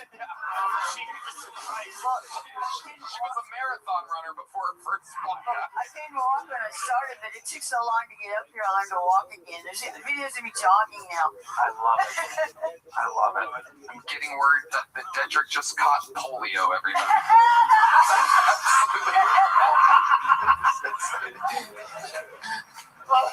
Diamond Debbie, you are an instant legend. I have somehow run out of big joke books. Do we have more in the back? Great. They're gonna hand you one in the back, and Diamond Debbie, let's just have you sign up again sometime. But why don't we just time it out so that you don't have to wait out there with all these fucking. The worst part was waiting in the alley when it got so cold a couple of weeks ago. Oh my God. Nobody could hear me trying to get in. I feel terrible. I went out there for an hour. I told you you're going to hell, Tony. Let me in. You gotta start considering these people, dude. They really want to be a part of the show, and you treat them like garbage. How about get some warmers out there or something? Some kind of heat. Oh, hey, I love it. Well, there's one with the Virgin Mary on it. You probably went to high school with her, so I'll give you that one. Make some goddamn noise. How loud can this place get? We have all different shapes and sizes of sign-ups here tonight, and I fucking love it. 111 sign-ups, and she finally got on tonight. That's absolutely insane. Defies the odds of the bucket. But it goes to show the bucket's real, or else I would have pulled Diamond Debbie out a long time ago. Use cursive either. She has good handwriting. All right. You guys still having fun out there? Oh my God, she forgot her cane, everybody. Kiss number 3 coming up. Shane Gillis, ladies and gentlemen. Let's go. Did you get them? All right, this next bucket pull is from the inside, everybody. Make some noise for Kelly Quinn. Where the hell's Kelly Quinn at? Oh, they got her already. Great. I lost my job. My husband suggested volunteering, but I feel like I've given enough back to society. I married a redhead. I used to be a radio DJ, and not to brag, but I got loads of handwritten fan mail, all from jail. Prisoners must not have access to high quality paper. The pages were always stuck together. I'm passionate fans. There's one inmate who had a clearly expressed crush on me. My husband asked me why I was saving all his letters. Evidence. My husband's retired Air Force. The hardest job I ever had was being a military spouse. Just all day, every day, banging out your partner's PTSD. And does the military recognize us? No! And how could we after being banged that long and that hard? I'm Kelly Quinn reminding you to be a patriot and service those who service our country. Wow, Kelly Quinn, one of the more serious sets of the night. Kelly, welcome to the show, Kelly. This is your first time on, correct? I was on about a year and a half ago. Oh, okay. I don't remember you with the new hat. I didn't know they made hats in uncircumcised penis. I've been married 27 years. I've actually never seen an uncircumcised penis. So if this is what it is, it's pretty hot. It is literally, it's been voted. I'm getting word. It is the worst hat of all time. That's what the world is saying right now. Paddington bomb. Come on, folks. Wake up. Instead of the bear. Bear, get it? The bear who has that hat. Where's Diamond Daddy? Kelly, you were on a year and a half ago. How long have you been doing stand-up? 3 years. 3 years. All of it here in Austin? I live in DFW. DFW. Hell yeah. Okay. What do you do for work? So I own a small business. So when I lost my job in radio, I just switched full throttle to that. And so the question remains, what do you do for work? I own a website called ChristmasCockpit.com. I run it off of Shopify. Oh, we love Shopify. We absolutely love Shopify. In fact, you can go to Shopify and start your own business. Not a lot of people know this, but Mattel and Gymshark and a lot of other companies all started with Shopify, ladies and gentlemen. And on Shopify, you can perhaps hire a hat at the men's march. Remember the pussy hats? The women's march? That would be the hat you would wear at the men's march. Stay with us, people. Come on, damn, dude. This is spitting out gold. It is incredible. You did it, and anyone can do it. Create email and social campaigns that reach customers wherever they scroll. Shopify grows with you. I love Shopify. That's right. Shopify.com/Kiltony. That's Shopify.com/Kiltony. Shopify.com/Kiltony. This year, Shopify will be by your side. Okay. Kelly Quinn, tell us the craziest thing about your life. I've lived in 4 countries. What were the 4 countries? Japan, America, England, and Italy. Okay. Which one do you like the most? America. Very good. That is the correct answer. How long were you in Italy for? 3 years. 3 years, and yet you don't have a pinky ring, a necklace, or a gabagool t-shirt. Absolutely incredible. Where in Italy did you live? Emilia Romagna in Ferrara. Oh, okay. Si, señorita. Very good.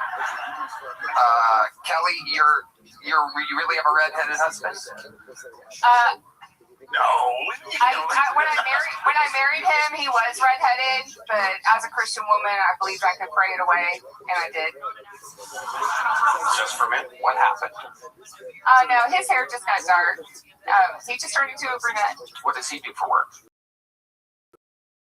He's a pilot. All right, ChristmasCockpit.com. So I make stockings like out of Crown Royal bags. Okay, so they're purple stockings? Some of them are. I did make special Kiltony versions that I brought for you in Red Band. Thanks. That was like a month ago. Apparently, they didn't make it to you. Oh, we have those. We have those, yeah. Yeah, no, we have those. You guys got them? Hanging by the chimney with hair. You guys got them? Both you got them? Yeah, totally. Like, isn't that crazy? They just threw those out, those nice gifts you gave them? No, we have them. We really do. We do. We took photos the other day and shared them with our families. Yes, absolutely. They are hung by the chimney with hair that hopes that St. Nicholas will soon be there. Kelly, have you ever thought about making yourself a better hat? My husband picked this out for me. Okay. You can tell.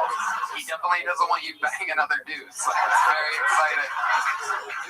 That hat is an instant boner killer. From now on, if I'm ever going to finish with a girl too fast, I'm going to picture that hat. Just be like, oh, that'll last forever. That hat makes me want to not come. All right, didn't get the laugh I thought I would. I thought that was funny. It was funny. Let's just picture a hat. Some people picture their grandma. I will picture that hat. Kelly Quinn, you gave us a little stocking. You're leaving here with a little joke book. Congratulations. Merry Christmas. I spiked it on Joe Rogan. Wow. How dare you hit a book at Lord Charizard like that? All right, back to the bucket we go. You guys still having fun out there? Goddamn motherfucking right. How about a hand for the lovely Heidi? This looks like an interesting name. Ladies and gentlemen, make some noise for Tadpole Triplet, everybody. everybody. Tadpole triplet. Oh boy. Here we go. Make some noise for Tadpole triplet, everybody. Here we go. The clock has begun. Did you ever walk into a room and not be the craziest motherfucker in there? What the fuck is that? I appreciate y'all giving me a little time out your day. They don't let me out much. I need this shit, y'all. I've been in a really, really dark place lately. But I'm about to pay the electric bill. So the future is bright. But tell Hunter what jokes up here. No, I am not Ted Kaczynski Jr. Y'all are insensitive. Ladies, sliding in my DMs. Talk about Tadpole, why don't you shave? Look at Tadpole, so handsome, why don't you shave? Because y'all, if I shave, I look like I majored in lacrosse and fraternities. Right, a little rapey. We don't want that. So instead, this is what y'all get. Look like a homeless MMA fighter. Fucking Conor McGregor. Tadpole triplet has arrived. Welcome to the show, Tadpole. Who the fuck is this guy? Still tagging the Conor McGregor joke, I see. Set has ended. Welcome, Tadpole triplet. Is that your first time on the show? Yes, sir. Welcome, welcome. How long you been doing stand-up? 39 years. Really? Yes, sir. You've been performing on stage for 39 years. Yes. How old are you? 49. I'll be 49 in May. You started stand-up comedy when you were 10 years old. I did my first type 5 at a second grade talent show. Are you serious? I swear to God. Wow. Okay. Okay. Wait, you were 10 in second grade? Oh, God.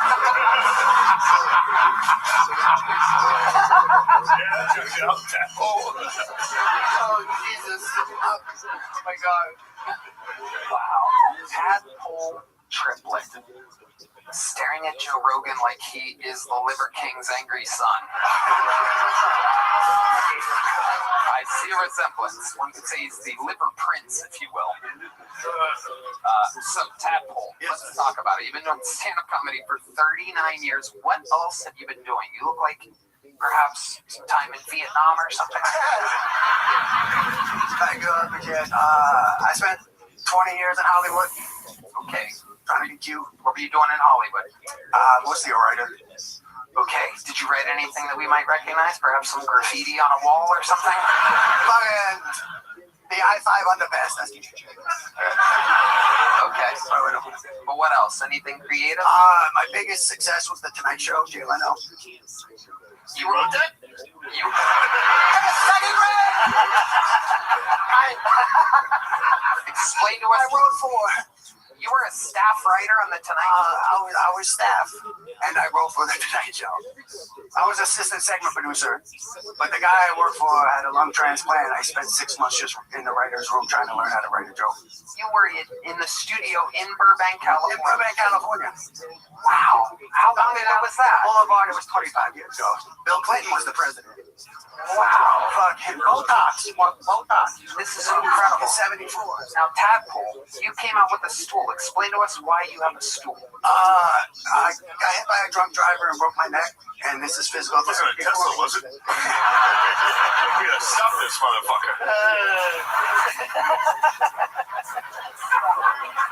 Oh my God, you have an actual neck brace. You took off the neck brace to perform. You have an actual broken neck. Yes. Wow. I'm gonna try and tough it out and not put it on and look like a sissy. Are you joke like a Rogan? Will you tap out? Tap out? No, put that thing on before you die. Yeah. Also, for real, neck brace is the funniest thing you can wear. Really? I wear it about 50% of the time, but I was doing a mini and I wanted to give them a No, on stage would be very funny. For real. Yeah. I swear to God, neck brace is literally the funniest. Before my minute to say hi, world. No, toss that fucking thing on, dude. I swear. How many you wanted to put on the neck brace?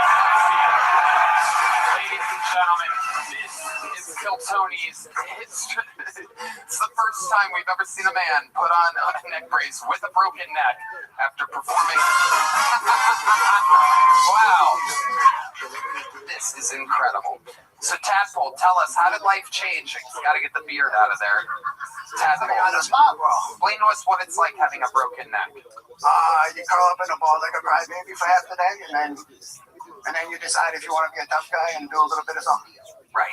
And that was that day or every day? Pretty much every day for the last 12, 14, second grade, whenever. You got hit by a Tesla 12 years ago? No, that's all his idea. I got hit by a... Dude, that's writer's room shit. That was actually his idea. Shane said I got hit by a Tesla. He's doing a joke. Yeah. No, wait, you got hit in fucking...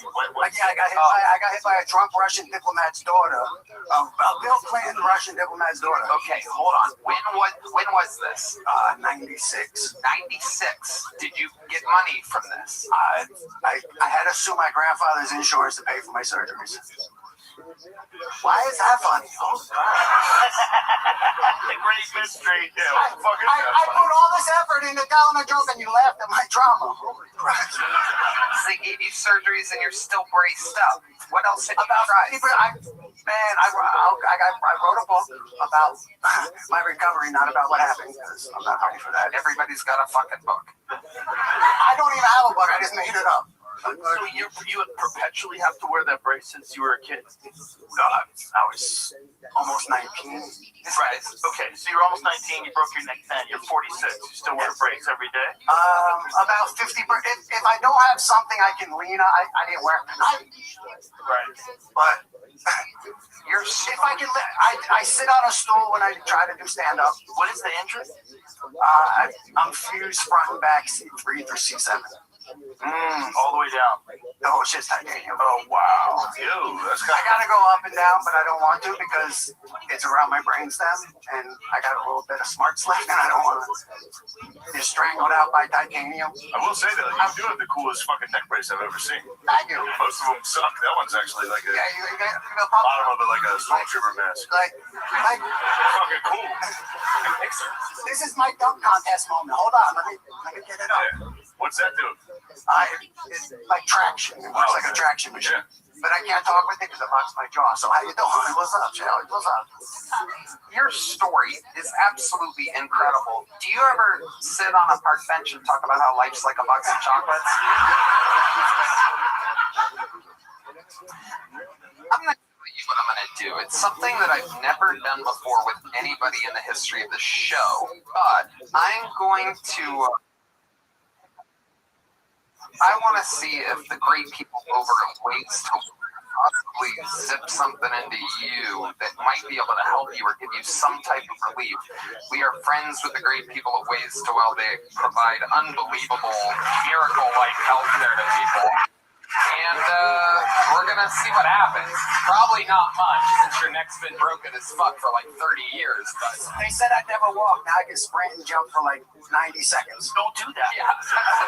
Don't do that. Stop doing that right now. I listened to them and I sat in a bed for a decade. Now I get up every day. Yes. Don't break your neck again, motherfucker. I'd be in a cage right now if I wanted that. I'd get a little taste of that again, but I'm not that retarded. Oh, not that. You are that retarded. Just because my mother drove the short bus. Hold on a second. That will withhold from saying it. That is very, very funny. Oh, never mind. I was giving you credit for a really I would never. funny. I got some merch. Why? I see a tadpole on your... This is my breast cancer charity, Habitat Hope for Humanity. You have others. What? Habitat Hope for Humanity. I get it. Humanity. For human titty. Yeah, well. That is great. Tadpole. You're a wild boy, Tadpole. You live here in Austin now? No, I'm about 300 miles away. Okay. Where are you? I'm near the Oklahoma, Decatur area. On the way to Wichita Falls. I'm not there, but I'm there. Okay. I was in LA for 20 years. The whole world shut down. I got Riri, and then I was like, my brother got a house. I can live in the basement. That makes sense. Yeah, the basement's nice. Do you have a girlfriend, a wife? No, they won't touch me.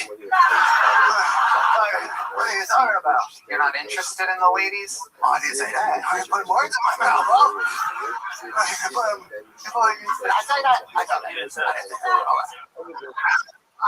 Habitat for Humanity, bro. I love it. I'm trying to save all the kitties. What do we do? Chopping off and stuff? Get the fuck out of here. Doing that? No one. Delete us. Cut it the fuck out. Cut it out. Cut it out. What do we do?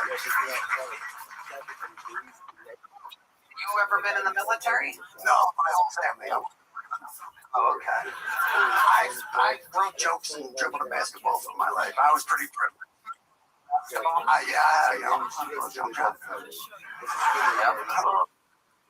can't understand what you're saying.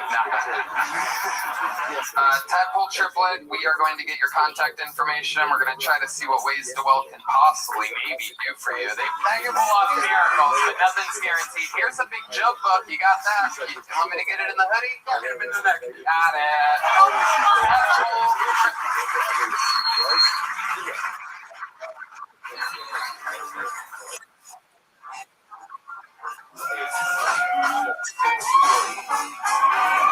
Shane Gillis, 1P, brought to you by Bud Light. There's the lovely Heidi. And we're going to get another bucket full up here. 60 seconds, uninterrupted, going to Gordon Dixon, everybody. Here comes Gordon Dixon. Make some noise, Austin. Let's go. I'm 41. If that last dude was 46, he is fucked up, bro. They got a knee brace from sucking dick. Yeah, fuck that guy, man. Thank you. Homeless dude. Anyway. I'm a 40-year-old comic. I hang out with 20-year-olds. I went to a strip club the other night, and they were all making it rain, and I tried to pay for my lap dance with a checkbook, and I knew I was all... Exactly. Half y'all don't know what checkbooks are. Fuck all y'all people. Yeah. The stripper was like, hey, I want to make it rain. You making it rain? I'm like, how you spell candy? With an I-E or a Y? How you spell this? It's all right, y'all. It was $12,000. It was a bounce check. She's never going to pay out that check. I'm celebrating my 8th year out of the service, so I'm having fun. I'm fucked up right now. Thank y'all. You don't have to clap. All right. You don't care about people. Thank you. I served as United States Jehovah's Witness, so I'm third here. Exactly. This is a rough night. Fuck y'all. All right. You guys like handicapped people more than you like half black people. Fuck y'all, man. My name is Gordon Dixon. My name is. There you go. All right. I'm going to make it Gordon Dixon. Also, all right. Gordon, how are you? I'm good, man. Been on the show before? Yeah, I've been on a couple times. This time you're a little fucked up? Yeah, I just got out of work. Yeah, I work next door. It's my fault. What did you drink exactly? What did you do, Gordon? Every shot people bought me, right? There's some people that bought me a shot. There's another guy who bought me a shot. Yeah, fuck that, man. It's Austin, man. It's weird out here. You have to get fucked up. No, you don't. All right, that's what I was told when I moved out here. All right, they fucking lied to me. My bad. All right, Gordon, you're kind of tricky. You missed a lot. I'm glad Shane missed it. I'm sorry, Shane. All right. Gordon, I know. Guess how many shots you did tonight before tonight's set? How many would you guess? Just a ballpark. Strong 3. I did a strong 3. Okay. Yeah, strong 3. But I'm old, so I shouldn't do any alcohol. I should stop drinking at this point. But fuck it. You know what I mean? All right. Gordon, I'm going to let you off easy tonight. All right, I'm going to get you out of here with a little joke. There you go, Gordon Dixon. All right. Let's get one last bucket full up here tonight. Make some noise for Lindsay Campbell, everybody. Here comes Lindsay Campbell. Here's Lindsay, everybody. We know Lindsay. Hey, guys. Erica Kirk has been hanging out with Nicki Minaj lately. You seen that? She's trying to convince people that she's not racist. She does run her fingers through people's hair when she hugs them. You can tell she doesn't have a single black friend.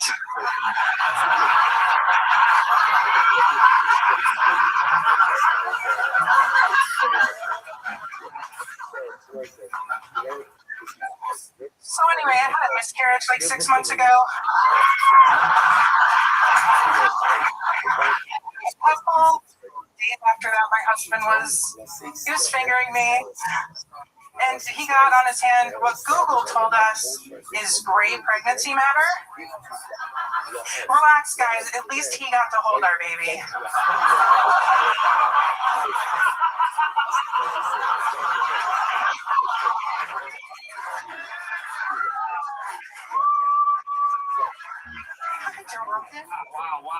Wow. Absolutely incredible. Ladies and gentlemen, Lindsay Campbell. I loved it. Thanks,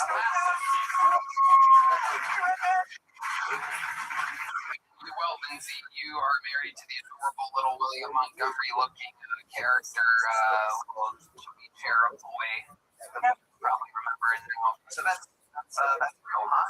Yeah, Trey Campbell, Dr. Peppers. We got married on May 3rd, 2025. Hell yeah. How's that going? Good? I'm going awesome. I just keep bringing animals into the house. I'm trying to get rid of them, but doing well other than that. What kind of animals? What are we talking about? We're up to 5 now. We have 2 dogs, we have 2 cats, and we have a snake. Wow, okay. Hell yeah. Before you said snake.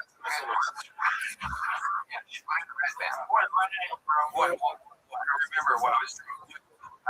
It's not a penis thing, I promise. I was talking about my snake when you told me that if I ever brought it into mid-season, you would like throw the bag against the wall. The what against the wall? I said I was going to bring a snake in the bag and I was going to cheat it without him knowing. You got drunk and said you were going to kill our snake. For those of you that wonder what Red Man's like after the show, I love it.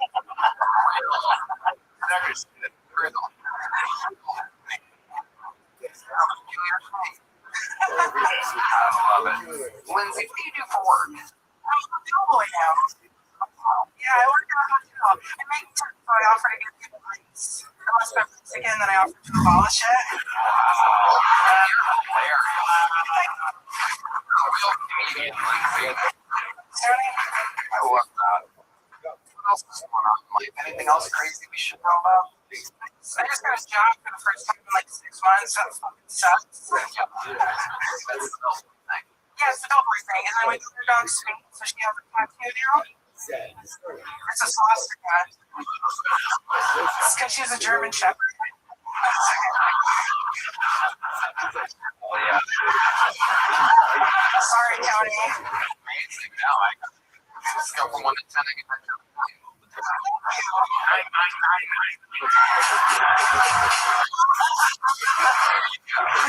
A little fucking alley there. I like that. Oh, that's my whole saying. On my balls. Yeah, you did.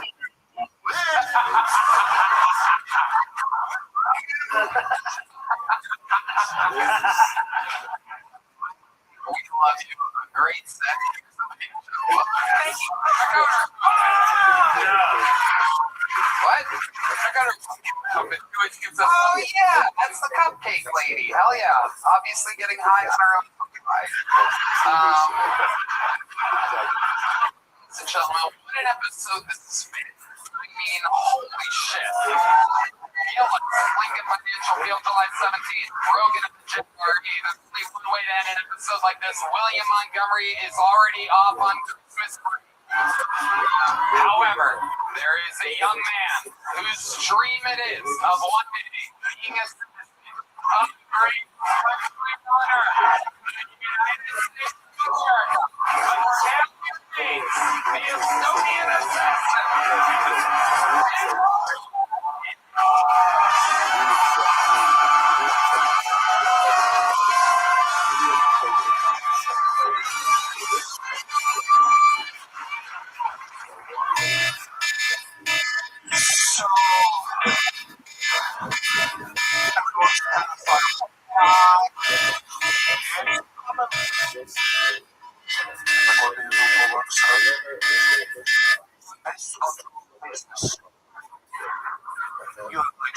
what's left.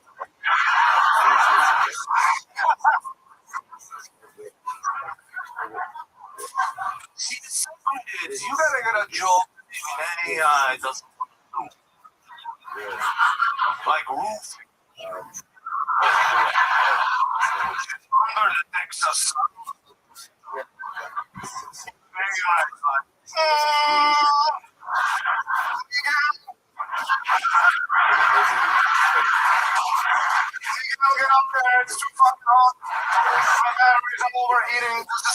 Hey, Brandon, can you mute your other device?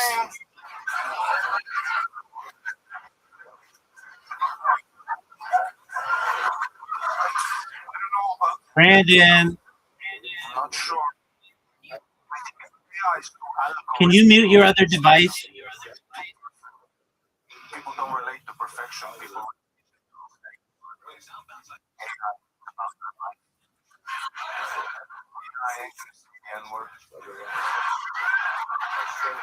Brandon.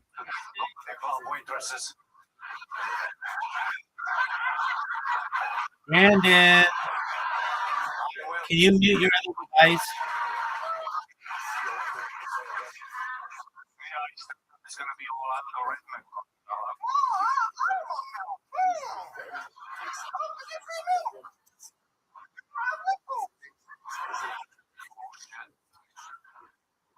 Also, if AI is so smart, how come when I try to look at and to make sure that the role they ask me to identify 3 traffic lights in the picture. AI is this puzzle.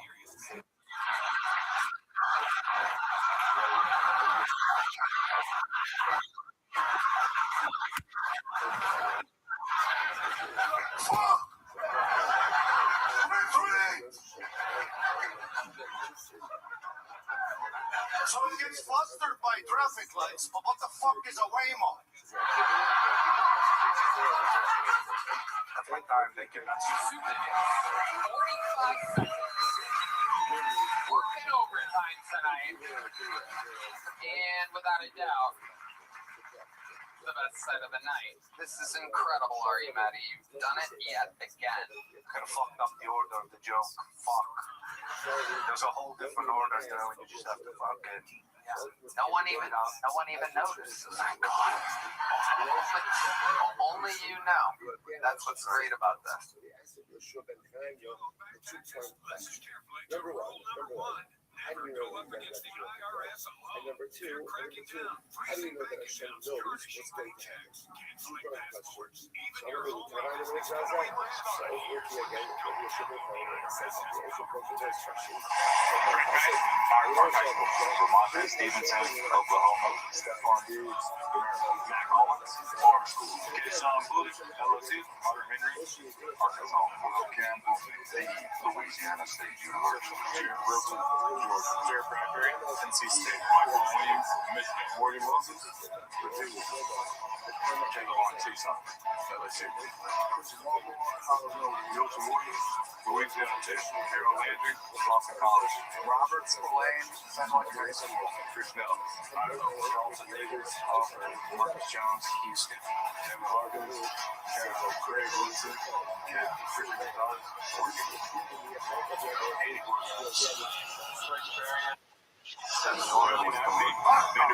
Callback that got left on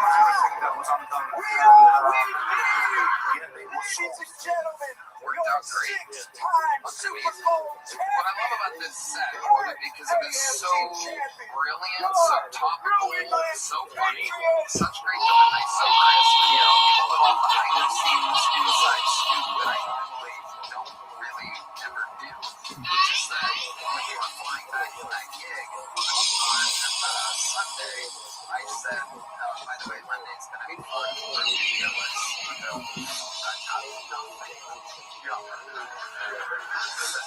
I'm just curious, is that, did you just fucking cook that up in the past 36 hours or what? Teams are here on Stinky down to the field. Kaylee Hartzog is covering the Seahawks tonight. New she's with their star receiver Jackson Smith in Jigba. Kaylee, Thanks, Mike. Jackson, you just ran out the tunnel at the Super Bowl for the first time in your career. Look around. Describe these emotions.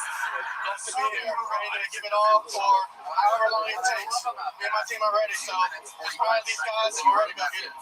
You are the offensive player of the year, and with that comes extra attention. How can you make sure you are still able to have an impact tonight? I never cared about any of that stuff. I cared about this moment right here, and this is all that matters right now, so we're ready. You and your teammates consistently talk about how special it is to do this with this group of guys. What gives you confidence in this moment? The guys, we earned the right to be here. Every step of the way, these guys earned it. We deserve to be here, and it's just time to go have fun and go play for one another. Thank you, Jackson. Now we go to Melissa Stark on the Patriots sideline with Drake May. Drake, 10 years ago, you were heroes of fame with your dad watching the Super Bowl. What is it like to be on the field and getting ready to play? Again, at this point, it was a surreal moment. First time we get to Much better view from down here. You are going up against the Seattle defense that's allowed the fewest points in the NFL this season. What's the key for you in this offense? They play football. They were really touchdowns. Good bounce versus BS. Play for each other. Go there. That's fun. Have a great time, Drake. All right, one note about Drake's right throwing shoulder. He's been on the injury report for the last 2 weeks. He came off on Friday. He told me he has no worries that the warm weather certainly helps. He told me he plans to sling it tonight, Mike. Shoulders good. The game face is ready to fumble in his face. When we come back, Randy Carlisle, Susan Sarah, and Charlie Booth performed our national anthem as we count down to Super Bowl 60. Nobody even knows what happened. Mossad gathered no information. They just We call it 100% copper.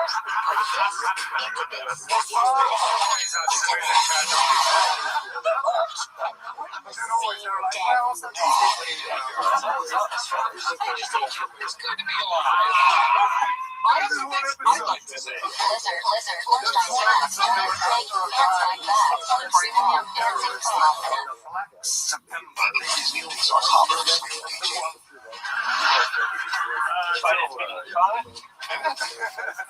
Worst thing to happen on German soil, the Jews, you know. So, I got it. Allow me. So they're out the leaders, okay? And they find him coming through Norway. The sky travel. A great, beautiful skies for terrorists. Everybody's out.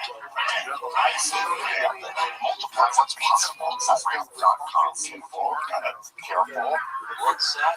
Eating creepy guys in the alley. You're a fucking pizza guy. So the Mossad tracks this guy down.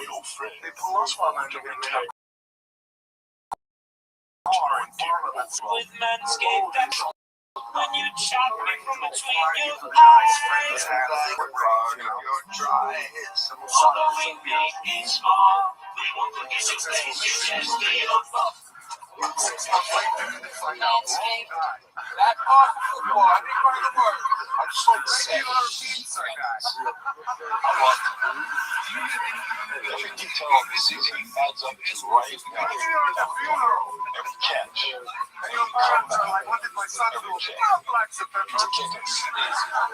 Whether your team's in it or not, one night, we're winning. How those guys got caught is after they blow the guy's head off. One last try. That's how the Jews get to home.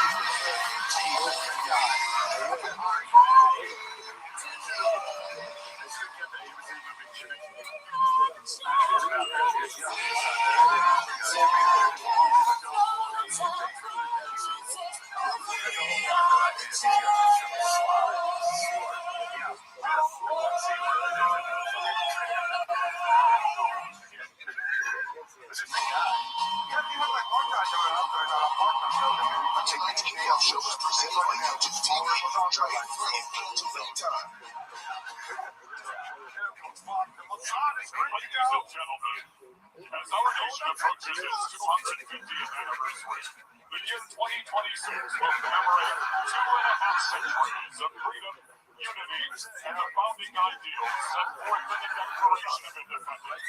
The National Football League, Seattle Seahawks, and New England Patriots are proud to stand with the American 250 Commission in honoring this historic milestone and reflecting on the enduring spirit of our country. Now, signing America the Beautiful in American Sign Language is Wayne Ortiz.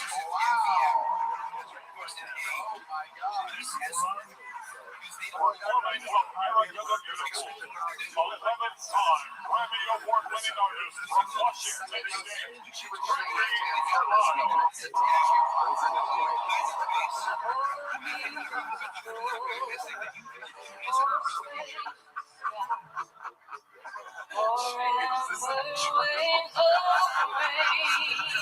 There's a Ben Shapiro joke in here somewhere.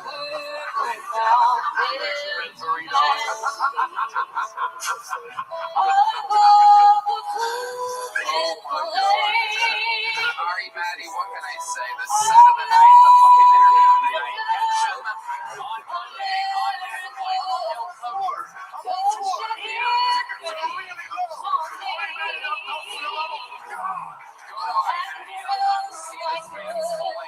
You're not gonna fucking believe it. If you love it, you'll love his hours. Teacher working in Chile. Let's see what Chris Rogers drew over there. Oh, shake it. Look at that. Hell yeah. That's a very nice picture of you. Oh, thanks. Thanks, man. He gave you a little more with that fucking bed. Tell the girl I'm gonna do that.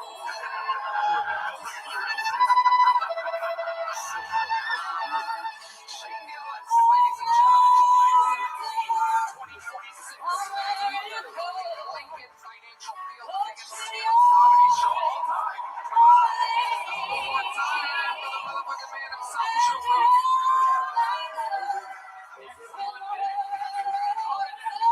Watch the whole goddamn thing and tell everybody that you know who's guilty. Once Upon a Time in Texas filmed live at the Moody Center on New Year's Eve. Airs on Netflix next Monday. We will not be here on YouTube. We will be only on Netflix and back on YouTube the next week. Fuck yeah, man. We did it. What an episode. One more time for the best damn band in the land. Military District of Washington. Another single every hour music is available on the Color Guard. we love you. Have a fun Netflix next week, motherfuckers. Good night, everybody. Returning to sign our final performance in American Sign Language is Restream. And now, to honor America with the singing of our national anthem, please welcome multi-platinum award-winning artist and composer, Charlie Booth.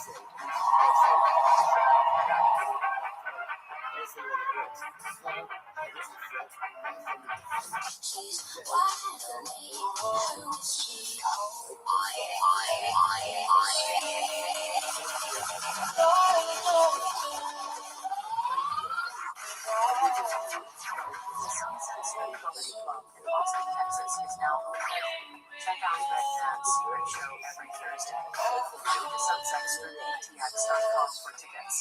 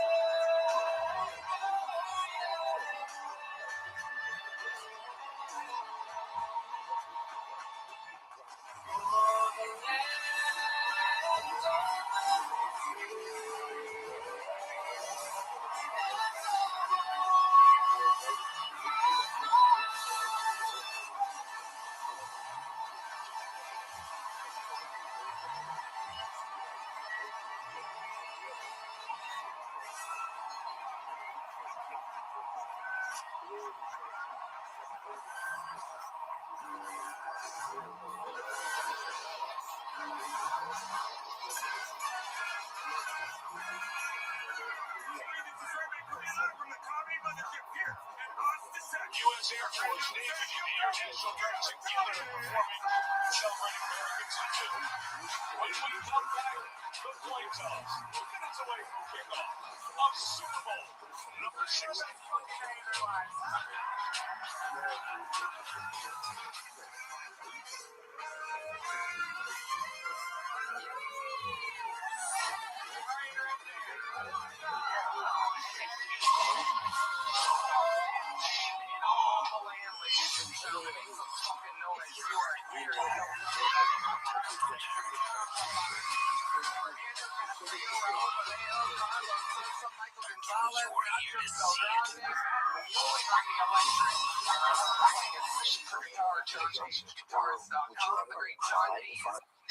Ladies and gentlemen, with a brand new show on Spotify called Oxygen, and this is indeed the one and only live in the flesh.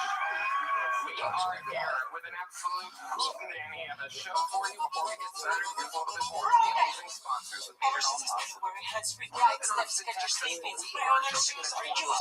Get your sleepings and you step in and they're on. Right, get your sleepings. Dallas, go to TonyHinchcliffe.com for tickets right now. Come see an actual film station on 16th and Texas Line, East February 28th, 1 February, March 28th, TonyHinchcliffe.com. Go to college. Be a businesswoman. I can save for a house with a trampoline. 2 trampolines. This year, every American child gets their measurement account, and millions will be pre-funded. That's free money. We can all stand to man's dream. Sign me up. I'm trying to be strategic. You know, sometimes Chelsea hosts working on likely some Super Bowl matchups. Two preseason launch on both led with stellar quarterback play. Both teams rated top 10 offense and defense this year. Buckle up. Should be a battle up and down the field. Armstrong, Matt Rutgers won't bring the place to bet more. Counts bet $5 to get 300 bonus bets if your bet wins. Download the app. Promo code with the sign up.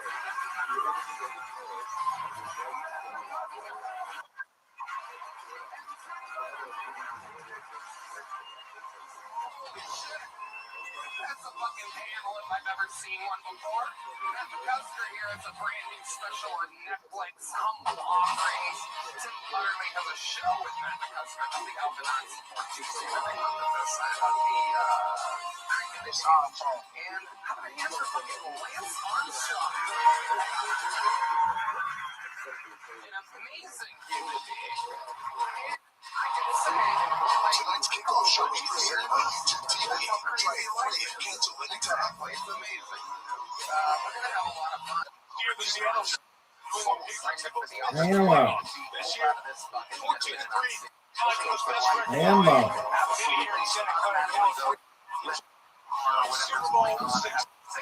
Yep. What'd you say?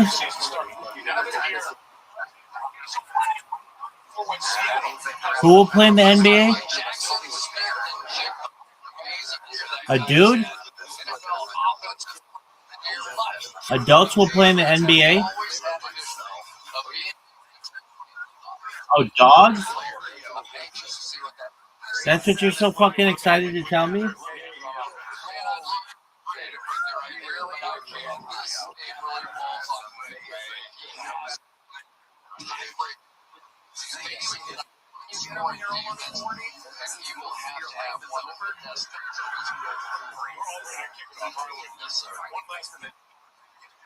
Dude, watch the Super Bowl, big man.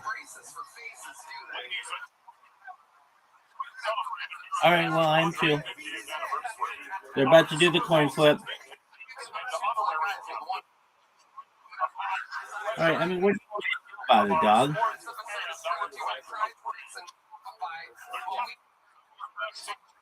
Dog, I'm not looking up anything. It's the Super Bowl, Zoot.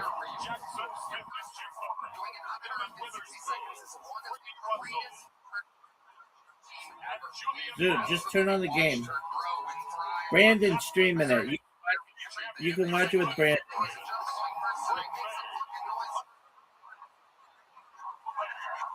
Yeah, nobody gives a shit about it. We want to see this game, baby. It's a big deal. When I first graduated college, I was just doing random stuff to make money. trying stuff, so like, All players from the Bay Area. you really get so high, you forget to sell drugs and just end up running a non-profit. Kind of what happened. The Boys and Girls Clubs of I America. couldn't afford to go on vacation, so I was just teaching myself how to lucid dream. See Hawaii at night, I guess. Pro Football Hall of I Famers. feel like if I had more money, my standards for guys would be He was the MVP of Super Bowl like a friend of mine, she had a one-night stand with a guy, and he bought her a Plan B. And I don't know what I'd do if that happened. Super Bowl 41 Because if a guy bought me a Plan B, I'd be like, damn. champion played right here.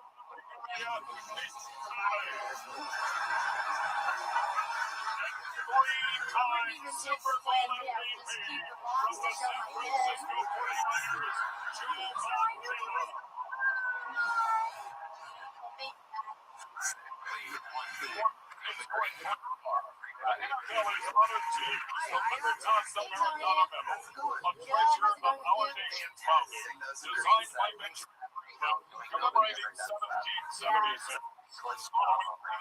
Historic point will take its place at Smithsonian's National Museum of American History. My life recently on my hair. I was thinking on the phone trying to be attractive to women, but then I really thought about being a lesbian. And Is it going to be heads or tails, Zoot? Vaginas are a little bit acidic, and Heads or tails?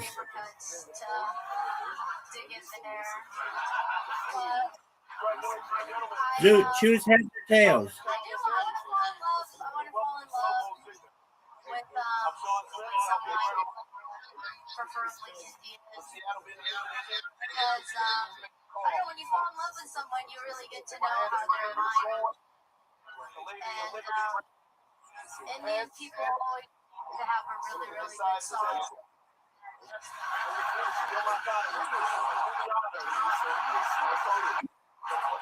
And I want to know the lyrics, you know? They don't.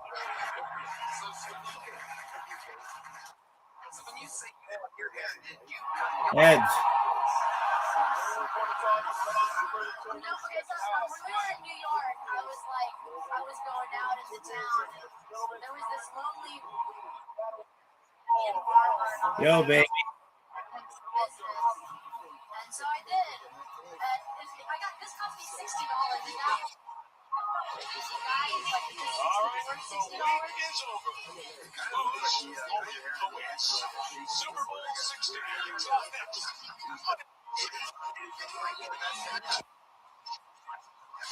Zoot, you talk during the Super Bowl more than anyone ever.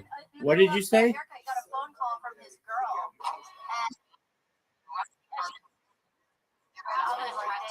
Have you ever left the TV on and burned it? Yeah, men need to learn to control this natural urge to be a bitch. No, I get phones that get like that, though, if I don't mess around with them. How about you?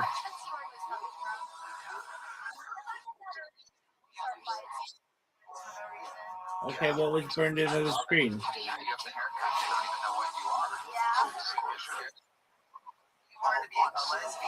Okay, what was it? The Pornhub homepage?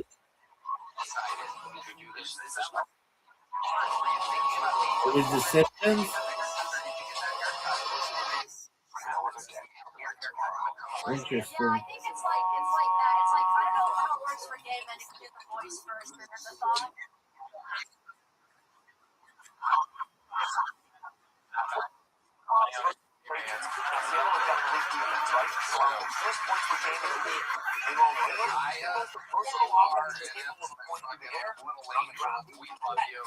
It's so fun to watch you.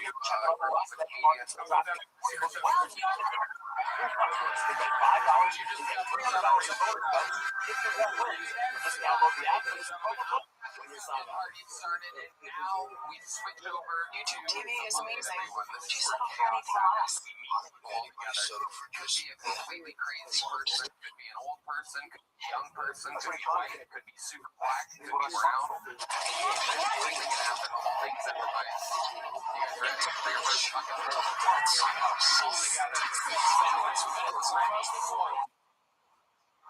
Dude. What makes you so want to talk about everything not Super Bowl related?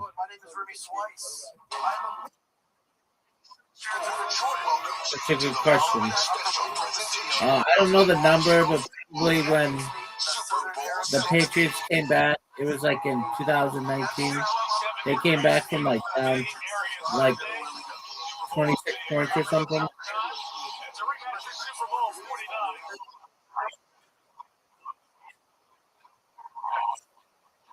Okay. That was not the first halftime show. They had halftime shows before then, but they were just by like school marching bands.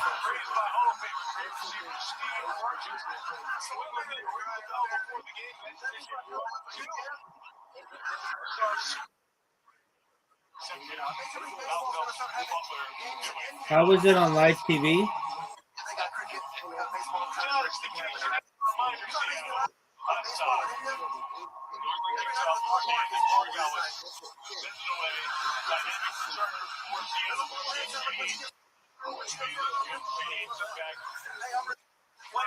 What up, baby?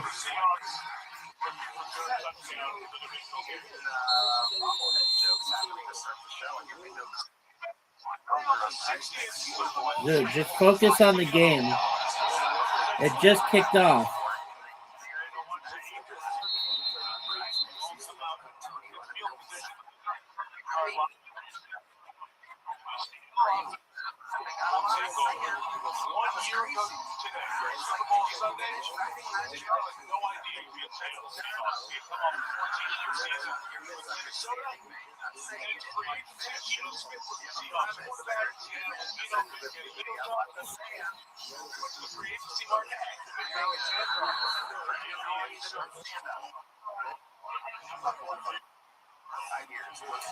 Seattle.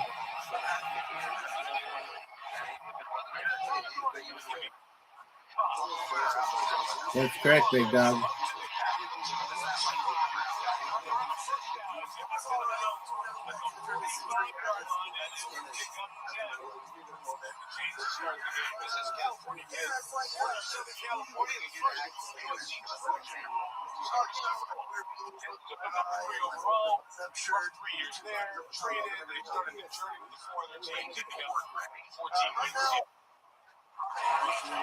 All right, well, just go to streameast.sk. Where are you getting booked at? I'm getting booked at the creek. I got booked at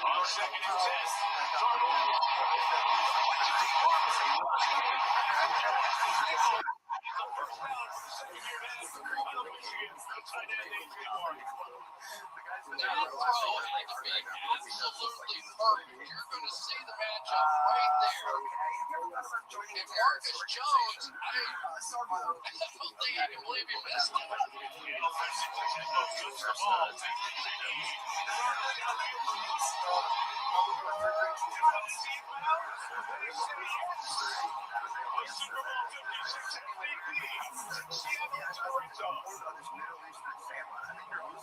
One of the things you'll see in both of these teams is that they want to undercut those rights, and then it was dropped in perfectly. It wasn't a catch.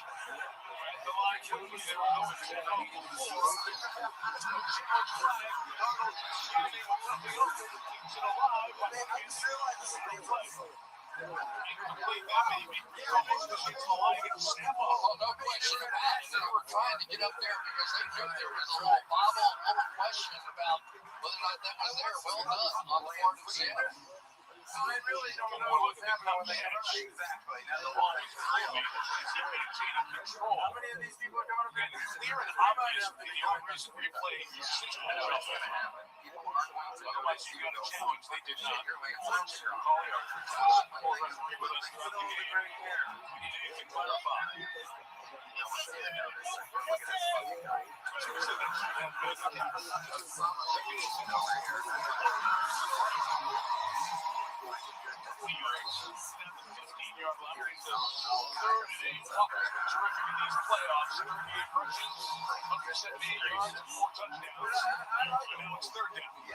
The New England Patriots love to play man coverage. One of the interesting tests here is whether or not they're going to be willing to play man coverage in tight situations against these three wide receivers. Anything else crazy?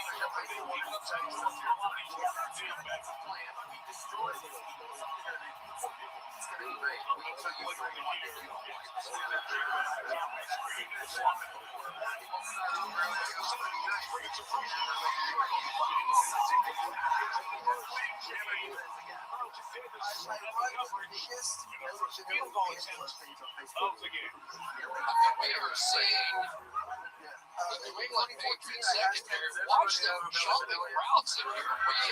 The passes that were completed down the field were so close to being picked, and it looks like the Patriots have come out here and decided, look, we're going to take our shots. We're going to go try and get the football away from Sam Darnold. They have been very aggressive so far.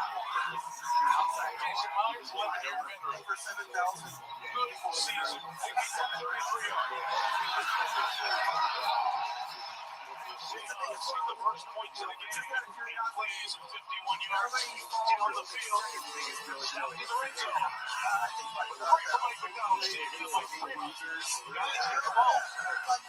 Alright, so now that Children's Zone, his sister joined the group.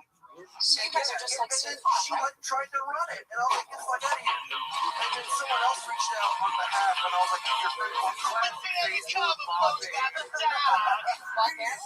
so it was coming around on my cover of the lead house. That's exactly what I said. Can we just hit some momentum on the song? Oh, I'm going. It's not We will make the grass smile in a clear Can't I just do it in an app on Paul Agent?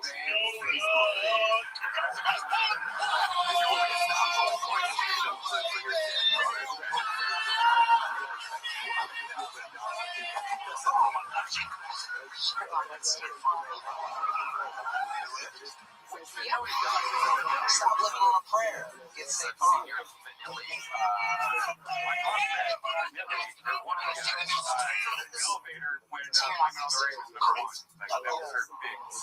Nobody gets to celebrate live for the DraftKings trusted us to do this ad live from the Super Bowl in Santa Clara. Tonight, live bet the game on DraftKings Super Bowl. Your share of $5 million prizes. There's so many live options to bet on, like Seattle or New England's next TD. So bet on all the twists and turns. When you're live, anything can happen. There you go. The Rabbi is white, ladies and gentlemen. People just are randomly naming their favorite comedians. Usually the interview that says, This is where the dream begins. ladies and gentlemen, another podcast on the line. Can't remember me. Yourself? Yep, I'm the youth who never gave up. We got this. It's me, Prince Myself. You go further.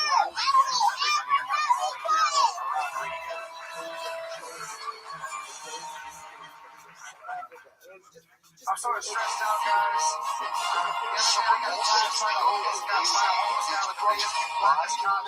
Ultra Zero. Zero alcohol, just 29 calories. Buy DraftKings Sportsbook. 5 all game long. Buy State Farm. Stop living on a prayer. Get State Farm. And buy Claw. Yeah, I found out something. I thought to myself, how is this guy homeless?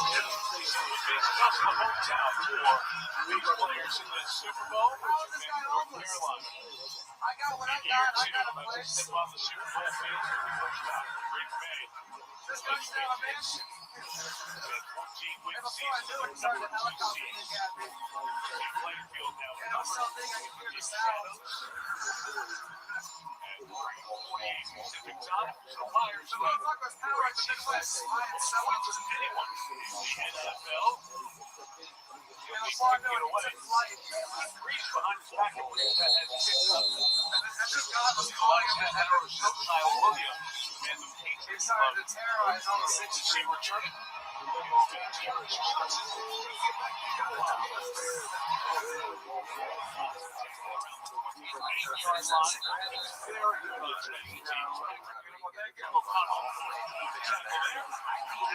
How's it going?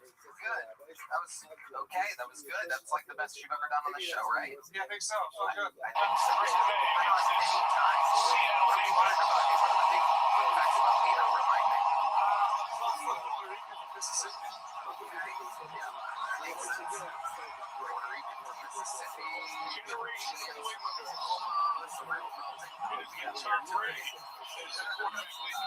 So how tough is that? The cheers were somewhat forbidden. Your toes are like fans might be warm to Seattle proud.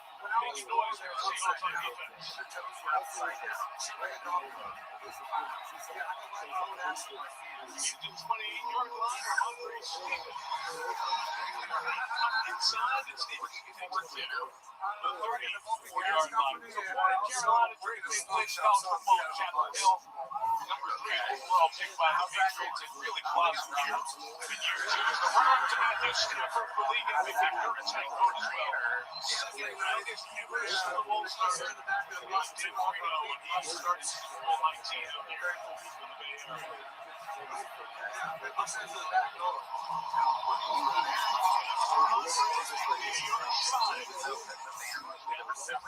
Out of Oklahoma, his tackles hitting the third one. For this New England offense, Stevenson is the lead guy in the backfield in these playoffs. Yeah, he's the trusted guy. He's the one that we believe knows how to do the blitz pickups. He's the one that's coming out of the backfield. But I do think we're going to see a little bit of Travion Henderson in this one in some years.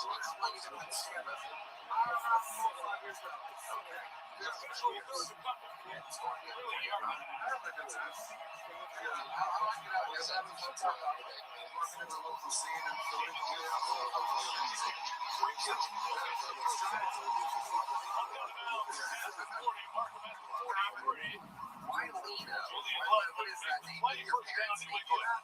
I'll take after my dad. My dad's name was Lito. You're going to see the protection a little bit shaky on the part of Will Campbell there, but that is Stevenson making the catch. There used to be a wideout back in his day when he was playing in high school. He played all around the world.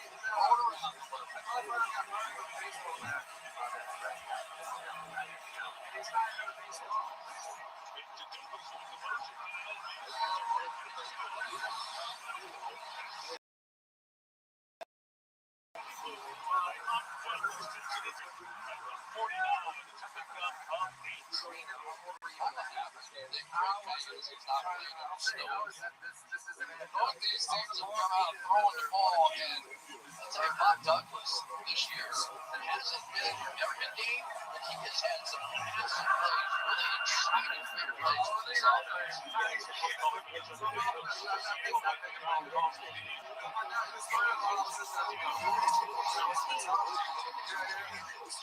First down run by Ramondre Stevenson on the right side. Takes it around the 45-yard line. Looking to simply better offensively with their opening drive. I think they're really thrilled with what's going on right now. They have had success running the football here early in the game. And if they can do that, it's going to take pressure off that left side of the offensive line. Look at Will Campbell and Richard Wilson.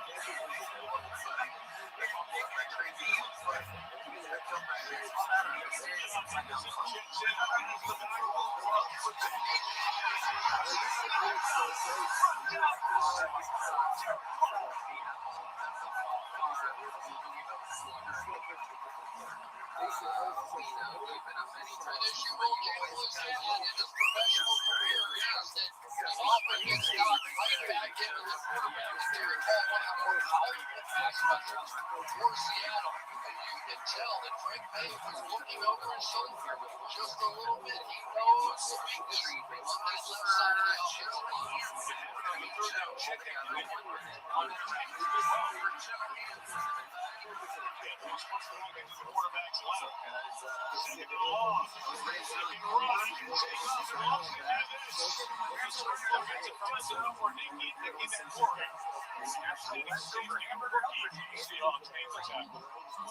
and this is when Frank May is at his best. When he is going that way, defenses really struggle because he's hard to keep his eyes down the field and he hits big plays.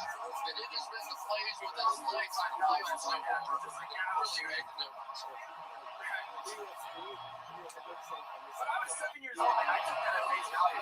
That's a 44 zone. That's yards plus one picked up. 39. Stevenson got it. Witherspoon comes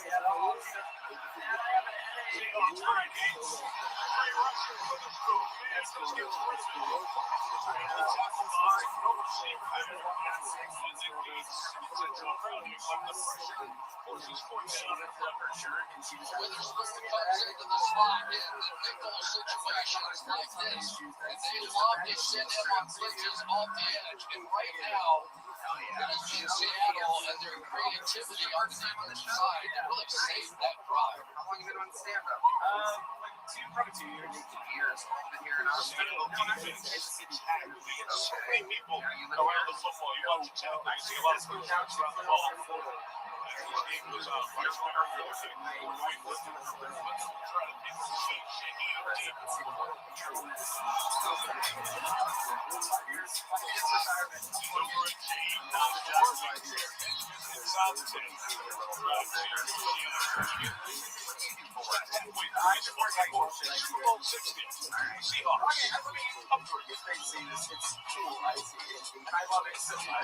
Okay.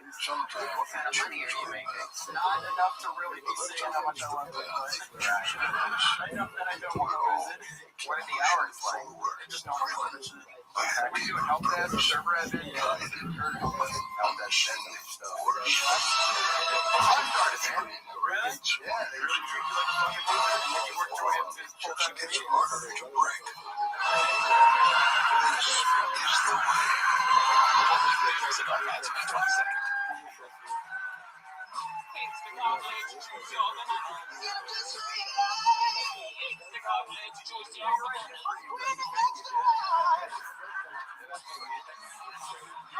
to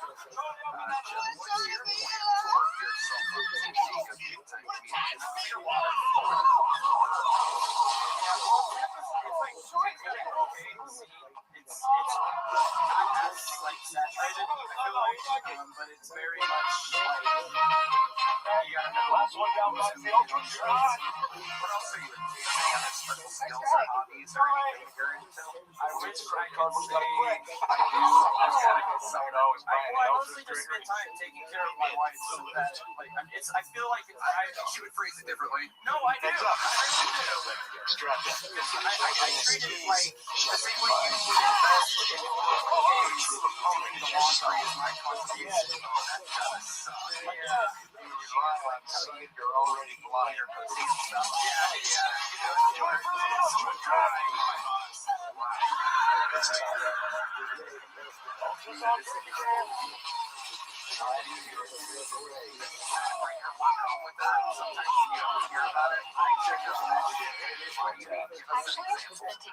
She'll come home in a flurry and she'll like work ICU or something like what we do about it. Today sucks.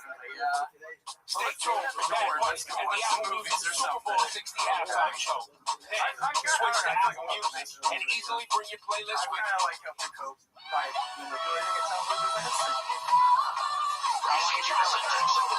just got married this year. Welcome to the Olympics. Some people there last like a 4-year-long relationship. It's amazing. Tonight's 4K Sky News coverage is brought to you by Michelob Ultra. She's gonna know. Settled in here at Levi's Stadium. Still like it. So you just came to us for what exactly? Me and a group of guys from Kansas City, about 40 miles down San Francisco, southern end of San Francisco Bay. Spent there a week.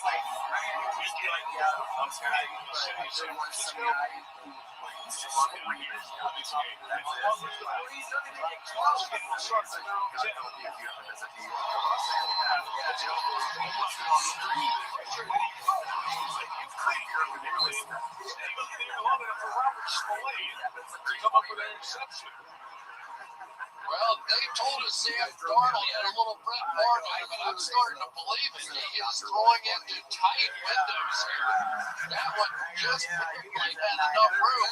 And so far, it has been the pressure of the secondary that really has impressed me. Darnold's going to take a shot, run it back into that. It almost looks like defensively, New England thinks they need to win the game on this side of the ball.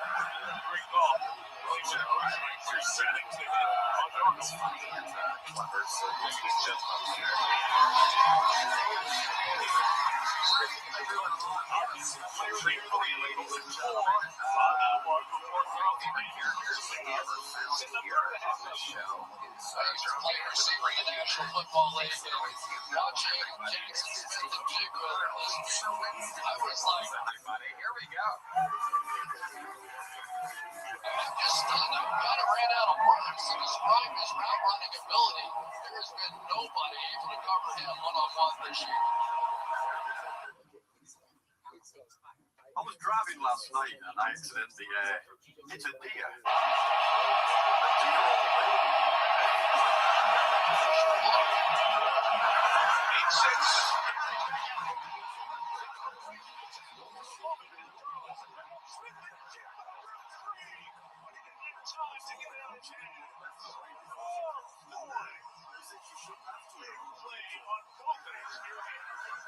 Oh, what an escape, first of all, by Sam Darnold. And then Jigba escaped out of the back end. And oh my goodness, it was a walk-in touchdown. Jalen Hawkins just missed, got up and hustled back, and it just forced Darnold to hurry a bit.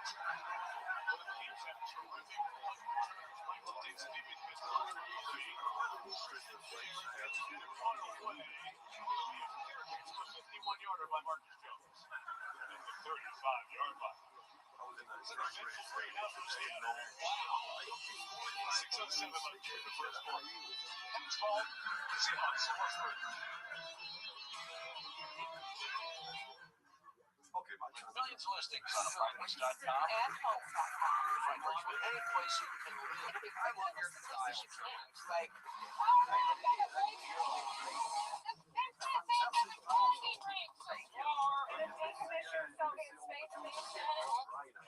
That is true. We will not have Rob Reiner. He was coming up in a few weeks. Otherwise, You are one evil clown. I gotta tell you something. Find a place. I love it. 34 pounds down with GLP weapons. Healthier on road. Supported on road. FDA approved GLP-1 option. Now even in weight loss expertise by choice. I'm moving better on road. I'm feeling better on road. I'm Serena Williams. This is me on road. sometimes I'm sure you say an idea is a myth. Will you describe it to a friend? I mean, This is how website creation should be. Expression is a natural thing. Put it out. Shape it into something that can only come. Amazing is the new way to create. Mike's harmony. See what's coming out of his Sir Winston pickle, you know what I'm saying? So Sir Winston, take us through like a day in the life, because I think about you sometimes. I'm like, I wonder what the fuck he does during the day. I wonder what he looks like. Like, I find you to be an intriguing man. So take us through like I just go around making a nuisance of myself in various stores. What do you mean? Like, I got a Dick Sporting Goods. Work out on their equipment.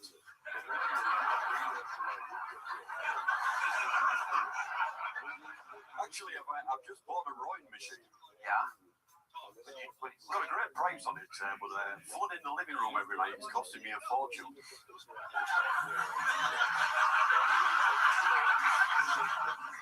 That's the boat. Yes, a kayak. So what time of the day do you usually put on the makeup and everything? About noon. Amazing. And you'll like run errands and stuff. Yes, run errands, yeah. And you enjoy it, right? I love it. Yeah. It's cool. Yes. What do you do? What do you do when you're not in the makeup? Is there anything that you do? Like you don't go to like a doctor's appointment like that, do you? Once or twice. Okay. What's one of the weirdest places that you've been in that makeup where you got a weird reaction? DMV? Do they let you take your driver's license? No, they don't let you do that. Driving license picture is totally different. Okay. No, nobody wants to do that. Any other weird times where you're Sir Winston Pickles? Well, when I used to DoorDash, I did try it twice. Oh my God. DoorDash. The old ring cameras. Oh, I can't even fucking imagine. Yes. People must be Countdown is on for Bad Bunny. Music Super Bowl 60 halftime show. Yeah, that's just straight up scary. I love it. And you're married, right? Is she a clown too? I should say my ex-wife. She's a clown. No. Oh. What does that mean? Right. Oh, I got you. Well, another great set. So much fun. Always a pleasure to have you. Sir Winston Pickles, ladies and gentlemen. The evil, dark clown. No longer takes off to run when he's stepping up in the pocket. He has become a quarterback. He is looking for that ball down the field, and he can dissect. Was on the show. All right, here we go. Your next bucket full goes by the name of Taylor Ferrer.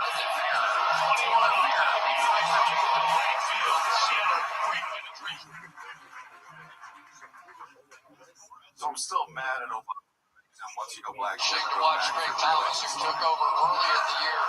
With this guy, the little fire plug, he just fires. Anytime he thinks he sees. I kept it going with, aren't you glad I'm not Biden? And then in a few years,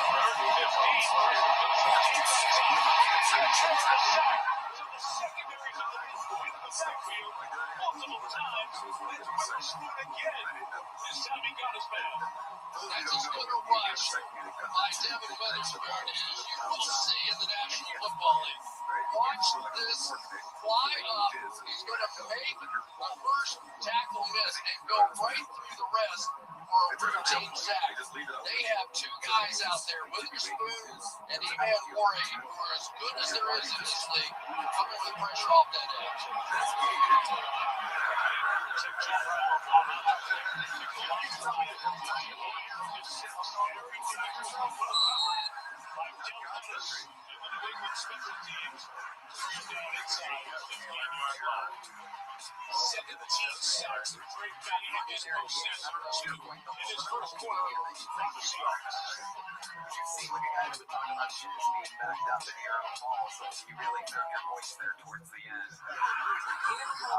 I love it. How long you been doing stand-up, Taylor? It's like my 10th time. Oh, wow. So you're new. How long for 10 times? Yeah, sure. Absolutely great. How long ago was the first time? So I started actually like right before the pandemic. So I was in B school and I was doing it just for kind of fun. Like, this is okay. So I was doing it during B school when I was together. And then, wait, did you see that guy's wife is going to school with? Yeah. And I did it a few times in the pandemic and I just stopped. I started back up a couple of months. Nice. What made you want to start back up a couple months ago? I just always wanted to do it. Where do you live? Miami.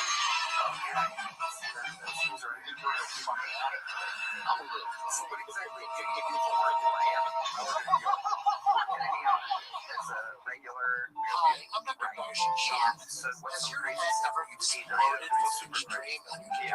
Army Millions of emergency people room can't even suffer from fucking scorpions imagine every how long single ago year. this It's too late for you. Not for you.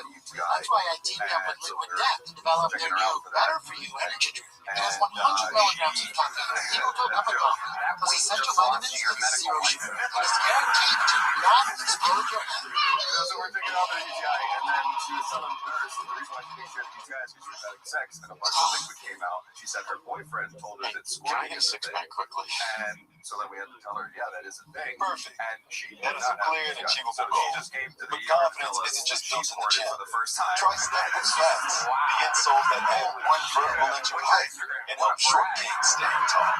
Use code HYPEXCELLENT for big discounts. You can't just say things like that. That's a real human being. Do you know what her Instagram is? Between me and you. So that's pretty amazing. She In the criminal justice system, the people are represented by two separate and equally important groups. The police who investigate crime and the district attorneys who prosecute crimes. Yes and no. These are their stories. That wasn't my question. No, don't put this on me, Lance. I'm saying it's an important question. You're gonna like my question. You don't like my question. 13-yard line blitz to the action. In his first year as the offensive coordinator for the Seahawks, what they expect to do. The Raiders did a coaching job against the Mondays. Zane Course called the defensive plays on the side for the wings out. So the Raiders were the defensive coordinator on the Seahawks starting in the Thursday games. Watching the game, but it's not all four. It's thinking it's really nice. All of this defense. To score on early. Walker there on first down. That's what I'm saying. Back in the day, It looks like we are going to have a defensive football game, doesn't it? I mean, it really does. Such aggressive play out of New England in the secondary. Seattle's defense as well, with all the turnover out the side. You're exactly right. Like I was saying, I'm going to go back to my thing, and then we're going to get to Lance's question. I'm a converted sport believer. There was a period of time where I was anti-sport, was convinced it was just straight pee, but I got to tell you, it's something else. Tastes way better than pee. It definitely. Redman said it. I might completely agree with him, but in any matter, disgusting, Redman. You're so gross. Let's flip over to Lance Armstrong. Yeah, but is that true about the vasectomy or that can't be true? Does it stay inside? I think there's But you're different. supposed to know. I'm not a PA or a doctor or anything. There's different ways. One of the ways is to leave it open, but there's also ways that I think that they do actually. So there's anybody in the room had one of these things done? I did. Yeah, anyone give themselves a fucking. Were you wondering this? Super vasectomy? What? Like there's nothing comes out? Oh no, you still have seminal fluid coming out, but it doesn't connect. Yeah, all right. It tastes way better. All right. It tastes way better. Their defensive big plays, and ultimately it was a mistake by the offense. They decided to push the Ellis in for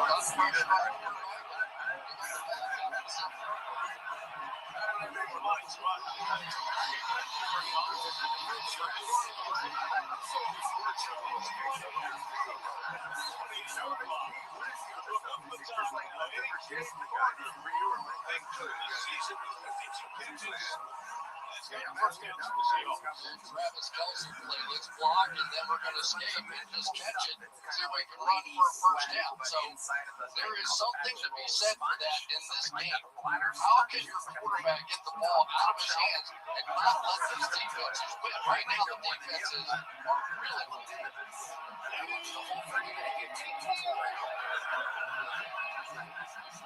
There's a system.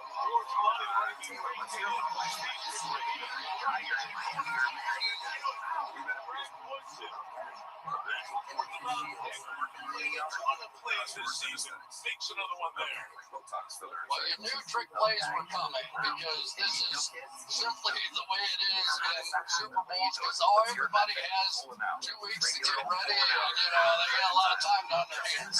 Plays, sometimes it's the old smash mouth that works best.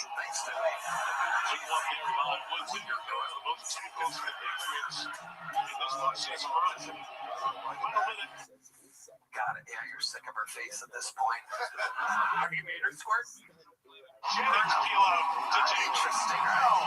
Did you see this double pressure coming? I mean, this is getting wild right now. It is haymakers being thrown by both defenses, and they just don't seem to care. You know you don't really care.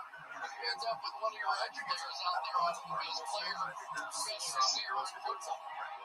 Some girls are drier than your political jokes. I may not be old enough. Yeah, because that other lady was only saying something. That's true. You just wait, so we gotta wait.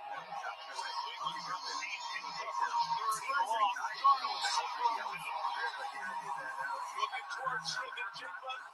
Patriots had it covered with Woodson and Christian Gonzalez. There's our corner. Points, yeah, but punts away again. Amazing. You can feel it now, right? So early in this game, the two quarterbacks like, I can get that in there, I can get that in there. And all of a sudden now, it's starting to dawn on everybody. This might be a defensive game. I can't give them more, right? I can't keep throwing them into those tight situations and give them a big play the other way. Shot back to good. Jones is historically wonderful. Dixon is excellent. He'll make for a trust body inside sometimes. Gets that triple hook. 45 yards. Jones, 32. Gets back to the next spot. 32-yard line. Brought down by Greg Thomas, starting linebacker. Of course, it's the Super Bowl right now. Everybody's here. Roger Federer down on the field before the game. Taking in some of the sights. You saw John Bon Jovi bring out TV love for the Patriots. Jay-Z on the sideline here before the game with this group. Even got a great seat. His name's Mark. Adam Sandler supporting the Patriots as choice. Among luminaries on there.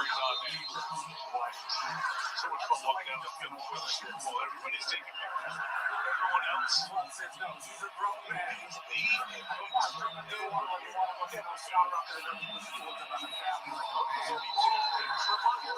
Stevenson. Good first down game from 5.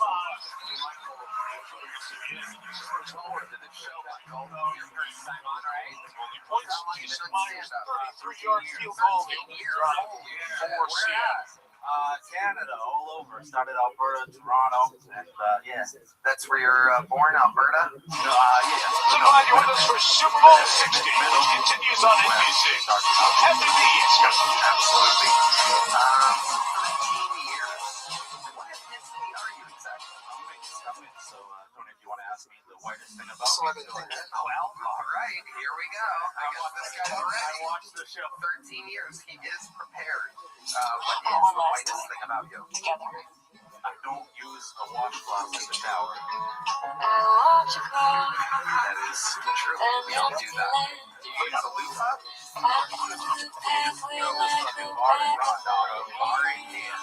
Wow. People are saying you in the audience. My body.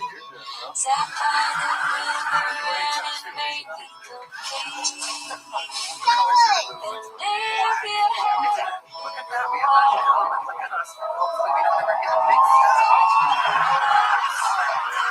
Speaking of the color black, you know what question's coming at you next. Madness? What is... Don't make me madness jokes right now. What is the blackest thing about you, Michael Moses? My grandma is 46 years old.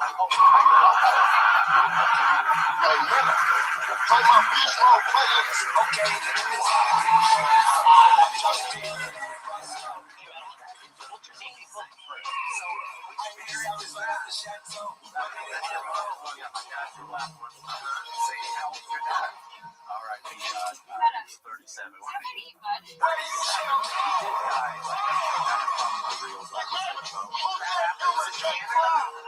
Yeah. Wow. I thought you guys had it all figured out up there.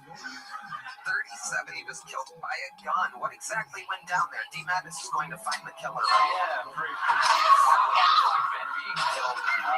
He's very aggressive about it. He's solved exactly 0 murders, by the way. They call him kind of high.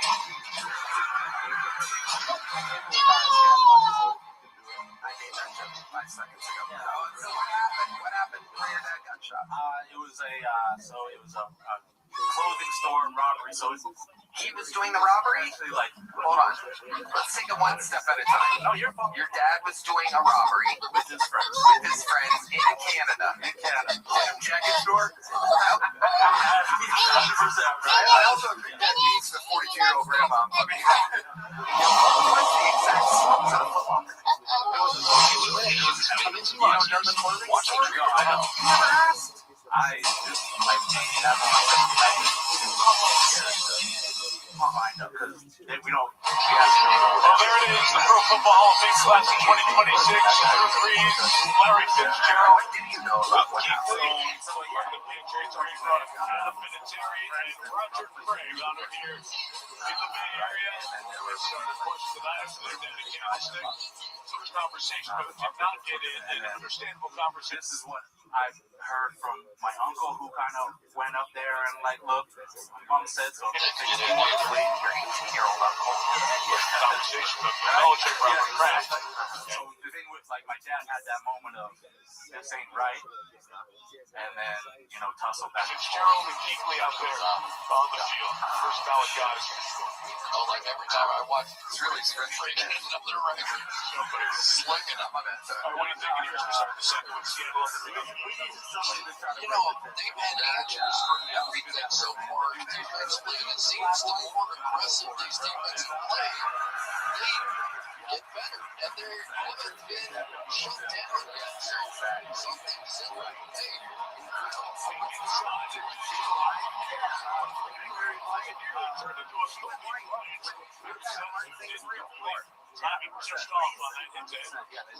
I know that he was trying to back shoulder Henry here a little bit, but a little too far behind him. And we need to see New England get the ball in the hands of some of their playmakers here. Stephon Diggs would be a good place to start.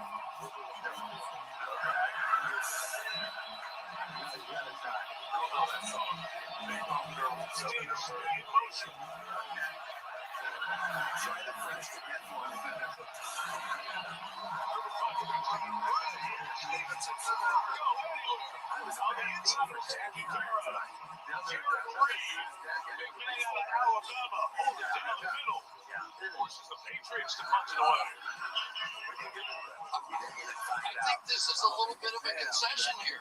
Mike, I just got to say what I'm thinking. I think they are playing this game a little bit just like they did Denver a week ago in the snowstorm, with this defense from Seattle's having the same impact as the snow.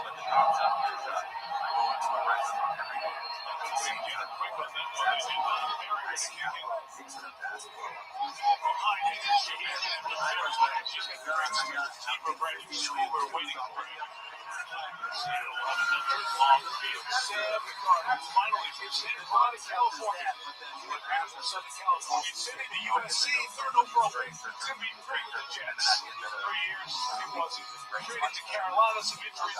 Came to San Francisco here, and he backed up Brock Purdy on a team that went to the Super Bowl. Then as a free agent, goes to Minnesota, 14-3. They get knocked out in the playoffs. He didn't look good the last 2 games. On the free agent market, 14 wins here, 14 back-to-back. Tom Brady, impressive stuff. Purple Seahawks.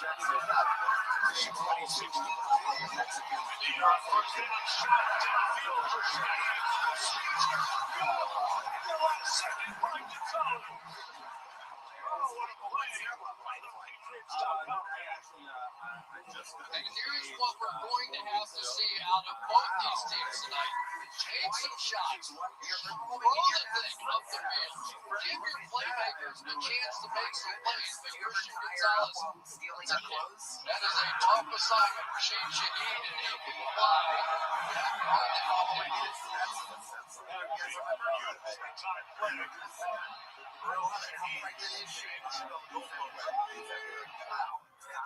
It's common, man. Oh my goodness. Absolutely incredible. Michael, fun times. Thank you. You did great. Your 13 years is very evident. You're a great stage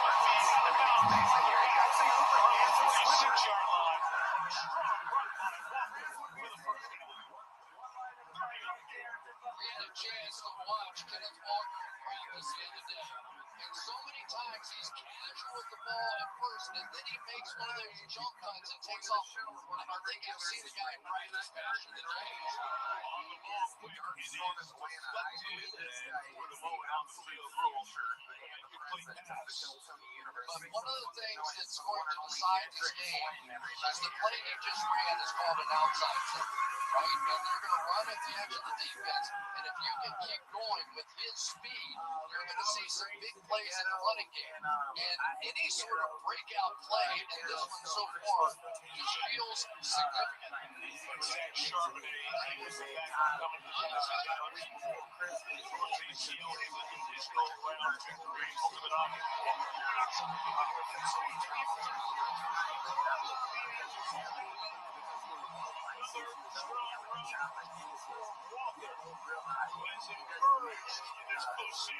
Watch him set up the linebacker in the tackle so he can bounce out the other way. He's going to take that little kick and step inside. And not only is he that fast, he is also one of those guys that's sort of built like a She said, nigga, Santa ain't real. when they're trying to tackle him too. 29 yards on this drop.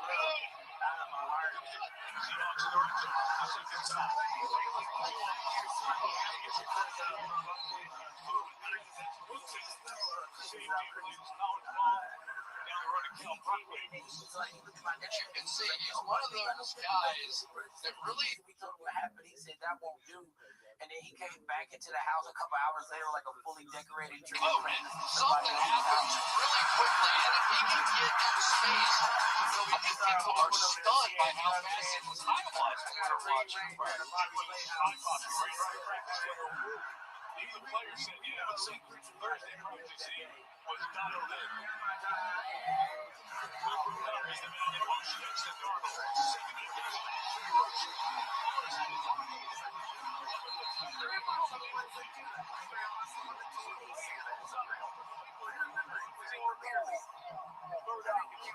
Sean Smith. We came on Chison hit. Davis, the ball was coming forward. And I think this is on Sam Darnold because they've got a blitz coming inside, and so there is nobody there to block Jason. And Darnold's going to have to realize that's his. These guys all came from that left side. There's nobody to protect him.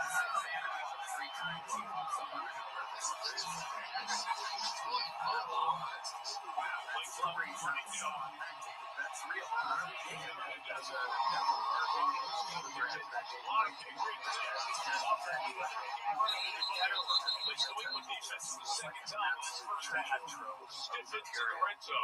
Will force the Seattle field goal attempt. That's a little bit of a concession right there, too. So we're seeing now both offensive play callers understanding real estate is going to be tough to buy out here tonight. And they are willing to run the ball on third and long just to get the field goal kicker out there. Delta 14 on the first drive, 7-3. Got to the 17 on this drive. Myers, Reeves pushing his left to right.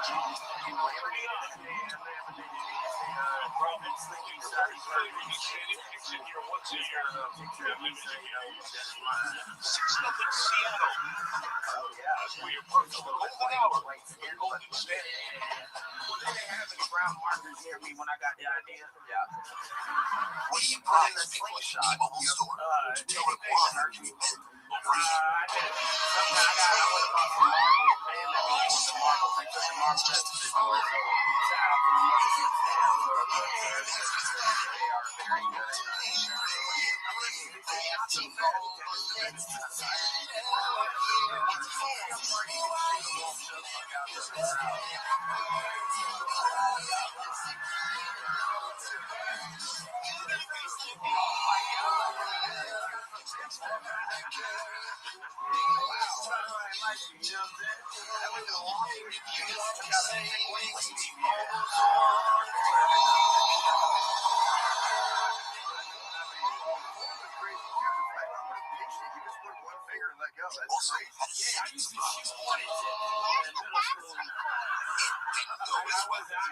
allowed.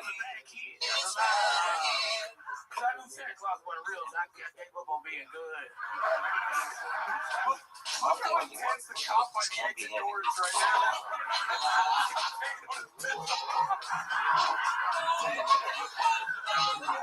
Were you really into that shit growing up? I was just so smart that I would get done with my work early, and then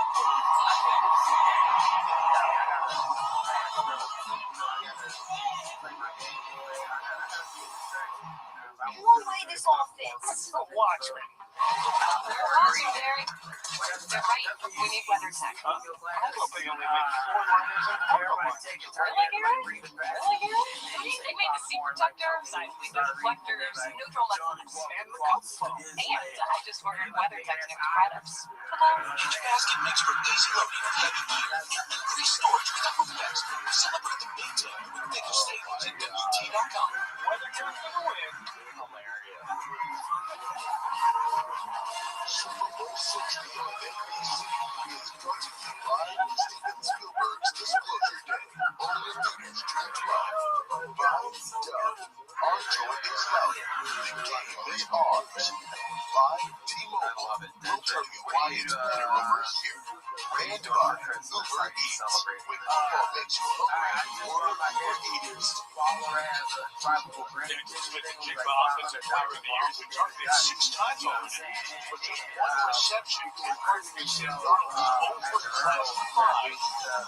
Patriots defense is holding Seattle in check, except for the 2 long runs by Kenneth Walker, 30 and 29 yards on the last drive. But 2 field goals so far. Seattle 6, we put up. Patriots have had it 3 times. They punted all 3 times. Myers away, both guys going back. For a touchdown. Cleveland will have good field position. Want to turn around 4 wins the last couple of years for the Patriots. Mike Vrabel is hired to replace his property as the head coach. And a lot of folks come in and it is a dangerous rebuild for this 30 players in the first year of this team.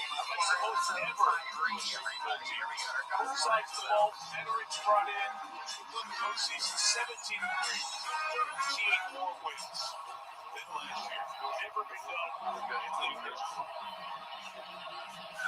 Cleveland is AFC Championship. Here to see Trevion Henderson run for a few yards.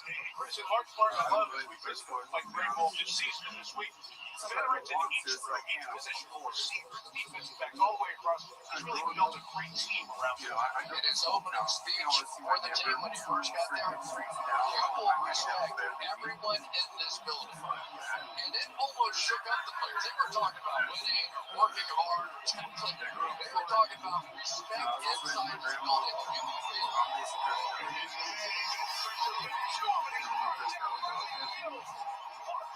Offensive lineman and the rookie has a sack in the Super Bowl.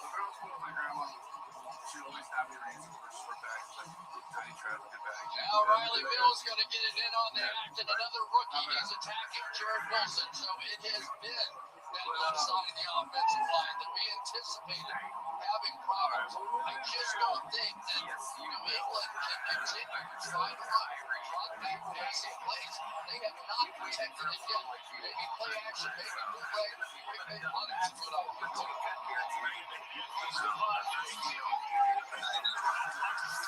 Sideline for only about 5 yards. So we got put down. Not his own. Very tight sideline when the officials is bumped down. Everybody's sorted out. You got to take the proper side here. So the alternate officials as well. We see there is helping to keep the peace. Everybody gets back to their respective sideline. The punting unit is out. Has been up for drop for big first. Looking for a little spice on the football field. Stephon Diggs is usually a pretty good place to start. opinion, please. Michigan State.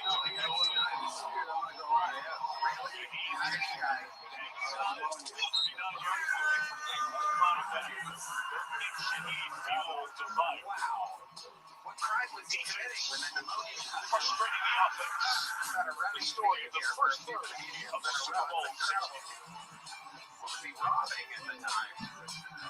Like in my childhood, shit. Amazing. The pneumonia got him. That was recent. Yeah, I told my story. Were you close with him? No, he lived in Dominica and I'm from Alaska. I went there to see him because he's the shit. How do you end up in Alaska if he's Dominican? So, he ran from his crimes to Alaska. What were his crimes? By the way, people make fun of like, holy shit. This is, you know, people are like, wow, I'm sorry, you know, they're making a lot of stereotype jokes. It's like, we're not. We are not. We're just facing the truth and reality. My father wasn't there for me. He was robbing places, trying to kill people, committing crimes. Holy fucking shit, man. Like, I'm trying to give everybody an opportunity here. And holy shit, it's like an Asian people are coming up like, sorry, I'm going to got in a car accident. Like, this is crazy what's happening here. This is an eclipse. It's like a dark eclipse of darkness. This is an incredible bunch of dead criminal fathers. Okay. So what kind of crimes was he committing? This was in Alaska? He's to Alaska. That's where he got caught. But last year, he was a scammer. Okay. What kind of scams was he doing? You know exactly? So, I don't know too much about him. Yeah. All good. Yeah. All good. Okay. So, got caught in Alaska committing crimes. Fled to the Dominican Republic. Deported. Wow. What year was that?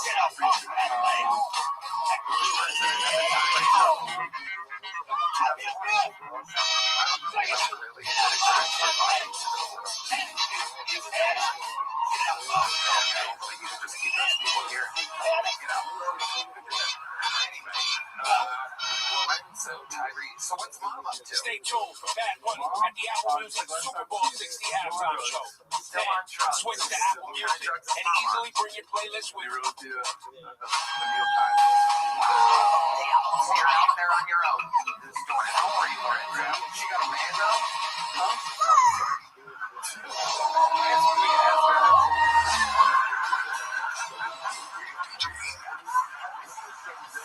While you were playing the commercials, Morgan Moses, the man in this game was the most games played before he got to the Super Bowl, 191. One of the veteran leaders we talked about in this team. Getting everybody straight. That's the whole offense. There's Stephon Diggs, who went out in 6 games, regular season games to get to the Super Bowl. Both defending, confident, stay calm. 4 drives, runs for New England.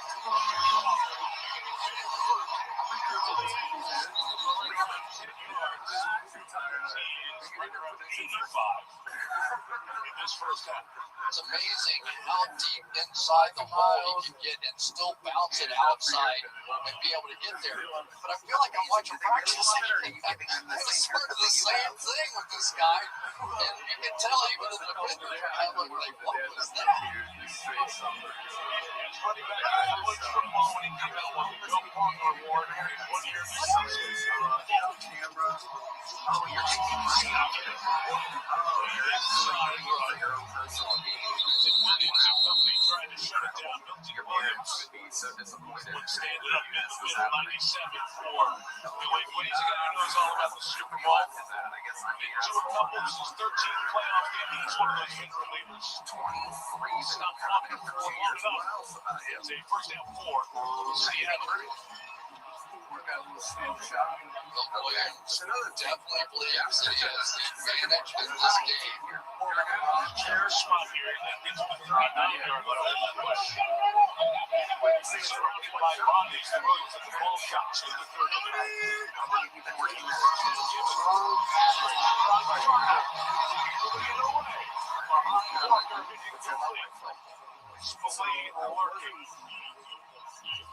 Complete second down, and here's Kaylee Hartog. Well, Kenneth Walker told me he is playing for something extra tonight. Mike, as you mentioned, he and Zach Charbonnet were a 1-2 punch in the Seahawks backfield this season until Charbonnet tore his ACL in the divisional round. But Walker's responded with over 100 scrimmage yards each playoff game. He said, I saw my brother go down, so I'm playing for him. I told Charbonnet that. He said, that's my brother for real. If he's alive, he's got my back, and I got his no matter what.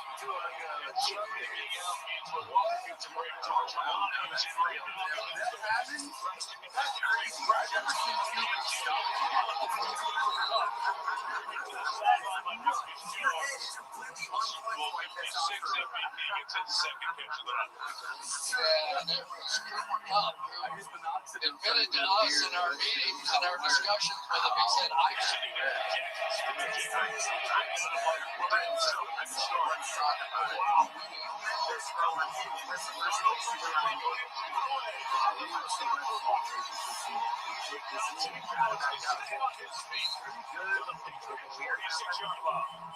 I really feel like the difference in this game is the escapability so far of Sam Darnold. Watch the pressure come up with Milton Williams right inside here.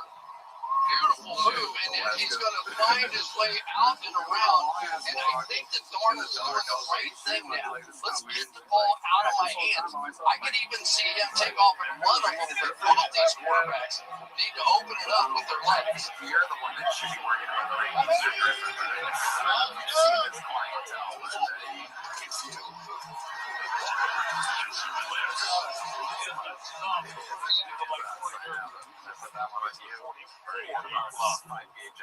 So what a Kenneth Walker. He's walking. It's appropriately named. I heard a little nice stroll, and then, especially on those double team blocks, when Seattle gets out and they get to the guard, the center, get a push. Sometimes you want to wait on that to get pushed down the field right now.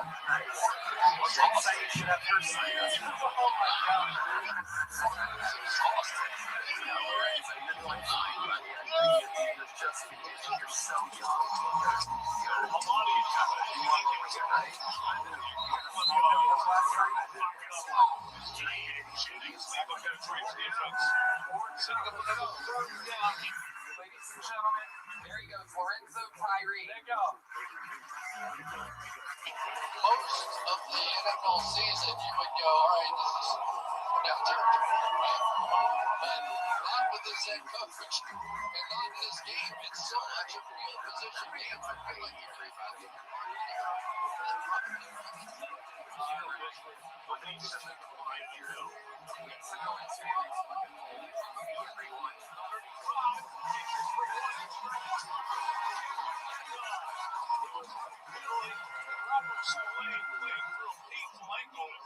Had the hit on him and sets up fourth down. One more time for Buffy, everybody. Starting now. And basically, they had this play. He just got to catch the ball. Here's the part we didn't tell you about Kenneth Walker. One, he's not a very good blocker, and two, he's not a very good receiver. So when he's running the ball, he looks great. But in key moments, he's going to have to make those plays.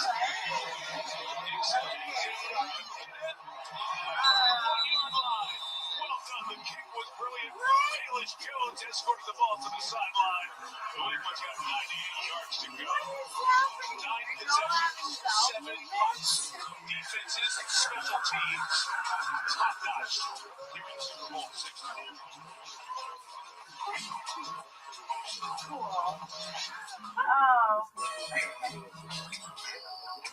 The last guy I dated, I called Daddy. Whoa, you're juicy and mega now? We gotta show the world that you're you. Ghosted me and said I was too loud in bed.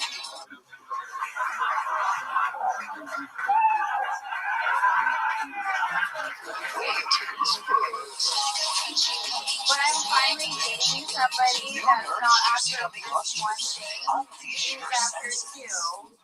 When a quarterback runs, they call it scramble. You want more than scramble, Rabbi? Okay, Murphy. We're going to stop you there. Think about it. Field goal post. You got 2.5 jokes out there in 60 seconds. Took a little while. You let the crowd kind of be sensation with you, if you will. Yeah. Welcome, Buffy. Have you done Gerard stand-up before? Cherry. Gerard Cherry. How long have you been doing it? Pancake vlogs. You have? Take a closer look, Mr. Bradley. Tell me, what do you see? Pro Football Hall of Fame. It's a juicer. Okay, perfect. Hall of Fame's a juicer, Bradley. Check it out. It's all good, Bradley. Okay. Did he go better last night? Are you under the influence of something right now? So what do you say, bitches? Nothing at all. No medicine, no alcohol, nothing at all. So it's What is that? What's that noise? What is the answer? Tell the truth. It's okay. We all know. when I use my Bosch appliances, I feel like with it just got Positive.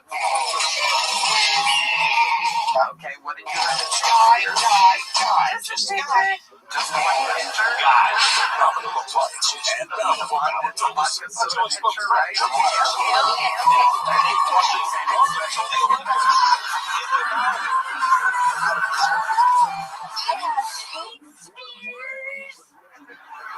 Holy shit.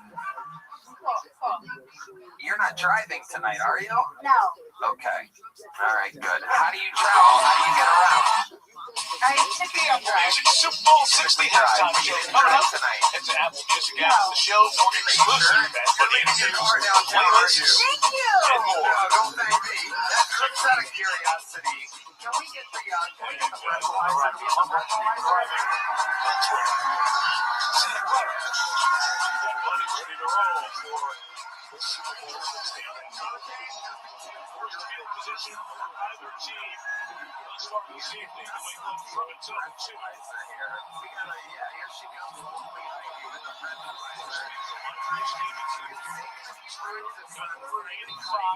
Melissa, what's behind that? We've arrived. We're showing ourselves. Let's play our game. And then right after that, head over to my Vrabel. Can we get our buddy up here? Is she And blowing? specifically to the offensive line. Going to 8 yards. We're going to go play. Play and be aggressive.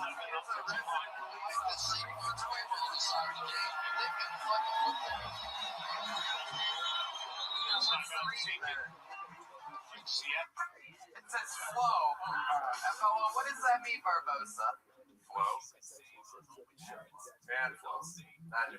You know what that means? Why don't we try it again? Heidi has the on the field. Hey, the rookies on the left side of this offensive line. We talked about it at the beginning of the game, but they simply cannot hold up on the outside. It's been herpes twice. There you go. Something happening, Heidi. Here we go. Ladies and gentlemen, it's a real breathalyzer. And the answer is... It's on a loading screen. Oh, wow. 1.5. It's just not going to work as is. So Craig May, his mobility is going to change it and get to the Super Bowl.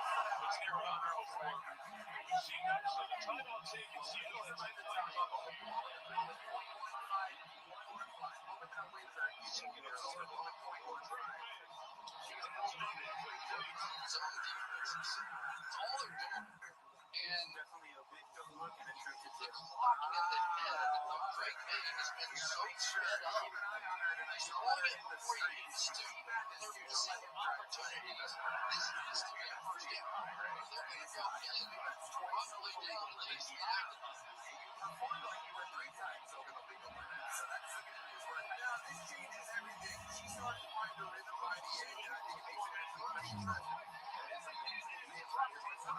Officer Barbosa, ladies and gentlemen, always amazing. The Austin Police Department. That's a real police officer. That's how present they are. In LA, you could call them and it'll take an hour and a half for them to show up. Here it's like, hey, can you come up here real quick? Texas justice over here. Have you gotten a DUI before?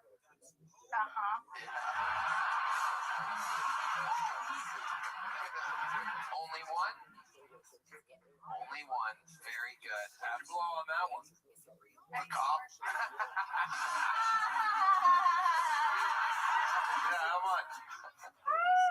Huh? Do you remember what you blew here then? It was in 2013. Oh, that's a whole different time. Back then, a .15 was worth .18. Right. Buffy, what do you do for work? How do you survive? So, what is so funny? I didn't even answer. You're drunk. You signed up for this show. I know. I'm so excited. Oh, yeah. I'm a stunt This is a driver. tremendous throw because you're going to end up with coverage out here I'm in that person. Yeah. Okay. Have you been working lately? No, I'm And not. yet we saw Drake Mack throw it so tightly and like that first down anyway. Well, let's see it goes.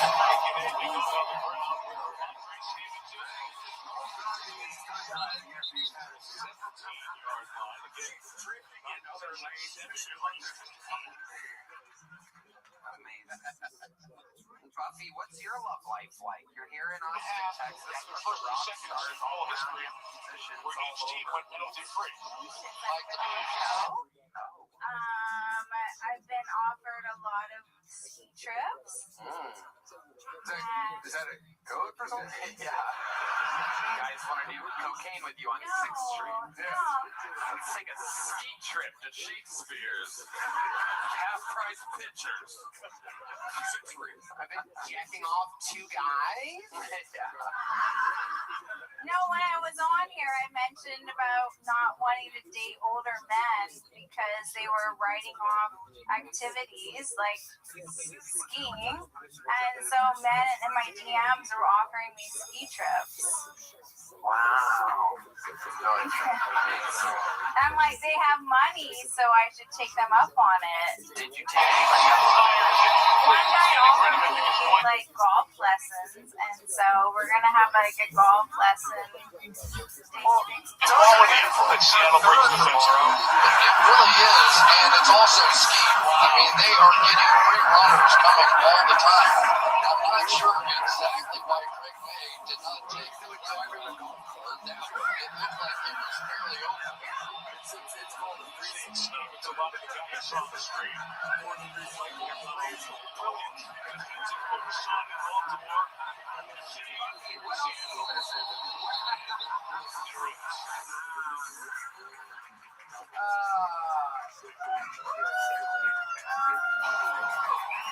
What else do you do for fun? What else makes Buffy Buffy other than the stunt driving and the attempting comedy? What else? Oh no!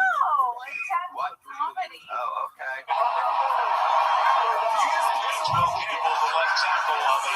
I've never seen anyone get drunker without drinking on stage. This is incredible. It's like a delayed release alcohol. What? Other than the comedy and the stunt driving, what else do you do?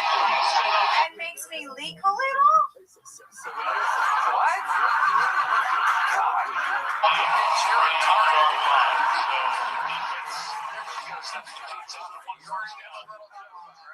No, I have a big joke. Well, you fucking fucked it up tonight. There you go. There she goes, Buffy, everybody. Sometimes it happens. Sometimes you're done it. Cardies real quick. Sometimes you've done good, you get a big jump up, and then the next time you get a little overconfident, you fucking have a picture of vodka next door, and then there she goes, everybody. Buffy, everyone. Buffy, the vodka pitcher slayer. Well, I have a very, very special treat for all of you, ladies and gentlemen. A very, very, very, one of the greatest comedians in the world is here to bless us for a moment of stand-up comedy. Not only is he one of me and Lance's favorite girlfriends, he's also one of the coolest guys in the world. Like I said, one of the greatest comedians in the world. The guy that got this whole Austin party started. Make some fucking noise for the one and only Rothschild. And all I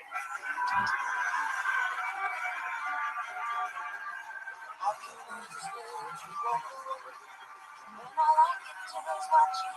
So take a look at me now.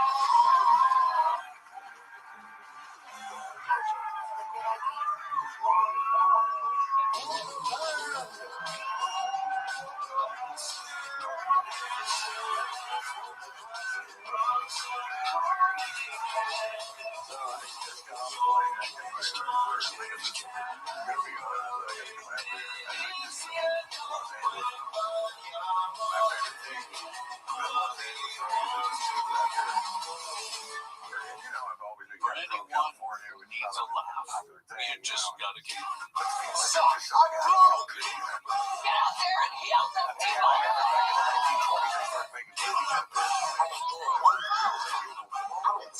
You're my captain. They're to flock the fuck out there to be in the movies, and they couldn't all be in the movies.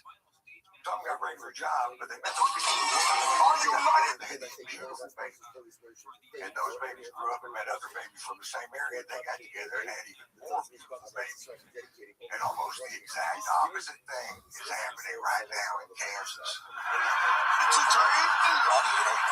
Nice one. Look at the ball start the second half. Some of them.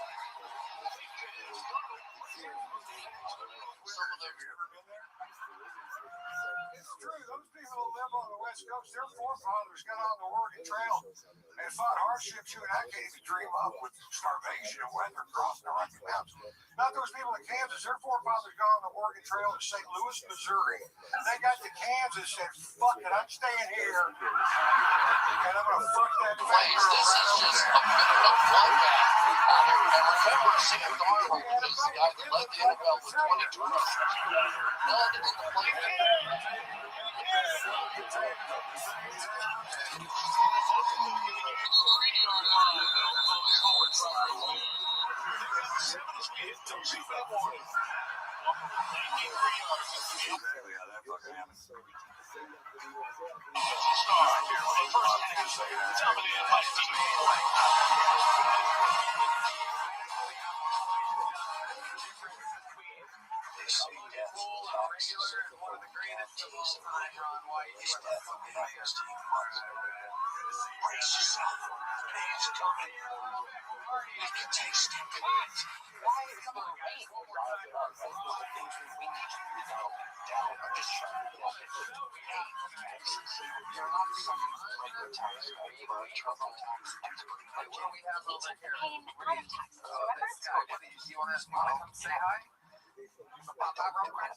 There's no drama.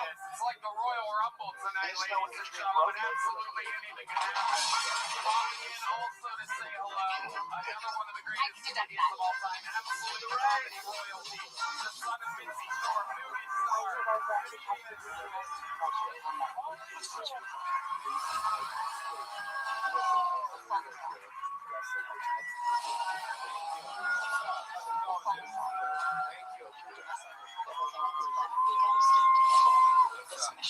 acid recently.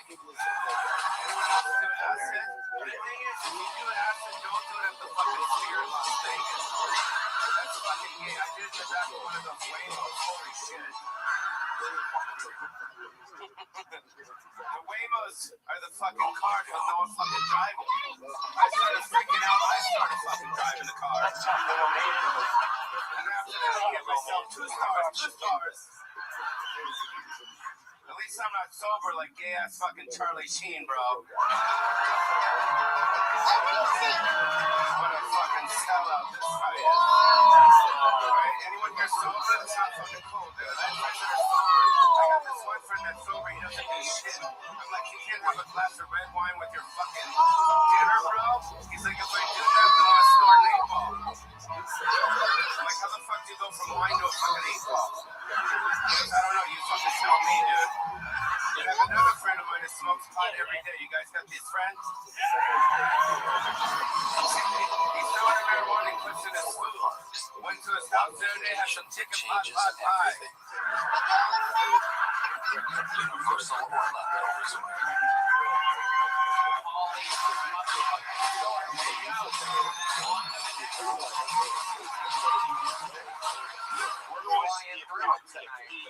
Thank you for having me on your program. Thanks so fucking doing this. Thank you for having me on your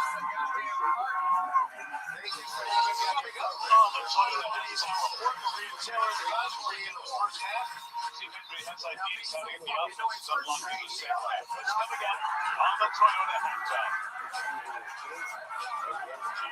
Every timeouts left for Seattle, all 3 for New England. 6 for the Seahawks, 4 for the Indians. I lied. That was very naughty of me. Continues to be a big factor in this New England defense, which is playing quite well. It really is, but there's a downside to that too. Because basically New England is now sort of admitting for us to stop this running game, we have to bring our safeties down, which is fine. Ron White and Pauly Shore back to back. Make some noise for Liz Taylor, everybody. Give a maybe a chance, something down the field.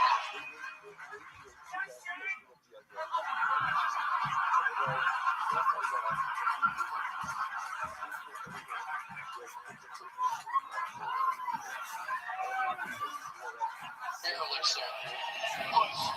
The second-year player, undrafted out of Boise State. A big 3 or 4 yards on the tail end of that. I have to do look like Easily and purple. I do hate Subway. I think it's overrated.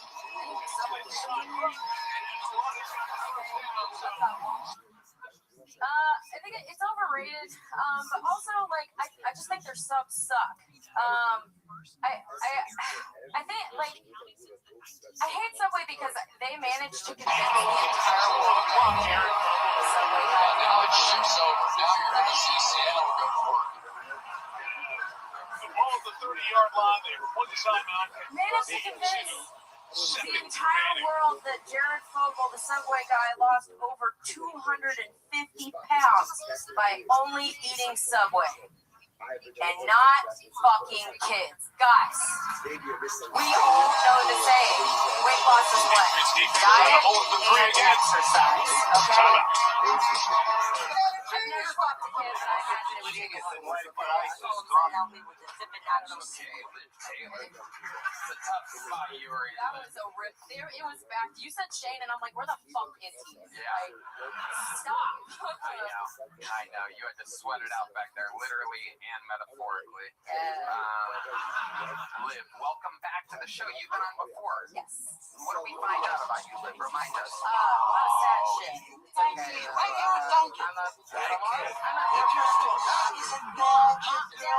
Mom's dead. McDonald's? She got hit by a car. I was waiting for it. It's always some siren or something. Liv, has anything changed since the last time you were on the show? What's going on with you? I'm just working, surviving. What do you do for work? I'm a vet tech. Okay. I work. How are the animals? Good. Yeah, I mean, I take it day by day. Any weird animals coming lately? I had a really, really sad case today. It's called a septic abdomen, which is basically like an intestine, something curbs all the grossness gets inside. You gotta go in surgery and figure it out. I do the anesthesia part, so I keep the animals like Did it survive the surgery? It did survive the surgery. I'm very proud. Wow. There was a blood. They did decide they elected to euthanize us. It's one of the situations where it was a lot of money, and it was another situation where the dog was very, very young, and it was like a lifelong thing that they would have had to deal with. What was the lifelong thing that It had what's called like a liver time, so basically it didn't metabolize things very well, so it only had a certain lifespan, so it was like it would probably live to maybe 4 years old. If it obstructed, for sure. For sure, yeah. true veterinarians have a higher suicide rate than any other? It is the number one for suicide rate, 100%. Explain to us why that is. They're fucking chokers. Super Bowl party too long. This is the direction of the wind. As you come into the stadium, it's inside, it swirls around. Human medicine and veterinary medicine don't work the same, so like insurances work the same. It's very costly, when you have things happen with your animals, like emergencies and stuff, so like people just can't afford it. Oh yeah, I'm upside down on a cat right now. People $2,500 on a cat I don't like. What's happening with your cat? He ate half of a Nerf dart and it got stuck in his mouth. Obstruction, I'm telling you. Dumb chubby dick. Clouds now are steady with a gusting of 12 for his next hit here in the stadium. What he decided was he was going to sit back and make sure he didn't give up a touchdown. You're welcome. Wow. Amazing, Liv. What else is going on in life? You have a boyfriend? Yeah. Oh, Yeah, kind of, sort of. Well, I mean, I do. I thought on the fringe of the I'm field also goal range, low, so he might I try and just blitz, started. might try.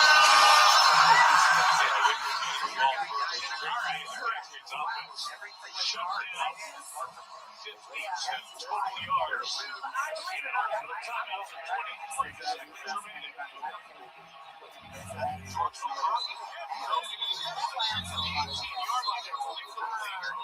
The official coming into the back, and that might be. If you rewind it, it's a great joke. Okay. So I'm still like, I started seeing somebody when I first got here, and we were like seeing each other for a while, but I kind of just got into like this like panic mode, I think, where I didn't exactly know what I wanted, and I kind of just wanted to be by myself, but I think it's more so just like I want to figure out who I am as a person outside of being with somebody else. I know, it's just that I'm back with this person.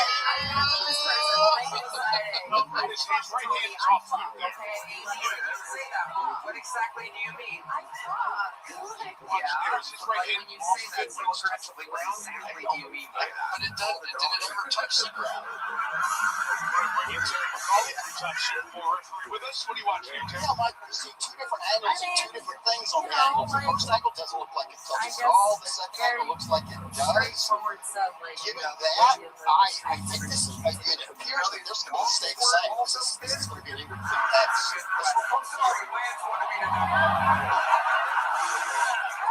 Seattle just out of timeouts. So it's been fun. We had a little fire drill. They got that ball down. This was kind of for the first game. No, what I did see. I did see a dog clitoris for the first time a couple weeks ago.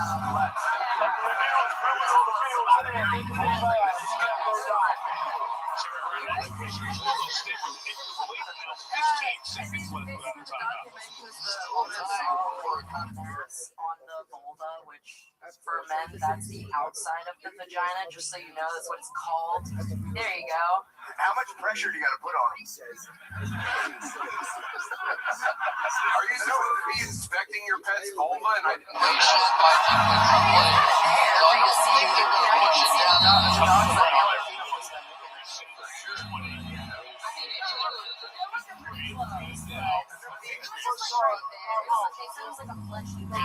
Seattle was lining up. That's how most guys would describe a clitoris in this room. Like, what is that? I don't even know what that is. What's that fleshy mass on the outside there?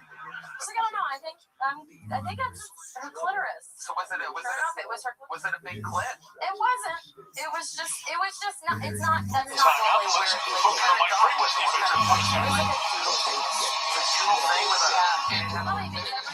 constantly under pressure. When I said I thought he was playing pretty well.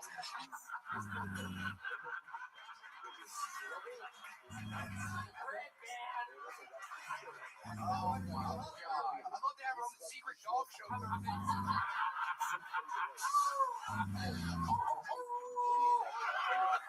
You're getting a little bone. How much would it cost to get my dog's vulva bigger? Completely under pressure and really tight windows. And yet it has been some of those plays because New England has not been able to make those. This is two now for Christian Gonzalez. And all of Job's a lot of fun. It can be. The job is fun. Yeah. Wow. And they have clits. Yeah. most intercepted. When you try to push that thing down into the end zone, you put it in harm's way. And I think they are lucky they've got the football team out there right now. I have seen a male dog, like, you know how you'll see funny videos of dogs just like humping the air? I've actually seen a dog like. Wow. It's 11 seconds left till halftime. The Patriots getting the ball before the break. Actually, it was just in the air. By New England. It's a great defensive effort. It is, and it's an extension of the playoffs for New England's offense. So they were really upset, right? They thought that they were taking shots and people think we're no good and all this stuff. So there was that chip on the shoulder coming into this game. And yet, once again, with another terrific defense. One last fucking roll up here. Final unable to get it going. You know what else it's an extension of? This season in the NFL. Being the top 10 score defenses, being the playoffs. You watch the year.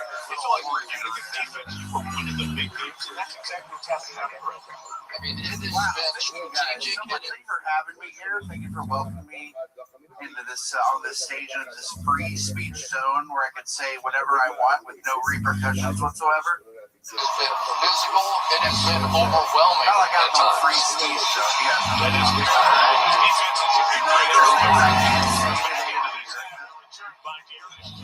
Shy of the 30. 6 seconds remaining. The Patriots are likely to take it in. Take it in for the long. The drink is like half sweet tea, half lemonade. Arnold, fuck, I can't say it. I wish they'd change it, you know, to something I can say, like, I don't know, like retard water, you know? I can say that anytime I want. Retard, it just rolls right off the tongue, you know? So people get mad at that joke, right? They say it's like it's punching down. But if you pay attention, it's not about anybody, right? Like, I'm not calling anybody that. I'm not anti-retard. I'm pro-choice.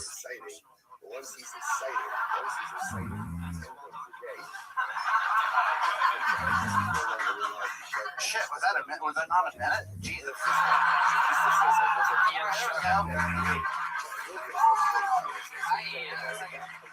Is this your first time on the show?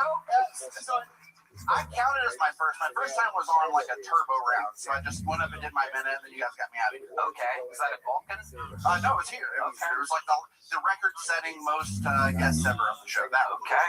Well, you're a part of history. Welcome back, Ian. This went better, right? Absolutely, yes. I love it. How long have you been doing stand-up? Oh, God, like 14 years. 14 years? Wow. Where at? Chattanooga, Tennessee. Wow. What keeps you in Chattanooga? They go into the late game halftime break.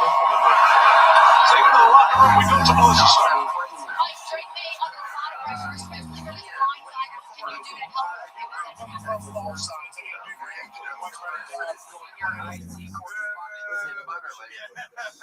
Look, help desk is that's where you start out. You don't make any money. Everyone thinks you're calling it free. Defensively, how do you slow down the rush of the running game? Excellent fight. Melissa, thank you. Mike Vrabel's team is just struggling on the offensive end. Just 10 points against Snowstorm. It did for the defense set them up. I don't think they gave it up enough. I really love that. I'm shocked. You are adorable. You really are. What's the rest of your life? I don't want to get with the strong defense. Led by Mike McDonald. Standing by now is Jimmy Hartzell. Mike, your offense established the run. How do you get the passing game going? You would expect just by looking at me. Dragons. What else other than D&D? There must be other things. You Magic the Gathering. We're in the ball, which is good. Sam's making being decisive. Just keep rolling, make some adjustments, and go. Get the readers to go. You know, I mean, Bro, you're playing knockoff Warhammer? That's deep shit. Super Bowl time. Stay tuned as everybody takes the stage for a Star Black. The amazing Super Bowl 60 halftime show coming up. But first, it's the Toyota halftime report.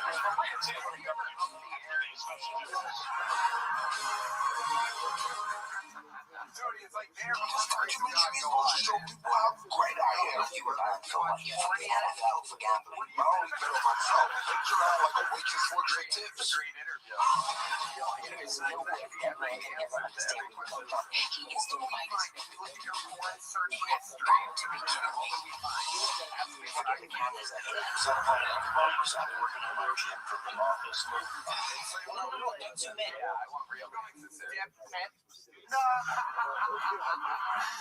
Liver shunt.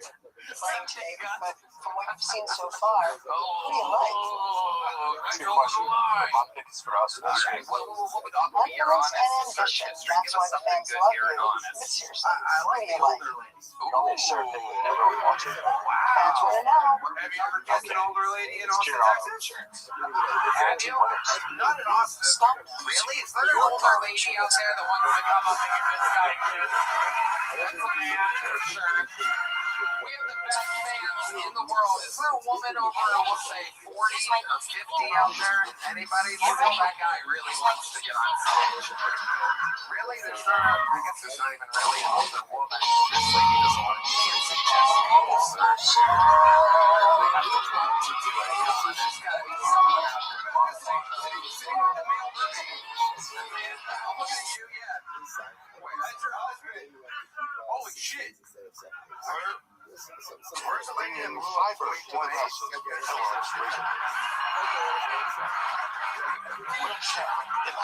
What the fuck did I sign up for? Hey, Rubber Dusty, we'll look for the paper. We don't have a hero out there. There's no older ladies. Interesting choice. That's a man, everybody. There's some guys that are so drunk they're still pointing at the same guy. I'm just wearing a US body mist. Nobody? Alright, well. Someone run out Ooh, that's so good. real quick and find one? I think you're kidding.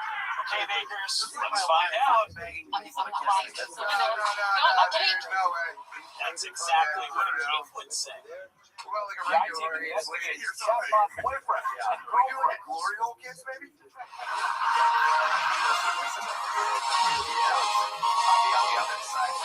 To the Toyota halftime report. He drank basement sack 3 times. No team showed up in the first half. And never won a Super Bowl. Patriots don't want to hear it. Seahawks up 9-0. They go to the locker room, but that Marty trophy is on the line in the second half. Like 23 yards have been all hard yards. It's crazy. Look what happens after you stop like That's right, then you get the big boys up front, get the pin in your back, you get after the pass. Anything else crazy we should know about you before I let you go? I mean, I don't know. I used to Unfortunately, you get after the passer, and unfortunately, guys, it looks like Rick Nichols goes in. And from the Dallas defense, they've been very feisty. I love their approach. They're contesting all the throws down the field. What did you play in the band? I was the vocalist. I was really that guy. Can you give us an example? Can you give us a? It's been a while, but I'll try. Are the songs copywritten on YouTube? Or, I don't think so. So there he is. Bad Bunny coming up to the Apple Music halftime show. Yeah, it'll probably set it up. But yeah, can you do it slightly out of tune? You just want me to holler? Do you have an original? Yeah, just holler. Wow. That's amazing. Ian, here's the big joke book. We love you, Ian. Hell yeah. Yeah, sure, ladies and gentlemen.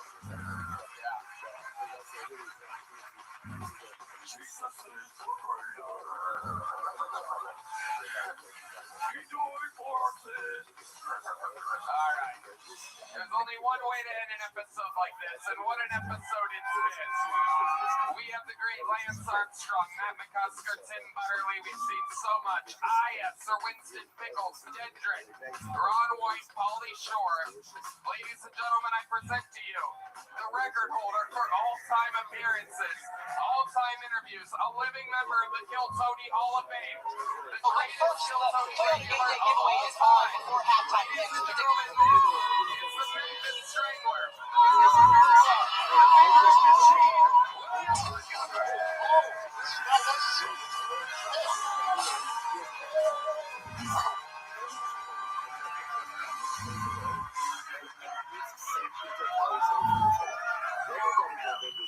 Who is the luckiest man in America?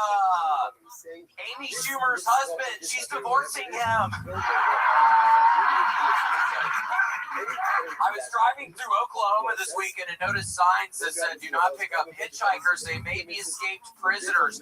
What? So there are just so many escaped prisoners in Oklahoma that motorists need to be warned. Here's an idea: use less steel on the escape prisoner warning signs and more on the jail cell bars.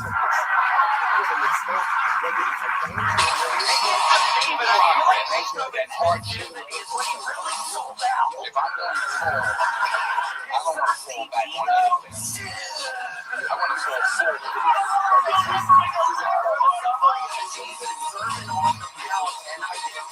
fall forward. The chances you take.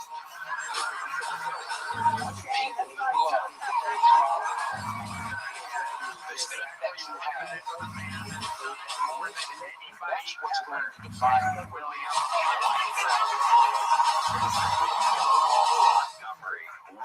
What a performance. Waiting on Bad Bunny. Tell me what Cleveland has to do to help out right now. I think they got to get the screen game going. Josh McDaniels is known to run some screens. And there's a funny story. My mother was in town maybe a year and a half ago, and we see you up in the thing. And my Seattle's impressive against you. I think you can't abandon the run game. I think Run really had 22 yards on 7 carries. Do not put the game all on Green Bay. Sure. First 5 possessions. Guess what? We are going to have Bad Bunny on the other side of the break. Enjoy the show. This is your 29 halftime report. Let's go, Blazers. I thought it, but I didn't say it. Yeah, fair enough. That's right. William was a big-time bicyclist back in his day. Still, you're about to say bisexual. Well, still has the calf muscles. Your legs are absolutely ripped. You still got it. It's amazing. Your legs don't match your head at all. I know. I just continue to lose all my hair, and I look sicker and sicker. I'm starting to look like Redman a little bit. Don't you think you're so athletic guy? Don't you think Redman needs to do some sort of exercise? I think his fucking fat ass needs to do some sort of exercise. Maybe for his New Year's resolution. He can start losing a little weight or something. Even like he can help. I think something like that would help. Lance, listen to this. Redman gets a fucking, he finally gets a bike a couple years ago, but it's the kind of bike with a motor on.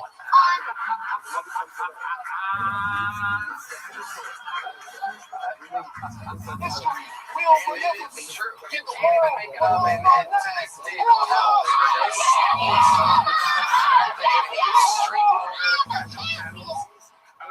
Did you have a poster of Lance on your wall growing up? Yes, I had many pictures of bicyclists on my wall and then up on the. Okay, Redman. Football 60 halftime show. Redman and his poster. Feeling like a fucking weirdo. Like him with Tim Butter.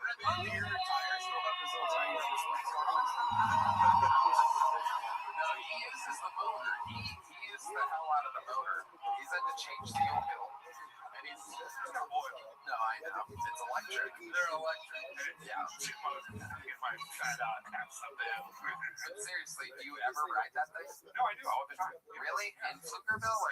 Yeah. Well, I mean, I don't ride it much downtown. Oh, that's why you don't ride your bicycle.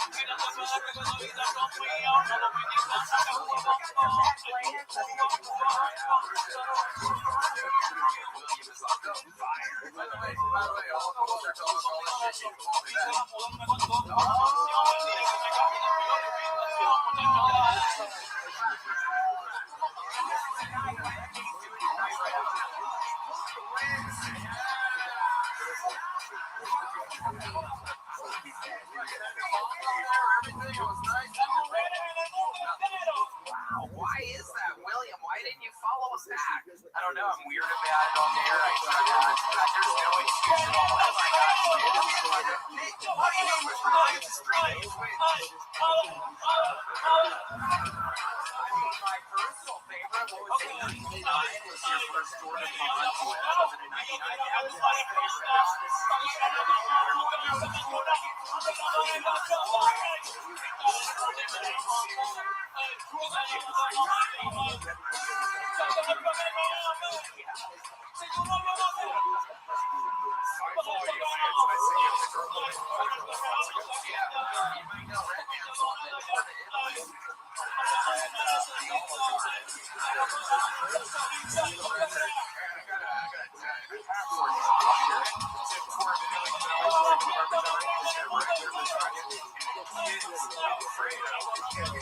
Second side, you're allowed to choose apples or spaghetti. You get the spaghetti, it makes a better Wow, what's the momentum of the show?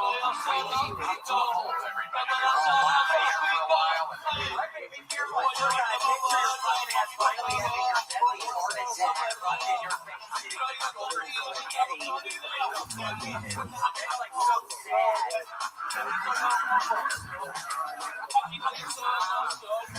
William, lights out, Mike, Lane. We love it. What else? One more time for William, everybody, and we did it. Thanks so much.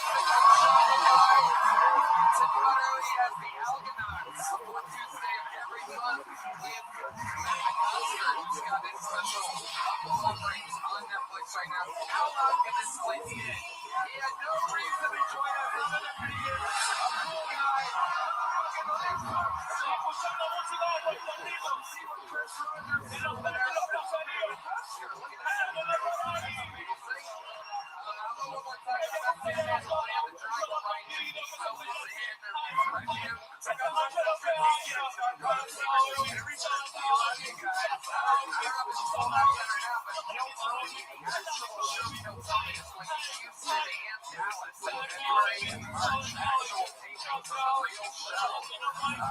So check that out. It's still available. We love you guys. Thank you so much. Good night, everybody.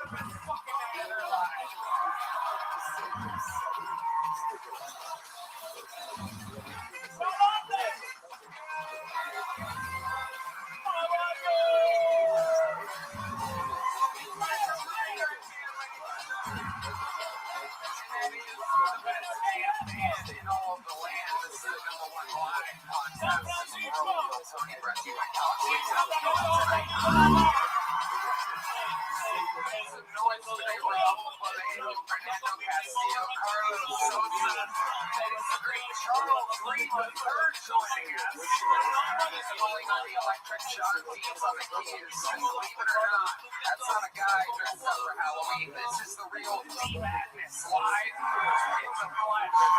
What a fucking overloaded show we have for you tonight.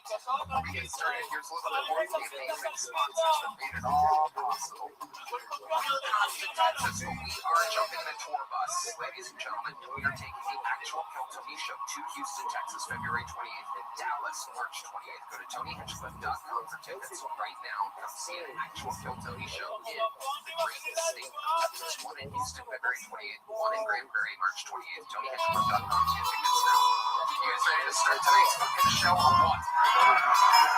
Every single week, I film this goddamn show myself, and I cannot believe that I was able to secure these two guests tonight.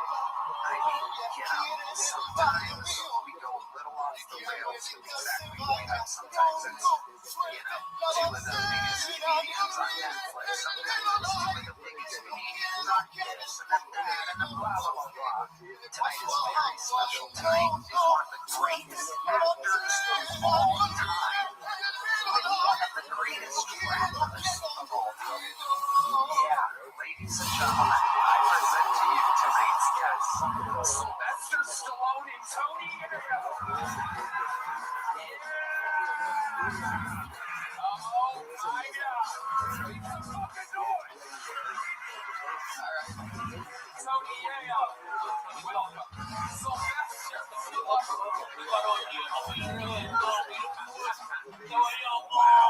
This is a first.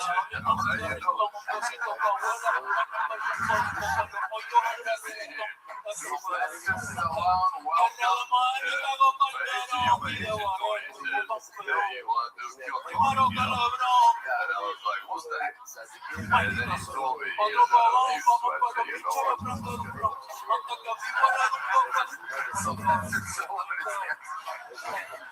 How about a hand for the great Tony Yeo?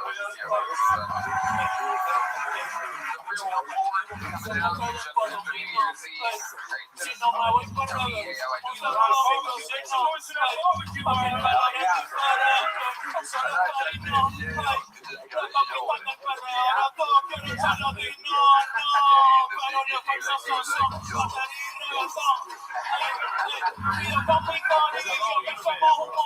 Stallone and Yeo are here. You guys are first-time guests, so let me tell you how it works. Over 300 innocent souls, all motherfuckers have signed up for tonight's show.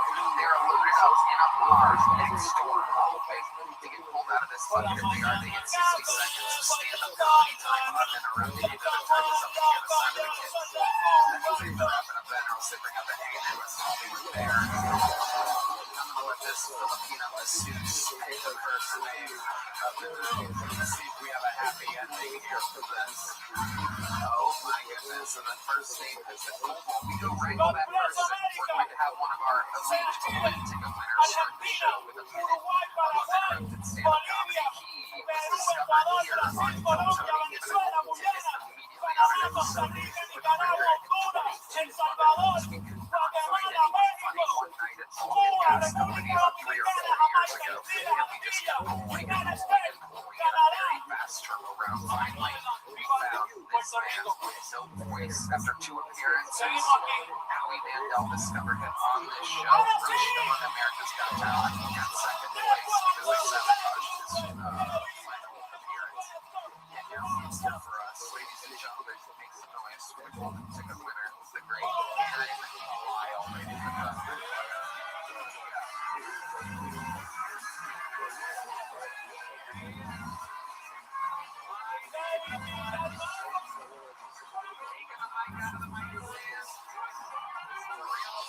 Ladies and gentlemen, here he is, the great and powerful Aaron Lyle, moving the mic stand and grabbing his phone any second now.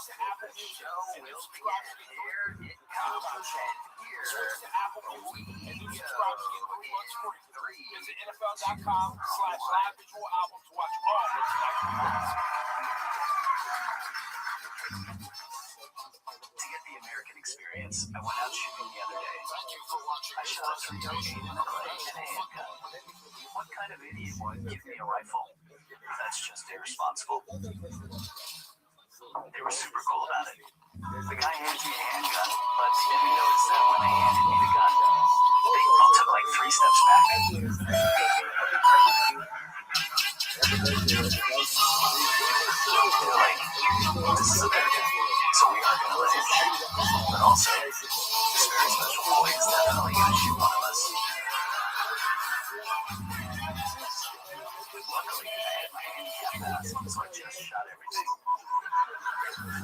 So there's a serial killer in Austin, Texas, that has been killing a bunch of people at Lady Bird Lake. I have a big secret. It was me. And I tried to turn myself in and tell them it was me. And they were like, no, you're not. Stop playing. Ask your doctor about a simple urine test called Bunch of ageless assholes. join our mission. People always underestimate. Jen Spark, give me the totally drown a dude in a lake. I almost drown every time I go into a lake. The great Aaron Lyle.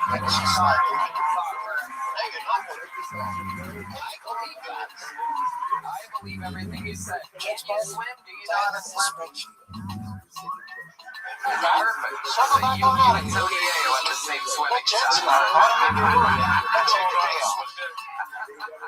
How about you, Slide Stallone? What's your swimming skills like? You just gotta flush the water out of the top of it. I was so far down. I would eat anything. I would make 245 pounds. Aaron Lyle, how's things been going for you? You went out on the road. Steve-O took you all over the place. That's the most powerful country in the world. I had about 23 shows last month, all sold out.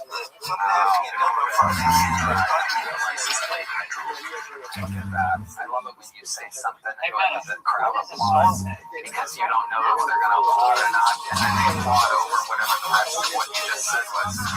You want to hit that, do the same, do that fun bloater up, I guess? Let's hit it again. I need a moment to type my response. Oh, shit. All right. Now's a good time to say that this episode is brought to you by Talks. Is that right? That is copyrighted music here. No, it's not. Wow, you can share it. Should you check out to you? What's that? Wow, what's that? Good job, Aaron. This gets us a strike on YouTube. I'm going to break your good arm. I swear to God. I swear to God. It's a fucking $40,000 mistake. You fucking.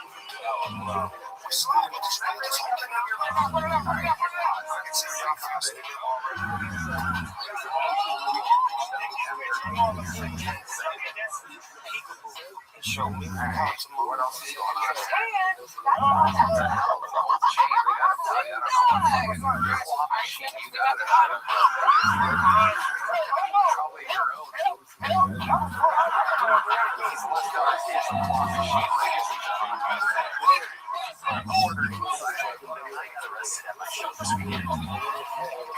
Please stay safe, Snoop. Winter Olympics continue after the game. Let's talk about the Seahawks, though. I'd probably call this game in the second half. I think it's important to keep the game quiet for Sam Darnold. The way to do that is you run the ball again and again and again, and then on an early down after a big first down, go hard play action and take your shot. That's how you make a big play. Yeah, the game is solidified. Kenneth Walker, this is a Kenneth Walker game. Don't get too cute. Keep beating them. They struggle to tackle them. Let's keep doing the same thing. Keep feeding the football. You guys said it. I mean, he's the one that's been able to give them the explosive plays in the game, so continue to feed Kenneth Walker. Yeah, 94 yards in the first half, second most ever in Super Bowl history in a single pass. Meanwhile, Drake May looking for an opportunity to get a victory. The Seattle Seahawks up 9-0 at the half. Chris and Mike will be on the call. Party trophy on the line. I have 26 shows that I need to sell out this month. I need enough money to be able to buy 6 more chains. Christmas is right around the corner. is Oma Rolex. Okay. Yeah, a lot more shows. Is that good?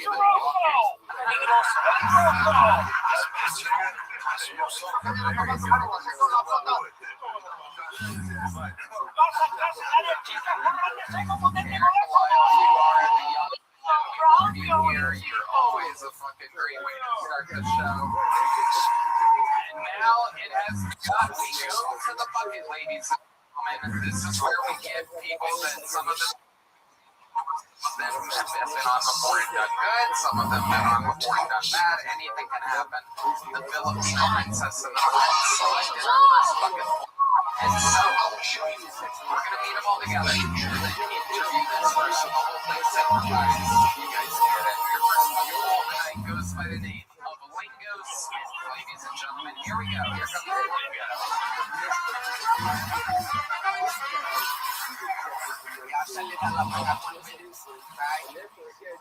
I was talking to my homeboy the other day. I was like, man, I got an addiction. I said, hey, man, I love cat bitches. What the fuck you talking about? I said, man, you better go get someone. That's why I sleep on a big bitch. When you can sleep on a big bitch. I like a queen size. I had one, she was about 300 for something built like a linebacker. hard I swear to God, she got straight to the point. The one that she was about to open the Popeye's fried chicken.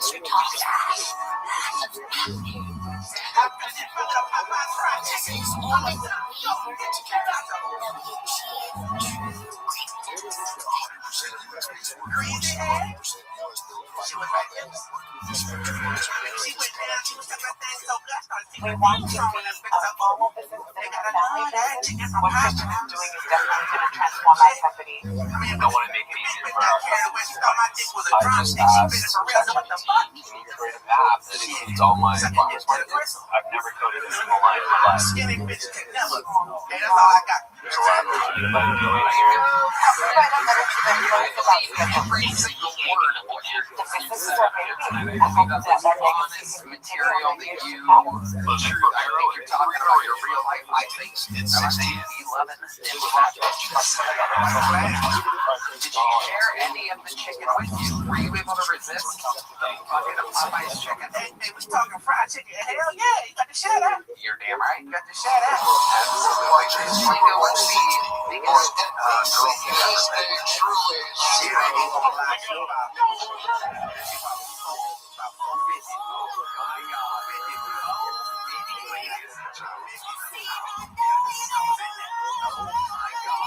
Explain to some of these people. There's so many nerds here. There's boring people that have never been with a movie before. Can you explain to them some of the details and some of the fun facts about an adventure? I was talking to somebody look here.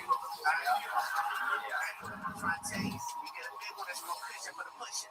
All right? You get a little skinny one, you just stab it while you clap.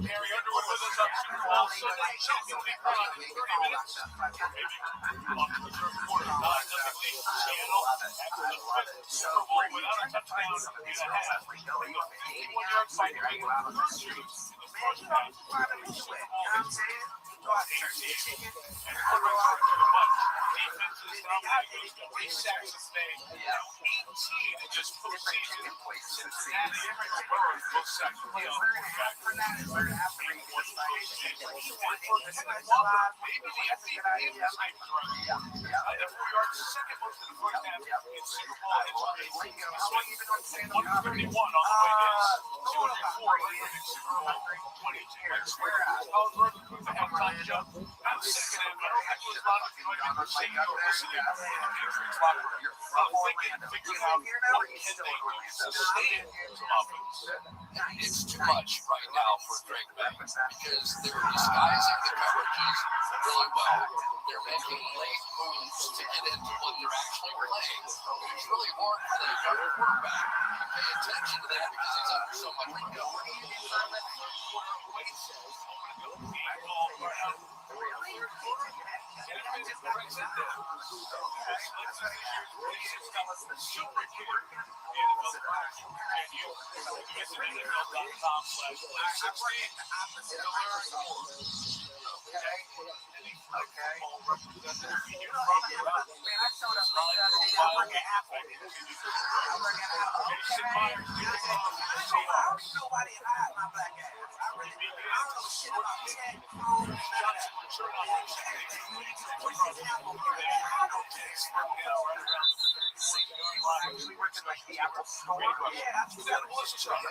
I talked to Mike Grable coming out of the half. He told the players to block, execute, attack, and be aggressive. His message was, it's going to be hard.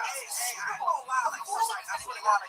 Go see what you can do in the second half. So players go find a way to change your life. What the fuck y'all doing, man? Shit on my lunch break. What's wrong with y'all?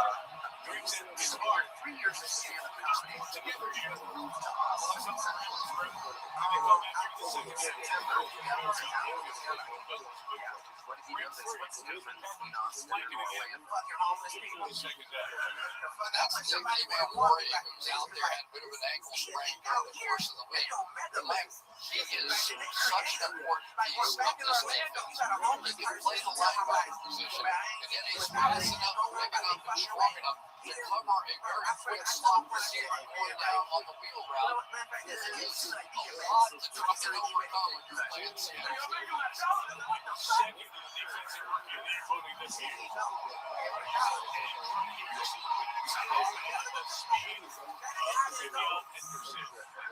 Something was Patriots. It's third and short now, and so I keep thinking that in order to get back into this game, Drake May is probably off somebody. We've seen a lot of options and everything. But also, with the players, he's been in the hands of solid. Seems like a great time. If we did the room, and then we have the great Tony Yale here.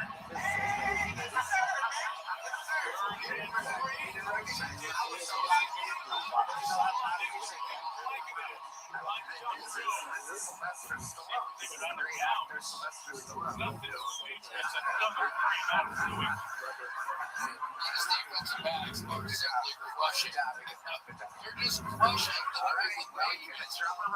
everything they shot Moody here has been a tremendous back shoulder broken, right? Just run down the field, but they are squeezing these guys out of balance now, and there is nowhere to go with celebrity judges. The great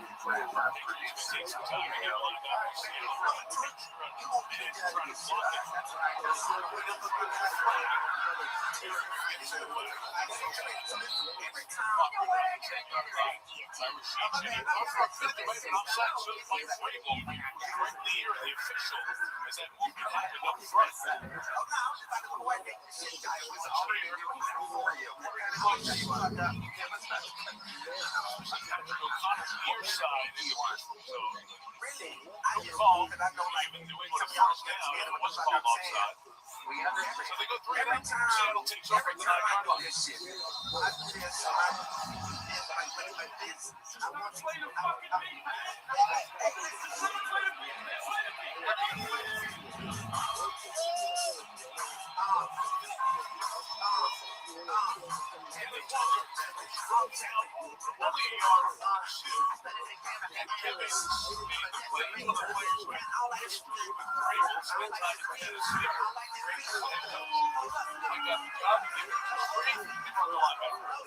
That was job one right there for this defense. block that outside zone play by Greg played on the edge. That was his job. He's going to take that play personally, and that's a good start for this defense.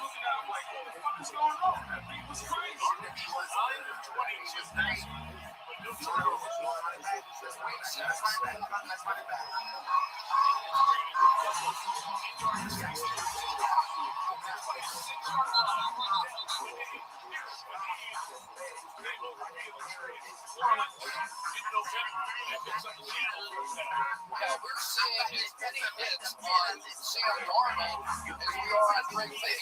But Darnold has managed to hit a few of these passes, and it's kind of the difference in the game. The blitz for both teams is getting there. It has just simply been Darnold making a few more plays to keep his offense running.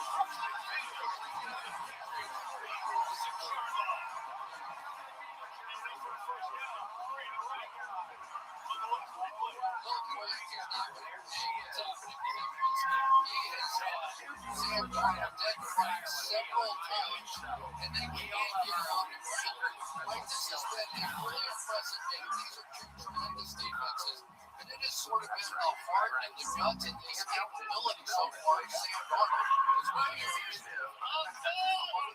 This episode is brought to you by Grind Space. It's the holiday season, the best time of the year for sports.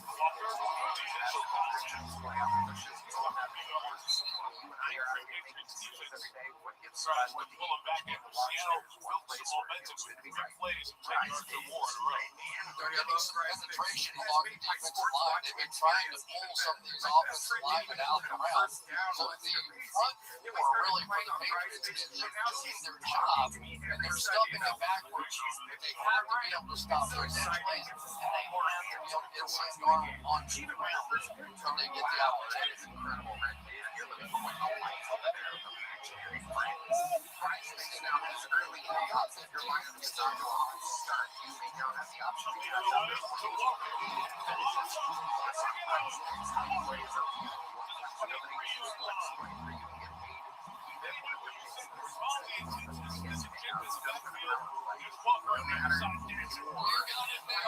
That's exactly what happens. That is just what they call eye candy. Send him over there. Everybody pay attention. And we're going to screen back the other way. Beautiful call that time for the Seahawks. This podcast is sponsored by Ritual. You know, my life before Ritual was terrible. And when I was a DJ, I went to the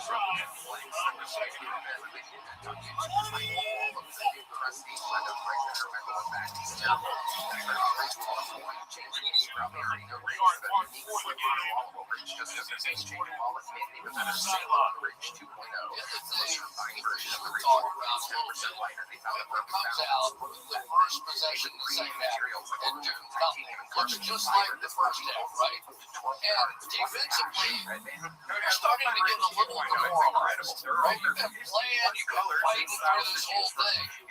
And now you're beginning to wonder, is my offense ever going to score? Perfect for holiday gift giving, especially since Rich is having their biggest sale of the year right now. Rich is having their huge holiday sale.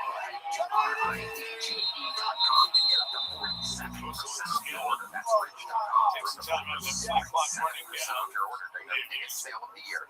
Now, these are just the last Rich word about Rich. Support our show. I'll say this, Kenneth Walker is a lot more patient than I am.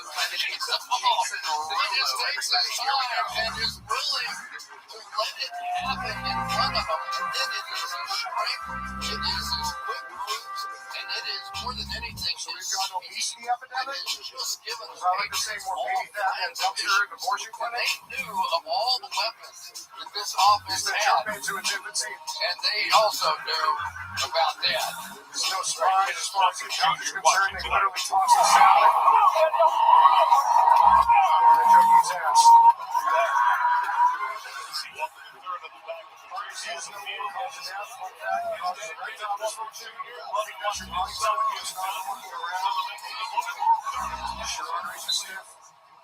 Trying to cut back. Diabetes is another major health issue, which also comes behind us. I thought it was just a weight loss program where you chunk your food off. Walker, I said it went to Michigan State. They played 2 years away far. Their offense is really slow read offense. And the field was that's where you pick up that bad figuration. Well, you know, it's one of those better read traditional horsepower that we have. I think you're right. Their shows was awesome. You think they want to turn that shit? All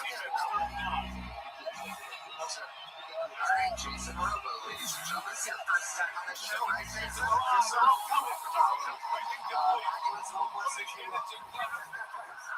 I just went to Ecuador. Jalen Hawkins in his face. Ecuador. Me in another word. Jesse Myers came back with this.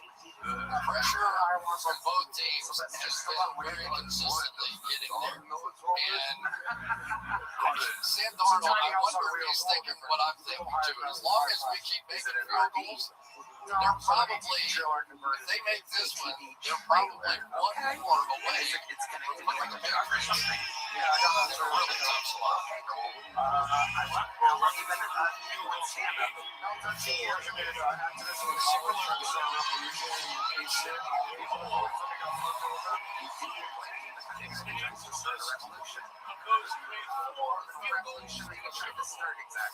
Fighting against the war on drugs and Michael Dixon, good job stripping off the grass.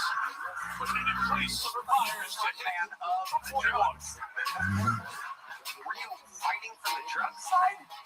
Which side were you on? I was against, like, they make cannabis legal using racism against Mexicans, basically. Hold on. Let's separate the words a little bit. You're talking in cursive right now. Okay. So what? Sorry, bro. Nice and enunciated. 13 years of stand-up. I need to be able to understand you here. So what? What about cannabis and Mexicans and racism? Oh, they said the super strength stony bloodthirsty Mexicans are raiding their way across America or some crazy shit. Kind of like the killer beast thing that they have. Oh, this is amazing. Okay. That last comedian that just walked off, did you ask him for money recently and then ask him for more money right afterwards? I'm just kidding.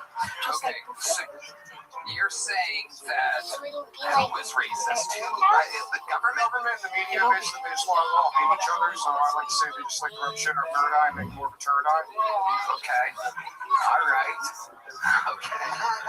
What do you do? Like, what does a day look like for you? Like, I know it's not work. I'm guessing you don't have an actual job, right? After I graduated, I worked in the cannabis industry at growers in Northern California. And, basically that industry has gone down the toilet, so I started doing body work, so I stacked a bunch of certificates in fitness and nutrition and stuff. And, I help people, I do, like, some pretty intense body work. What kind of body work?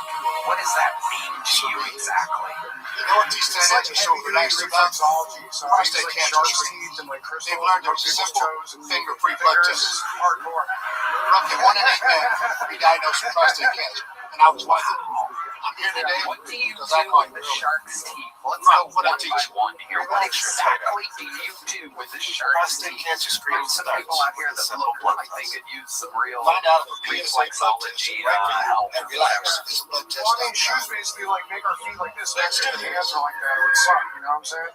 So, I mean, a lot of people worry about the Jews, but I'm worried about the shoes. Super Bowl 60 at NBC brought to you by Toyota, the official automotive partner of the NFL. Let's go race I've ever heard in my by life. Google Gemini. You freestyle Google's better than AI the last guy, after believe it or today. not. By So Universal how long have Orlando you had this dog Resort for? is changing everything Just you turned know 14 about now, vacation. so a few months old. And Yeah. by It's adorable. What's the dog's name? He's been in the news a couple times too. He rides in a backpack on a motorcycle and wears goggles. It's Seattle team. Pretty good right now. They've 4 field goals made. The Patriots have 4 first downs. frustration on that New England defensive side. So what's that about? Exactly do you make money now? 36 minutes. So I've been traveling here since here in March, and yeah, basically just been around for about a month and a half. I'll try to get a show. Williams and Actually, when I was saying that I control data, really Wikipedia. Yeah, wow. I've always wondered. I had to look it up. Yeah, this is strictly Rebel. Did it have a bunch of runs? Good job, bro. And I appreciate what you're doing. And you say you see me.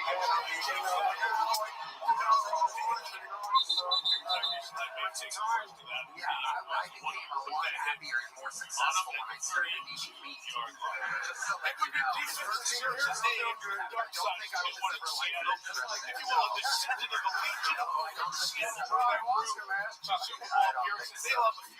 what is the drug choice nowadays, Jason? Seattle Dita moves the needle like they did.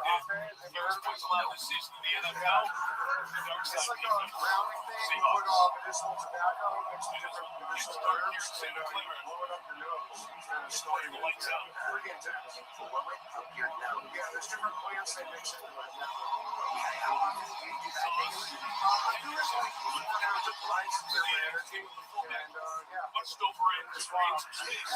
You're not to the 40-yard line. Guy, huh? This isn't a character. They're on the edge a little bit. Right Okay, let me ask you this. You just have to give them something they're not used to. Because on that one, Seattle did blitz. Like the crystals and the They got themselves out of position to use the blitz. sure, You whatever. have to be given it to nail down All these things. So I'm asking this. What do you think is the most unique thing you've ever done? What is that extreme? You know what I'm talking about. Because you know I signed this shit off.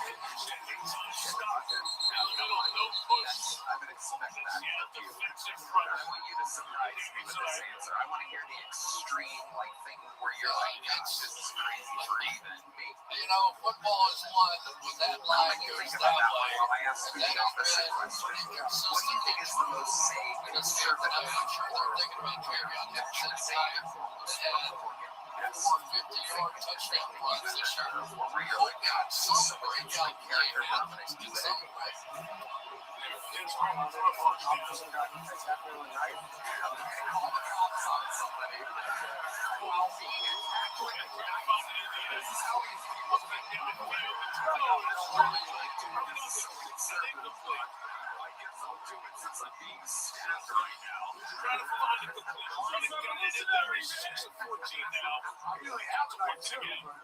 Do you have a knife? Well, that was the first time they had Where did this happen? Where did that protection. with a knife happen? They just missed the throw.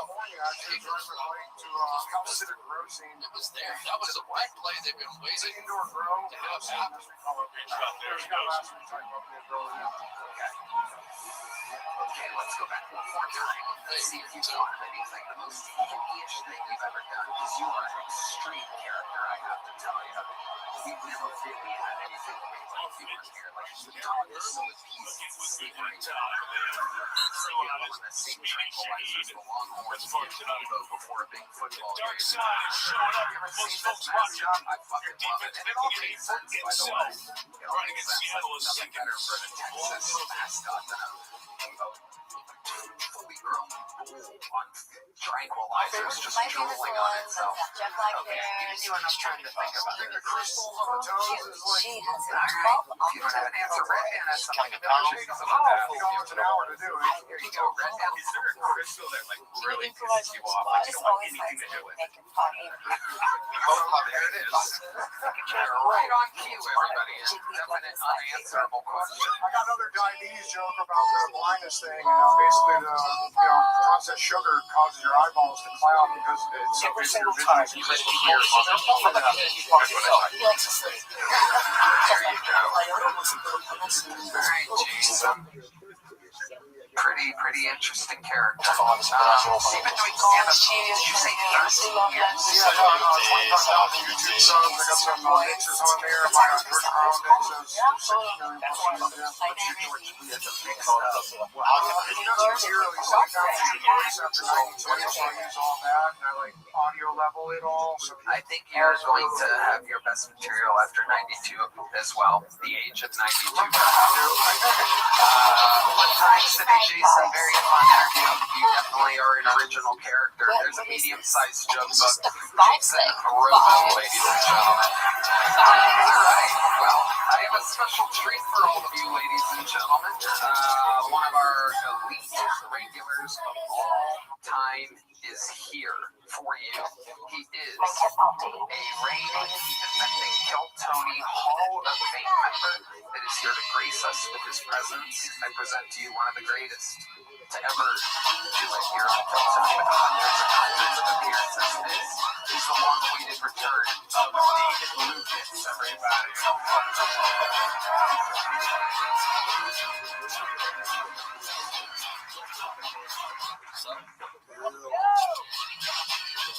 BLM saying there's no such thing as black on black crime. Well, what I want to know is who was that nigga who broke into my house last night? He wasn't white.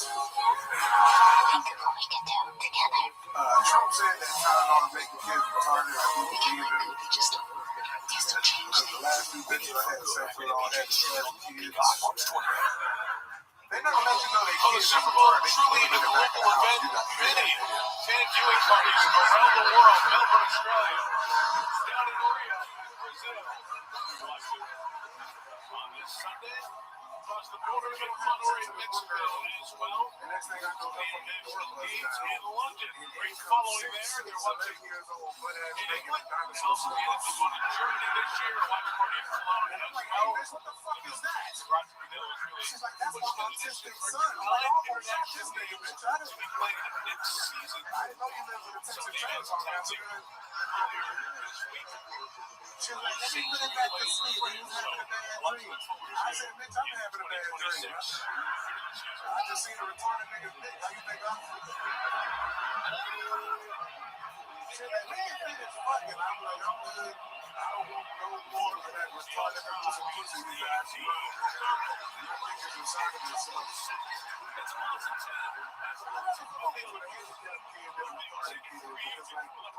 She got a handicapped kid too. Probably drives a van. I like space.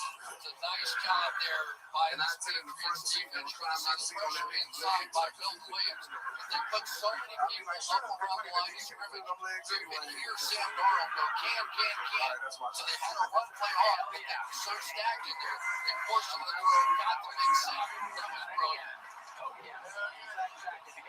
Set that thing up. Also, Tommy Daniel made the best close to a game since he party with Diddy.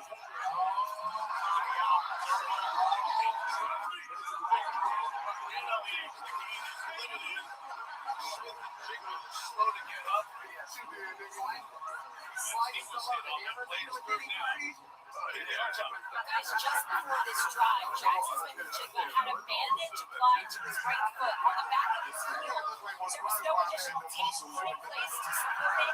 Put the stocking shoe back on, tested how big it looked to be, and any pain or discomfort. But Roy's doing it right now. You're going to see a different issue.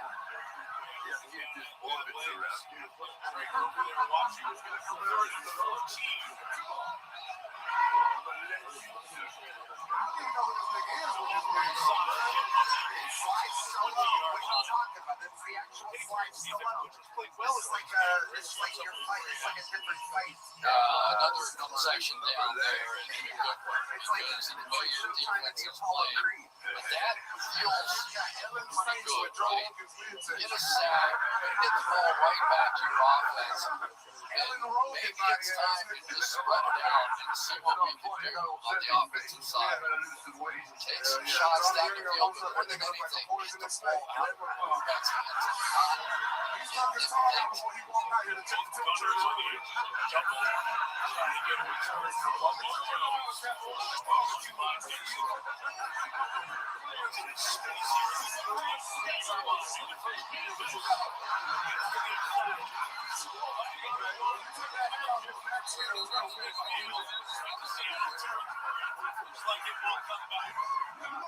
look like a retired racehorse, nigga. What size is that shirt? What is that, a 5X? You look like a block in the bag, nigga. Steven,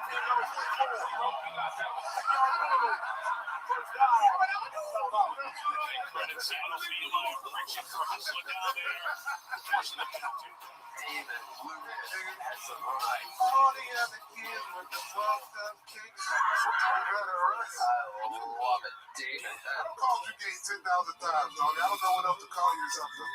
I know. Okay. I'm joking, brother. Well, I know you're joking, but every time you say that word, cut it out, real man. My bad. We're gonna cut it out. We're gonna cut it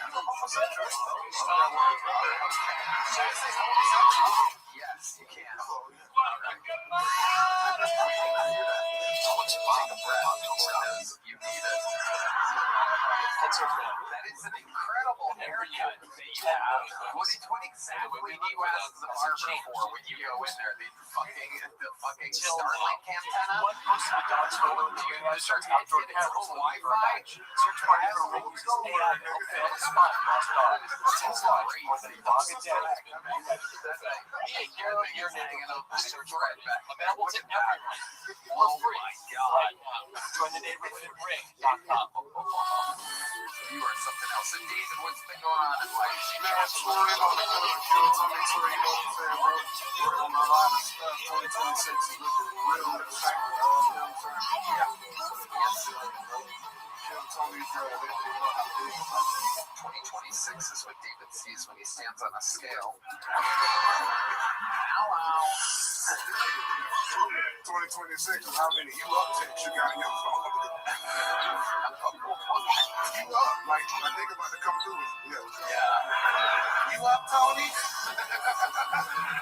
got the eggs. I know you got the meat. That's what the trainer at your gym tells you. You're like, yeah, I'm up. Cholesterol's up. Blood pressure's up. Weight's up. Everything is up. I love it, David. Well, you're one of the best fucking regulars in the show's history. You did it again. So much fun always. Like a wrecking ball. And that's just the way he's shaped. That's great, David. Look at his hair. Waves goodbye.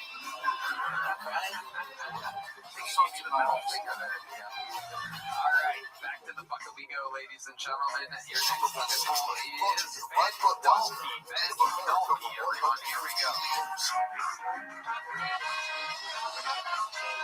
Jackson Smith and chip it over to him. He's going in to get checked out. Taylor gets so bad. He was being looked at before that last drive. Staying down with that for a second down catch. New England trying to find something. About two-thirds way. It's one of the worst performances ever by an offense. In the Super Bowl, they say for a guy who is in trouble. Sack back at the 25-yard line. Whereas Trump's handshake is more of a dominant empowerment, but a handshake that makes you look at this guy rips. Mills in there as well. Seattle dominating the front. Those match Zone coverage handshake is both smooth and pliable. A handshake that makes everybody go, oh yeah, this guy's going to get ripped. inside, he's trying to go down the field, and those guys are just taking that away. For some reason, people think Irish.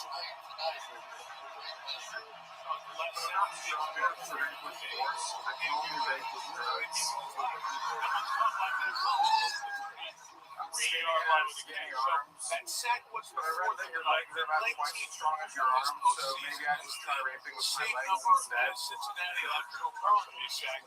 years ago. Remember that had Aaron Donald in the back end of Super Bowl 56 to hoops. I like what Reeves and Danvers did on that one because the French farm was spread one now, so they can't get as many people around the line of scrimmage, or at least if they do, they're able to see. Have you been on the show before? One time, yeah. So I've seen you here and just nightmares. How long have you been on stand-up comedy? 2.5 years. And how old are you? 22. 22? Okay, so you started young. 6 of the last 7 drives, 3 and out. Pretty good. You can see how rushed Drake May is. This is a relatively easy throw. But he's going to jump out of the way. He saw it coming from the other direction, and they just can't complete those passes. He's getting pushed off his mark. The timing has just not been there all night, and when it has been, they've missed. Again for the 8th time. Survive for a great game. 30-46 yard. You were going to run a chance. Vrabel just wants a first down. One first down. Since the first period. Money for him. 12-0. Yeah. Okay. Got it. So you got 30 grand. What's your living situation like? Living in an apartment. By yourself? Yeah. Wow. 1 bedroom? Yeah. Okay. Very good. That's amazing. So how do you spend most of your time then when you're not doing stand-up at night? What else? Jurassic Park seem like the kind of guy that likes to take a pair of binoculars, go to the playground. What do you do then? Play a lot of games. Yeah. What kind of games? You ever played Restream? I've never played anything that you play. Without a doubt. But I guess the answer is and that's a video game. Okay. Is that just online? It's on the TV screens, yes. No, it's a very long game. It's a very slow game. At the same price for 5 years. Yeah. I'm not downloading it yet. Such a senior video game correspondent. So Ben, what do you think is the most interesting thing about your entire life? You're 22 years old. There must be some fun fact about you, something that happened to you before your family trauma story or something interesting about you. It's party time. The holdup is Not me. Let's go. Oh my God! There you go. Let's see, ladies and gentlemen. So what is this transition like for you? You're getting pussy.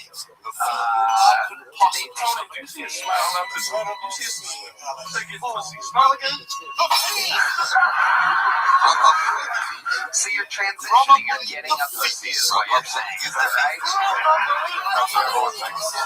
Exactly. Okay, so how did you start getting pussy then? Take us through this is perfect. Training we've had with today. Take us through that. Honestly, it was completely an accident. Yeah.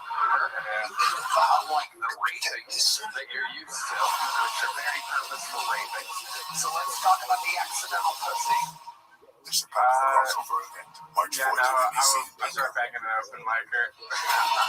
Sometimes that actually takes a perform. She comes up to you and goes, I think you're really funny. I hope you don't rape me. She said that she wanted to bully me.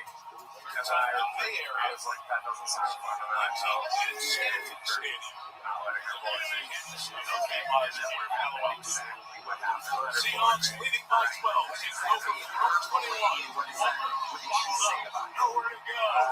What is bullying to her? She said I was like a school shooter. We all thought that, but like, there must be layers to it, right? Was there more? Well, for some reason she's attracted to that. And then what? Yeah.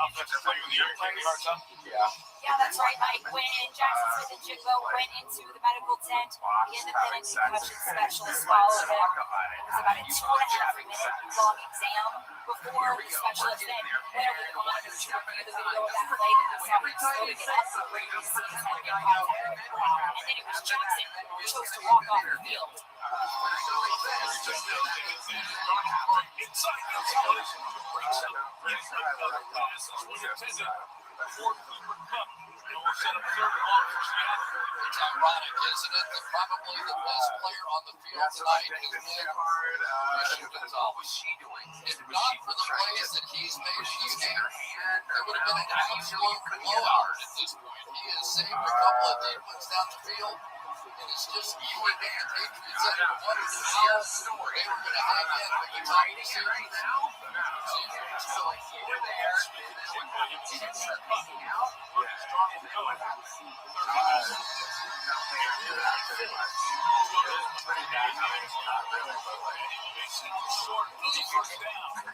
Slicing the energy with defense. They know they have to keep their team in the game, if not make a play. Big offense on that one for the Seahawks. Yeah, and without Jackson Smith and Jacobs in the game, if I were New England, I think I would get back to my pressure looks and try and win this thing on the defensive side. Maybe a sack fumble, maybe a tip pass, something to get your team back in the game, because it's not going to work out. You know how much I like special teams.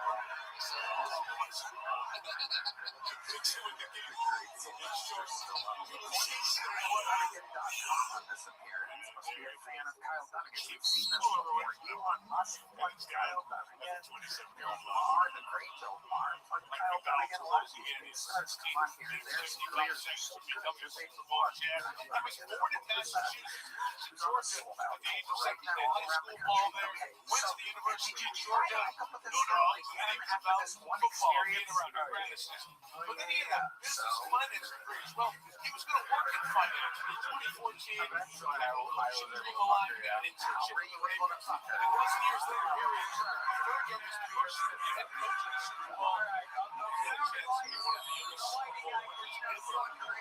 Defense holds on for another 16 years. What tricks Try to change that, get a little run here. Lots of self-talk. And I think he would be the first defensive play caller head coach to actually win a Super Bowl. And the other part is, we've never seen a shutout. I think Martin, my old buddy, was there behind me for a year. There was not a shutout in the Super Bowl, but it hasn't happened yet. It's so amazing. So let's just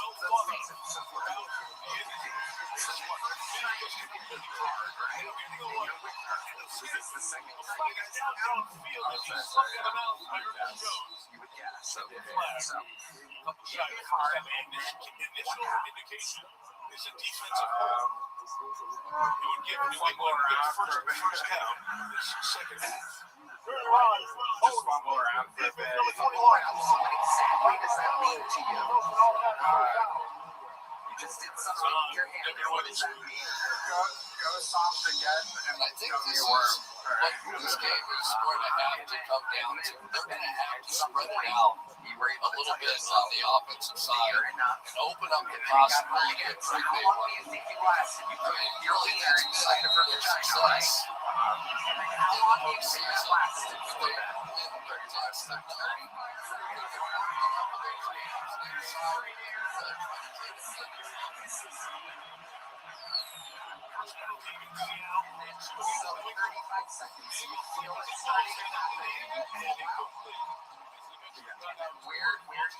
Where do you finish at? Where did you shoot your load?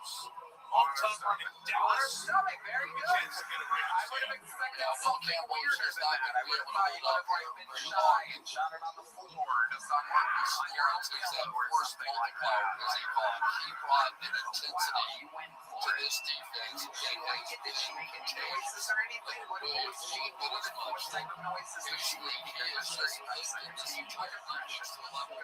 a spot here, you know? It's a girl during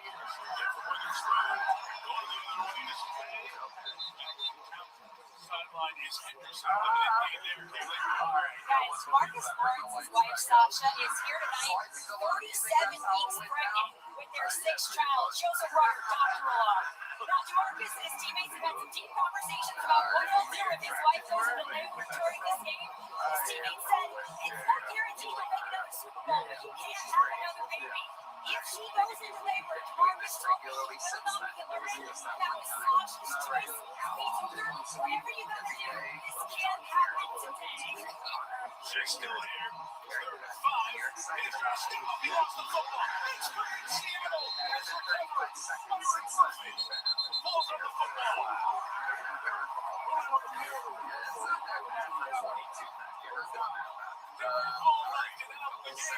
Weird, so you get a little joke. There you go. Sign up again, and we'll see what you talk about next time. Doing it 2.5 years, you gotta have something other than rain jokes. He calls it a heck of a night tonight. He's going to come up and then loop back underneath to end up with this forced fumble. Like a fun name. Let's see. Remember, Mike, this is a four-man rush. One of the reasons that Green Bay has had so much trouble finding someone open down the field is they can't block the guys in a four-man rush. And if you can't do that, you have almost no chance to win your game. This is, I know people are going to say not enough offense, all they're going to say. This has been one of the most brilliant central worker I have ever seen in the National Football League. Okay, cool. This defensive performance is as good as I have seen. But yeah, go to the groceries for a living. Tell me West Lake and BK was far, right? Other teams probably give you points on the board. I think it's either all recognize and look at this. If you live in an apartment complex, do not order groceries online, okay? That is for all moments only. Because every time I go to a shitty apartment complex, you're on the 12th floor, your elevator don't work, and you don't tip. Speaking of no tips, if you're Indian, I'm not talking about Native Americans. I'm talking about national dog. Don't order groceries online, okay? Times be extra. Next time you order with me, dude, I'm gonna rub a chicken masala all over my nuts. Thank you. You've been on the show before? Yes, sir. Welcome back. Thank you. That went pretty well, huh? Yeah, shit. Was that your best set on the show so far? Yeah, it was. Very good. I love it. So, delivering groceries, how long have you been on stand-up? Gonna be 4 years in May. 4 years. Where are you originally from? I'm from SoCal. Okay. Everyone is watching out for specific. This classic gem stories buried around every corner.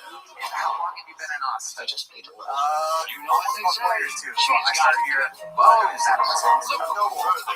you been delivering groceries that whole time? About 2.5 years. All right. So a lot goes on in the grocery delivery business.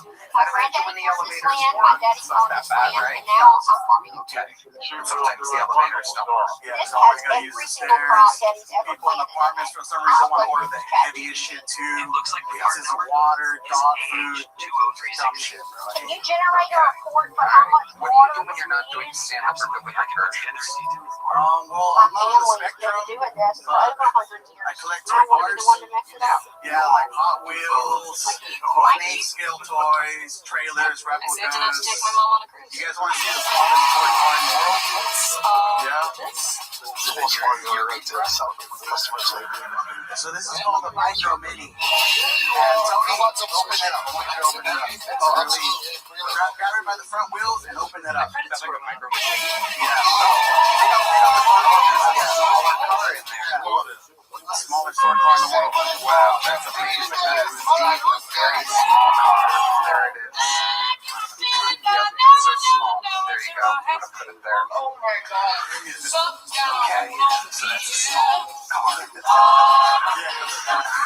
I love it. You must get let's see. Single ladies. They know. Is a woman ever bored with you while you're delivering groceries? No, not really. A lot of my customers are old people, so they'll make me like cookies, getting candy and stuff like that. So not really like hot, sexy. Well, the voting is now over. What do you do to run around Austin? Let's see. I like to go bar hopping sometimes. I had my first yoke. Look at the website I did. Seattle's defense. Yoke is grandma like to talk. Oh, wow. So how old the ballpark was this lady? She was probably no live, like 65. Wow. Oh, where did you find her at? Shout out to Deborah with an H. Wow. She literally told me that. She was like, my name's Deborah. What's your name? All right, cool. So where'd you Terry meet? McCall. I met her at the airport bar here in Austin. Yeah. So I was on my way for one of my friend's weddings in California. And before my flight, I was like, oh, I have to drink. So I was at the bar.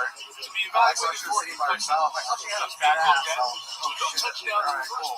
So I made my way next to her. We started talking. Next thing you know, I got her information. She was like, yeah, we'll come back. All right, cool. 7 minutes left. I hit her up. Is that one? We went to some, I think she was staying out in Pflugerville, I want to say. That's where they live. That's where sick ass 65-year-olds live. So she took me to like the local brewery. Did you see him there? That's right. And long story short, we had a couple drinks. Went back to my bar. Oh, this one right here? What? It was actually a bigger car. Okay, what's Take a look at that. They did go play action at the No. leg. It's actually a Kia. Shout out to the Kia boys. Wow. Yeah. Sportage? I think you No, got it. it's No call. Forte. Ooh. Wow. You took a 65-year-old. What's that? And then we started talking and we started hooking up. You're in the driver's seat, she's in the passenger seat, and when you say hooking up, you mean like We're backing it. right? So it's always an interesting when you're in the front of a car. So And so this is sort of a kind of thing. in the Come dead out, center, you're right and then over you're the going to come in here and then go back out, but you're going to get behind some traffic. That's exactly what happens She's if taller Christian than me. She's Gonzalez probably on that one. like 5'10". I'm 5'7". Yeah. So I lean back a little bit. She's like, gets on top of me a little bit. We're hooking up. Okay, so she's the Or that's the way she is. But then I'm like, fuck it. I start putting on my pants. oh shit. Is this in the parking lot of the brewery? Yeah. Alright, so pulling down your pants right then and there, you got nothing to lose. And then she puts, you know, she puts my dick in her hand, starts jacking off, and she tries to get me sloppy toppy, dude. The best way I could describe it is like, fellas, There's not much you can do about it. You got to play the run game here because you're in such an advantageous position to sit and be dude, just honk, coming on the play. It was the best.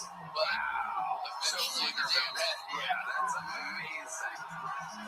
You got sloppy toppy from the Goldie Goldie. Hell yeah. Man, some of that fucking If you're seeing this, call me. I miss you. so she finished you up right there in the parking lot. Yeah, I try not to that quick. I want to last about 4 minutes. There you go. According to a lot of the people that went on to the show, you're a professional porn star. To the end zone. Real singer. That's incredible. Absolutely amazing. So then what happened? After she finishes you off, you just drop her off back No, here? so she wanted to make out with me, but I got kind of grossed out because she just swallowed my cum. You're damn right. And I was kind of like, oh no, bitch, let me back up. Right. But I still made out with her fucking. Went for seconds. You a crazy motherfucker. Take a closer look while I pull up the tutorial. I would like you to find Christ so bad. What the fuck is this? I don't want any fun. Shit, wow, big fan, dude. Yeah, You look good. it's one of Deborah's favorite actors. You fucked Deborah too, dude? Maybe a long time ago. Oh, shit.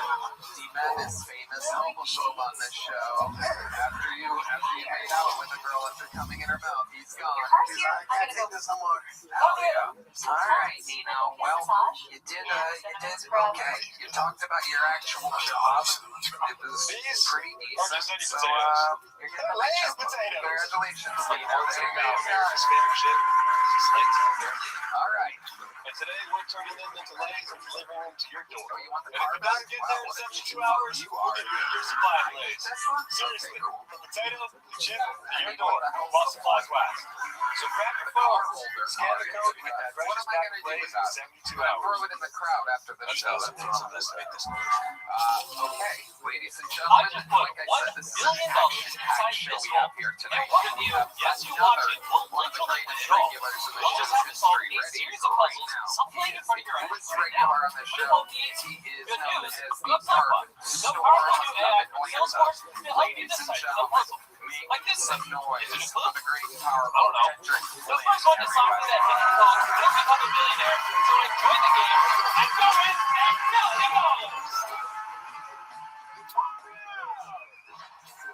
Man, this shit feel good, man. I used to actually hate rich people before I got money. Xfinity. You know, rich people got different debit cards than us. America's favorite chip. Maybe y'all some y'all got like these little 22-pound solid metal debit cards.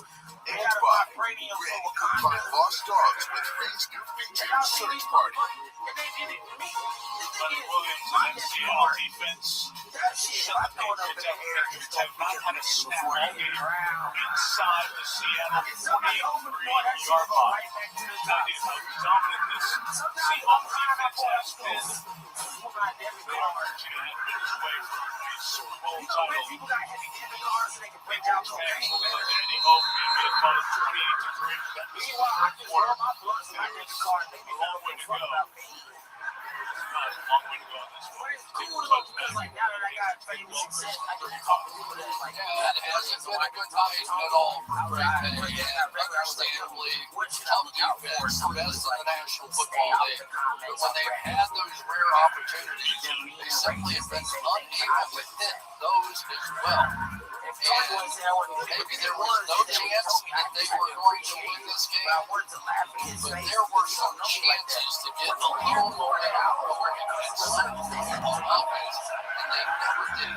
Talk about the opening set right there. 17 years and girl walked in this old ass fucking lady, 65 years old, walked in and called me a hard on. That shit hurt my feelings.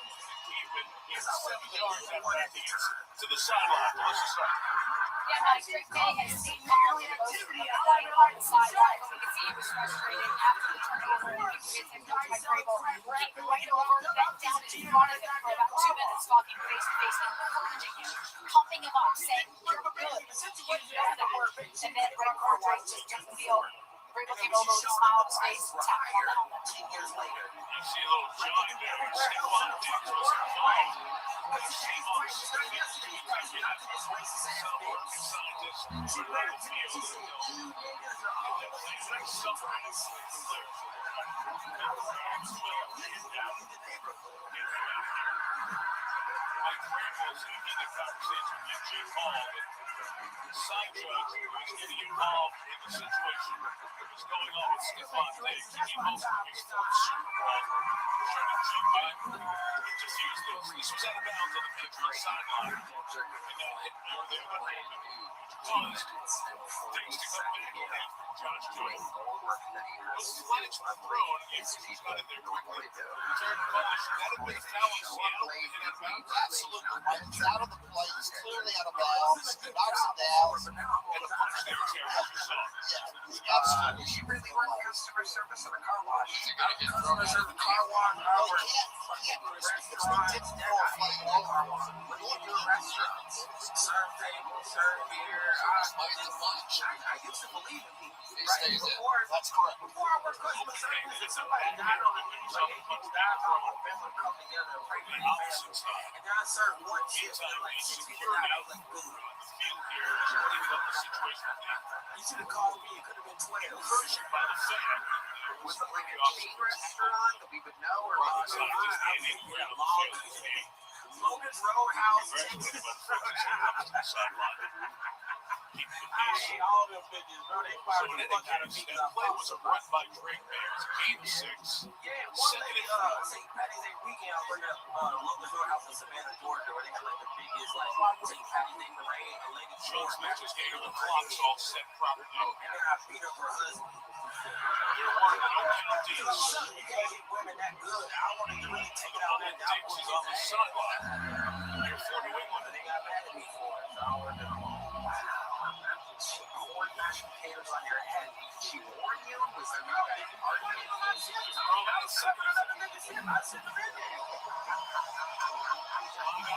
is the reason? I want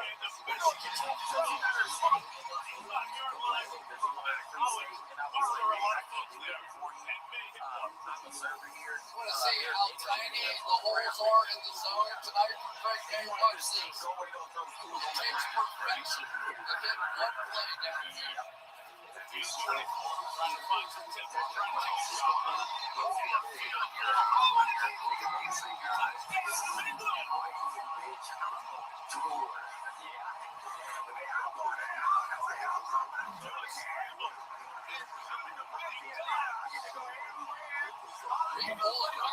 Getting over there, just hustling across the field, but then he's got to turn and try to make a play downfield. He is not finished yet. Tremendous. So 2 completed passes, 2 plays, racing from the Patriots. Time at 5 to learn, and finally it shows up.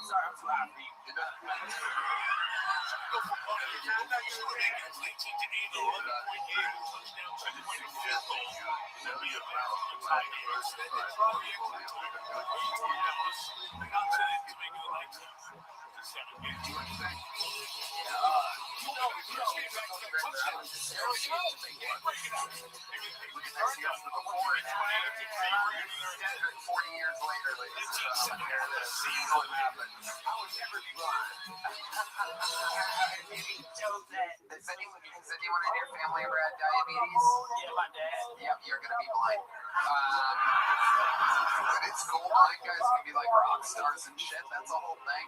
Ray Charles, Stevie Wonder, D Madness. D Madness rocking the fucking Eisenberg hat tonight.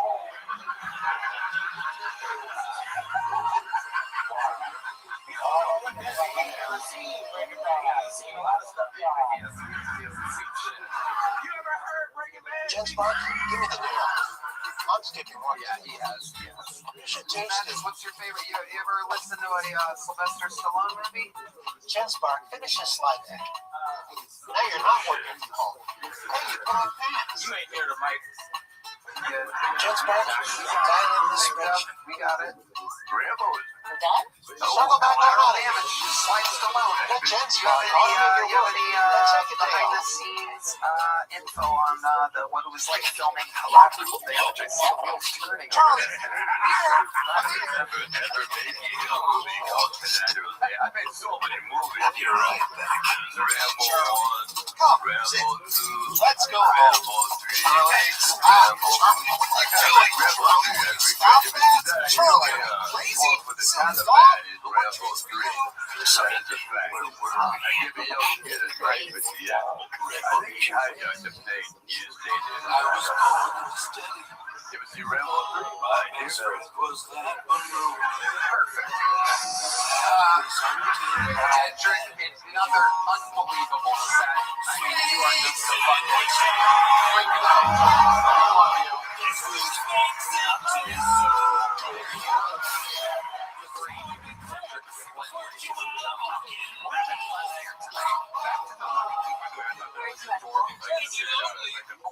What's your little motor called? I'm a loser? We don't have a juice. Wait till he finds out about credit cards. We are watching the kids. Watching this grow up in front of our very eyes. Some people have debit cards. Some people have debit cards.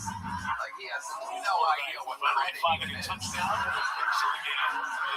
Almost fainted when Sylvester Stallone's a diversified portfolio.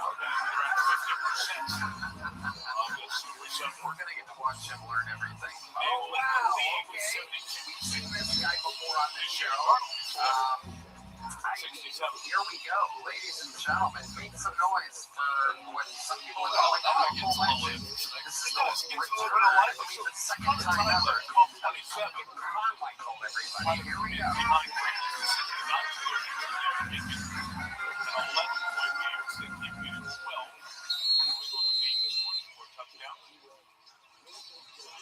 Shift the pressure back. Now the pressure's on Seattle to not trust them. Keep this momentum going.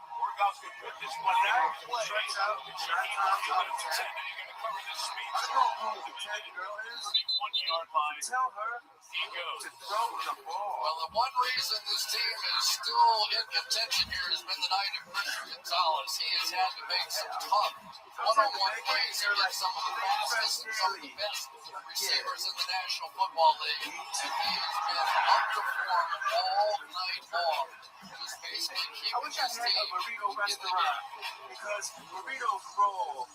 Free delivery if you live down here.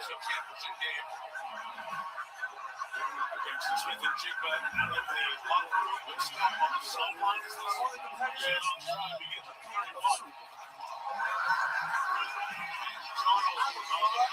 It's not pushed to start. But he is supposed to keep out the yard shot. Guys, Jackson Smith and Jigba is back on the sideline, helmet in hand. He came sprinting out of the locker room. As you see him head back onto the field now after clearing his concussion evaluation. Glenn Kubiak went up to him and said, "You good?" He gave him the affirmative, and Kubiak said, "Let's go score." Last time you were on this show, all we talked about the entire time was how you reminded us of Mitch Hedberg. And after which is a first down, they usually forward progress. First down, round about the guy that 41-yard line. sounds delivers like Mitch Hedberg. And it turns out that this happens to look like the delivery of Mitch Hedberg. Right now, New England is going to shift to basically a 6-man down line. Why are they doing that? Because they want them to throw the football. They simply cannot just allow them to run the ball down the field on them. So they're going to stack that line of scrimmage. If you want to throw, that gives our pass rushers a chance. That gives you Thomas a chance. It turns out that you do this every night. You're a good writer. They've seen you do longer sets.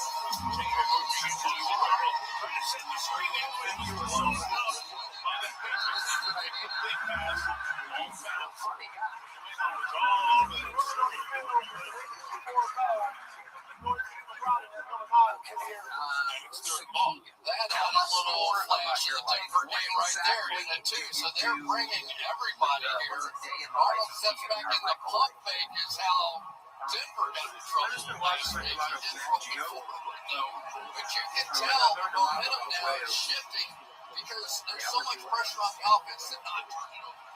Every whale was a sperm whale. Zero. Have an opportunity deep, really to take it. Here come the Patriots with pressure. I watched the episode about kangaroos. I read a lot about kangaroos. And a step up Carlton Davis. The mama kangaroo just couldn't reel it in her pouch. And Seattle runs it away after getting one first down. In his wow, that was an opportunity to end it right there. And you got one of the fastest players in football. He's open. He could not catch up to that one. And now how do you make Adrian's with a chance? That's what the world really wants to know. Davis's arm away as he was sprinting away. That's why I see you. I see you all the time.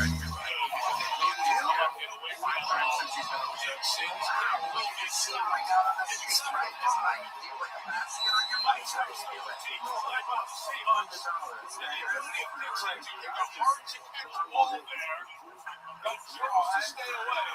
You gotta catch that ball.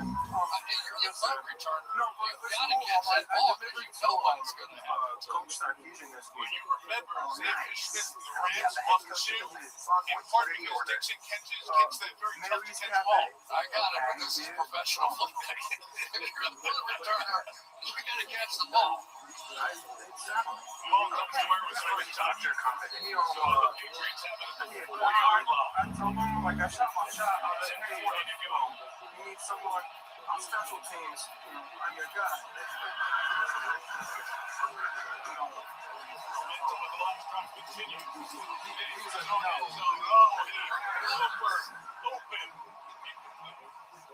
It's almost unbelievable. I know you're standing in your own end zone.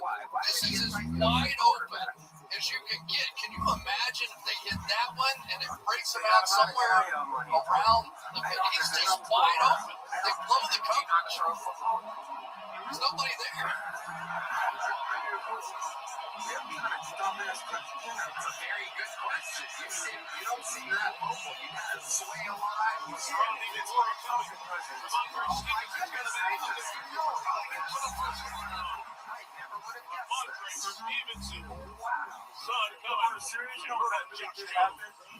That may be Greg May's best play of the night right there. He saw that blitz coming. He's standing in his own end zone, got it out quickly. Oh, let's go. Now he's starting to read this thing. Okay, Keegan, what else? Keegan, what else is going on? Anything else interesting? We're getting to the line. Looking downfield, looking down.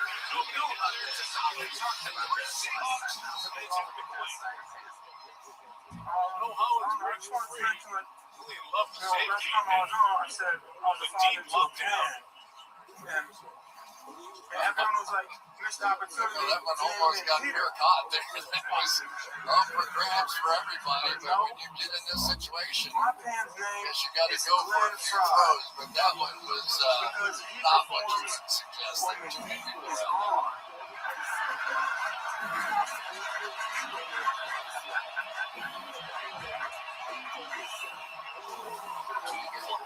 You are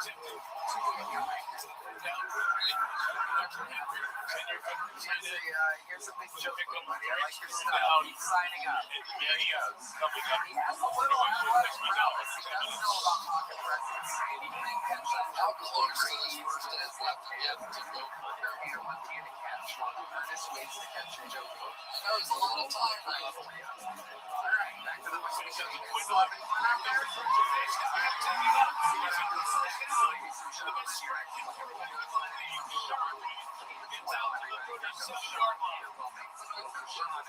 Now they're spreading the formation and they're chipping here.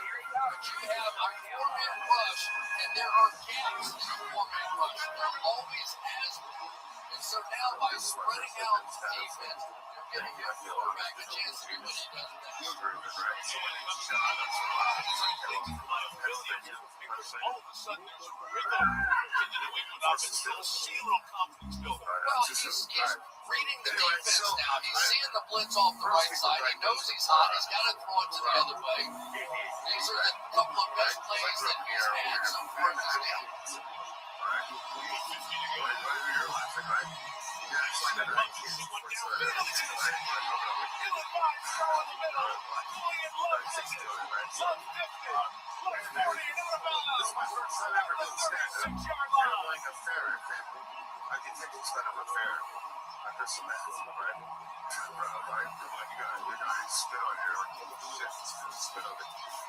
So I had told him that it.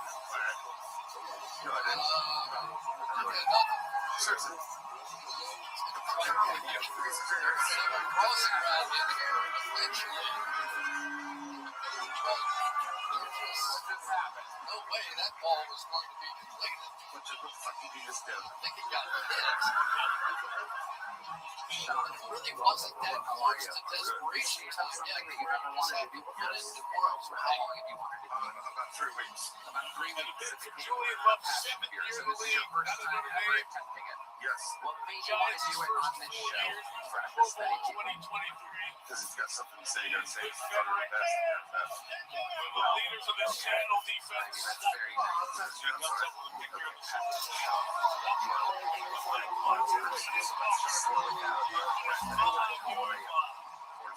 What do you do for work? What kind of entrepreneurial stuff have you done? It's one of those plays that Seattle has run so well, and I think when you have a defense like this, you can begin to wear down the other team. And really, if you go back to the start of this game, when there was no offense, something right, that got this offense, that got this team started.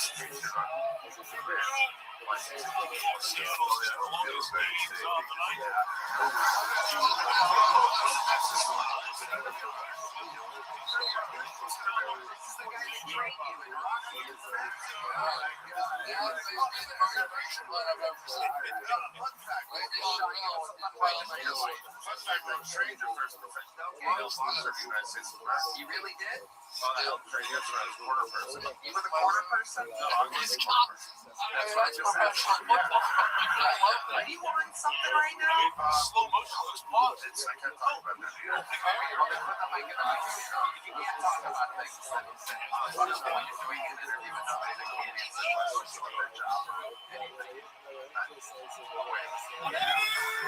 understand the algorithm for 365. I really just wanted to go over the first word. There you go, everybody. Wow.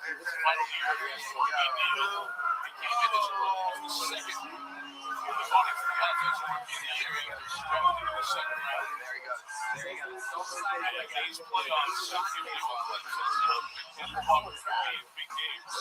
As casual with his stance as he is with his running style. You know what? Let's Stand straight up right there. He's like, special. We have a special build in the gap. Charbonnet ran out. stage here. Not to have another guy step in. Without one of the greatest Hilton radio excellence winners ever come across the show. Everything he does, it's absolute insanity. You're a very lucky audience. Part here. On 60 feet left. As I present to you a man who gets to do whatever he wants on this show. It's the only push-pull lever that I'm slightly afraid of. It's the great and powerful.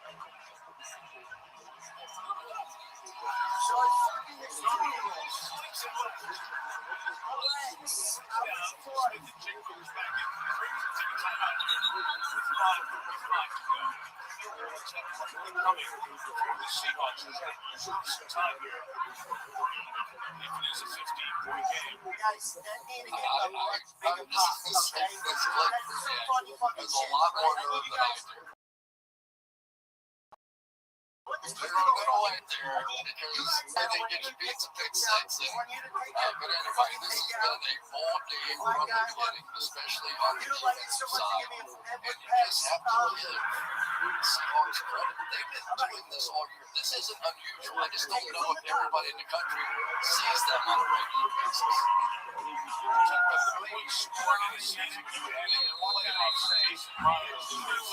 Very busy next 13 points. Just past the Danny and Tom. You're here on a special night. Myers sitting in the mark, trying to add to it. 26. That's his fifth field goal. He sets a Super Bowl with 5. And the lead is 15.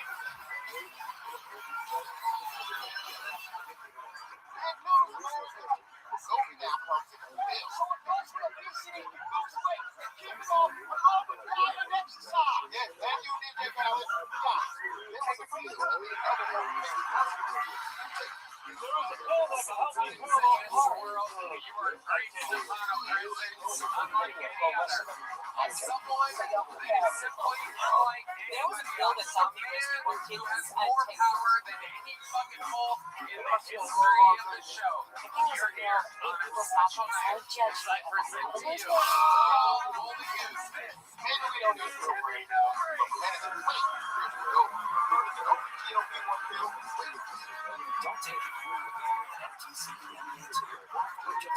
tell your provider if you plan to have surgery or procedure or breastfeed pregnant or lactating. Stop taking the medical health right away if you get doctor's letter. So here's some reactions. Serious side effects increase inflammation, gallbladder, or stomach problems. Call your prescriber if you have any of these symptoms. Give me that shit. Especially with TikToks. Log in subscriber, experience vision changes, look at this motherfucker. Side effects of nausea, vomiting, diarrhea, dehydration, which may cause kidney problems. I'm looking at the audience for a little bit, but they're turning to the left. Look at, there we go. Look at this gay motherfucker. Goddamn. Look at this gay motherfucker. Your face looking red as shit. You never looking motherfucker. Goddamn. What's your name? She squats up big on the block. Goddamn. Look at this black guy. Black man on the. I challenge you to a rap battle. Let's do it. What do you know about rap, bitch? Let's go, bitch. I just put the budgeting out for phase 44. I'm suck my dick. You just go Come on in, get on your knees and suck my dick. I'm just sitting in the chair. It can now. Give me a beat. Yeah. Now, what the fuck is that? Just No, that's not my beat. Fuck Cut it out. Every time I do this move, I need you to hit the beat the right way. Goddamn. Turning Santa Clara, 5:35 to go. Channel 85. Accentuate the ball. Rubber crack there. Chastain on the left side. Jonathan Fresco on the right. It's every Super Bowl the Patriots play. They play Super Bowl 20 years. There is a fan. Of course, he makes the Chiefs a season ticket holder. Then White, where his business success was.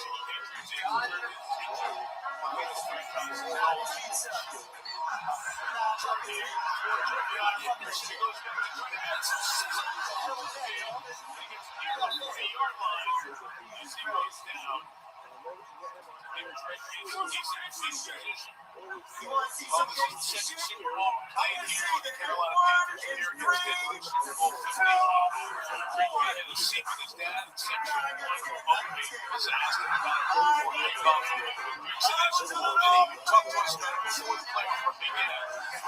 full circle opportunity kid from Carolina. Can't miss it. Now he's got a bunch of paperwork in his jersey. Eagles fans, and it's not been the game he hoped for. Still time here to fight. See how they finish your lips and tonight. Never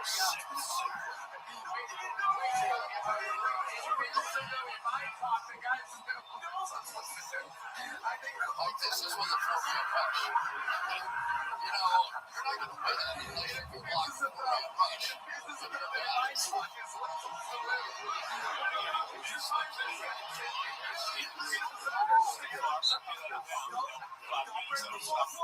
Don't do that. Don't you do that.